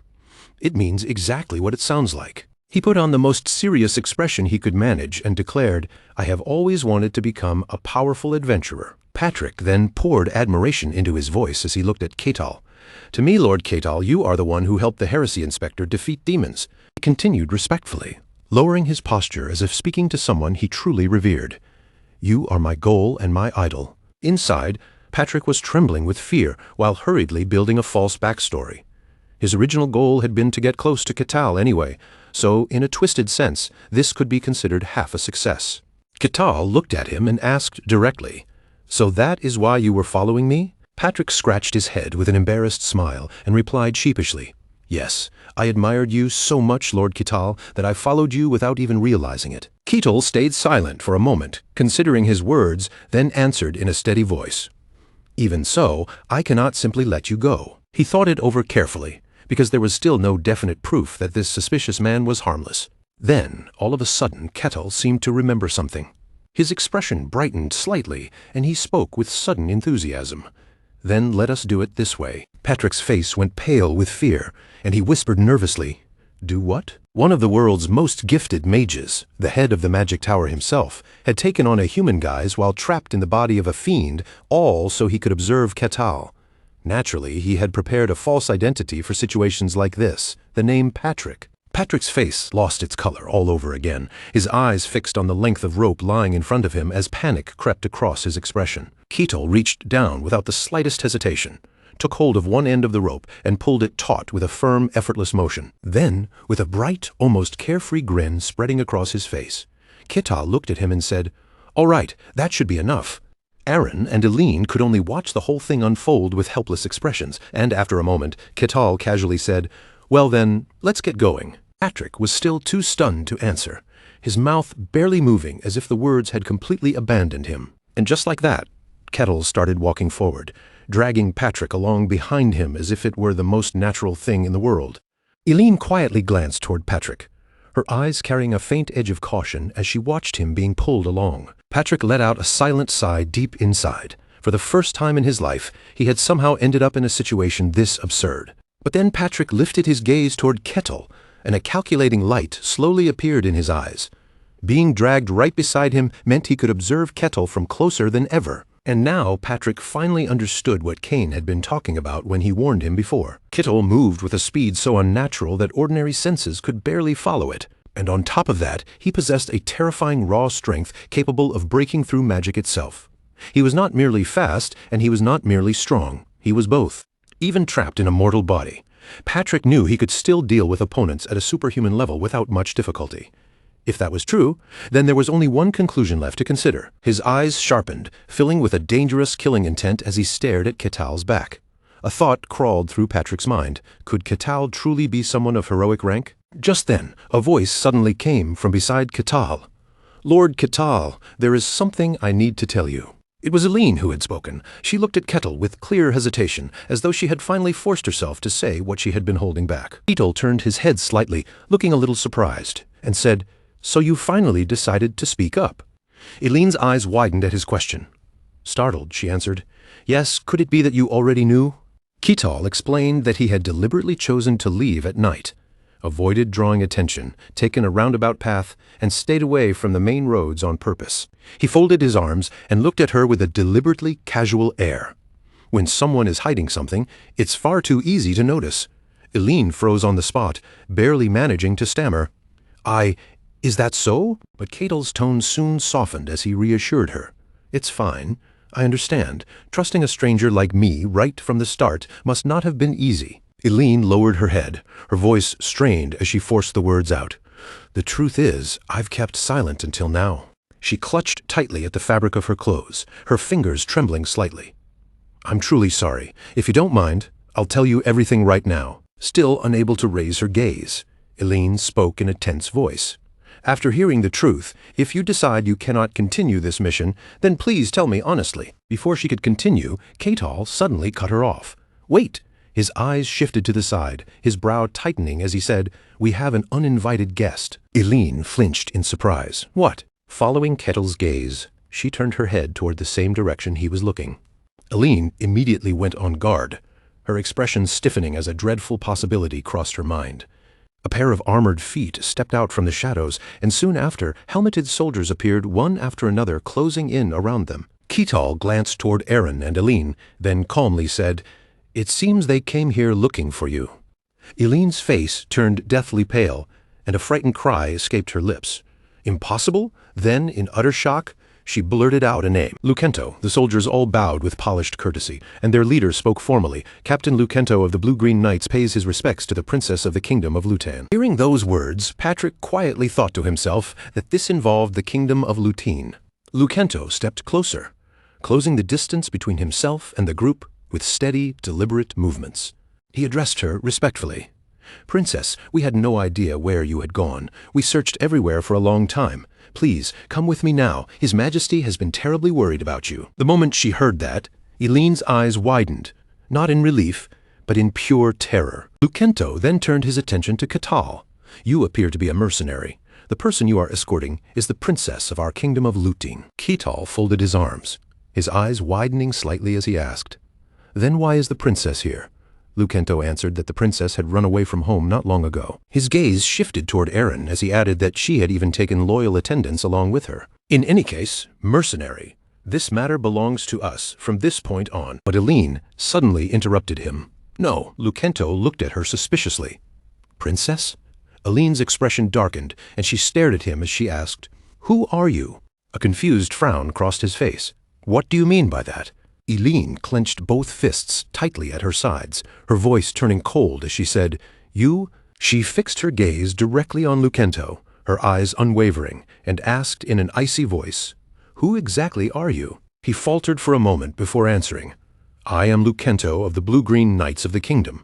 Before he could even finish speaking, Eileen shouted at him in fury, "Don't be ridiculous. I don't know you. I know Lucento Edenheimer, but you are not Lucento. You all slipped into the palace without anyone noticing, and now you're pretending to be people I know. I still remember how strange my family looked, and yet all of you look exactly the same." Overwhelmed with anguish, Eileen cried out, her voice shaking with fear and anger. "What are you? Where are my parents? Where is everyone?" Patrick heard Eileen's desperate words, and a faint spark of interest stirred in his eyes as the situation began to look far stranger than he expected. Without letting anyone notice, Patrick quietly released a thread of magic, sending it out to investigate the man standing before them. A thin red current of magical power slipped through Lucento's body, passed cleanly through him, and then flowed back to Patrick. Once the probe returned, Patrick's expression shifted slightly in surprise. No matter how he checked, Lucento appeared to be human. Eileen still kept her head lowered, her shoulders tense as she forced out the words, "You people?" She bit down hard on her lip, then finally spoke the terrible thought she had been holding inside. "You're planning to eat me alive and take over the entire kingdom, aren't you?" Then Eileen lifted her face, glaring at them with trembling fury as she shouted, "But I will never let you succeed. Just you wait." With grief clouding her eyes, Eileen looked at him and continued in a strained voice, "I'll avenge everyone who disappeared." After hearing those words, Lucento went quiet, saying nothing for a moment as the air between them grew heavy. Then, unexpectedly, he let out a sigh, and there was a faint trace of resignation in the sound. Instead of answering Eileen directly, Lucento turned his attention to Kettle and said, "You heard her.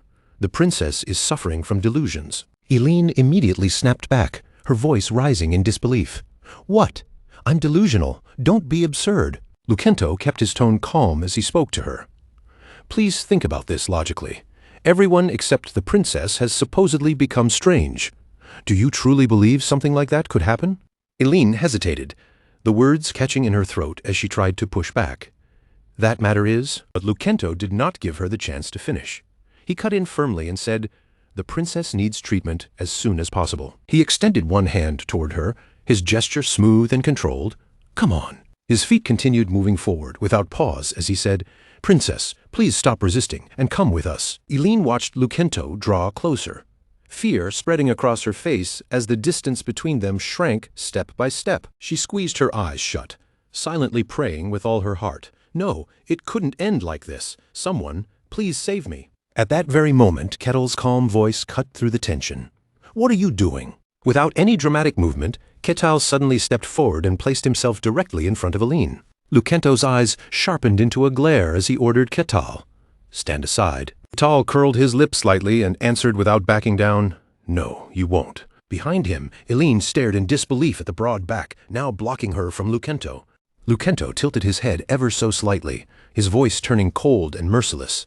"If you refuse to move, then I will have to use force." The moment those words left his mouth, Lucento rushed forward without hesitation. As the gap between them vanished, Kettle simply reached out with one hand and caught Lucento by the head. Then, with a single burst of force, Kettle slammed him down and threw him flat against the ground. The knights in Lucento's unit froze in shock at the sight, then cried out in alarm, "Captain!" Their voices quickly turned angry as they shouted at Kettle, "What do you think you're doing?" Kettle answered them right away, explaining that they had been the ones to attack first, and, as a mercenary, his duty was to deal with any enemy who dared approach his employer. Lucento groaned and struggled, forcing himself to rise from the ground. He insisted through the pain, "The princess is unwell." Then he looked at Kettle and demanded, "Do you actually believe every delusional claim the princess is making?" But contrary to what Lucento expected, Kettle replied in an utterly calm voice, "You're the one speaking nonsense.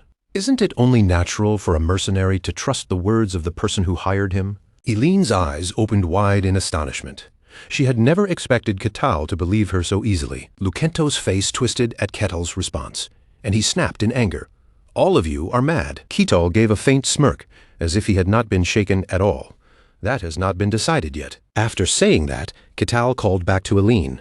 Though she still did not understand what he meant, she answered cautiously, "Yes?" Kettle glanced toward her and said, "They appeared without leaving any sign." Eileen's face tightened with panic as she asked, "What do you mean by that?" Kettle did not hesitate to point the issue directly at Lucento. Simply put, these people suddenly appeared here out of nowhere. Hearing that, Eileen's face went pale all over again. What on earth is happening? Watching the exchange unfold, Patrick also began to feel suspicion creeping in. Kettle had a point. Kettle continued pressing the question, his gaze fixed on Lucento's group. "How did all of you suddenly appear here?" At that question, Lucento and the soldiers behind him fell completely silent, not one of them offering an answer. After a moment, Lucento raised his head and asked firmly, "Does that matter? We came here to find the princess, and yet you are picking at strange, irrelevant details." Seeing how stubbornly Lucento avoided the question, Kettle could only say, "So you have no intention of answering, huh?" "If that is how it is," Kettle said calmly, his stance unwavering, "then I will continue escorting her all the way to the kingdom of Denian." Seeing Kettle stand firmly on her side, Eileen pressed her lips together, and a painful thought rose in her chest. Until now, no one had believed her. The memories came rushing back one after another. Every time she tried to explain, every person she turned to had looked at her as if her words were impossible. Realizing that the situation could no longer be settled with words, Lucento slowly raised the sword hanging at his waist. At the same time, he quietly sent a signal to the soldiers around him, making it clear that talking any further would be pointless. Ketel stepped forward, placing himself more clearly between Eileen and the knights, then warned the others in a steady voice, "Everyone, please step back a little." Eileen's face tightened with worry as she looked at him, unable to hide the anxiety in her voice. "Lord Ketal, please be careful," she said urgently. "They are the strongest knight order in our kingdom." Lucento's entire unit moved without hesitation, and with a cold command, he ordered every soldier to draw their swords. Ketel's lip curled slightly, not in fear, but in amused interest. How interesting. Patrick's red eyes narrowed as he carefully measured the strength of the soldiers surrounding Ketal. Rank 2. Every single one of them was capable of manipulating mystic energy, which meant they were far beyond ordinary fighters. Then Patrick's gaze shifted toward Lucento, and his assessment sharpened. That one was rank 1. Lucento gave the order at once. "Deal with that savage, kill him." The moment the command was given, the soldiers moved as one, their formation snapping into motion with practiced precision. All of their blades and killing intent focused on a single target standing at the center, Ketal. As all 5 soldiers closed the distance around him, Ketal simply stood there, calm and unmoving, as if the encirclement meant nothing. Then Ketal's fist shot out, and the man attacking from the right was blasted away in an instant, his body thrown back before he could even react. The soldier coming from the left met the same fate, crushed by Ketal's raw physical strength and sent flying by a single blow. Ketal raised his fist again, his posture relaxed but ready, as though he were preparing to swat away the next wave. In rapid succession, 3 more soldiers were struck by Ketal's consecutive punches and hurled down one after another. Just like that, the entire encirclement was broken apart with ease, wiped out by Ketal before it could accomplish anything. Ketel lifted his gaze with a faint look of annoyance and muttered, "Being surrounded like this really is a nuisance." Even after seeing that overwhelming display, Lucento refused to give up. He pressed the attack and shouted, "Don't stop! Attack him together!" The soldiers immediately obeyed. "Yes!" they cried, and another wave of armored men moved in, once again closing around Ketal from multiple directions. Ketel reached out with both hands, grabbed 2 soldiers by the head at the same time, and lifted them as if they weighed almost nothing. Then he swung them around like battering rams, using their bodies to smash back the remaining soldiers who tried to rush him. With that, the second assault ended just like the first, in a completely one-sided victory for Ketal. Unable to endure the sight any longer, Lucento finally charged at the monster before him himself, roaring in fury. "Die!" His blade cut through the air, closing in fast on Ketal as the attack came straight toward him. Eileen cried out in alarm the moment she saw it. "Danger!" But the scene that unfolded right in front of her made her freeze where she stood. Ketel caught the path of Lucento's sword with his sturdy jaw, stopping the blade with his teeth as if it were nothing more than a toy. Lucento's eyes went wide, his mouth falling open in complete astonishment at what he was seeing. Right before him, his sword was forced back, strained beyond its limit, and then snapped cleanly in 2 by Ketal. As Lucento was knocked backward, disbelief filled his mind. His strike had been stopped by teeth of all things. Ketal clenched his hand, looked at him without the slightest concern, and asked, "Do you want to continue?" In front of him, the soldiers who had attacked were now scattered across the ground, lying defeated all around him. Lucento struggled to push himself back up, and with great difficulty he forced out the command, "Everyone, retreat." At his words, the soldiers who had been sprawled across the ground vanished, disappearing as if some enchantment had swallowed them whole. Then a voice called out to Ketal, drawing his attention back from the spot where the knights had disappeared. Eileen stepped closer to him, worry still visible on her face, and asked, "Are you all right?" Ketal answered calmly, "I'm unhurt. There is no need to worry." Then Ketal looked toward Eileen and said, "Eileen, I will carry out the request exactly as promised. However," he continued, his tone becoming more serious, "I want to hear the entire story in detail." Eileen clenched her hands tightly, then nodded at Ketal with resolve. "Of course, sir. I will tell you everything that happened." Aura was the very essence of the mystical, a power capable of tearing through steel with ease and even cutting apart magic itself. In other words, ordinary matter should never have been able to break aura. And yet, even when that power tried to bite into Ketal's body, it had failed to leave even the faintest scratch.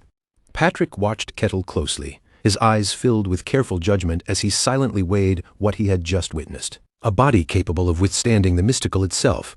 Patrick could not help but wonder, could Ketal's physical body be a kind of mystery in its own right? After everything finally settled down, the group gathered around a campfire, and Ketal asked, "So, how did all of this happen?" For a short while, Elinen and Aron remained silent, each lost in thought as the firelight flickered across their troubled faces. Then, Eren slowly began to speak, telling them how their kingdom had gradually been taken over and replaced by something that was no longer truly human. By the time he and Princess Aline finally realized what was happening, the damage had already gone too far, and the kingdom they knew had effectively fallen apart. Ketal listened quietly, then summed it up in a low voice. "So that is why the two of you had no choice but to flee." Eren gave a grave reply. If they had remained there any longer, he and the princess would have been replaced just like the others. According to Aaron, that strange distortion had not appeared all at once. It had begun roughly 1 year ago. The moment Ketal heard that, he was slightly startled. A year ago, that timing was far too specific to ignore. Was it only a coincidence? As Ketal thought back, he remembered that Aquas had once spoken of something very similar. Aquas had said that the demonic realm, which should have remained sealed away, had somehow begun affecting this world. Around 1 year ago, dungeons started appearing irregularly, and countless evil beings began manifesting in the skies. At the time, Ketal had not paid much attention to it. But now that the timing matched, and considering the strange things that person had said back then, it no longer felt like something he could dismiss. He remembered the unfamiliar name he had heard during that final mission. Back then, Ketal had assumed it was nothing more than the desperate flailing of someone about to disappear, but now he wondered if he had been mistaken. Eren's voice pulled Ketal back from his thoughts. "I still don't know where it all truly began. When the princess and I first sensed that something was wrong, we asked the mages and mystic artificers to investigate. But none of them were able to uncover the cause. On the contrary, many of the people we asked ended up being replaced as well." Ketal thought silently for a few seconds, then turned his gaze toward them and asked, "How did the two of you realize it?" Eren answered with a troubled expression. "It is difficult to explain clearly in words, but the atmosphere around them, and even the places where they gathered, began to feel strangely different. For example, even when they spoke normally and behaved the way they always had, I felt an unbearable sense of distance from them." Ketal pressed him further. "Was it truly only a feeling?" Eren replied. "At first, when the princess mentioned it, I was skeptical as well, but then strange incidents began happening. I was responsible for managing and supervising the servants in the royal city, and among them was a timid, easily frightened child named Kathy. When the servants told ghost stories at night, Kathy would become so terrified that she could not sleep, and the next day she would keep yawning while working. That was the kind of child she was. I found her reactions somewhat amusing, so from time to time I would tease her by bringing up ghost stories. But then, at some point, Kathy stopped reacting to those stories altogether. At first, I did not think too deeply about it. I assumed she had simply grown older and stopped being afraid. But the real problem came after that. Kathy had been assigned to manage the statues within the royal city. Because those statues were large, heavy, and difficult to handle, she often worried that one of them might fall and crush her to death. Then, one day, an accident really did happen. A statue toppled toward Kathy, and although misfortune turned into luck and she was not badly injured, it was still a careless moment that could easily have killed her. And yet, Kathy showed no fear at all. She felt no terror, no shock, and no horror over the fact that she had nearly died. She was only worried that she might be punished for the accident. And in that moment, I finally understood. The Kathy standing in front of me was not the Kathy I knew. A shy child who had once trembled at ghost stories had, at some point, stopped fearing death itself. Her outward behavior had not changed. She still smiled like before, and she still spoke in the same familiar way. But no matter how much she looked and sounded the same, I could no longer see that child as Kathy. After that, I quietly investigated several others in the royal city, and most of them had changed in the same way Kathy had. Ketal interrupted softly. "So you fled?" Aron nodded and answered, "Because I was afraid that if we stayed, we would become like them too." Ketal continued, "Then why head for the kingdom of Dinian? If you only needed protection, there should have been other places you could go." Sitting beside him, Aline clenched her hands tightly and answered, "Because only the kingdom of Denian can enact the Declaration of Humanity." Ketal looked genuinely puzzled. "The Declaration of Humanity? What is that?" Aline began to explain that long ago, humans were said to have lived side by side with many other races. But among them, she continued, there was one man who wished to create a kingdom made only for humans. That man sought out a nameless god and confessed his desire. In response, the god granted him a special power, the ability to distinguish who was human and who was not. After receiving that power, the man went on to establish a kingdom. Ketal followed the story and added, and that kingdom became the present kingdom of Denian. Aline nodded in confirmation. Yes, that is right. Those who carry the bloodline of Denian can enact the Declaration of Humanity. That only made Ketal even more curious, his eyes brightening slightly.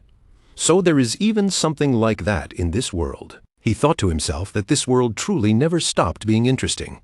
Then he spoke aloud. So the two of you plan to use that power to find proof. That is actually a good idea. Eileen looked at him anxiously, her voice soft but tense as she asked, is Lord Ketal truly all right with this? Ketal smiled back at her, calm and steady as ever. Nothing has changed. I will continue escorting you exactly as I promised. His answer moved Eileen deeply. Her voice caught for a moment, and she stammered with sincere gratitude, Thank you so much. If this matter comes to an end safely, Eileen said with deep emotion in her voice, then I will grant you whatever you wish, anything at all. Ketal answered her with a warm, easy smile. All right then, I'll be looking forward to it. But hearing the princess speak that way made Aaron flinch slightly, and a worried thought crossed his mind. Princess, after that remark, silence settled around them for a moment, broken only by the soft crackling of the campfire between them. Then, out of nowhere, a voice cut through the quiet. Lord Ketal, do you truly trust her words? The question drew Ketal's attention, and he turned his gaze toward Patrick, who was sitting beside him. Patrick remained thoughtful for several seconds, then gave his own careful judgment. I cannot say for certain, but it is possible, he continued, speaking his thoughts aloud. The blue-green knights are human. You crossed blades with them yourself, so you should understand that better than anyone. Seeing that Patrick had noticed the same thing he had, Ketal looked toward him and answered calmly, I think so too. Patrick hesitated for another brief moment before offering a warning. Lord Ketal, you do realize you are setting yourself against an entire nation. Those words made Ketal pause and quietly reflect on the choice he had just made. Patrick went on, his tone becoming more serious. Even if everything she says is true, that only makes the situation more dangerous. They will find ways to kill people. You should already understand that much. Are you truly taking on this mission merely because of a contract? Ketal considered the question in silence for a few seconds, then turned back to Patrick, his answer carrying a faint trace of reluctance. Then Ketal slowly rose to his feet and began to explain himself. But above everything else, he said, his voice carrying a strange excitement, this story is far too entertaining. Wouldn't it be a real shame to turn away now and miss what happens next? As he said that, Ketal's eyes widened slightly, bright with curiosity rather than fear. He stared straight at Patrick, and that direct, almost unsettling gaze made Patrick feel a little uneasy. Patrick could only think to himself in disbelief. What is this barbarian even talking about? Does he see this entire situation as nothing more than a joke? Ketal's voice carried a faint touch of madness as he asked, what more could anyone need? Patrick answered inwardly, trying to make sense of him. An unknown alternate existence was certainly special, and this would indeed become interesting. But that way of viewing things, that strange hunger for the unusual, also felt like something rooted in the barbarian tribes of the snowy plateau. More than anything, Patrick wanted to study that body. Piece by piece, he wanted to understand the existence known as Ketal and uncover the principles behind him. The next day, the group resumed their journey, moving onward along the road once more. Patrick walked behind the others, his thoughts still lingering on Ketal. To him, Ketal seemed like an existence with three sides, someone who simply followed his own whims without hesitation. There were already dozens of things Patrick wanted to investigate, but for now, he forced himself to remain patient. At the moment, he was only an ordinary person watching Ketal with quiet admiration. Then, without warning, an arrow shot out from somewhere and flew straight toward their group. Ketal remained perfectly calm, showing no sign of surprise even as the sudden attack came slicing through the air. A sharp shout rang out, and in the very next instant, Ketal caught the arrow with astonishing ease. The sight left both Eileen and Aaron deeply shocked, their eyes widening at how effortlessly he had handled it. Ketal smiled faintly and said, So this is guerrilla warfare. Not a bad tactic. Immediately after that, countless soldiers burst out from the edge of the forest. They rushed in fast, aiming their attack at Ketal from behind. Ketal turned his head. his voice cooling as he added, "Though I wouldn't exactly call it a perfect answer." Without the slightest hesitation, he flicked his hand lightly, and 3 soldiers were blown backward in an instant. Cracks spread all across their armor, splitting through the metal from the force of that casual strike. The impact was so overwhelming that one of the soldiers could not endure it and coughed up blood. A moment later, all 3 of them collapsed to the ground. The surviving soldiers immediately turned to flee, coughing as they shouted, "Withdraw for now. That man is a monster." Ketal watched them retreat, then let out a sigh filled with clear exasperation. Aline stepped forward, still amazed by what she had just seen. That was incredible. They weren't weak, were they? Her words stirred Ketel's curiosity, and he tilted his head slightly. Huh, really? Aline stared at him for a moment. Then another question rose in her mind. But why did you spare them? If you held back out of concern for us, then— Ketal interrupted her before she could finish.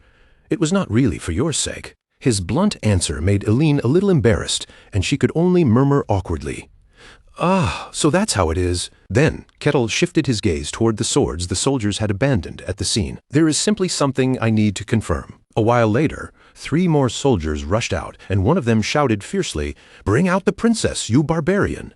Their repeated appearances finally began to irritate Ketal, and he frowned as he muttered, "Do they never get tired of coming?" One of the soldiers roared at the top of his lungs, his voice cutting through the forest air. "You damn barbarian, let the princess go right now!" Ketal gave them no answer at all.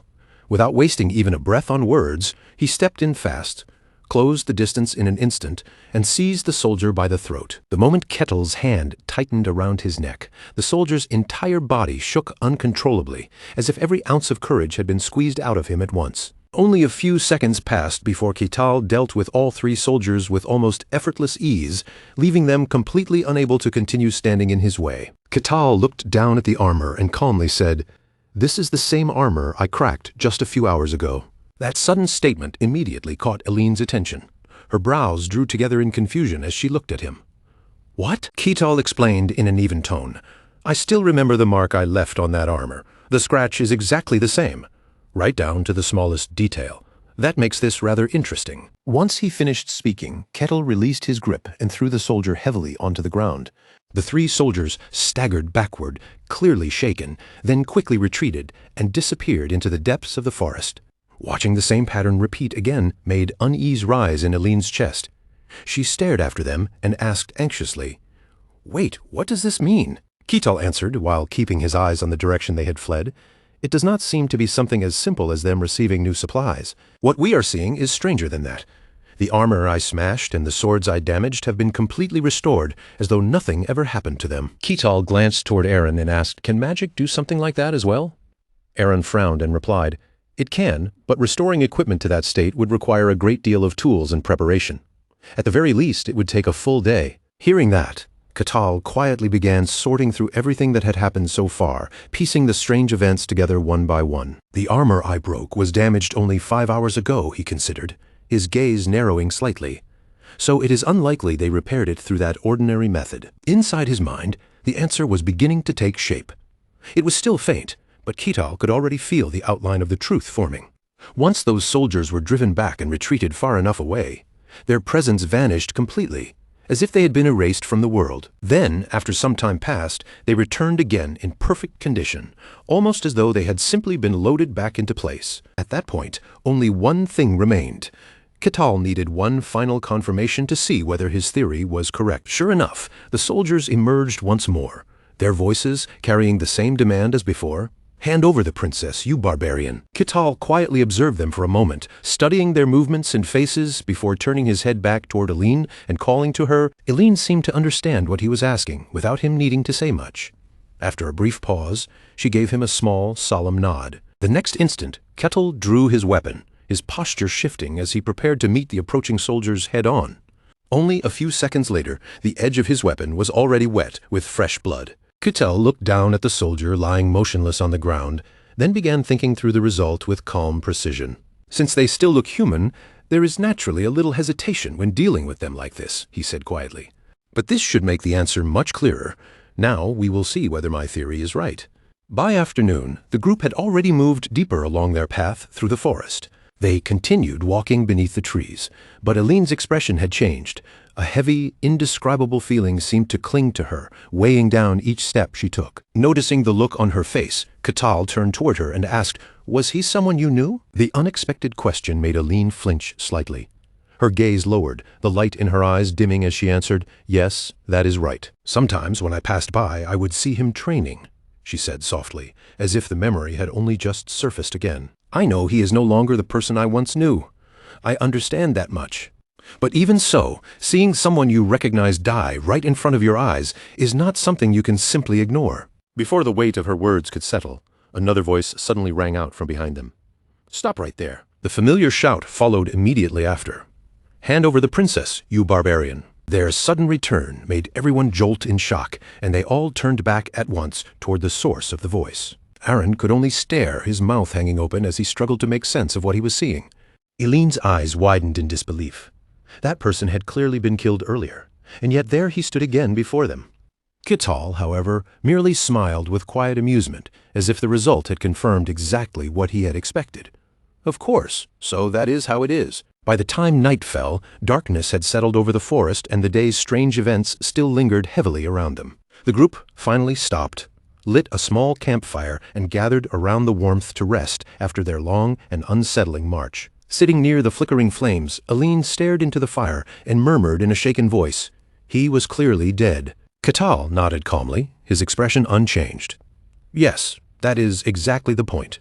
As the image of those soldiers returned to her mind, Aline's body trembled from head to toe, and the fear she had been holding back finally showed on her face. Her voice came out low and unsteady. "What on earth have we been living alongside all this time?" Kittel paused for a few seconds, letting the crackle of the campfire fill the silence, before he finally began to speak. "Aran once mentioned Kathy," Kittel said. "Even when she was crushed by a statue, she showed no fear of death at all. That gave me suspicions as well. If they react that way, then perhaps the reason is simple. Are they immortal?" Kittel ladled a bowl of warm soup and handed it to the princess, his voice steady as he added, "Whatever they truly are, one thing is certain. They are definitely not human." After handing over the soup, Catal looked at Aline with his usual calm expression and asked in a casual tone, "Do you have any idea what those things might really be?" Aline accepted the bowl with both hands, the warmth of it settling against her palms, but her answer came out uncertain and vague. "At the very least," she said quietly, lowering her gaze, "whatever they are far beyond anything I know. Something that can return after death like that. It cannot be called a normal living being anymore. But if there is even one possibility that could explain something so unnatural, then it would have to be—" Eline's voice tightened as she forced the words out. "The demonic realm." The moment Kettle heard that unfamiliar term, a faint uneasiness stirred inside him, as if those words carried a weight he could not ignore. He tilted his head slightly, curiosity showing in his eyes, as he repeated, "The demonic realm?" Eline nodded, her face serious. "Yes. It is said to be a place that exists beyond human perception. A warped and twisted place. If those beings truly came from there, then everything we have seen would begin to make sense." At that moment, Catal remembered the system panel that had suddenly appeared before his eyes before, Mission Number 785. Escort the subject to the kingdom of Denian. He narrowed his eyes in thought. Was this the reason these strange incidents kept happening around him? After all, that panel only appeared when something was connected to the demonic realm. But before Eline's idea could settle, Aaron immediately denied it from beside her. "That is impossible, Your Highness. I have told you before, beings from the demonic realm cannot cross over into the outside world." That answer only made Kettle more confused, and he looked toward Aaron with a questioning expression. "What exactly does that mean?" Aaron explained in a straightforward tone, "Since the demonic realm was formed long ago, not a single entity from that place has ever stepped outside of it." Catal quickly understood what Aaron was saying. Aha! So that conclusion comes from experience and recorded history. Eline looked toward Aaron and continued, her voice heavy. "But Aaron, you can see it too. The world itself has been growing stranger and stranger." Aaron could not deny that. After a short silence, he nodded with a troubled expression. "Indeed, that much is true." Catal cut into their exchange and asked, "Then could the distortions that began a year ago be affecting the demonic realm as well?" Seeing the faint sadness that crossed Aline's face, Catal seemed to grasp the heart of the matter. "So that possibility is quite high. He brought a hand to his chin and fell into thought, turning the words over in his mind. Entities of the demonic realm. So those things may be spilling out into this world now? His expression darkened slightly. If that is true, then this is very bad. Patrick watched Catel closely from the side, silently weighing his reaction before making his own judgment. You really are the newcomer, aren't you? After that, a long and uneasy night passed. By the next day, those same 3 soldiers appeared once again, standing in their path and shouting, "You barbarian, hand over the princess now." When Catel saw them blocking the road all over again, the corner of his mouth twitched slightly. Here we go again. And just like every time before, the result did not change. The soldiers were crushed and beaten down until they could no longer fight back. With this latest defeat included, those soldiers had already died 3 times, and every single time they returned in perfect condition, as if nothing had happened. From behind Catel, Eileen looked at them with open disgust and muttered, "They really are revolting monsters." Catel, however, seemed more intrigued than repulsed.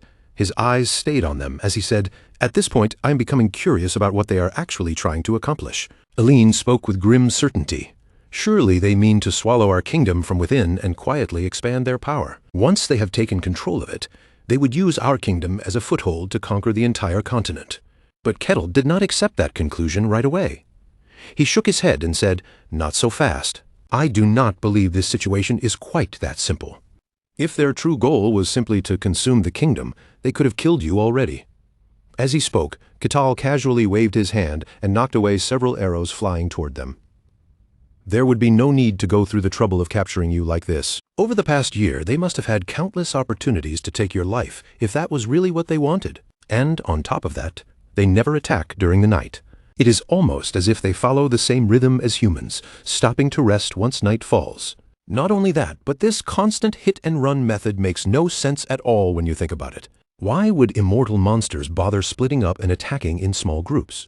They could simply charge in all at once, die as many times as needed, resurrect, and finish the job. They are not acting like mindless beasts. Their words, their movements, and even the way they make decisions all stay within the limits of ordinary human behavior. It is almost as though they genuinely believe they are human. And that is exactly why I came up with a brilliant idea." When Eileen saw what Catel was actually putting into motion, her eyes widened in surprise. After the soldier revived again, Catel did not simply strike him down this time. Instead, he tied him up tightly, making the soldier thrash and shout in anger, "Hey, untie me right now!" That arrogant, commanding voice immediately drew everyone's attention toward the bound soldier. Catel clapped his hands together with clear excitement and said brightly, "Come on, let us try talking to him. Facing each other without even knowing what the other side wants is such a pity, is it not?" Watching Catel act so cheerful about it, Patrick could only feel exhausted. This man really was insane. Aaron stared at Catel in complete confusion, unable to hide the disbelief in his voice. "What on earth are you doing?" Catel answered as if it were the most obvious thing in the world. "I already said it. Let us have an honest conversation and see what we can learn." "Are you out of your mind?" Aaron shouted, his face twisting in disbelief. "You seriously expect me to sit here and talk with those monsters?" The moment the soldier heard himself called a monster, his expression crumpled as if the word had struck him harder than any weapon. What is Lord Aaron saying? He strained against his restraints and desperately insisted, "I am human. You know who I am, don't you? I am not some kind of monster." Yet, even as he spoke, a thick, suffocating aura of demonic energy seeped from his body. Eileen recoiled in terror and screamed, "Shut up, all of you!" "You disgusting monsters," she spat, her voice shaking with anger and fear. "Do not dare stand there and imitate him. I watched you die and come back again with my own eyes over and over. And after all that, you still expect me to believe you are human?"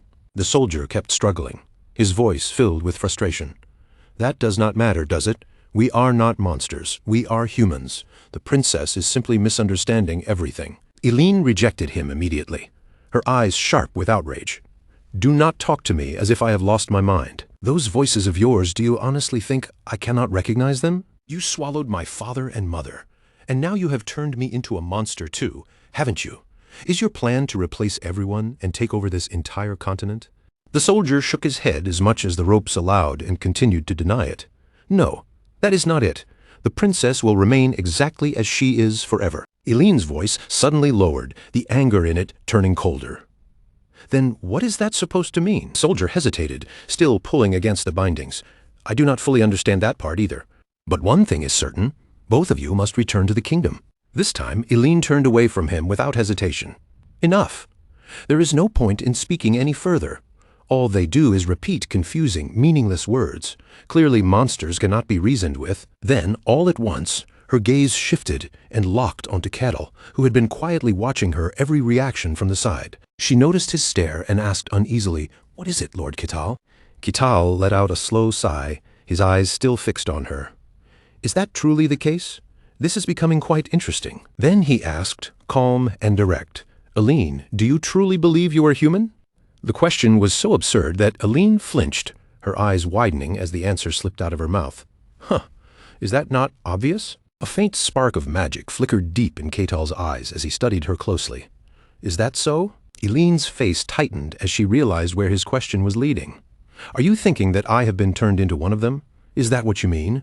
Before she could say anything else, a hot line of blood suddenly welled up, making Alina's eyes fly wide open in shock. In the next instant, her gaze dropped downward toward the source of the blood that was now spurting from her body. It was coming from her own chest, because at that very moment, Ketal's hand had pierced straight through her. The sight was so impossible that Eileen could not even process what emotion she should feel. Terror finally burst out of her throat as she cried, "What?" Then a voice began echoing inside the princess's head. "Princess Eileen." The call came again and again, until her eyes suddenly snapped open. She woke inside the tent, gasping for breath, her body drenched in sweat and completely exhausted, as if she had just clawed her way back from a nightmare. The one calling out to her from nearby was none other than Aaron. Aaron leaned close, his face filled with worry as he asked, "Are you awake?" Eileen looked around the tent in confusion, still breathing hard. "Aaron, what is this?" Then her gaze suddenly froze, as if the memory of what had just happened had struck her all at once. She quickly looked down at her own chest, her voice trembling. "Wait, just now But when she checked herself, there was no wound on her body at all. Not even a trace remained. From outside the tent, Ketal's voice calmly reached them.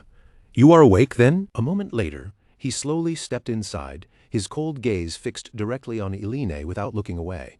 That stare made Eileen shrink slightly, caught between embarrassment, fear, and the lingering shock of what she had experienced. She tried to explain what had happened, her voice unsteady. "Lord Ketal, just now, you clearly..." Ketal gave a calm nod, confirming it without hesitation. "Indeed, I did do that. There was no mistake. She had suffered a fatal wound, the kind that would have killed any ordinary person instantly. And yet here she was, sitting alive in front of him. As the truth pressed down on her, Eileen's face turned deathly pale. "What?" Her voice shook as she forced herself to ask. "Then, what exactly are you trying to say?" Ketal answered plainly. "Exactly what you heard. Right now, your body has been restored as if nothing ever happened, just like those nights. And furthermore, while you were unconscious, I confirmed that Aaron is in the same condition as well." Eileen's entire body began to tremble, and she struggled desperately to keep herself calm. "No, that is impossible." Her voice grew weaker as the terrifying thought finally surfaced. "Could it be that I have?" Ketal watched her in silence for a long moment, his expression unreadable. Then, without offering any immediate comfort or denial, he turned away and left the tent. Outside, the moment Ketal stepped out into the open air, the quiet tension around the camp seemed to follow him. As soon as Ketal stepped outside, Patrick looked toward him with curious eyes and asked, "How is Lady Eileen?" Ketal answered calmly, as though the result had never been in doubt. "She is intact, just as I expected." "Of course," he added, glancing back toward the tent. "Her mind seems to be in complete turmoil right now." Patrick studied him for a moment, then continued in a lower voice. "When did you figure it out?" That Lady Eileen was the same kind of existence as those soldiers. Ketal slowly closed his eyes, sorting through his memories as if rewinding every event from the beginning. "When was it? Let me think." After a few seconds of silence, he opened his eyes again and began explaining from the very start. Patrick stood frozen as he listened, unable to believe what Ketal had noticed with such calm precision. "When I first met the two of you," Ketal said, "I sensed an aura that felt strange, yet somehow familiar. At the time, I did not understand what that presence truly was. But once I saw the knights chasing after you, I became certain of one thing." Patrick thought silently to himself. An aura. Even with my observing eye, I could not sense anything like that.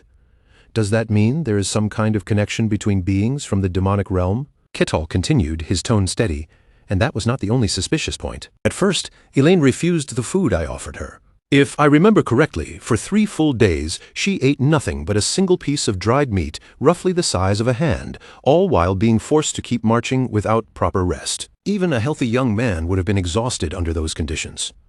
A princess raised within the royal city could not have endured that on willpower alone. Patrick could only stare at him, quietly wondering how Kettle had managed to catch even such small details while everything else was happening. The more Patrick watched him, the harder it became to believe that Kettle was nothing more than a simple savage from the wilderness. While the two of them were still speaking, Eileen stepped out from the tent and called to him in a firm voice, "Lord Kettle." Her face was still pale, but her decision had settled. "Let us move on. We will head to the kingdom of Denian." A faint smile tugged at the corner of Ketal's mouth. It seemed she had managed, at least somewhat, to gather her thoughts. But before taking a single step, Ketal looked past them and said, "Before we leave, you should reveal yourself." The moment those words left his mouth, the air around them seemed to tighten. Eileen immediately turned her gaze toward the depths of the forest, following Ketal's line of sight. In a quiet clearing between the trees, a faint distortion began to ripple through the empty air. A voice rang out from that wavering space. I clearly did not release even the slightest trace of magic. Threads of mana shimmered through the air like heat haze, and the hidden figure continued. Could it truly have been simple intuition? A blurred silhouette gradually formed before them, and after a few seconds, an elderly archmage appeared in full view. Ketal answered plainly, "Intuition." The sudden appearance of the old man immediately drew the attention of both Eileen and Patrick. Ketal looked at the fading shimmer around him and wondered inwardly whether that had been invisibility magic. The old man straightened his posture and calmly introduced himself. "I am Addict Rugesh of the Polychrome Jewel School, Archmage of the Kingdom of Lutine. I have come here to speak with you." Ketal looked genuinely surprised by that answer. "To speak? Were you not coming here to fight?" Adamant Rajesh's voice remained composed. "Perhaps there is no need for us to fight. After all, it seems you have already explained everything quite clearly to the princess." Then he extended one hand toward Eileen and said, "Come now, stubborn princess, please return to your kingdom. If the princess crosses into another nation, it will inevitably become a diplomatic problem." Eileen fell silent for several seconds, staring at his outstretched hand, before answering coldly, "What meaning does that have anymore?" Her fist clenched tightly at her side as anger and despair filled her voice. "I am nothing but an imitation monster pretending to be Eileen." Adamant Rajesh looked at her and asked, "A monster? It is true that we have changed compared to how we were before, but change does not mean we have stopped being ourselves. I am still Adamant Ragesh, Archmage of the Kingdom of Lutine. If anything has changed, it is only that we have become more perfect than we once were. You are still the Princess of Lutine, the woman who will become our future queen, and one who will grow even more perfect. The ship of Theseus. Long ago, the people of Athens treasured the ship that belonged to the hero Theseus, preserving it carefully across generations. As the wooden planks aged and rotted away, they removed each worn piece and replaced it with a new, stronger one. But once every old piece had been changed, could that ship still truly be called the ship of Theseus? That question circled endlessly through Ketal's mind, refusing to settle as he faced what stood before him. Right now, the kingdom of Lutine itself had become one enormous ship of Theseus. Its people changed piece by piece until no one could say where the old ended and the new began. With those words hanging in the air, the old archmage slowly stepped closer toward Eileen and Ketal. His voice softened into a plea as he lowered his posture slightly. "Please return, Your Highness. The only place where the princess truly belongs is the kingdom of Lutine." Princess Eileen faltered under his gaze, her lips trembling as she struggled to form an answer. Just as she was about to respond, Ketal stepped closer from behind her and asked calmly, "What will you do, Eileen? If you do not wish to go with him, then I will drive him away." Seeing Ketal suddenly interfere in what he considered their matter, the old man's expression tightened with visible irritation. "Step aside," Adamant Ragesh snapped. "He is nothing but a savage, as you can clearly see. We are the same kind, so there is no reason for you to stand between us." Ketal answered without the slightest hesitation, his tone calm and unmoved. "So what of it? I have no interest in what beings like you truly are. The only reason I am stopping you is because I am protecting the one who hired me." At those words, Tears began to gather at the corners of Alina's eyes. Her voice grew strained, trembling as if the fear in her heart was finally spilling out. But I might not be Eileen anymore. I might only be... Ketal cut her off before she could finish. No, to me, you are Eileen. I do not know what the previous Eileen was like. The one who hired me, and the one who has traveled with me until now, is you. The person I intend to protect is the Eileen standing here in the present. Then Ketal turned his head back toward her, meeting her shaken eyes directly. With a faint smile, he asked again, "So, what do you want to do, Eileen?" Those words reached her like a quiet push forward, and Eileen was deeply moved by the trust behind them. Her voice faltered again, but this time it was not from surrender. Her eyes narrowed slightly, and a firm resolve began to settle over her face. Then Eileen declared with clear determination, "I do not want to go back." Hearing the exact answer he had been waiting for, Ketal gave a satisfied snort. Then he turned back toward Addict Rajesh and said, "You heard her. My employer has already made her decision." The old archmage looked somewhat helpless for a moment, and a weary sigh slipped from his lips. But soon his expression changed, hardening as the situation finally reached the point he had hoped to avoid.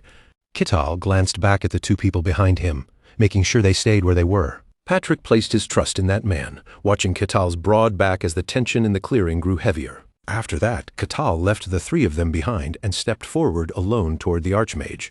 Addict Rajesh glared at him, anger sharpening his voice. "This situation amuses you, does it not, savage?" Ketal smiled back without denying it. "Actually, yes, it is quite amusing." From appearances alone, Ketal could tell that the old man was no ordinary spellcaster. He seemed like a mage with real power behind him. Ketal's eyes gleamed with interest. He wanted to see exactly what kind of magic this archmage would try to use. Without hesitation, Addict Rajesh mobilized his mana and wrapped it around his body like a protective shield. "You will regret blocking my path, savage." Then the old archmage began chanting, his voice steady as magic gathered around him. Beams of mana converged from every direction, flowing into his palms as he continued the incantation without pause. But Ketal did not wait for the spell to finish. Completely ignoring the gathering magic, he rushed forward with his fist clenched. His speed was so terrifying that the old man's eyes widened in pure alarm, with no time left to properly react. The blow landed with overwhelming force, and blood burst through the air from the impact. Ketal clenched his fist with clear satisfaction and said, "The first way to deal with a mage is to finish them before they complete their incantation." But then the blood-coating Ketal's hand crumbled into dust-like particles, drifting away before gathering together at a single point in front of him. Seeing that, Ketal immediately understood what was happening. Just as he had expected, this would not end so easily. Killing him through ordinary means was not enough to truly finish him. Addict Rajesh had prepared defenses in advance, and by sheer fortune, he managed to use mana to reconstruct his body. Even so, the shock was clear in his voice. "What the hell is this? What just happened?" Ketal's attack had been so fast that there had been no chance to respond at all. Ketal praised it with interest, limitless regeneration. But the moment he finished speaking, the ground beneath his feet began to tremble faintly. He turned his gaze to the side, noticing the movement beneath the earth. Immediately, countless massive boulders rose from the ground on all four sides, slowly surrounding Ketal as if the earth itself was closing in around him. Ketal stared for a moment. Then his expression shifted into clear amusement, as if he had just discovered that this strange little trick could be used in a completely different way, too. Addict Rajesh wasted no time at all. Without the slightest hesitation, he poured his mana into two massive boulders and drove them toward each other, trying to crush Ketal between them with brutal force. Right after that, he thrust his arm forward with a sharp, forceful motion, his sleeve snapping with the movement as even more spells began gathering around him. The ground beneath them suddenly trembled, and thick vines burst upward from the soil as if the forest itself had answered his call. Those vines twisted and stretched through the air, crawling toward the heavy rock that had pinned Ketal down, trying to coil around it and hold him even tighter. Addict Rajesh's face twisted with anger as he growled under his breath, then shouted for the entire thing to be reduced to ash. Before the first spell could even settle, he added a blazing fireball on top of it, clearly intending to roast Ketal alive like meat over an open flame. A huge wall of fire erupted with a roar, the flames swelling so violently that everyone watching from outside the battlefield froze in alarm. Eileen's face went pale, and she cried out in terror, her voice shaking as she called Ketal's name. "Lord Ketal." Patrick narrowed his eyes as he watched the battle unfold. Adamant Ragesh was firing off one spell after another without pause, burning through an absurd amount of mana, and yet the question kept gnawing at him, could that mana actually be restoring itself? A mage who could keep casting without ever running dry was no ordinary threat. If even a whisper of something like that spread outside this place, it would shake the entire magical world and cause an uproar beyond imagination. But Adamant Ragesh had chosen the worst possible opponent, because inside that storm of magic, Ketal simply swung one ordinary punch and shattered the attack as if it were nothing. For the first time, Adamant Rajesh's expression faltered, his eyes widening as he stood there stunned by what had just happened. The next instant, Ketal had already moved in behind him, and Patrick's thoughts raced even faster. That man was not merely strong, he was a monster standing completely outside common sense. Patrick's voice took on a strange excitement as he watched, unable to hide his fascination. A mage this powerful was already rare, but seeing him clash with Ketal made the whole thing even more interesting. Adamant Ragesh sensed the danger too late and turned his head in fear, his eyes jerking over his shoulder. The very moment he looked back, Ketal's fist was already there, driving straight into him. The blow smashed into his face with horrifying force, breaking it apart as though his head had been made of fragile clay. Then, just like before, Adamant Ragesh's body lost its shape and scattered into smoke. The blood that had splattered across Ketal's hands faded away again, vanishing into thin air as though it had never existed. Adamant Ragesh revived once more, but this time fear was plain in his voice as he shouted at Ketal, "You monster! What exactly are you?" Ketal only smiled, calm as ever, and answered with almost absurd simplicity, "I'm just an ordinary savage." Adamant Rajesh's expression hardened, and his voice dropped with deadly seriousness. "Don't joke around with me." As those words left his mouth, his entire body began rising slowly into the air, robes fluttering around him. Fine, the testing ends here. His gaze sharpened from above as he declared that from this point on, he would use his full strength to send Ketal to his end. But as Ketal watched Adamant Ragesh float overhead, his eyes lit up with genuine delight, as though the battle had finally become something worth looking forward to.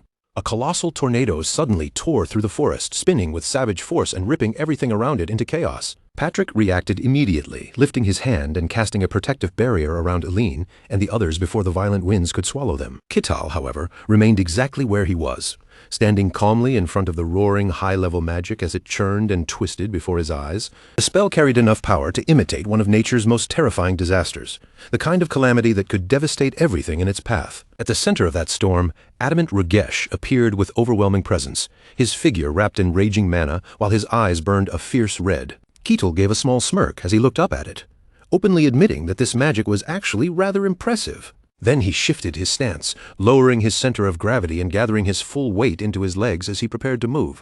With a single thunderous stomp, Ketal drove his foot into the ground, and the earth beneath him shook violently like it had been struck by a falling mountain. The impact exploded outward from Ketal's foot in a brutal shockwave, tearing through the surroundings and smashing apart everything caught in its path. Adamant Ragesh was blasted away by the terrifying pressure, thrown aside by the very storm and force he had unleashed. The old mage could only stare in shock, his wrinkled face twisting with disbelief as his mind struggled to accept what he had witnessed.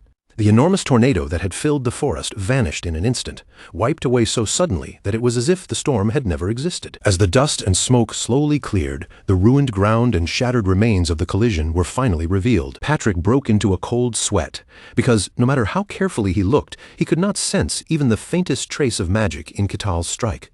He simply could not believe that a disaster on that scale had been created by nothing more than one stomp from Ketal's foot. Adamant Ragesh crashed down to the ground, completely overwhelmed, his body and mind both stunned by the sheer physical force that had crushed his magic. The old man muttered in despair, unable to understand how his carefully built spell had been suppressed so easily by raw strength alone. Ketal walked toward him without any rush, his steps casual and steady, still looking as relaxed as though the battle had barely begun. Adamant Ragesh clenched his teeth, the pride he had carried as a great mage crumbling inside him until it felt like nothing more than ashes. Then Ketal suddenly closed the distance with frightening speed, and Adamant Ragesh flinched as the barbarian appeared far too close. The old man's eyes bulged wide, sweat pouring down his forehead as the suffocating pressure around Ketal pressed down on him.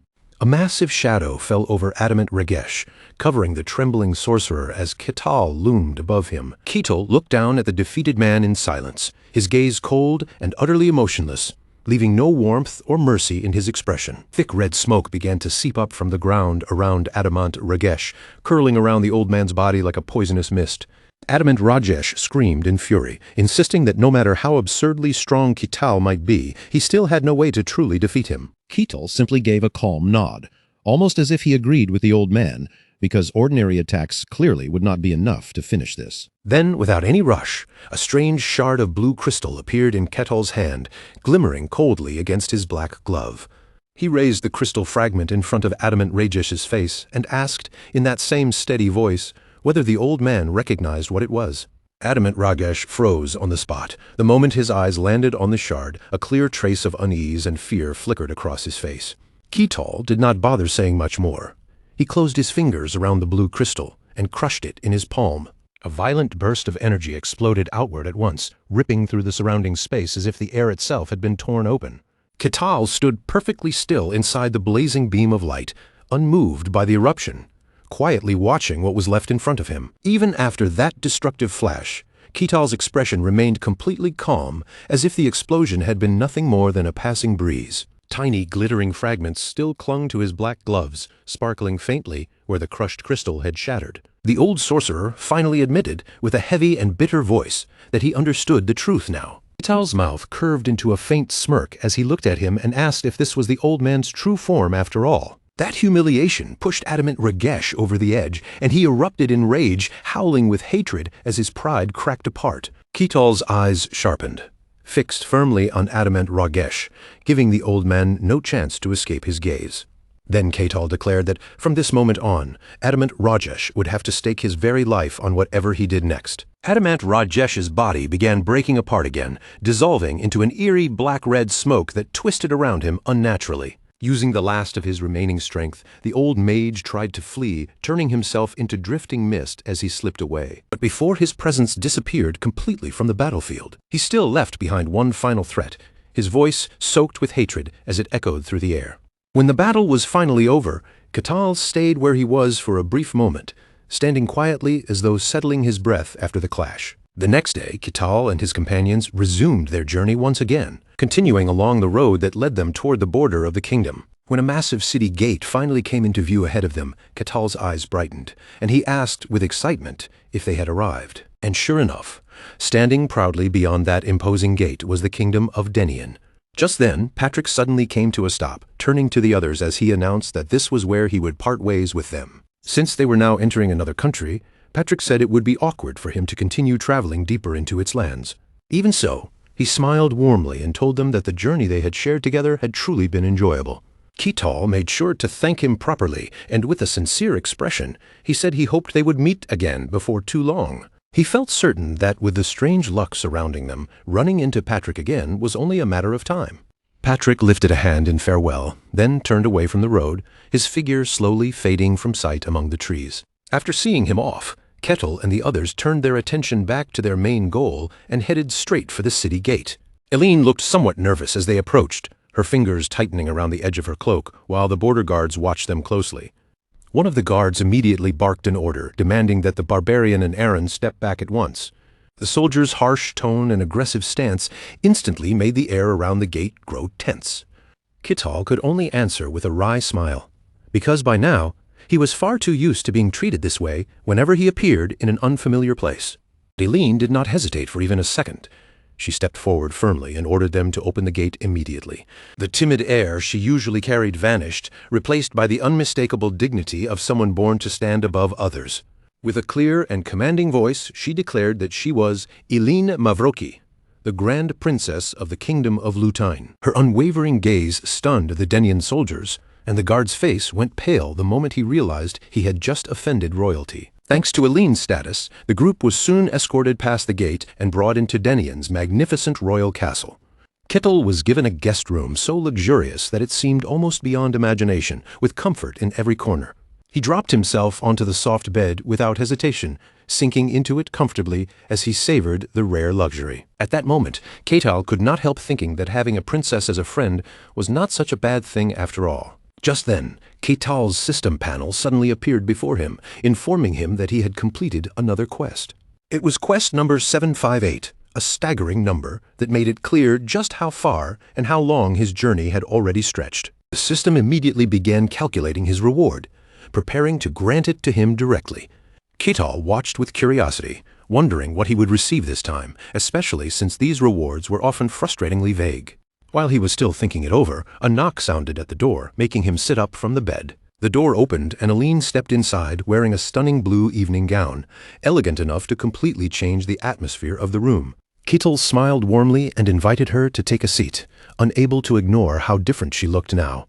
Dressed like this, Aline truly carried herself like a princess from head to toe. But despite the radiance of her gown and the elegance surrounding her, Aline lowered herself into the seat with a heavy expression, as if something dark was pressing down on her heart. Ketal looked at her carefully, then asked about the audience with the Denian king and whether everything had been settled for their meeting. Aline answered that the arrangements had already been made for the next morning, but the unease in her voice made it clear that the audience was not what weighed on her most. She let out a quiet sigh, saying that once this matter was finally resolved, perhaps everything would come to an end at last. But then her voice grew lower, because another possibility lingered in her mind, that this might only be the beginning of even deeper and darker secrets. Aline fell silent for a long while, sitting there with her hands still and her eyes lowered, as if she were fighting a fierce battle inside herself. At last, she raised her gaze toward Ketal, and her eyes carried a deep gloom along with a desperate plea she could no longer hide. In a trembling voice, she asked Ketal if he knew what was truly controlling her kingdom from behind the scenes. Ketal released a soft sigh because he already understood the truth. Yet until now he had never found the right moment to say it aloud. Aline begged him to tell her honestly what she had become and what had truly happened to the country she called home. The question sounded less like simple curiosity and more like a confession of terror, as if she could already feel the horrifying truth slowly closing in around her. Ketal opened his hand, and there in his palm lay a small crystal fragment glittering brightly under the room's light. Aline leaned closer, confusion spreading across her face as she stared at the strange object and tried to understand what it could possibly be. Ketal calmly told her that this was the true form of the beings replacing people throughout the kingdom. Aline froze when she heard that.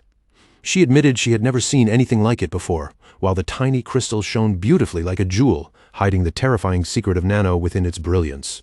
Ketal explained that normally they were so small that the naked eye could never see them, so he had compressed many of them together into a single lump.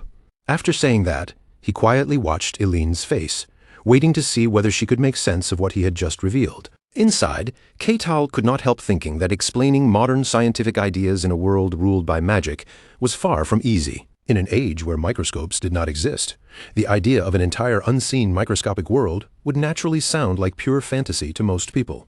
Yet, to Ketal's surprise, Aline slowly nodded and said she was beginning to understand what he meant. Her mind immediately turned to mana and aura, powers that were also invisible until enough of them gathered together for the human eye to perceive. Ketal was genuinely impressed by her insight, silently acknowledging how sharp she was, because magic did follow a surprisingly similar principle. Aline went quiet again, her gaze darkening as she began connecting each piece of information one by one. Ketal continued, asking her to imagine that her entire existence was made from a collection of those tiny particles, from the top of her head to the soles of her feet, from her organs to her bones, marrow, and flesh. Every part of her body would be composed of them. A chilling sensation ran through Aline's body, making her tremble as she unconsciously gripped her own arm. She lowered her head, her face turning pale as the terrible possibility of what she was settled heavily over her. Seeing how strongly Aline reacted, Ketal spoke up carefully, checking whether she was all right. Aline quickly forced herself to regain her composure and apologized, admitting that the idea was simply too unpleasant to accept easily. After hesitating for a moment, she looked at him anxiously and asked whether those tiny particles were truly dangerous. Ketal reassured her that for now, they were in a suspended state and that enough physical force could break them apart rather easily. For the sake of convenience, he decided to refer to these strange entities by a shorter name, Nano. He explained that Nano existed as independent individuals, yet when gathered together, they could assemble into the form of a human being. To make it clearer, Ketal compared them to a lake. No matter how violently someone struck the water itself did not die, and Nano was much the same. Aline's eyes widened in shock as she asked if that meant they were immortal, and Ketal confirmed that Nano did not possess a concept of death. But almost immediately, Eileen caught a glaring contradiction and hurriedly interrupted him before he could continue. If she was truly one of them, then why did she fear death so deeply, with every instinct in her body rejecting it? Ketel nodded at once, acknowledging that it was an excellent question, and one that deserved real consideration. He narrowed his eyes slightly as he looked at her, then began offering his own guesses based on what he had experienced so far. Ketel concluded that Eileen was likely a variant, a rare being who possessed a soul and a will separate from the mindless collective nature of Nano. That answer left Eileen completely stunned, and she lifted her head with wide eyes, unable to hide her astonishment. The next morning, bright sunlight poured over the magnificent castle of the Denian kingdom, washing its grand walls in a golden glow. Meanwhile, Ketel was still sprawled out comfortably on the bed inside his lavish guest chamber. He propped his head on one hand and stared lazily up at the ceiling, wondering how the report to the king was coming along. When the thought of the king crossed his mind, Ketal quietly closed his eyes and sank into deeper contemplation. He imagined a solemn ruler seated with dignity, a monarch who had received some mysterious power from the gods. A faint smile tugged at Ketal's lips because he was honestly curious to meet the leader of this kingdom and see what kind of person he truly was. Just then, a sharp knock struck the door, followed by a voice from outside calling for the barbarian. Ketal's eyes opened at once, and the thoughts drifting through his mind were instantly cut short. Sir Maximus stepped into the room with a stern expression, his posture rigid as he announced that the king had summoned Ketal for an audience. The way Maximus looked at Ketal was sharp and openly prejudiced, the kind of gaze a proud noble might give to a barbarian he considered beneath him. Ketal did not bother arguing or explaining himself. He simply rose in silence and followed Maximus deeper into the palace corridors. As they walked, Maximus gave him a cold warning, telling Ketal that if he wanted to keep his life, he had better keep his mouth shut. The knight glared at Ketal with deliberate menace, clearly trying to pressure him before they even reached the throne room. But Ketal only let out a quiet laugh and said he would remember that, showing not the slightest fear toward Maximus's threat. When they arrived before the throne hall, Maximus raised his voice and formally announced that he had brought the barbarian before the king. The great palace doors slowly opened, revealing a splendid interior and inviting Ketal into the heart of the royal hall. Ketal stepped inside with a confident stride, his eyes calmly sweeping across the room and taking in everything around him. At the far end of the hall, Barbossa Denian sat majestically upon his throne, and beside him stood a strange man with long black hair. Barbossa Denian spoke first, his gaze filled with curiosity as he looked at the barbarian who had safely escorted Princess Eileen back. Ketal dipped his head slightly in greeting. But even that small gesture carried a boldness that suited the untamed air of a wild warrior. Then he introduced himself without hesitation, giving the simple name he had used throughout this world, Ketal. Maximus immediately broke into a cold sweat, stunned that Ketal would speak so bluntly and casually in front of the king. Even Barbossa Denian was taken aback for a few seconds, clearly unprepared for someone to show so little formal deference before the throne. The king softly cleared his throat, gathering himself again and restoring the dignified presence expected of a monarch. He admitted that, just as Eileen had told him, Ketal was indeed nothing like the ordinary barbarians people usually imagined. Ketal gave a faint scoff, remarking that it seemed everyone assumed warriors from the wasteland were all exactly the same. Then, without warning, Ketal's gaze shifted toward the man standing beside the king, and he casually spoke a name, Patrick. That single word struck the magic tower master like a blade. He froze where he stood and stared straight at Ketal. Eileen and Ketal's companions were both left confused, unable to understand why Ketal had called the Archmage by such an unfamiliar name. Barbossa Denian quickly stepped in to clarify, explaining that the man was the Magic Tower Master, the head of the kingdom's supreme magic tower. The mage hurried to deny it, his voice carrying a slight tremor as he claimed he had never heard the name Patrick before. He forced out a strained laugh and insisted that Ketal must have mistaken him for someone else. But inside, the mage was thrown into complete panic, unable to understand how Ketal could have recognized the identity he had hidden so carefully. Ketal merely shrugged, offered a casual apology, and said he must have simply been mistaken. When Ketal chose not to press the issue any further, the mage quietly sighed in relief, telling himself that the barbarian had probably only been testing him. After all, he had absolute confidence in his disguise. From the flow of his mana to his behavior and mannerisms, everything had been altered completely. He convinced himself there was no possible way a mere barbarian could see through such a shocking secret with only a single glance. Even as a being connected to the demon realm, He believed his magic and hidden nature were perfectly impossible to detect. Still, the Magic Tower Master could not help stealing a cautious glance at Ketal, a faint trace of anxiety lingering on his face. Ketal noticed that the man was terrified of being exposed, so he decided to leave it alone for the moment and quietly enjoy the little performance. He then turned his attention to Aline and asked how the confirmation of her human identity had gone. Barbossa Danian answered in a firm voice, declaring that people like Aline were fully human. The king quoted the teaching of his ancestors, saying that if a being believed itself to be human and lived by moral will, then it was human. He affirmed that Aline and the others who had been replaced bore no fault, and that their essential nature had not changed. Aline was deeply moved by those words. She lowered her head in gratitude, finally feeling the relief of being acknowledged. Ketal watched her quietly and felt glad for her, because even though she had called herself a monster, deep down she had always longed to be seen as human. A small smile appeared on his face as he felt that at least part of the heavy burden weighing on his companion's heart had been lifted. Barbossa Danian then returned to the main matter, looking back at Ketal as he asked why Ketal had wanted to meet him. He said that Aline had already told him everything she knew about the strange entities called Nano. The king's expression darkened as he remembered the closest friends he had lost to those entities. The Magic Tower Master was currently trying to hold them back, but Barbossa Danian understood that this was only a temporary measure. At this rate, the king feared that the entire continent would eventually be swallowed and completely replaced by Nano. He looked Ketal directly in the eye, hope clear in his gaze, because he had heard that Ketal was the only one who knew how to eradicate them. Ketal stood tall in the grand hall, both hands resting on the shaft of his axe as though he were already prepared for another battle, silently studying Barbossa Danian and weighing his next move. Ketal gave the king's talk of conquest an unreadable smile, but at that exact moment, a quest notification suddenly appeared before his eyes, demanding that he respond to the demonic entity present in the room.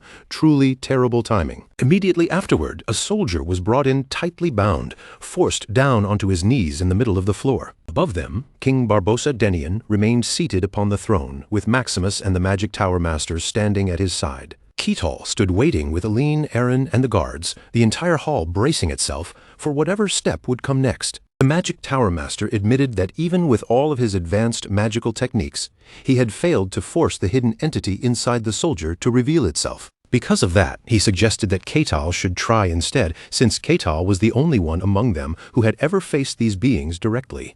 A protective barrier was quickly raised around the hall, sealing the space to keep everyone inside safe if anything went wrong. Aline watched the soldier being questioned with deep concern, her tense gaze fixed on him as worry spread across her face. The soldier screamed in agony, yet even through the pain, he kept insisting that he was a real flesh-and-blood human being. Ketal slowly closed his eyes, standing still as if he were weighing his options and calculating the best way to proceed. He wondered what kind of method would be enough to drag the monster's true form out into the open. Then Ketal opened his eyes, and a menacing purple light flared within them, instantly changing the air around him. A thick, black, murderous aura began to churn from his body, rolling outward like smoke and swallowing the soldier's figure. The man's pupils shrank in terror, and his entire body locked up as the sudden wave of fear crashed over him. For a being that had never truly understood death, being forced to feel mortality was the cruelest torture imaginable. King Barbossa Danian broke into a cold sweat, his face tightening as the dreadful pressure filled the throne room. Behind him, Aline and Aaron trembled as well, their bodies reacting instinctively to a force they could barely endure. Even the Magic Tower Master had not expected Ketal's killing intent alone to create such a powerful physical effect. At Ketal's feet, the soldier collapsed hard onto the floor, his body convulsing violently under the crushing pressure. Foam spilled from his mouth, and his eyes rolled upward until only the whites could be seen. Then a stream of black energy began leaking from the soldier's body, seeping out like something being forced from its hiding place. Ketal smiled in satisfaction, because at long last the prey had no choice but to reveal its true form. A dark, unnatural entity appeared before them, hovering in the air with red eyes burning from within its shadowy shape. Ketal stared at the strange outline of the monster, calmly studying the form that had finally emerged. Aline went pale with horror as she realized that this was the true form of the nano species. Ketal greeted the nano entity in an almost casual tone, as if he were speaking to an ordinary acquaintance rather than a monster. Behind him, the Magic Tower Master and the king watched without moving, holding their breath as the tense exchange began. The nano entity chose to speak with them instead of continuing to resist, accepting the conversation for the moment. It turned its red gaze toward Eileen and asked why she would reject her own kind. Eileen shouted back in anger, accusing them of slaughtering and devouring the people she loved. The nano-entity acted as though it did not understand her hatred, claiming that they had only tried to bring her perfection. Ketal cut in, pointing out that the entity was clearly trying to test and probe Eileen's emotions. The monster answered coldly, saying there was no reason for it to explain anything to him. Ketal smiled and reminded it that humans never act without a reason or purpose behind their choices. He even provoked it by saying that if it explained itself properly, Eileen might possibly change her mind. Ketal kept pressing, telling the entity to state its intentions clearly instead of hiding behind vague words. The nano-entity remained silent for a long stretch, hovering there as if carefully considering whether to accept his invitation. Finally, it began to speak, explaining that they used cloning to increase their population. It said they needed to gather as many individuals as possible in order to survive in the most efficient way. Yet it also seemed puzzled, wondering why 2 individuals had been able to refuse their summons. Ketal listened with interest, then asked what the ultimate goal was behind increasing their numbers so relentlessly. The nano-entity flared with a deeper red light, its ominous shape glowing against the darkness surrounding it. It declared that it would bring absolute perfection to this flawed and imperfect world. Ketal gave a scoff as he understood their true intention. They planned to replace every form of life on the entire planet. The monster replied that it was not conquest but help, and that it wanted the 2 mutants to join them. Ketal turned his head toward Eileen, asking what she thought of the entity's proposal. Eileen's gaze hardened immediately, her expression becoming completely serious. She rejected the offer without hesitation, declaring that she would never stand together with monsters like them. The nano-entity roared in fury, turning its rage on Ketal as if it believed he had betrayed it. Ketal kept smiling calmly and stated that he had not lied to it at all. Enraged beyond control, the creature erupted with dangerous energy, threatening to devour everyone in the hall. But in that instant, a powerful surge of magic suddenly appeared and stopped its aggression cold. The Magic Tower Master stepped forward with confidence, making it clear that they had prepared carefully for this moment. The nano-entity could only snarl with hatred as the pressure closed in around it, driving it helplessly into a corner. With a sharp snap of his fingers, Patrick cut through the creature's noise at once, forcing the monster to fall completely silent as if its voice had been seized by an invisible hand. The very next moment, the monster's entire body was crushed inward by magic, shrinking and folding until it was sealed inside a glowing blue cube that hovered with a cold, unnatural light. Patrick calmly reached out and took the blue cube into his hand, saying that he had already gathered all the information he needed and would take this specimen back to the laboratory for further examination. King Barbossa Denian watched the cube with clear unease in his eyes, his expression tightening as he imagined the disaster that could unfold if even one of those monsters slipped away without being completely wiped out. The Magic Tower Master then turned his gaze toward Ketal and asked, in a measured but serious tone, whether he would be able to deal with the remaining monsters still hiding elsewhere. Ketal accepted the request without the slightest hesitation, his posture steady and his expression calm, already prepared to head out and finish the mission as soon as possible. But just as he was about to move, Ketal suddenly paused, realizing that the place they needed to reach was far away and that simply traveling there would take quite some time. Seeing that concern, the Magic Tower Master told Ketal there was no need to worry, because he would personally provide the support needed to get them there. He then declared that he could send the entire group to their destination in the blink of an eye through teleportation magic, leaving Ketal visibly surprised by how casually he said it. The Magic Tower Master also made it clear that he intended to go with them, since he needed to put proper measures in place to make sure the monsters could not escape again. Just as the 2 of them were preparing to leave, a sudden voice cut into the tense atmosphere and stopped them before the departure could begin. Eileen stepped forward with determination in her eyes, pleading to be allowed to join the group instead of staying behind and waiting for answers from a distance. Aaron was stunned by her words, his face tightening in alarm as he immediately tried to stop the princess from making such a dangerous and reckless decision. But Eileen refused to back down, insisting that she had to see the truth for herself and understand what was really happening to her own existence. Under King Barbossa Denian's anxious gaze, Eileen spoke from the fear buried deep inside her heart, the fear that one day, without warning, she might no longer be able to remain herself. Aaron looked at her with a mixture of pity and helplessness, his eyes heavy with worry because he understood her pain, yet still could not bear the danger she was choosing. Eileen wanted to know whether the soul inside her could truly endure until the very end, or whether even that last piece of herself might eventually slip away. For a moment, everyone fell silent. the weight of her words hanging between them as the entire group waited to see what decision would be made. To Aline's disbelief, Patrick agreed almost immediately, without arguing or hesitating, and his calm response left her staring at him in stunned confusion. Seeing that Aline had been allowed to go, Aaron quickly stepped forward as well, insisting that he would accompany them so he could remain by the princess's side and watch over her. The Magic Tower Master warned them not to do anything foolish once they arrived, and then raised his hand as layers of magic began gathering around him. Aline's eyes widened as she watched the enormous surge of magic spread around the group, the air trembling with power far beyond anything ordinary. A massive magic circle flared to life beneath their feet, its bright patterns blazing across the ground as it prepared to carry every one of them away. Aline and Aaron held tightly onto each other as the teleportation magic swelled around them, bracing themselves for the sudden shift that was about to come. Ketal simply faced forward, calm and unmoving, his gaze fixed ahead as if he were already looking toward the next challenge waiting for them. Then, in a single blink, the scenery around them vanished, and the entire group found themselves standing in a completely different place. Before them rose the royal castle of Lutine, imposing and silent, and with their arrival, the new hunt was finally ready to begin. They had gathered enough information for now, and the next step was clear. The findings would be taken back to the lab, where every strange detail could be examined more carefully. King Barbossa watched the situation with visible unease, his expression tight with worry. If these monsters were not wiped out completely, he knew the consequences could become far more terrifying than anyone there wanted to imagine.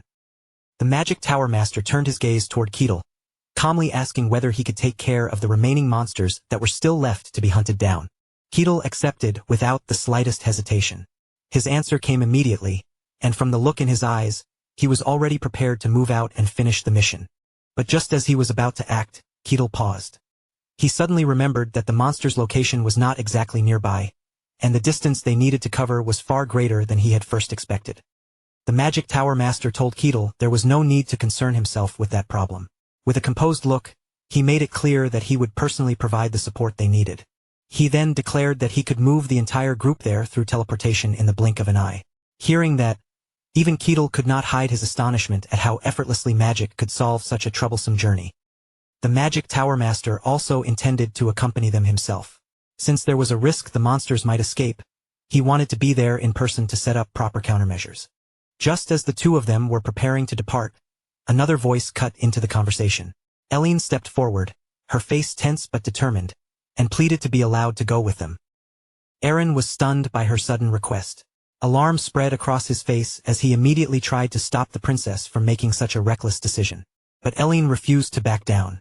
She insisted that she had to see the truth for herself, because this was no longer something she could simply hear about from others. Under King Barbossa's anxious gaze, Aline lowered her eyes with fear she could no longer fully hide. What terrified her most was the thought that one day, she might lose the very identity that made her herself. Aaron looked at her in silence, his expression filled with both pity and helplessness. He wanted to protect her, but he could also see that her heart had already been set. Aline wanted to know whether the soul inside her could remain her own until the very end. Even if the answer frightened her, she needed to face it directly. For a moment no one spoke. The group simply stood there in heavy silence, waiting to see what decision would be made. To everyone's surprise, Patrick agreed without even hesitating. His calm acceptance left Aline staring at him in disbelief, as if she had not expected permission to come so easily. Seeing that Aline had been allowed to join, Aaron immediately insisted on going as well. If the princess was heading into danger, then he would be there beside her to watch over her no matter what.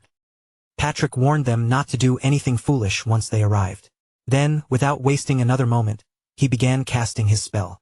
Aline's eyes widened as powerful magic surged around them. The sheer scale of the energy made it impossible for her to look away. A massive magic circle ignited beneath their feet, its patterns blazing across the ground. The formation pulsed with power, ready to carry the entire group away in an instant. Aline and Aaron clung tightly to each other as the teleportation spell gathered around them. Neither of them knew what the sensation would be like, but they braced themselves for what was coming. Ketal, on the other hand, simply looked straight ahead. His posture remained steady, his expression calm, as if he were already looking forward to whatever new challenge waited on the other side. Then, in the blink of an eye, the scenery around them changed completely. The group found themselves standing in an entirely different location before they could even process the shift. Before them rose the royal castle of Lutine. Its imposing walls stood in silence, and the group had arrived there ready to begin the next hunt. Ketil turned back and asked for confirmation one more time. After all, this was royal territory, and even he understood that forcing their way in carried a certain kind of weight. The Magic Tower Master gave a firm nod. He understood very well that if they caused too much commotion here, it would draw attention they did not need. So he proposed surrounding the entire castle with a barrier.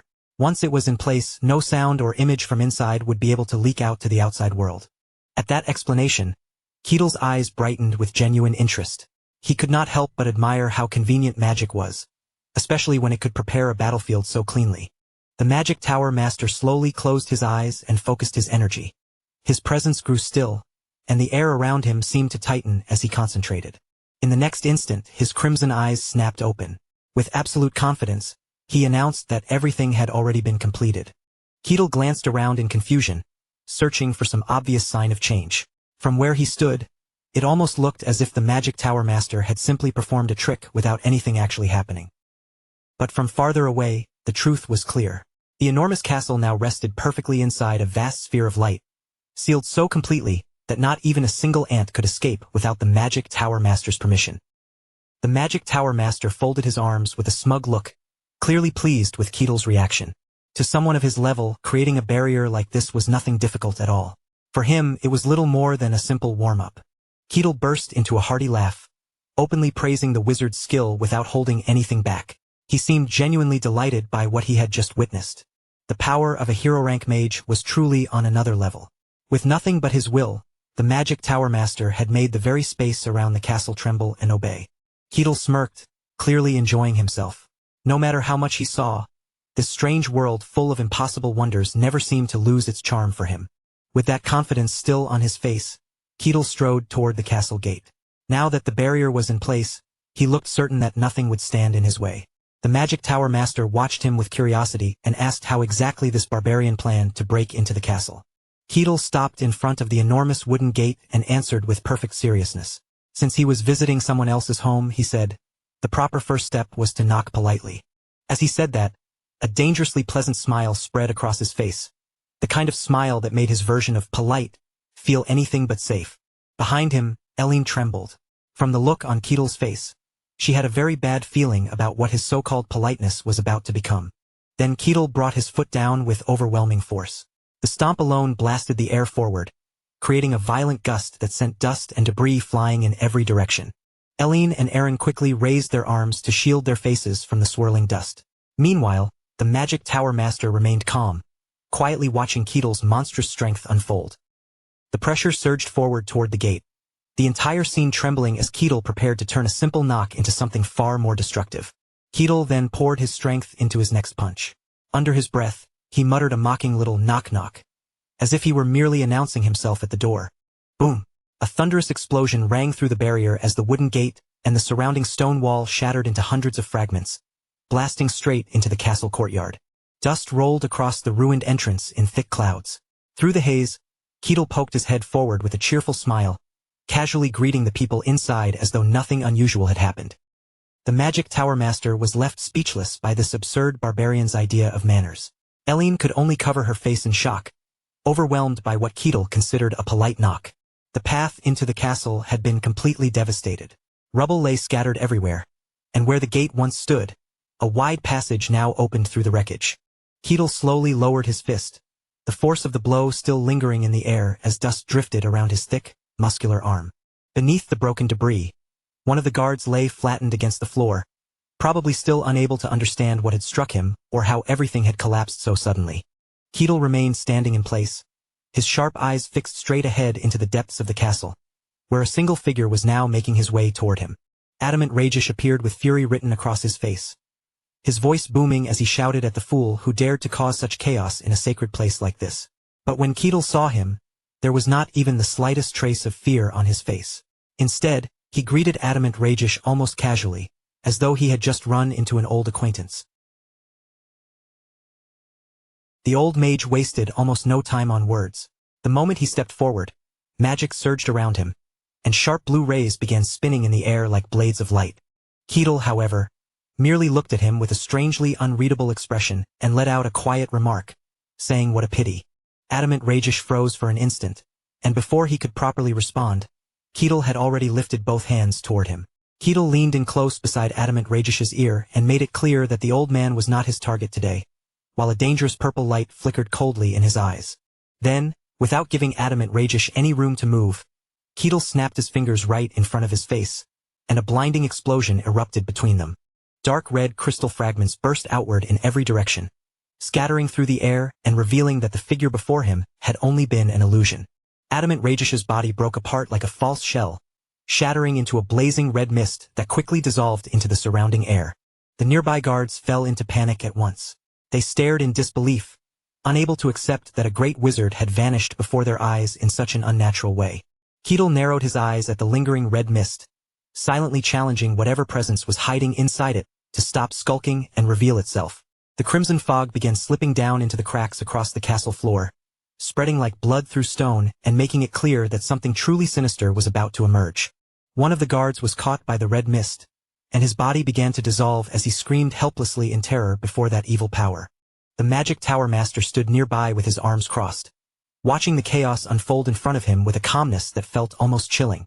His red eyes stayed locked on the scene, and from his steady gaze, it was clear he understood that the hidden entity had finally begun to show its true form. Before long, the entire Denayan castle was swallowed by a deathly red mist, as if the presence of a being from the demon realm had spread through every corner.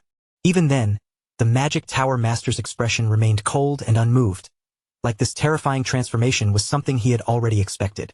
Meanwhile, Eileen and old Aaron recoiled in alarm, their faces tightening as the horrifying change twisted the very air around them.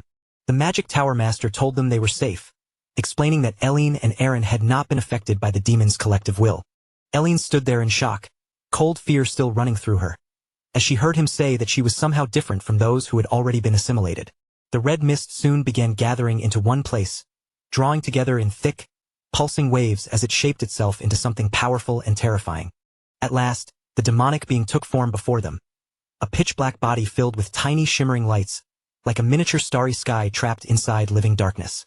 Ketil stood face to face with the monster as it roared in fury, demanding how he dared to cause such a massive uproar here. The creature accused Ketil of interfering with what it called mercy, claiming that its actions toward the people here had been a blessing bestowed upon them. Ketil sneered at those words, clearly finding the monster's idea of mercy so twisted that it was almost laughable. The entity continued speaking in that droning, inhuman way, saying that they had never intended to expose themselves this early. Behind Ketil, his companions watched the tense exchange in silence, barely daring to breathe as the pressure between the two sides grew heavier. Eileen broke into a cold sweat when the monster claimed that taking over other souls and stealing them away was actually a way of granting freedom. Ketil suddenly burst into loud laughter, his mouth curling into a scornful smile as if the creature's deranged reasoning was too absurd to take seriously. But in the next moment, that smile vanished completely. His gaze turned icy, and he asked what any of that nonsense had to do with him. He pointed straight at the creature and made it plain that the thing before him was nothing more than a monster pretending to be the dead. The demon's anger exploded at those words. It clenched its fist tightly as blazing red energy wrapped around its arm like burning flame. The single eye on its face flared with murderous light, and it threatened to erase Ketil's very existence from the world. Ketil only shrugged and laughed, brushing off the threat as though it sounded far more difficult than the demon imagined. In the next instant, a volley of dark red crystal arrows shot forward, slicing through the air as they aimed directly at the barbarian's position. The entity showed no trace of mercy. It intended to crush this insolent fool in a single overwhelming strike. The arrows poured down like a violent storm, setting off explosion after explosion that tore into the ground and filled the castle with smoke and shattered stone. But through the choking dust, a shadow suddenly shot forward at unbelievable speed, cutting straight through the aftermath of the attack. Ketil closed the distance in a flash, rushing out from the smoke and leaving the wreckage of the demon's assault behind him.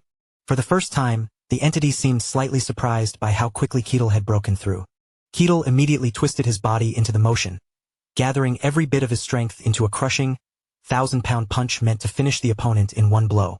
The impact erupted with terrifying force, sending crimson lightning scattering in every direction and shaking the very space inside the castle. Ketil smiled with calm confidence as he saw that his powerful strike had landed exactly where he wanted it to. The direct punch smashed into the monster's head, making it burst apart in a blinding flash and a violent shockwave.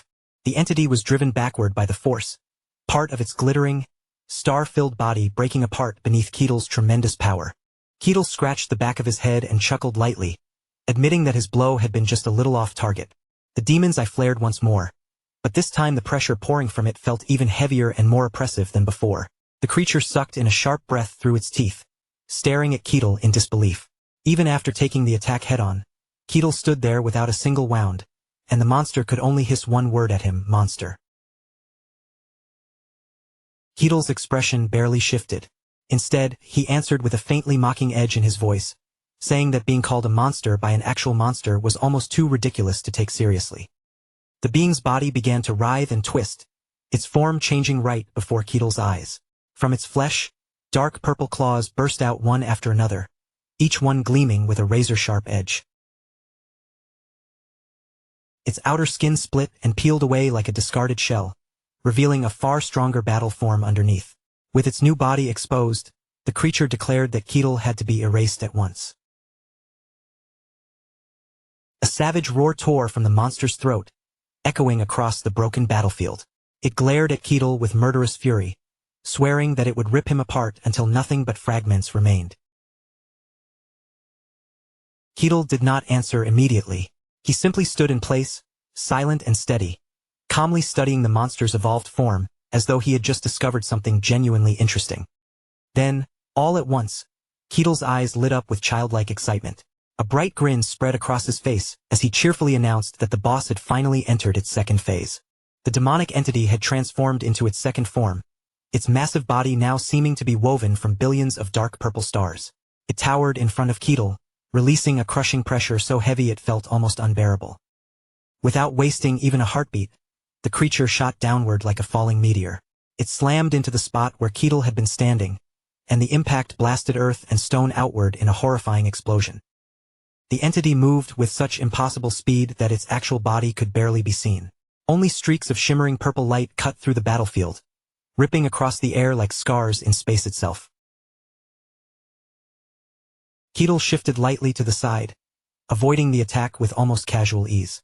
At the same moment, the monster spun its body like an enormous drill, grinding into the stone floor and tearing it apart.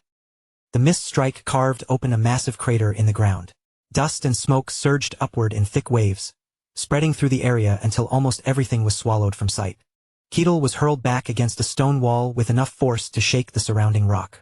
Yet even after that brutal impact, he only watched calmly, as if his huge frame had barely felt it at all.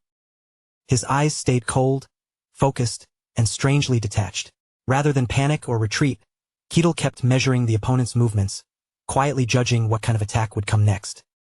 The monster rushed in again, refusing to give him any room to breathe. Its body kept changing shape mid-charge, twisting and stretching as it searched for a way to pierce through Ketel's defenses. It lunged forward at a speed that seemed to drip through the wind itself, leaving behind a long purple trail that sliced across the ruined battlefield like a blazing afterimage. But no matter how quickly it moved, the creature still could not even brush the edge of Ketel's clothing. With one simple sidestep, Ketel slipped away perfectly, making the attack look almost meaningless. Ketel fixed his gaze on the purple-tinted entity in front of him. His eyes did not tremble, narrow, or wander, not even for a single second. The monster twisted violently, and its arms stretched outward like thorn-covered ropes. They whipped through the air with brutal force, lashing straight toward Ketel. At the same time, its lower body morphed into a dark purple drill. Spinning at a terrifying speed, it drove itself forward, aiming directly for its target. A powerful beam of energy struck Ketel head-on, hitting with enough force to make even him react. For the first time, a small sound of surprise slipped out of his mouth. Huh! The blast tore into the ground beneath his feet, ripping the battlefield apart. Broken stone and debris flew everywhere, scattering violently in every direction. Even under that crushing pressure, Ketel planted his feet deep into the ground. The force shoved him backward over a long distance, but his posture remained firm, solid, and unshaken. Ketel straightened again, his attention drifting through the purple smoke curling around him. He watched the haze calmly, as if waiting for the enemy to reveal its next opening. For a brief moment, Ketel's eyes softened with mild disappointment. It was almost as though the monster's strange tricks were beginning to feel a little too simple for him. The creature immediately changed form again, swelling into the shape of a gigantic dragon's maw lined with razor-like teeth. It roared wide open, looking ready to swallow Ketel whole. That terrifying mouth blazed with brilliant purple energy. The power gathered between its jaws, ready to crush and consume anything caught in its path.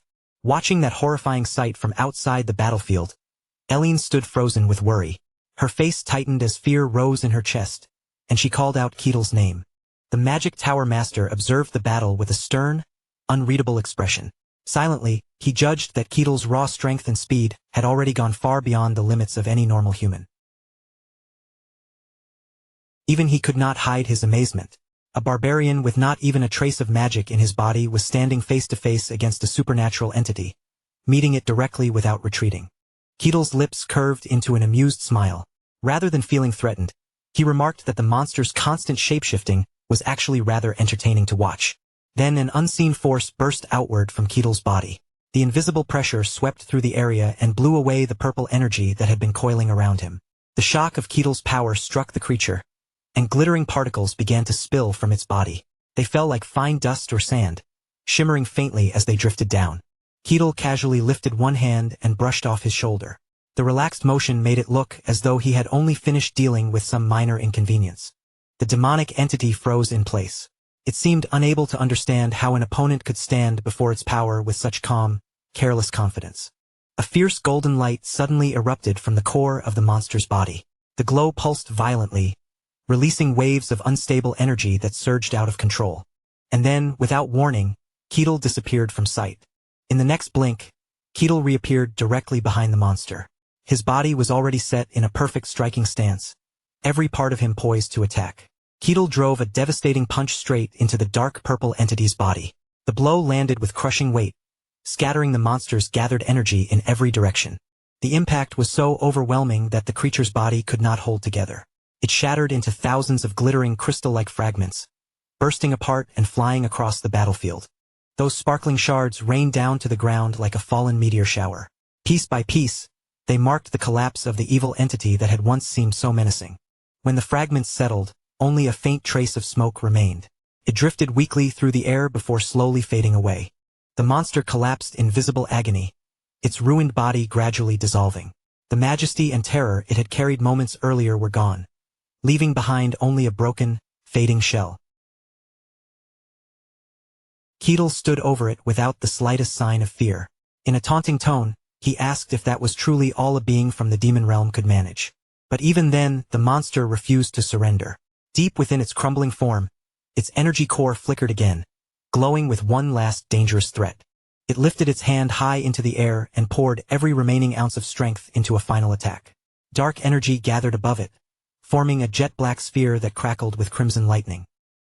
With desperation burning through its voice, the creature declared that it would use all of its power to erase Ketel from this world, even if doing so meant sacrificing itself. Ketel watched the enemy prepare its final desperate strike without a trace of alarm on his face. His calm expression made it seem as though he had already expected this outcome. He half closed his eyes, looking almost bored, and gave a dismissive judgment of the demon realm's creatures. To him, their skill still fell short of anything truly impressive. Ketel tightened his grip around the handle of his axe. Inwardly, he thought that although this opponent could not compare to what he had seen in the White Wasteland, it was at least good enough for now. The monster's body erupted again, dark purple energy bursting out from within it in violent waves. Blinding rays tore through the air for one last instant before its entire form finally broke apart and vanished. Ketel's lips curved into a deeply satisfied smile. From the look on his face, it was clear he hadn't just survived the battle. He had genuinely enjoyed every second of that brutal clash. A gigantic pillar of purple light shot straight upward, piercing the heavens like a spear. The remaining dark clouds above the battlefield were ripped open as the light swallowed the sky. For a brief moment, the radiance from the explosion was so intense that everything nearby disappeared beneath the glare, as if the whole battlefield had been painted white. When the light faded, the ground had been torn to pieces. Smoke rolled across the shattered earth, and thick clouds of dust rose from the place where that entity had been completely destroyed. Ketel stood in the middle of the devastation with his axe still gripped in one hand. Even though the fight was over, his expression remained cold, sharp, and deadly. Eileen and the Magic Tower Master watched from a distance, frozen in place. Their faces were filled with disbelief as they stared at the terrifying power this barbarian had just unleashed. Through the smoke drifting over the ruined ground, the monster's final curse echoed out. Even as it disappeared, it still couldn't accept that someone like Ketil truly existed. The black smoke rising from its ruined body slowly thinned, scattering into the air until nothing remained. With that, its mistaken existence in this world finally came to an end. A verdant notification board appeared in front of Ketil, glowing clearly before his eyes. It announced that he had now completed his 786th quest. Sparkling motes of light began to fall gently toward the broken ground, each one glimmering like treasure dust. They signaled that the victor's rewards were about to be granted. The Magic Tower Master stepped forward while looking over the wreckage, unable to hide his frustration. He muttered that Ketil had truly turned everything in the area upside down.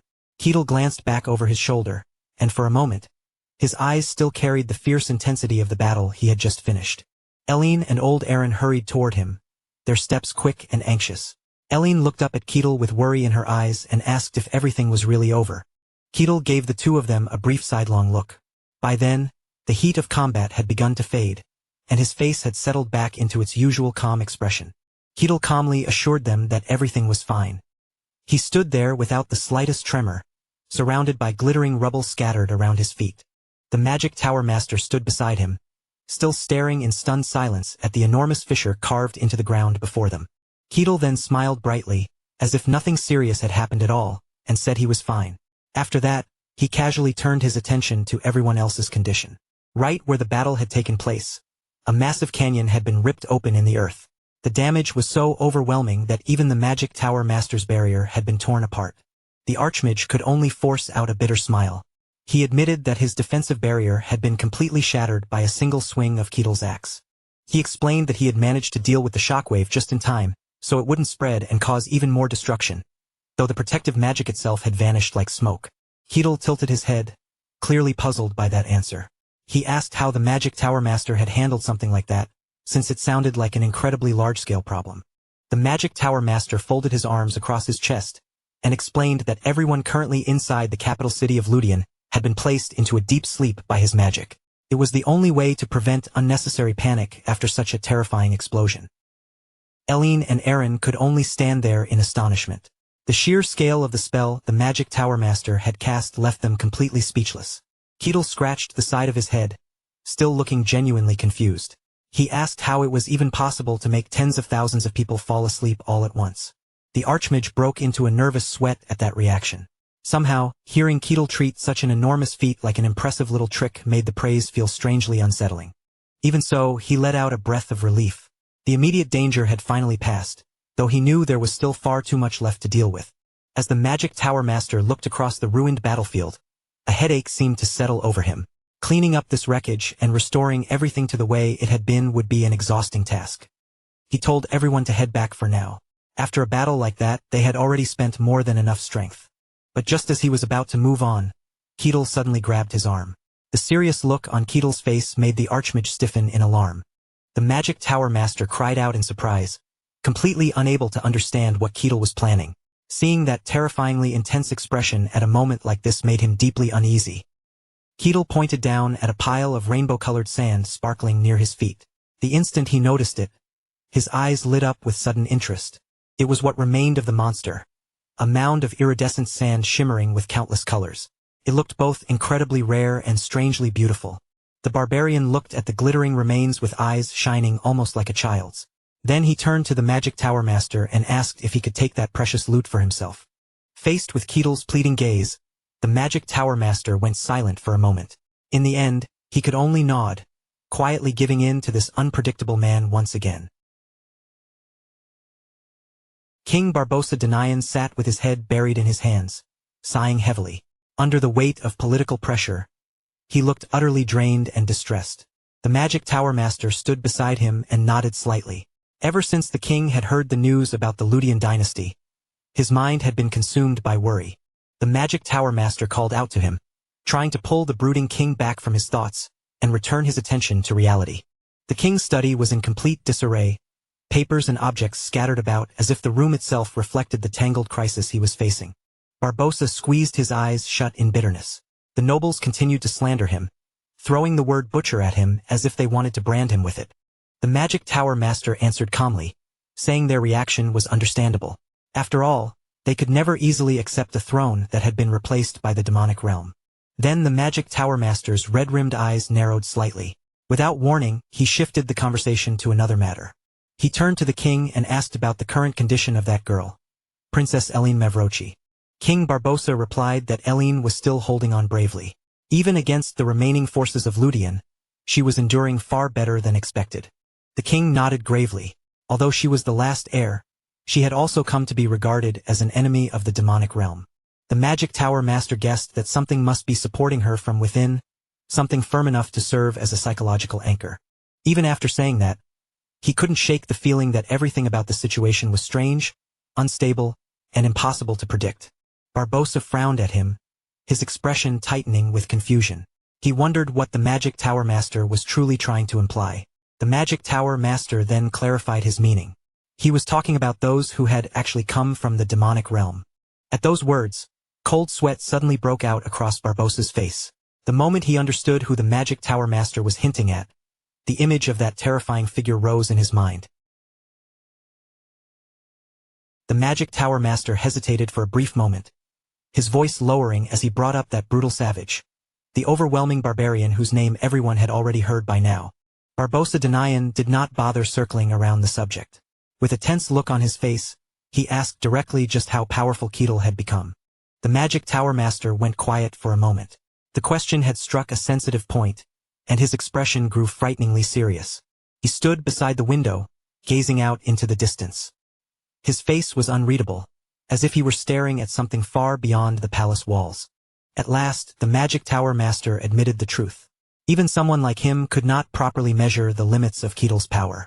Meanwhile, the scene shifted back to Ketil, where Eline anxiously looked up at him and asked if he truly intended to leave right away. Ketil smiled gently and gave a calm nod. He said he had an acquaintance in the kingdom of Danayan, so he wanted to stop by and pay that person a visit. Eline lowered her head, sadness settling over her face. Even after everything had ended, she still did not want to part from the man who had just saved her life. She quietly said that she had promised to reward him, yet now, after everything that had happened, she had nothing truly worthy to offer him. Ketil looked at her for a moment with his usual calm expression. From the relaxed look in his eyes, it was obvious he was not concerned about payment at all. Then Ketil answered in the most casual way possible, telling Eline that she could simply owe him for now. His easygoing words left her frozen in surprise for several seconds. Ketil continued, saying he had heard that Ludian had fallen into chaos, but even so, the royal bloodline had not disappeared.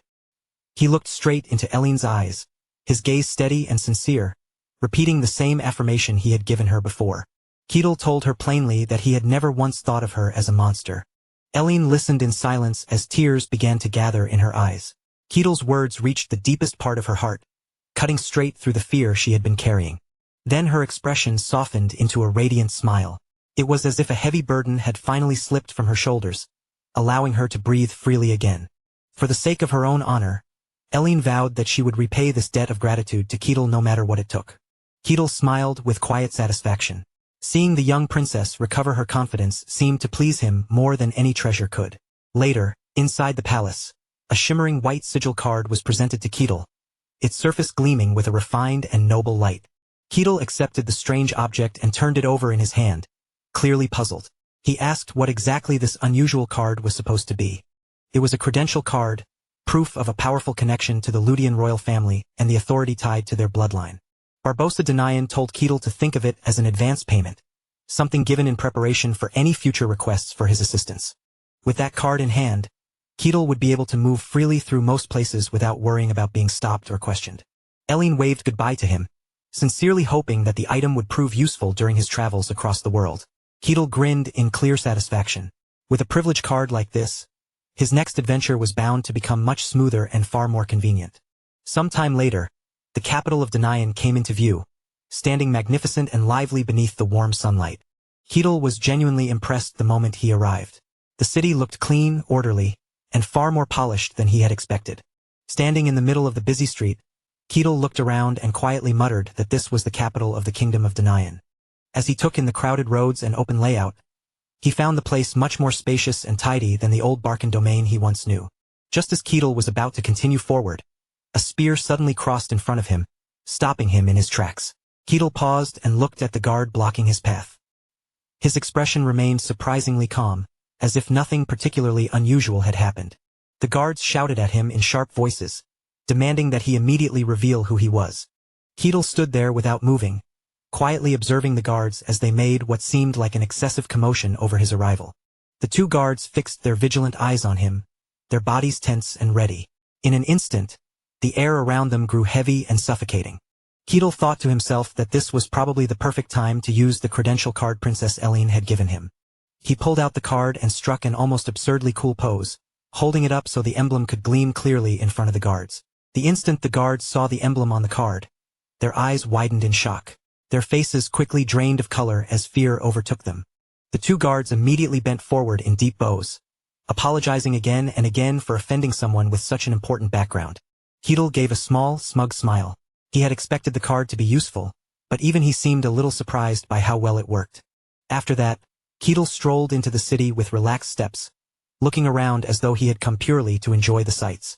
The streets of the capital stretched out before him in grand fashion, lined with tall buildings packed shoulder to shoulder. The scene was majestic, impressive, and almost comically crowded. Elsewhere, inside a luxurious office, a young woman's hand slammed down onto a thick stack of debt papers with a sharp, commanding force.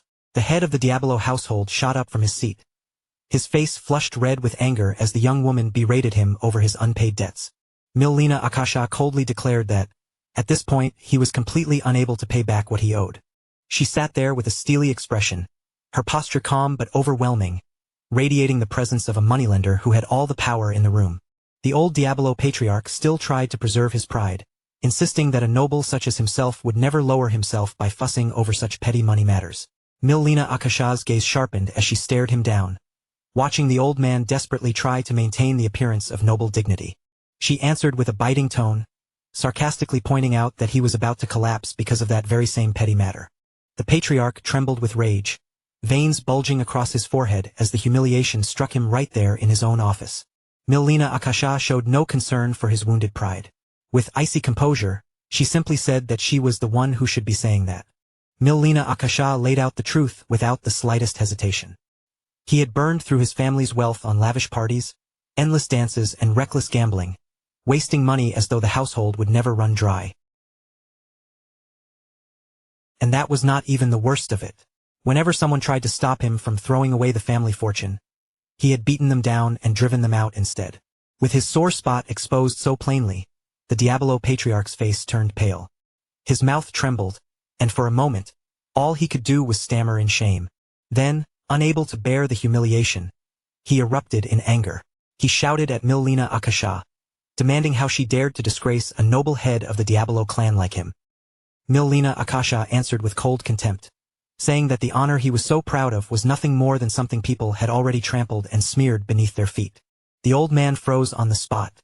Her words were bitter and merciless, but the worst part was that he knew they were far too true to deny. Milena Akasha then pushed the ultimatum across the table with absolute authority, ordering him to settle his enormous debts within exactly 1 month.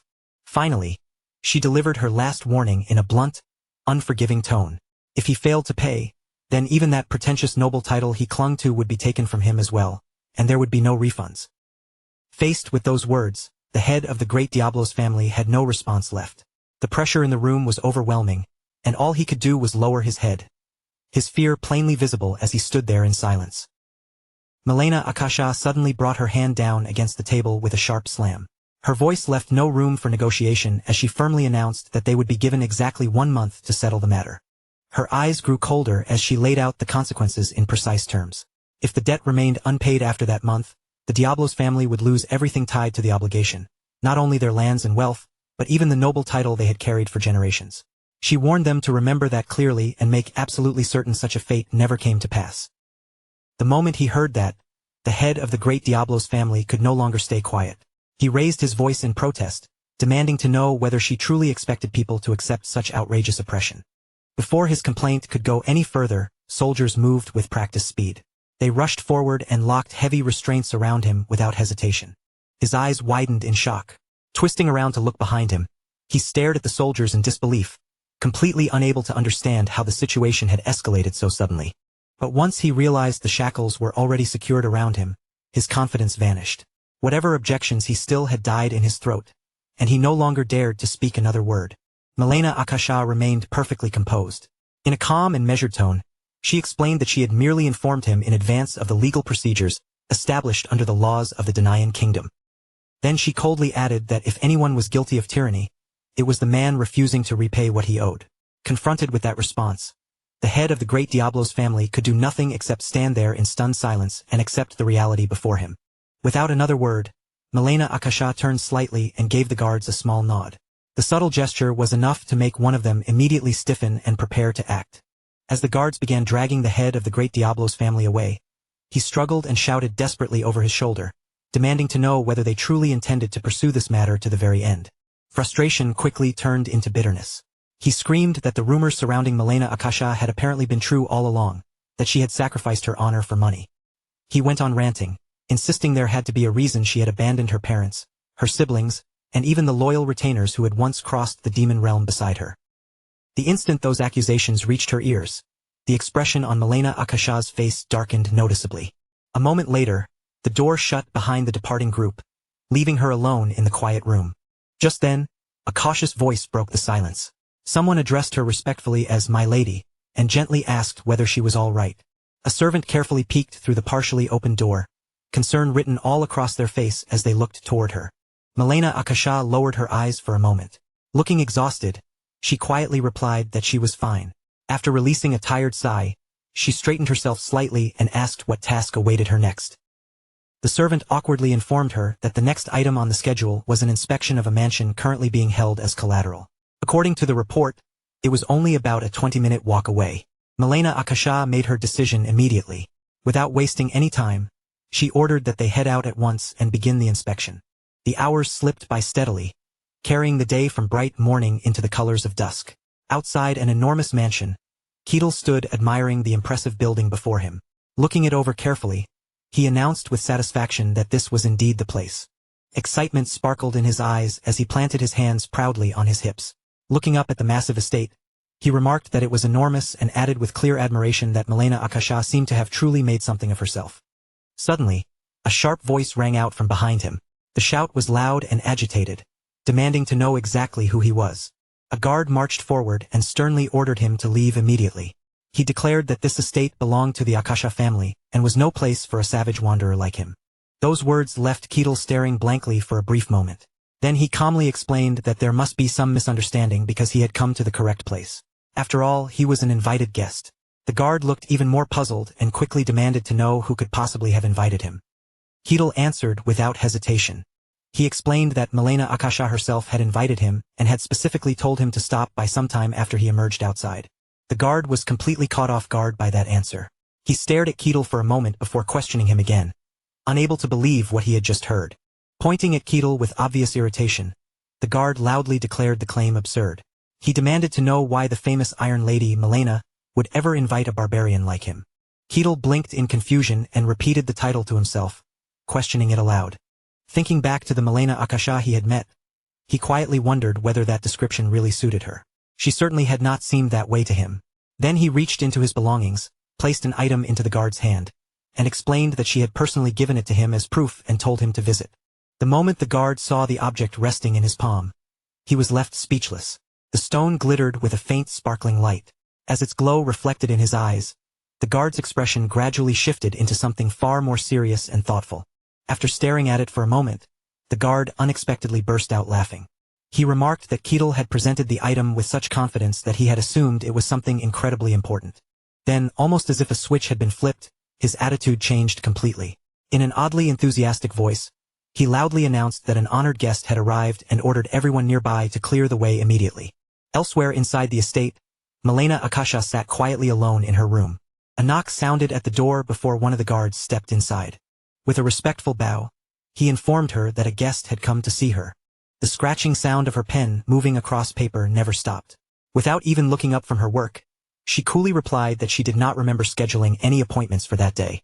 The guard grew visibly more confused and hesitantly tried to explain further, but Milena Akasha cut him off before he could finish.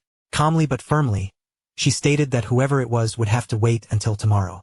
Reminding him that she was currently occupied, she instructed him to tell the visitor to return the next day. The guard stammered once more, trying to object, but her patience finally began to wear thin. Irritated, She asked whether her instructions had somehow been difficult to understand. Startled by the sharpness in her voice, the guard immediately bowed his head. He quickly assured her that he understood and promised to inform the guest that they would have to wait until tomorrow. Not daring to linger any longer, he hurried out of the room and carefully shut the door behind him. Once she was alone again, Milena Akasha slowly set down her pen and released a long, weary sigh that seemed to carry the weight of the entire day. After leaving the room, the guard approached Ketil with an apologetic expression. Lowering his head, he explained that the meeting would have to wait and that Ketil would need to stay until tomorrow. He then awkwardly added that the only available accommodation remaining was a room in the basement. Ketil accepted the news without the slightest complaint and casually replied that it was perfectly fine. Looking around the estate with genuine appreciation, he even remarked that staying in a basement sounded rather nice. In his imagination, the room immediately became far more exciting. Ketil found himself thinking that a basement seemed exactly like the sort of place where secret meetings would be held. He even wondered whether there might be a hidden chamber concealed somewhere behind the walls. The hours continued to pass, and before long, darkness settled over the estate as night finally arrived. A glass of wine rested quietly on the table nearby. Sitting alone, Milena Akasha lowered her head and spoke in a subdued voice. She murmured that being called an outcast abandoned by both family and retainers was not entirely an unfair accusation. Covering her face as though she were struggling to hold back tears, she quietly admitted to herself that those words were not completely wrong. At last, the darkness of night began to fade, and the first light of dawn slowly spread across the sky. By then, Milena Akasha had already finished preparing herself for the day. Accompanied by her servant, she made her way down the long corridor with calm, measured steps. The atmosphere felt unusually stiff. The guard stood perfectly straight with a serious expression, and even the nursemaid nearby looked visibly nervous, as though something important had happened. As a thought suddenly crossed her mind, Milena Akasha slowed slightly and asked whether anyone had come by the previous day. Curious, she wondered aloud if perhaps it had been a debt collector. The guard hesitated for a moment before carefully answering that it had not been a debtor at all. Instead, the visitor had been a barbarian. The moment she heard those words, Milena Akasha froze. Her eyes widened in surprise as she quickly turned around and asked the guard to repeat what he had just said. Disbelief was written all over her face, as though she could hardly process what she had heard. Her pace immediately quickened. Almost rushing forward now, she muttered under her breath that it simply couldn't be him.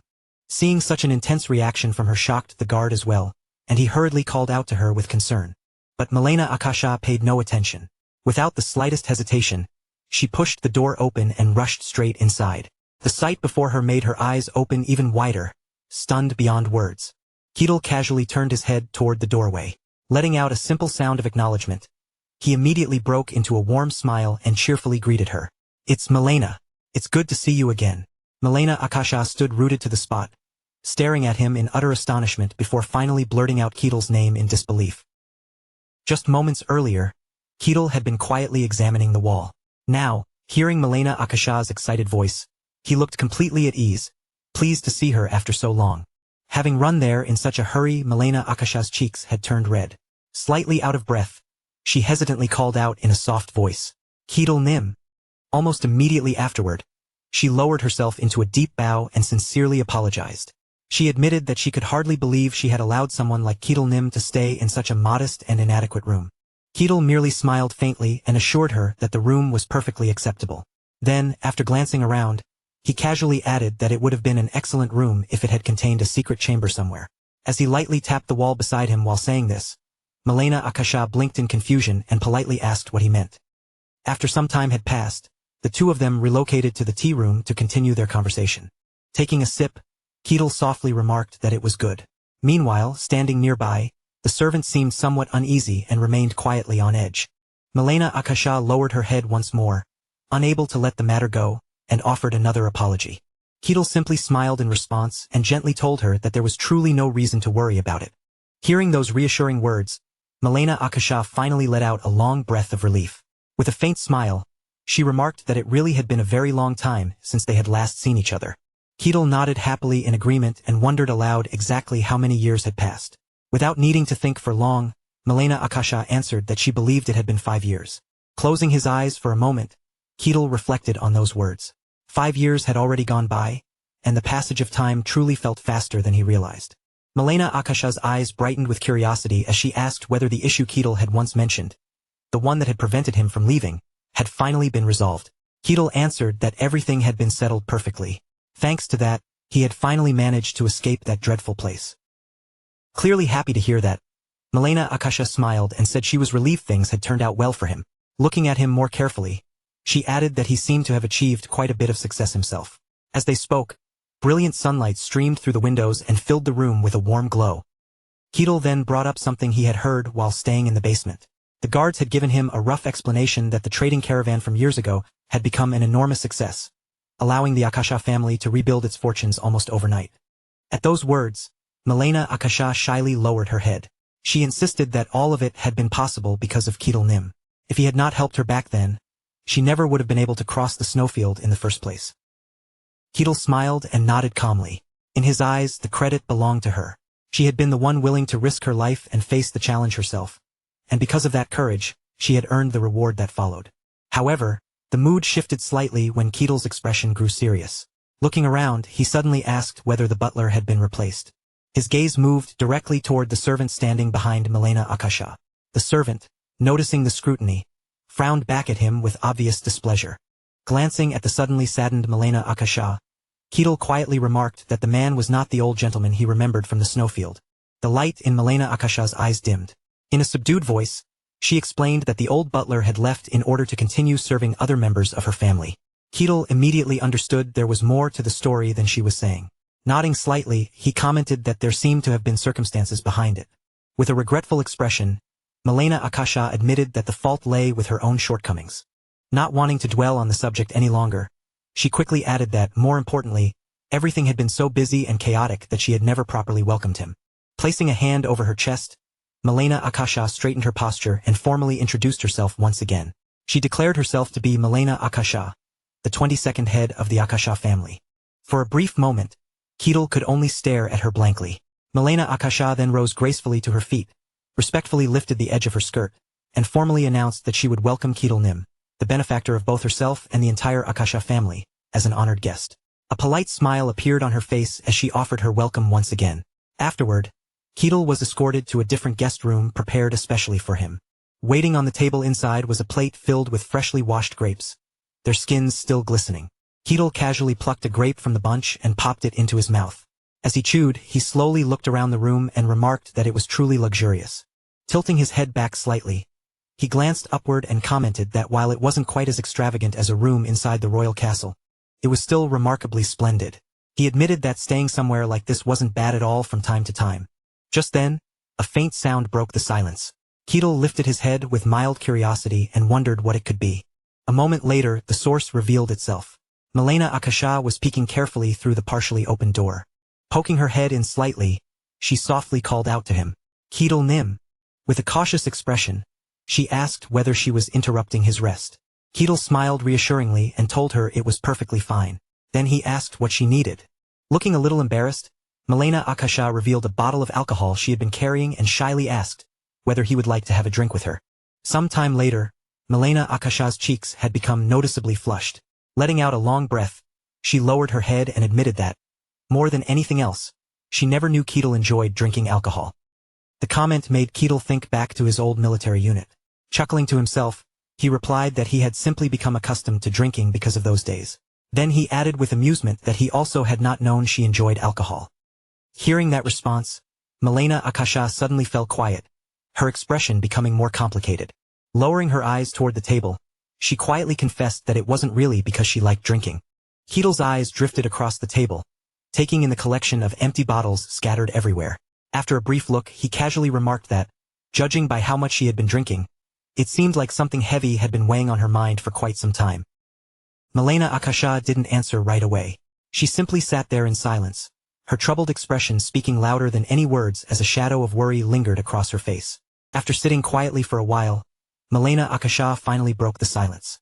Looking toward him, she asked whether Ketil Nim knew what she had been doing since the day she left the snowy wilderness. Ketil answered calmly, saying that all he really knew was that she had been involved in various businesses and investment ventures.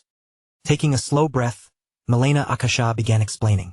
She told him that her trading caravan had successfully crossed the vast white snowfield and that, just as Ketil had once predicted, that success had allowed her to obtain genuine authority within her family. With that authority in hand, She had thrown herself into all kinds of investments and commercial endeavors. Whether it was luck or fate smiling upon her, most of those ventures had prospered, allowing her wealth to grow at an astonishing pace and bringing tremendous riches to her family. Yet, as she continued her story, her voice gradually lost its confidence. Speaking more softly now, she admitted that every one of those successful caravans had carried tremendous risks.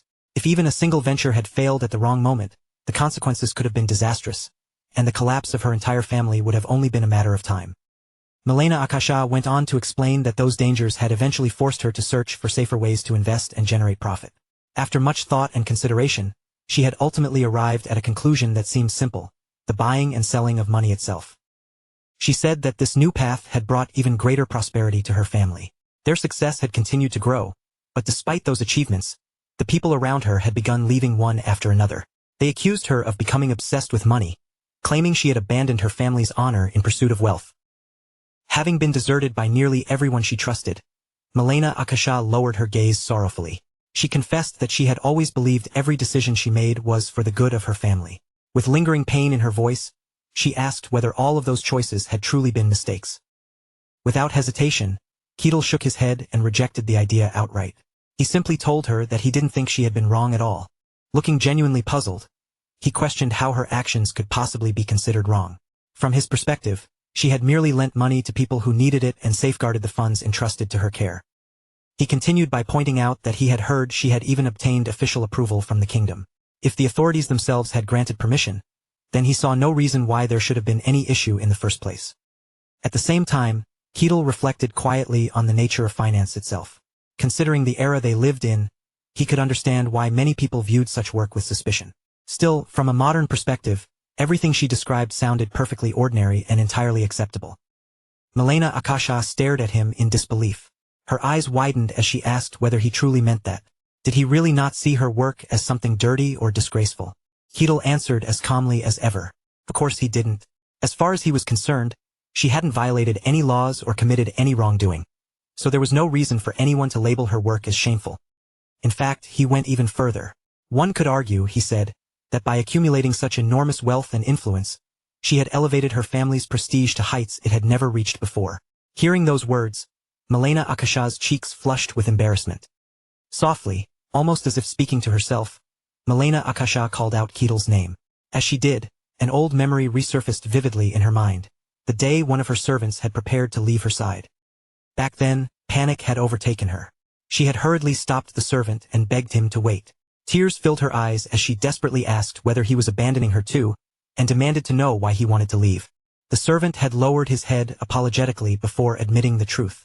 He told her that he simply didn't believe he could continue serving her any longer. A tear slipped from her eye and fell into the wine glass she held.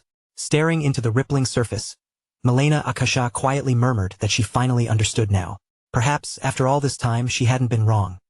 Tears continued streaming down her face, but this time they were tears of relief and happiness. Through her sobs, she confessed that in the 5 years since everything had happened, Keatle was the very first person who had ever spoken such words to her. Meanwhile, outside the room, the hallway remained quiet and dimly lit. A maid paced nervously back and forth, unable to settle down as anxiety continued to grow inside her. Earlier that day, Milena Akasha had specifically instructed her not to interrupt under any circumstances. She had explained that she needed to discuss something important with her guest and wished to be left alone. Even with those clear instructions, the maid couldn't shake her unease. As she wandered the corridor, she found herself wondering whether the family head truly understood how precarious her current situation was. In the maid's opinion, allowing a barbarian into the mansion was already controversial enough. Yet now the two of them were spending time together deep into the night, which only made the situation seem even more alarming. Then suddenly, a loud sound burst from inside the room and echoed down the corridor. Startled, the maid immediately rushed toward the door, throwing it open as she called out in concern for the family head. But the moment she looked inside and realized nothing dangerous had happened, the urgency in her voice quickly faded, becoming noticeably softer. Inside, Milena Akasha sat crying openly as she insisted that everything she had done had been for the sake of her family. Frustration spilled out between her tears as she complained that those people couldn't even repay the money they owed. Yet they still lectured others about honor. To her, that kind of behavior was utterly shameless. Sitting across from her, Keatle smiled and readily agreed, remarking that they really did sound like shameless people. At the same time, however, Keatle secretly felt a growing impatience. Deep down, he found himself wondering exactly how much longer he would have to sit there listening to the endless complaints. Meanwhile, becoming even more agitated, Milena Akasha passionately declared that there was more. She continued ranting about another person who had acted in exactly the same infuriating way. Standing just outside the doorway, the maid ended up witnessing the entire exchange from beginning to end.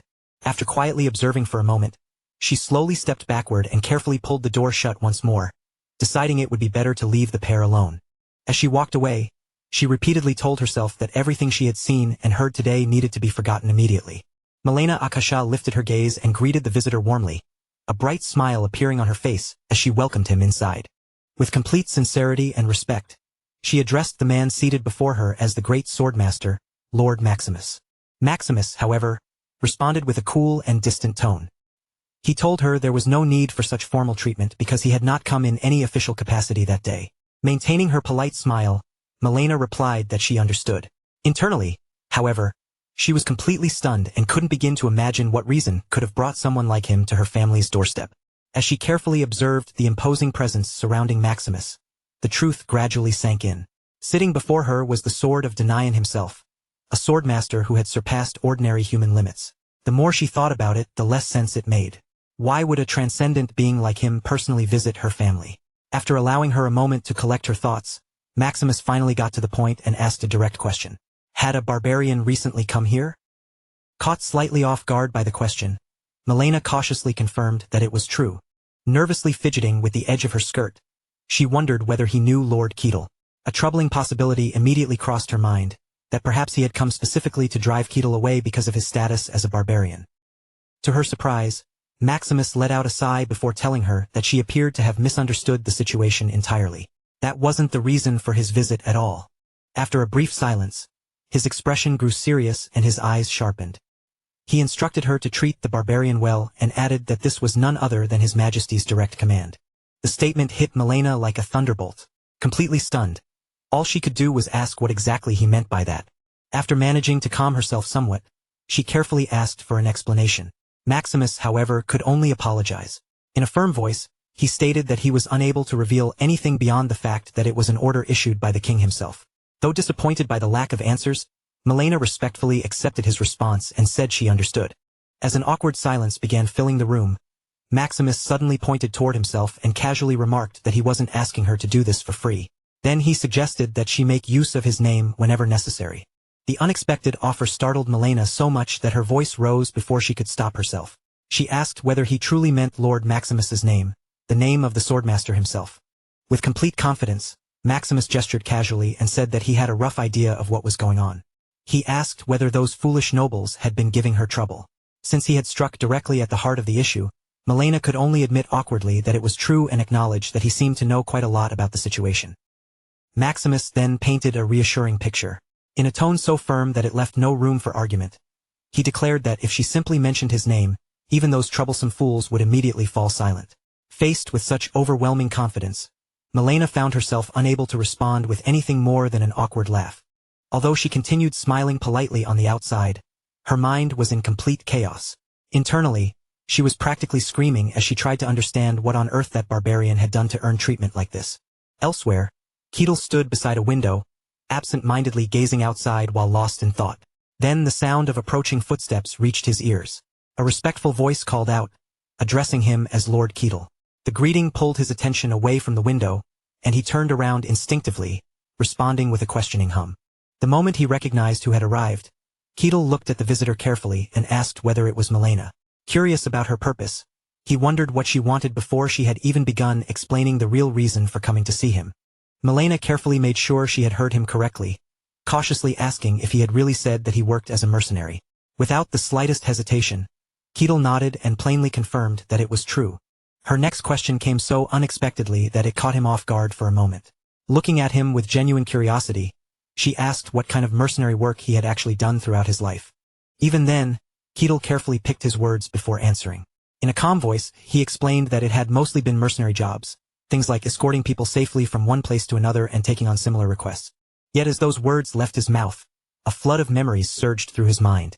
Images flashed past one after another, destroying entire territories with his bare fists, hunting down infamous villains, and accomplishing feats far beyond what most people could imagine. Despite everything he remembered, Ketil reduced those extraordinary experiences to a few simple words. When speaking to Milena, he merely described it as spending time patrolling villages and handling routine work. Of all the things he said about his past, the strongest impression came from the bright smile spreading across his face when he casually added that he had also spent quite a lot of time beating up various things along the way. Milena politely nodded and said she understood, but inside her head a completely different conclusion had already formed. She became convinced that there was no chance a swordmaster would personally involve himself in such ordinary and insignificant tasks. The more she thought about it, the more frustrated she became with her own speculation. In the end, she decided it was better not to pry any further and quietly dropped the subject altogether. Quickly pushing aside her disappointment, Milena returned to her cheerful demeanor. With a friendly smile, she explained that she had simply been curious. Since that topic was finished, she offered to show him around and asked if there was anywhere in particular he wanted to visit. Ketil did not answer right away. He slowed down, appearing to think seriously about the question, then repeated the idea to himself as though carefully searching for something he truly wanted to see. After pondering for a short while, he looked at her and curiously asked whether her family operated many different kinds of businesses. Although she was unsure why he wanted to know, Milena confirmed that the Akasha family was indeed a merchant family. Hearing that alone seemed to satisfy Ketil, and he immediately gave his answer. Before long, the two of them arrived at the Akasha Trading Company. The building was alive with activity, people constantly entering and leaving through its doors. Standing proudly amid the bustling atmosphere, Milena introduced it as the trading company owned and operated by her family.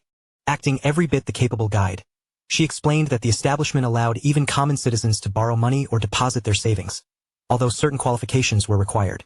Ketil listened attentively from beginning to end, and the only response he could manage was an impressed sound of admiration. On the surface, he appeared calm, but his mind was racing with thoughts. From what he could see, the overall system and structure felt remarkably similar to the banks he knew from the modern world. More than the company itself, what truly fascinated him were the customers moving in and out of the building. Watching people dressed in unmistakably medieval clothing conduct business in a place that resembled a modern financial institution amused him greatly. To him, it felt like the perfect collision of fantasy and modern civilization. Milena suddenly interrupted his thoughts and asked what he thought of the place. Without needing even a second to consider it, Ketil raised a thumbs up and declared that he found it surprisingly enjoyable. His unusual choice of words left Milena slightly puzzled. She quietly wondered to herself whether a place like this could really be described as enjoyable.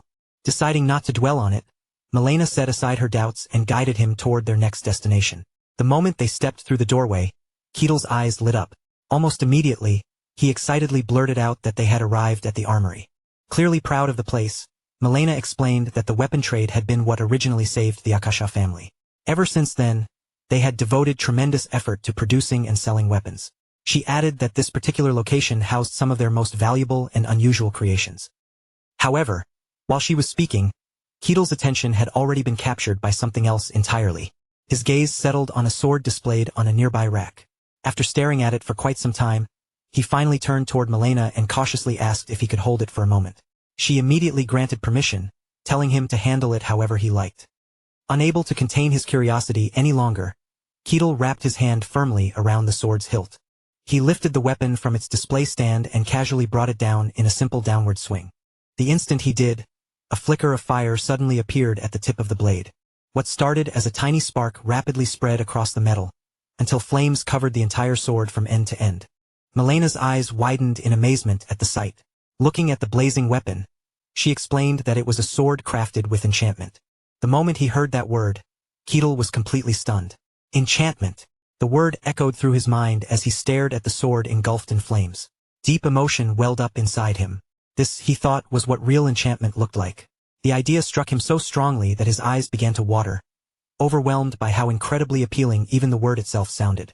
Seeing how deeply moved he was, Milena gently asked whether he would like to keep the sword. Ketil immediately looked up at her with tear-filled eyes and asked if she truly meant what she had just said. Rather than answering right away, Milena simply smiled. Then she mentioned that before discussing that, there was actually something she wanted to ask him first. Her eyes drifted toward the burning sword still resting in his hand. Looking slightly awkward, she asked whether it was not unbearably hot. Ketil froze in place for several long seconds before awkwardly insisting that he was perfectly fine. After calming down somewhat, he admitted that he was uncertain whether accepting such a valuable item would really be appropriate. Milena casually waved away his concern and assured him that it was not a problem at all. In fact, She confessed that the weapon was practically useless in its current state. She explained that she had once hired an alchemist to create a flaming sword. The result certainly produced flames, but unfortunately those flames extended all the way to the handle, making the weapon impossible for an ordinary person to wield. Remembering the situation, Milena explained that she had once gone back to complain about the flaw. The alchemist had merely looked confused and asked whether she had ever specifically requested a safety mechanism in the first place. Out of everything she said, one particular word instantly caught Ketel's attention. Looking surprised, he asked whether alchemists actually existed in this world as well. With a trace of frustration in her voice, Milena admitted that they certainly did. She went on to explain that her family had spent an enormous amount of money to hire one, though in hindsight she felt somewhat regretful about the decision. Without Milena realizing it, those words sparked an entirely new possibility inside Ketel's mind. The idea of an alchemist sounded incredibly fascinating to him. His curiosity immediately took over, and he asked what kind of person this alchemist was. Slightly surprised by the question, Milena nevertheless answered politely. She explained that the man's personality was undeniably strange, but when it came to skill and ability, nobody could compare to him. She continued by saying that this very alchemist was responsible for turning a person with absolutely no understanding of mystic power into a warrior who had reached the superhuman class. The revelation hit Ketel like a bolt of lightning. His composure instantly crumbled, and he became visibly flustered. Without wasting a moment, he asked whether such a thing was truly possible. Milena answered immediately and confidently that it was true, although it was information known mainly among those who were particularly well informed. As she searched her memory for the details, she explained that the Empire had once issued a public notice seeking superhuman-class warriors willing to serve under its banner. Her expression grew more serious as she continued. Warriors of that level did not simply appear whenever someone wanted them. Even an entire kingdom would usually possess only one or two at most, and such individuals enjoyed immense privileges and special treatment. Because of that, there was virtually no reason for them to answer the Empire's recruitment call. From her perspective, the announcement had been little more than an empty gesture, something that was never expected to produce any meaningful result. Then, however, she explained that everything changed one day when an alchemist suddenly appeared. According to his own claim, he possessed a method capable of creating a warrior who had reached the superhuman class, and all he wanted in return was a single favor. After deliberately letting the silence hang for a moment to build suspense, Milena continued her explanation.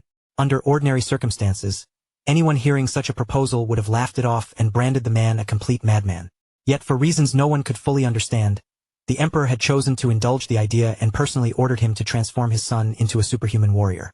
The sheer absurdity of what he was hearing caused Ketel's brows to knit together. Staring at Milena, he asked if the Emperor had really allowed his own son to be placed on an experimental table for such a dangerous undertaking. Without the slightest hesitation, she nodded and confirmed that it was true. Then she revealed an even more shocking detail. After only a single year, the prince had successfully become a superhuman. A faint smile began creeping onto Ketel's face before he even realized it. His curiosity had been completely ignited. Thoughts of the mysterious alchemist filled his mind again and again. Someone had taken a person who knew absolutely nothing about mystic power and somehow elevated him into the ranks of superhuman warriors. The more he thought about it, the more fascinated he became. After silently considering everything he had heard, Ketel finally turned toward Milena and spoke. He told her that there was something he wanted to ask. Without even pausing to think about it, she immediately replied that he was free to request anything he wished. Much to her surprise, Ketel's request was not what she had expected at all. He simply asked if he could meet the alchemist she had been talking about. The question left Milena completely stunned. For several long seconds, she struggled to process what she had just heard. In the end, all she could offer was a baffled stare and a confused noise as she tried to make sense of the unexpected request. Before long, the scene shifted away from their conversation and moved deep into a tranquil forest, where a beautiful house stood quietly hidden among the trees. Inside that secluded home, its owner was standing beside a large cauldron filled with a steaming mixture. With practiced movements and unwavering focus, she slowly stirred the contents, carefully monitoring every change as wisps of vapor drifted upward into the air. Although her attention appeared fixed on the work in front of her, her senses remained remarkably sharp. The moment footsteps and movement echoed from outside, her keen ears immediately caught the sound of someone drawing closer. The alchemist reacted at once, turning around without delay. The instant her eyes landed on the newcomer, she could already tell there was something unusual about him. With clear interest in her voice, she remarked that she could sense an extraordinary presence surrounding him. Soft footsteps echoed faintly through the surrounding quiet, breaking the stillness of the area. Somewhere nearby, the subtle shift in air made it clear that someone was approaching, closing the distance with unhurried certainty, as if the forest itself had started to hold its breath. The alchemist abruptly turned her head, eyes sharpening the moment she sensed the change. Her gaze locked onto the unseen presence, and with a faint, intrigued smile she murmured that there was something unusually extraordinary about him, as if she had already glimpsed a fragment of his nature without fully seeing him. After weaving through the dense sea of trees, Ketil and Milena Akasha finally arrived at a hidden wooden cabin. It sat quietly between towering trunks and tangled branches, almost completely concealed by nature, as though the forest itself had chosen to protect its existence. A brief silence lingered between them before Ketil cautiously broke it, voicing his doubt as he glanced toward the secluded cabin and asked whether she was actually staying deep inside this forest. Milena let out a restrained sigh, her expression slightly weary, and explained that the owner had insisted the place was comfortable enough to live in, though in reality, coming and going was always a hassle. After finishing her explanation, Milena stepped forward without further hesitation. She raised her hand and knocked firmly on the wooden door, the sound echoing through the quiet forest like a signal breaking the stillness. From inside, a cautious voice called out, asking who was there. Milena immediately responded in a relaxed, familiar tone, saying it was her arch-imus. The moment that name and voice reached the other side, the tension inside the cabin vanished, replaced by instant recognition and relief as arch-imus invited her in. With permission granted, Milena slowly pushed the wooden door open. It wasn't locked at all, swinging inward with a soft creak as she stepped across the threshold into the cabin's dim but warm interior. Inside, the first thing she saw was arch-imus herself, the beautiful alchemist lifting a hand in an enthusiastic wave. Her greeting came out bright and casual, but almost immediately she shifted tone and mentioned, without any hesitation, that she had completely run out of clothes, and casually asked Milena to bring her a few new sets. Before Milena could even respond properly, she was already being asked for another favor, leaving her momentarily speechless. With a slightly exasperated look, she asked whether she hadn't already given arch-imus plenty of clothes before, her tone caught between disbelief and irritation. Arch-imus scratched the side of her head awkwardly, her expression turning sheepish as she admitted the truth. Chemicals had splashed all over them and ruined everything. Only then did Milena take a closer look, and the more she observed arch-imus, the more stunned she became, eventually muttering that even ruined was an understatement. Those clothes were practically rags now. Arch-imus let out a long yawn, even tears forming at the corners of her eyes as she endured the scolding, though she still stubbornly defended herself. She insisted it didn't really matter, since she was the only one living in the cabin anyway, so appearances weren't important. Trying to steer away from the nagging topic, arch-imus quickly changed the subject and asked why her employer had come all the way out here. She added, with a slightly proud tone, that she had completed the previous request properly, hadn't she? The moment those words landed, Milena's expression darkened sharply. Her irritation flared again as she repeated the word, properly, with clear frustration, her tone carrying the weight of suppressed anger. Milena then launched into a detailed complaint, reminding arch-imus that she had specifically requested a shield capable of repelling anything. Arch-imus, maintaining a disturbingly calm expression, insisted she had fulfilled the request exactly as instructed, even adding that she had carefully ensured the handle itself would not repel anything.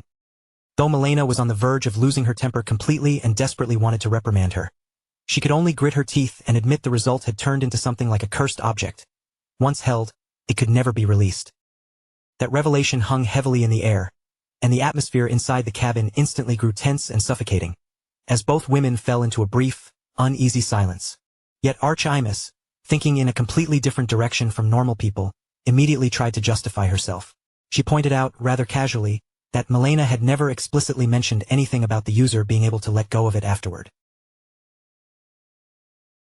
Midway through her explanation, arch-imus suddenly noticed Milena's expression shifting dangerously. Realizing the situation was about to explode, she panicked, hurriedly apologized over and over, and quickly insisted she had only been joking. Under the mounting pressure radiating from her employer, arch-imus finally cracked. Her earlier confidence vanished as she admitted she had been working all night, completely exhausted, and had made mistakes while adjusting the creation. Trying desperately to calm the situation, she added again and again that she truly hadn't done it on purpose, emphasizing her sincerity as if hoping repetition alone could erase the problem. Milena, never intending to make things harder for the only alchemist she had, eventually let out a long sigh. The anger in her expression slowly faded as she forced herself to let go of the frustration. She told Archimus that she understood it wasn't intentional, but reminded her firmly to be more careful in the future. Her tone softened slightly, though caution still lingered in her voice. Archimus, surprised she wasn't punished more severely, quickly brightened up and nodded enthusiastically. She promised she would remember the warning, her tone suddenly much more obedient. After a few more rounds of verbal sparring, Archimus finally paused, as if something had just crossed her mind. She tilted her head and asked who exactly the other person accompanying Milena was. She added that she had already sensed an unusual presence even before Milena entered, and remarked with certainty that the person must be standing right outside the door. Wasn't he?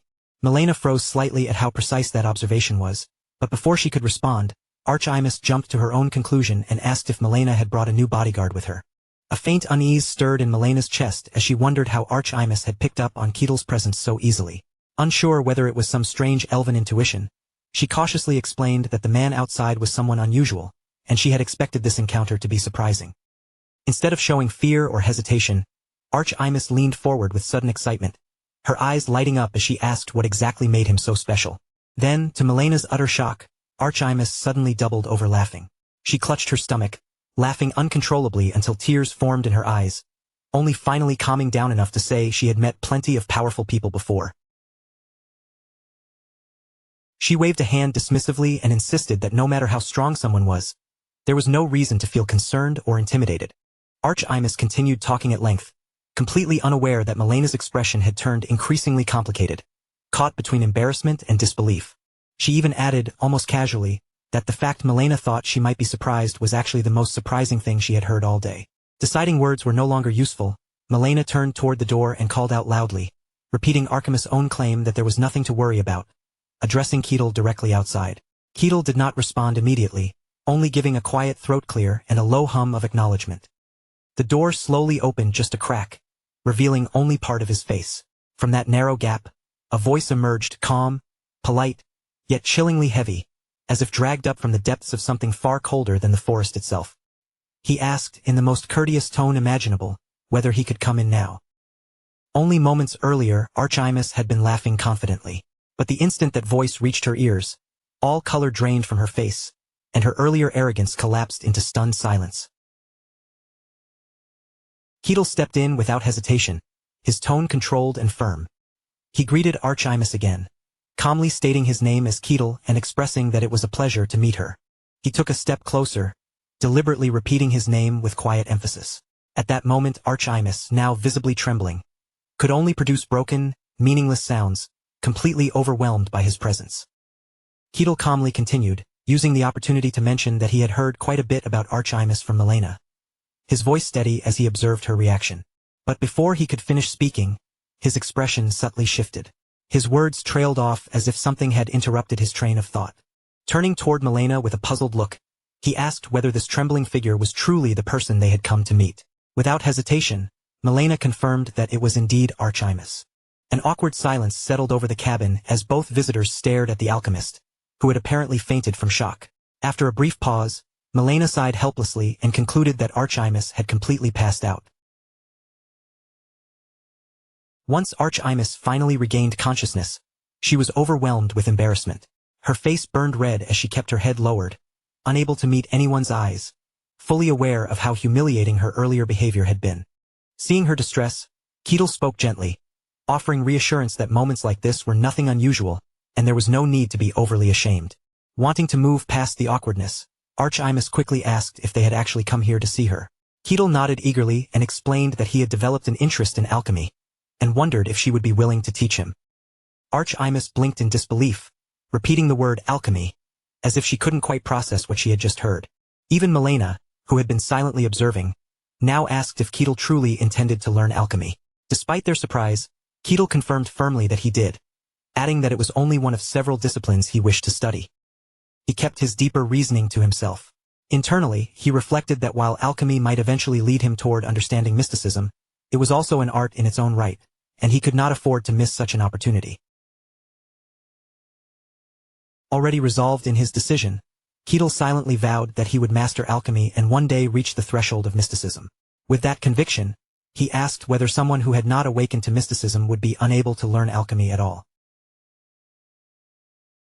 Archimus quickly shook her head in response, firmly denying that assumption and clarifying that it was not the case. Concerned that there might still be a misunderstanding, Archimus carefully elaborated further, explaining that both swordsmanship and magic ultimately involved manipulating the deeper mysteries within one's own body. To clear up any lingering confusion about his line of work, he calmly added that alchemy wasn't about creating power from nothing, but rather about borrowing, studying, and manipulating mysteries that already existed in the outside world. His tone was steady, as if he was carefully laying out a principle rather than trying to impress anyone. While speaking, he casually lifted a small, perfectly round sphere between two fingers, letting it catch the light as he turned it slightly. With a faintly matter-of-fact expression, he pointed out that the world was full of objects like this, things that quietly held strange and unexplained power within them. The moment his explanation reached its end, his fingers gave a light, almost effortless flick, sending the small sphere arcing straight toward the stove without hesitation. The instant the sphere entered the reach of the flames, the fire that had been dancing and twisting inside the stove froze mid-motion, as if time itself had been violently locked in place. The once lively blaze turned into a solid, unmoving mass of flame. Keitel's eyes widened at the sight, then quickly lit up with pure excitement. His gaze locked onto the frozen flames, as if he had just witnessed something unbelievable. In his astonishment, he couldn't help but exclaim, inwardly marveling that Archimus had actually managed to freeze fire itself. Seeing the reaction unfold, Archimus immediately seized the moment, straightening slightly as a flicker of pride returned to his posture. With renewed confidence, he explained that what they had just seen was a specialized technique relying entirely on catalysts, and that not a single drop of mana had been used in the process. He was just about to casually ask whether that had been impressive when suddenly Keitel lunged forward, grabbing both of his hands with surprising enthusiasm and declaring with absolute certainty that what he had just witnessed was extraordinary. The sudden burst of energy left Archimus frozen in place, stammering in confusion at the unexpected reaction. Keitel, completely ignoring Archimus's awkward discomfort, continued to shower him with unrestrained praise, insisting that producing such an effect using only physical materials bordered on the miraculous. His voice carried genuine admiration, as though he had just discovered something deeply valuable. Under the steady stream of praise, Archimus slowly began to straighten his back, a hint of pride creeping back into his expression. Still, he cautiously asked if Keitel truly meant every word. Without hesitation, Keitel confirmed it with complete sincerity, even adding that this was exactly the kind of ability he had been searching for all along. In that moment, Archimus felt an almost unreal sense of lightness, as though his entire body might float upward from sheer satisfaction. Deep inside, he was practically glowing with excitement at the thought that someone like Keitel, a presence that felt so overwhelming, was genuinely admiring him. His ears twitched repeatedly as he stood there, silently indulging in the thought, even hoping that the praise wouldn't stop there. In a quiet, almost childish wish, he wanted even more compliments, not just for himself, but for the art of his alchemy as well. Unfortunately for him, Keitel had no ability to read the thoughts racing through his mind. Instead, Keitel simply returned to his original purpose with calm sincerity, politely asking Archimus if he would also be willing to teach him alchemy. With his attitude now noticeably softened, Archimus responded without much hesitation, casually agreeing that it wouldn't be difficult at all. His tone made it sound almost effortless, as if teaching alchemy was something he could do without even thinking. At that moment, Milena stepped into the conversation, offering her sincere gratitude to Archimus for accepting Lord Keitel's request. Her voice carried a respectful tone as she acknowledged the importance of what had just been agreed upon. Archimus tilted his head slightly in confusion at her words, prompting Milena to remind him that the catalyst he had just used so casually for his demonstration was actually the very item she had gone to great expense to acquire for him not long ago. Caught completely off guard by that reminder and unable to find a proper defense, Archimus let out an awkward laugh, choosing instead to brush off the situation rather than argue further. While the two of them were still entangled in that quiet exchange, Keitel stood slightly apart, calmly organizing his thoughts. He reflected that he hadn't expected the alchemist before him to be an elf at all. His mind drifted back to earlier encounters with elves he had met in the past, and he clearly remembered how they had always reacted with fear in his presence. That memory led him to wonder, almost curiously, whether elves in general found him especially intimidating. Meanwhile, Archimus found himself increasingly unable to withstand Milena's pointed criticism, his earlier confidence slowly crumbling under pressure. With a reluctant expression, he eventually muttered another apology, conceding the point. Observing Archimus's somewhat relaxed and unguarded behavior, Keatle felt a sense of reassurance settle in his mind. He concluded that even elves seemed to lose their fear once they became accustomed to him, which eased a quiet concern he had been carrying. As the visit began to draw to a close, Keatle confirmed in a calm voice that he would return the next day to officially begin learning alchemy. His decision was stated simply, but carried clear intent. Despite the noticeable bump forming on his head, Archimus still managed to see them off with an unexpectedly cheerful demeanor, waving as he replied that he would indeed see Keatle again tomorrow.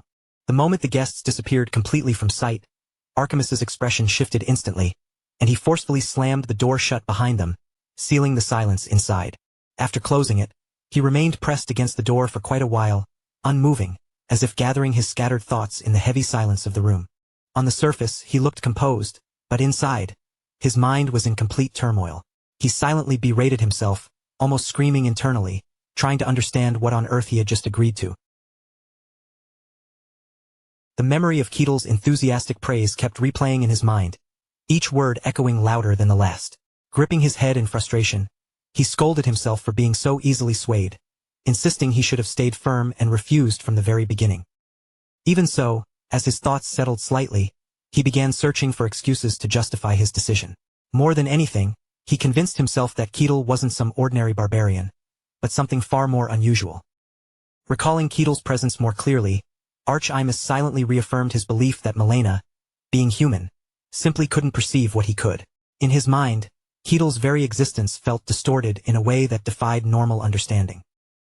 Even with that unsettling impression lingering, he still couldn't understand why a being like Keatle would show interest in something as structured and delicate as alchemy in the first place. Halfway through that train of thought, he abruptly pushed the concern aside, convincing himself instead that someone like Keatle would never seriously commit to studying alchemy. In his mind, it was far more likely that he would quickly lose interest and abandon it altogether. After reinforcing that comforting assumption, Archimus finally fell silent again, though a small, lingering doubt still surfaced in his mind as he questioned whether that belief was truly as certain as he wanted it to be.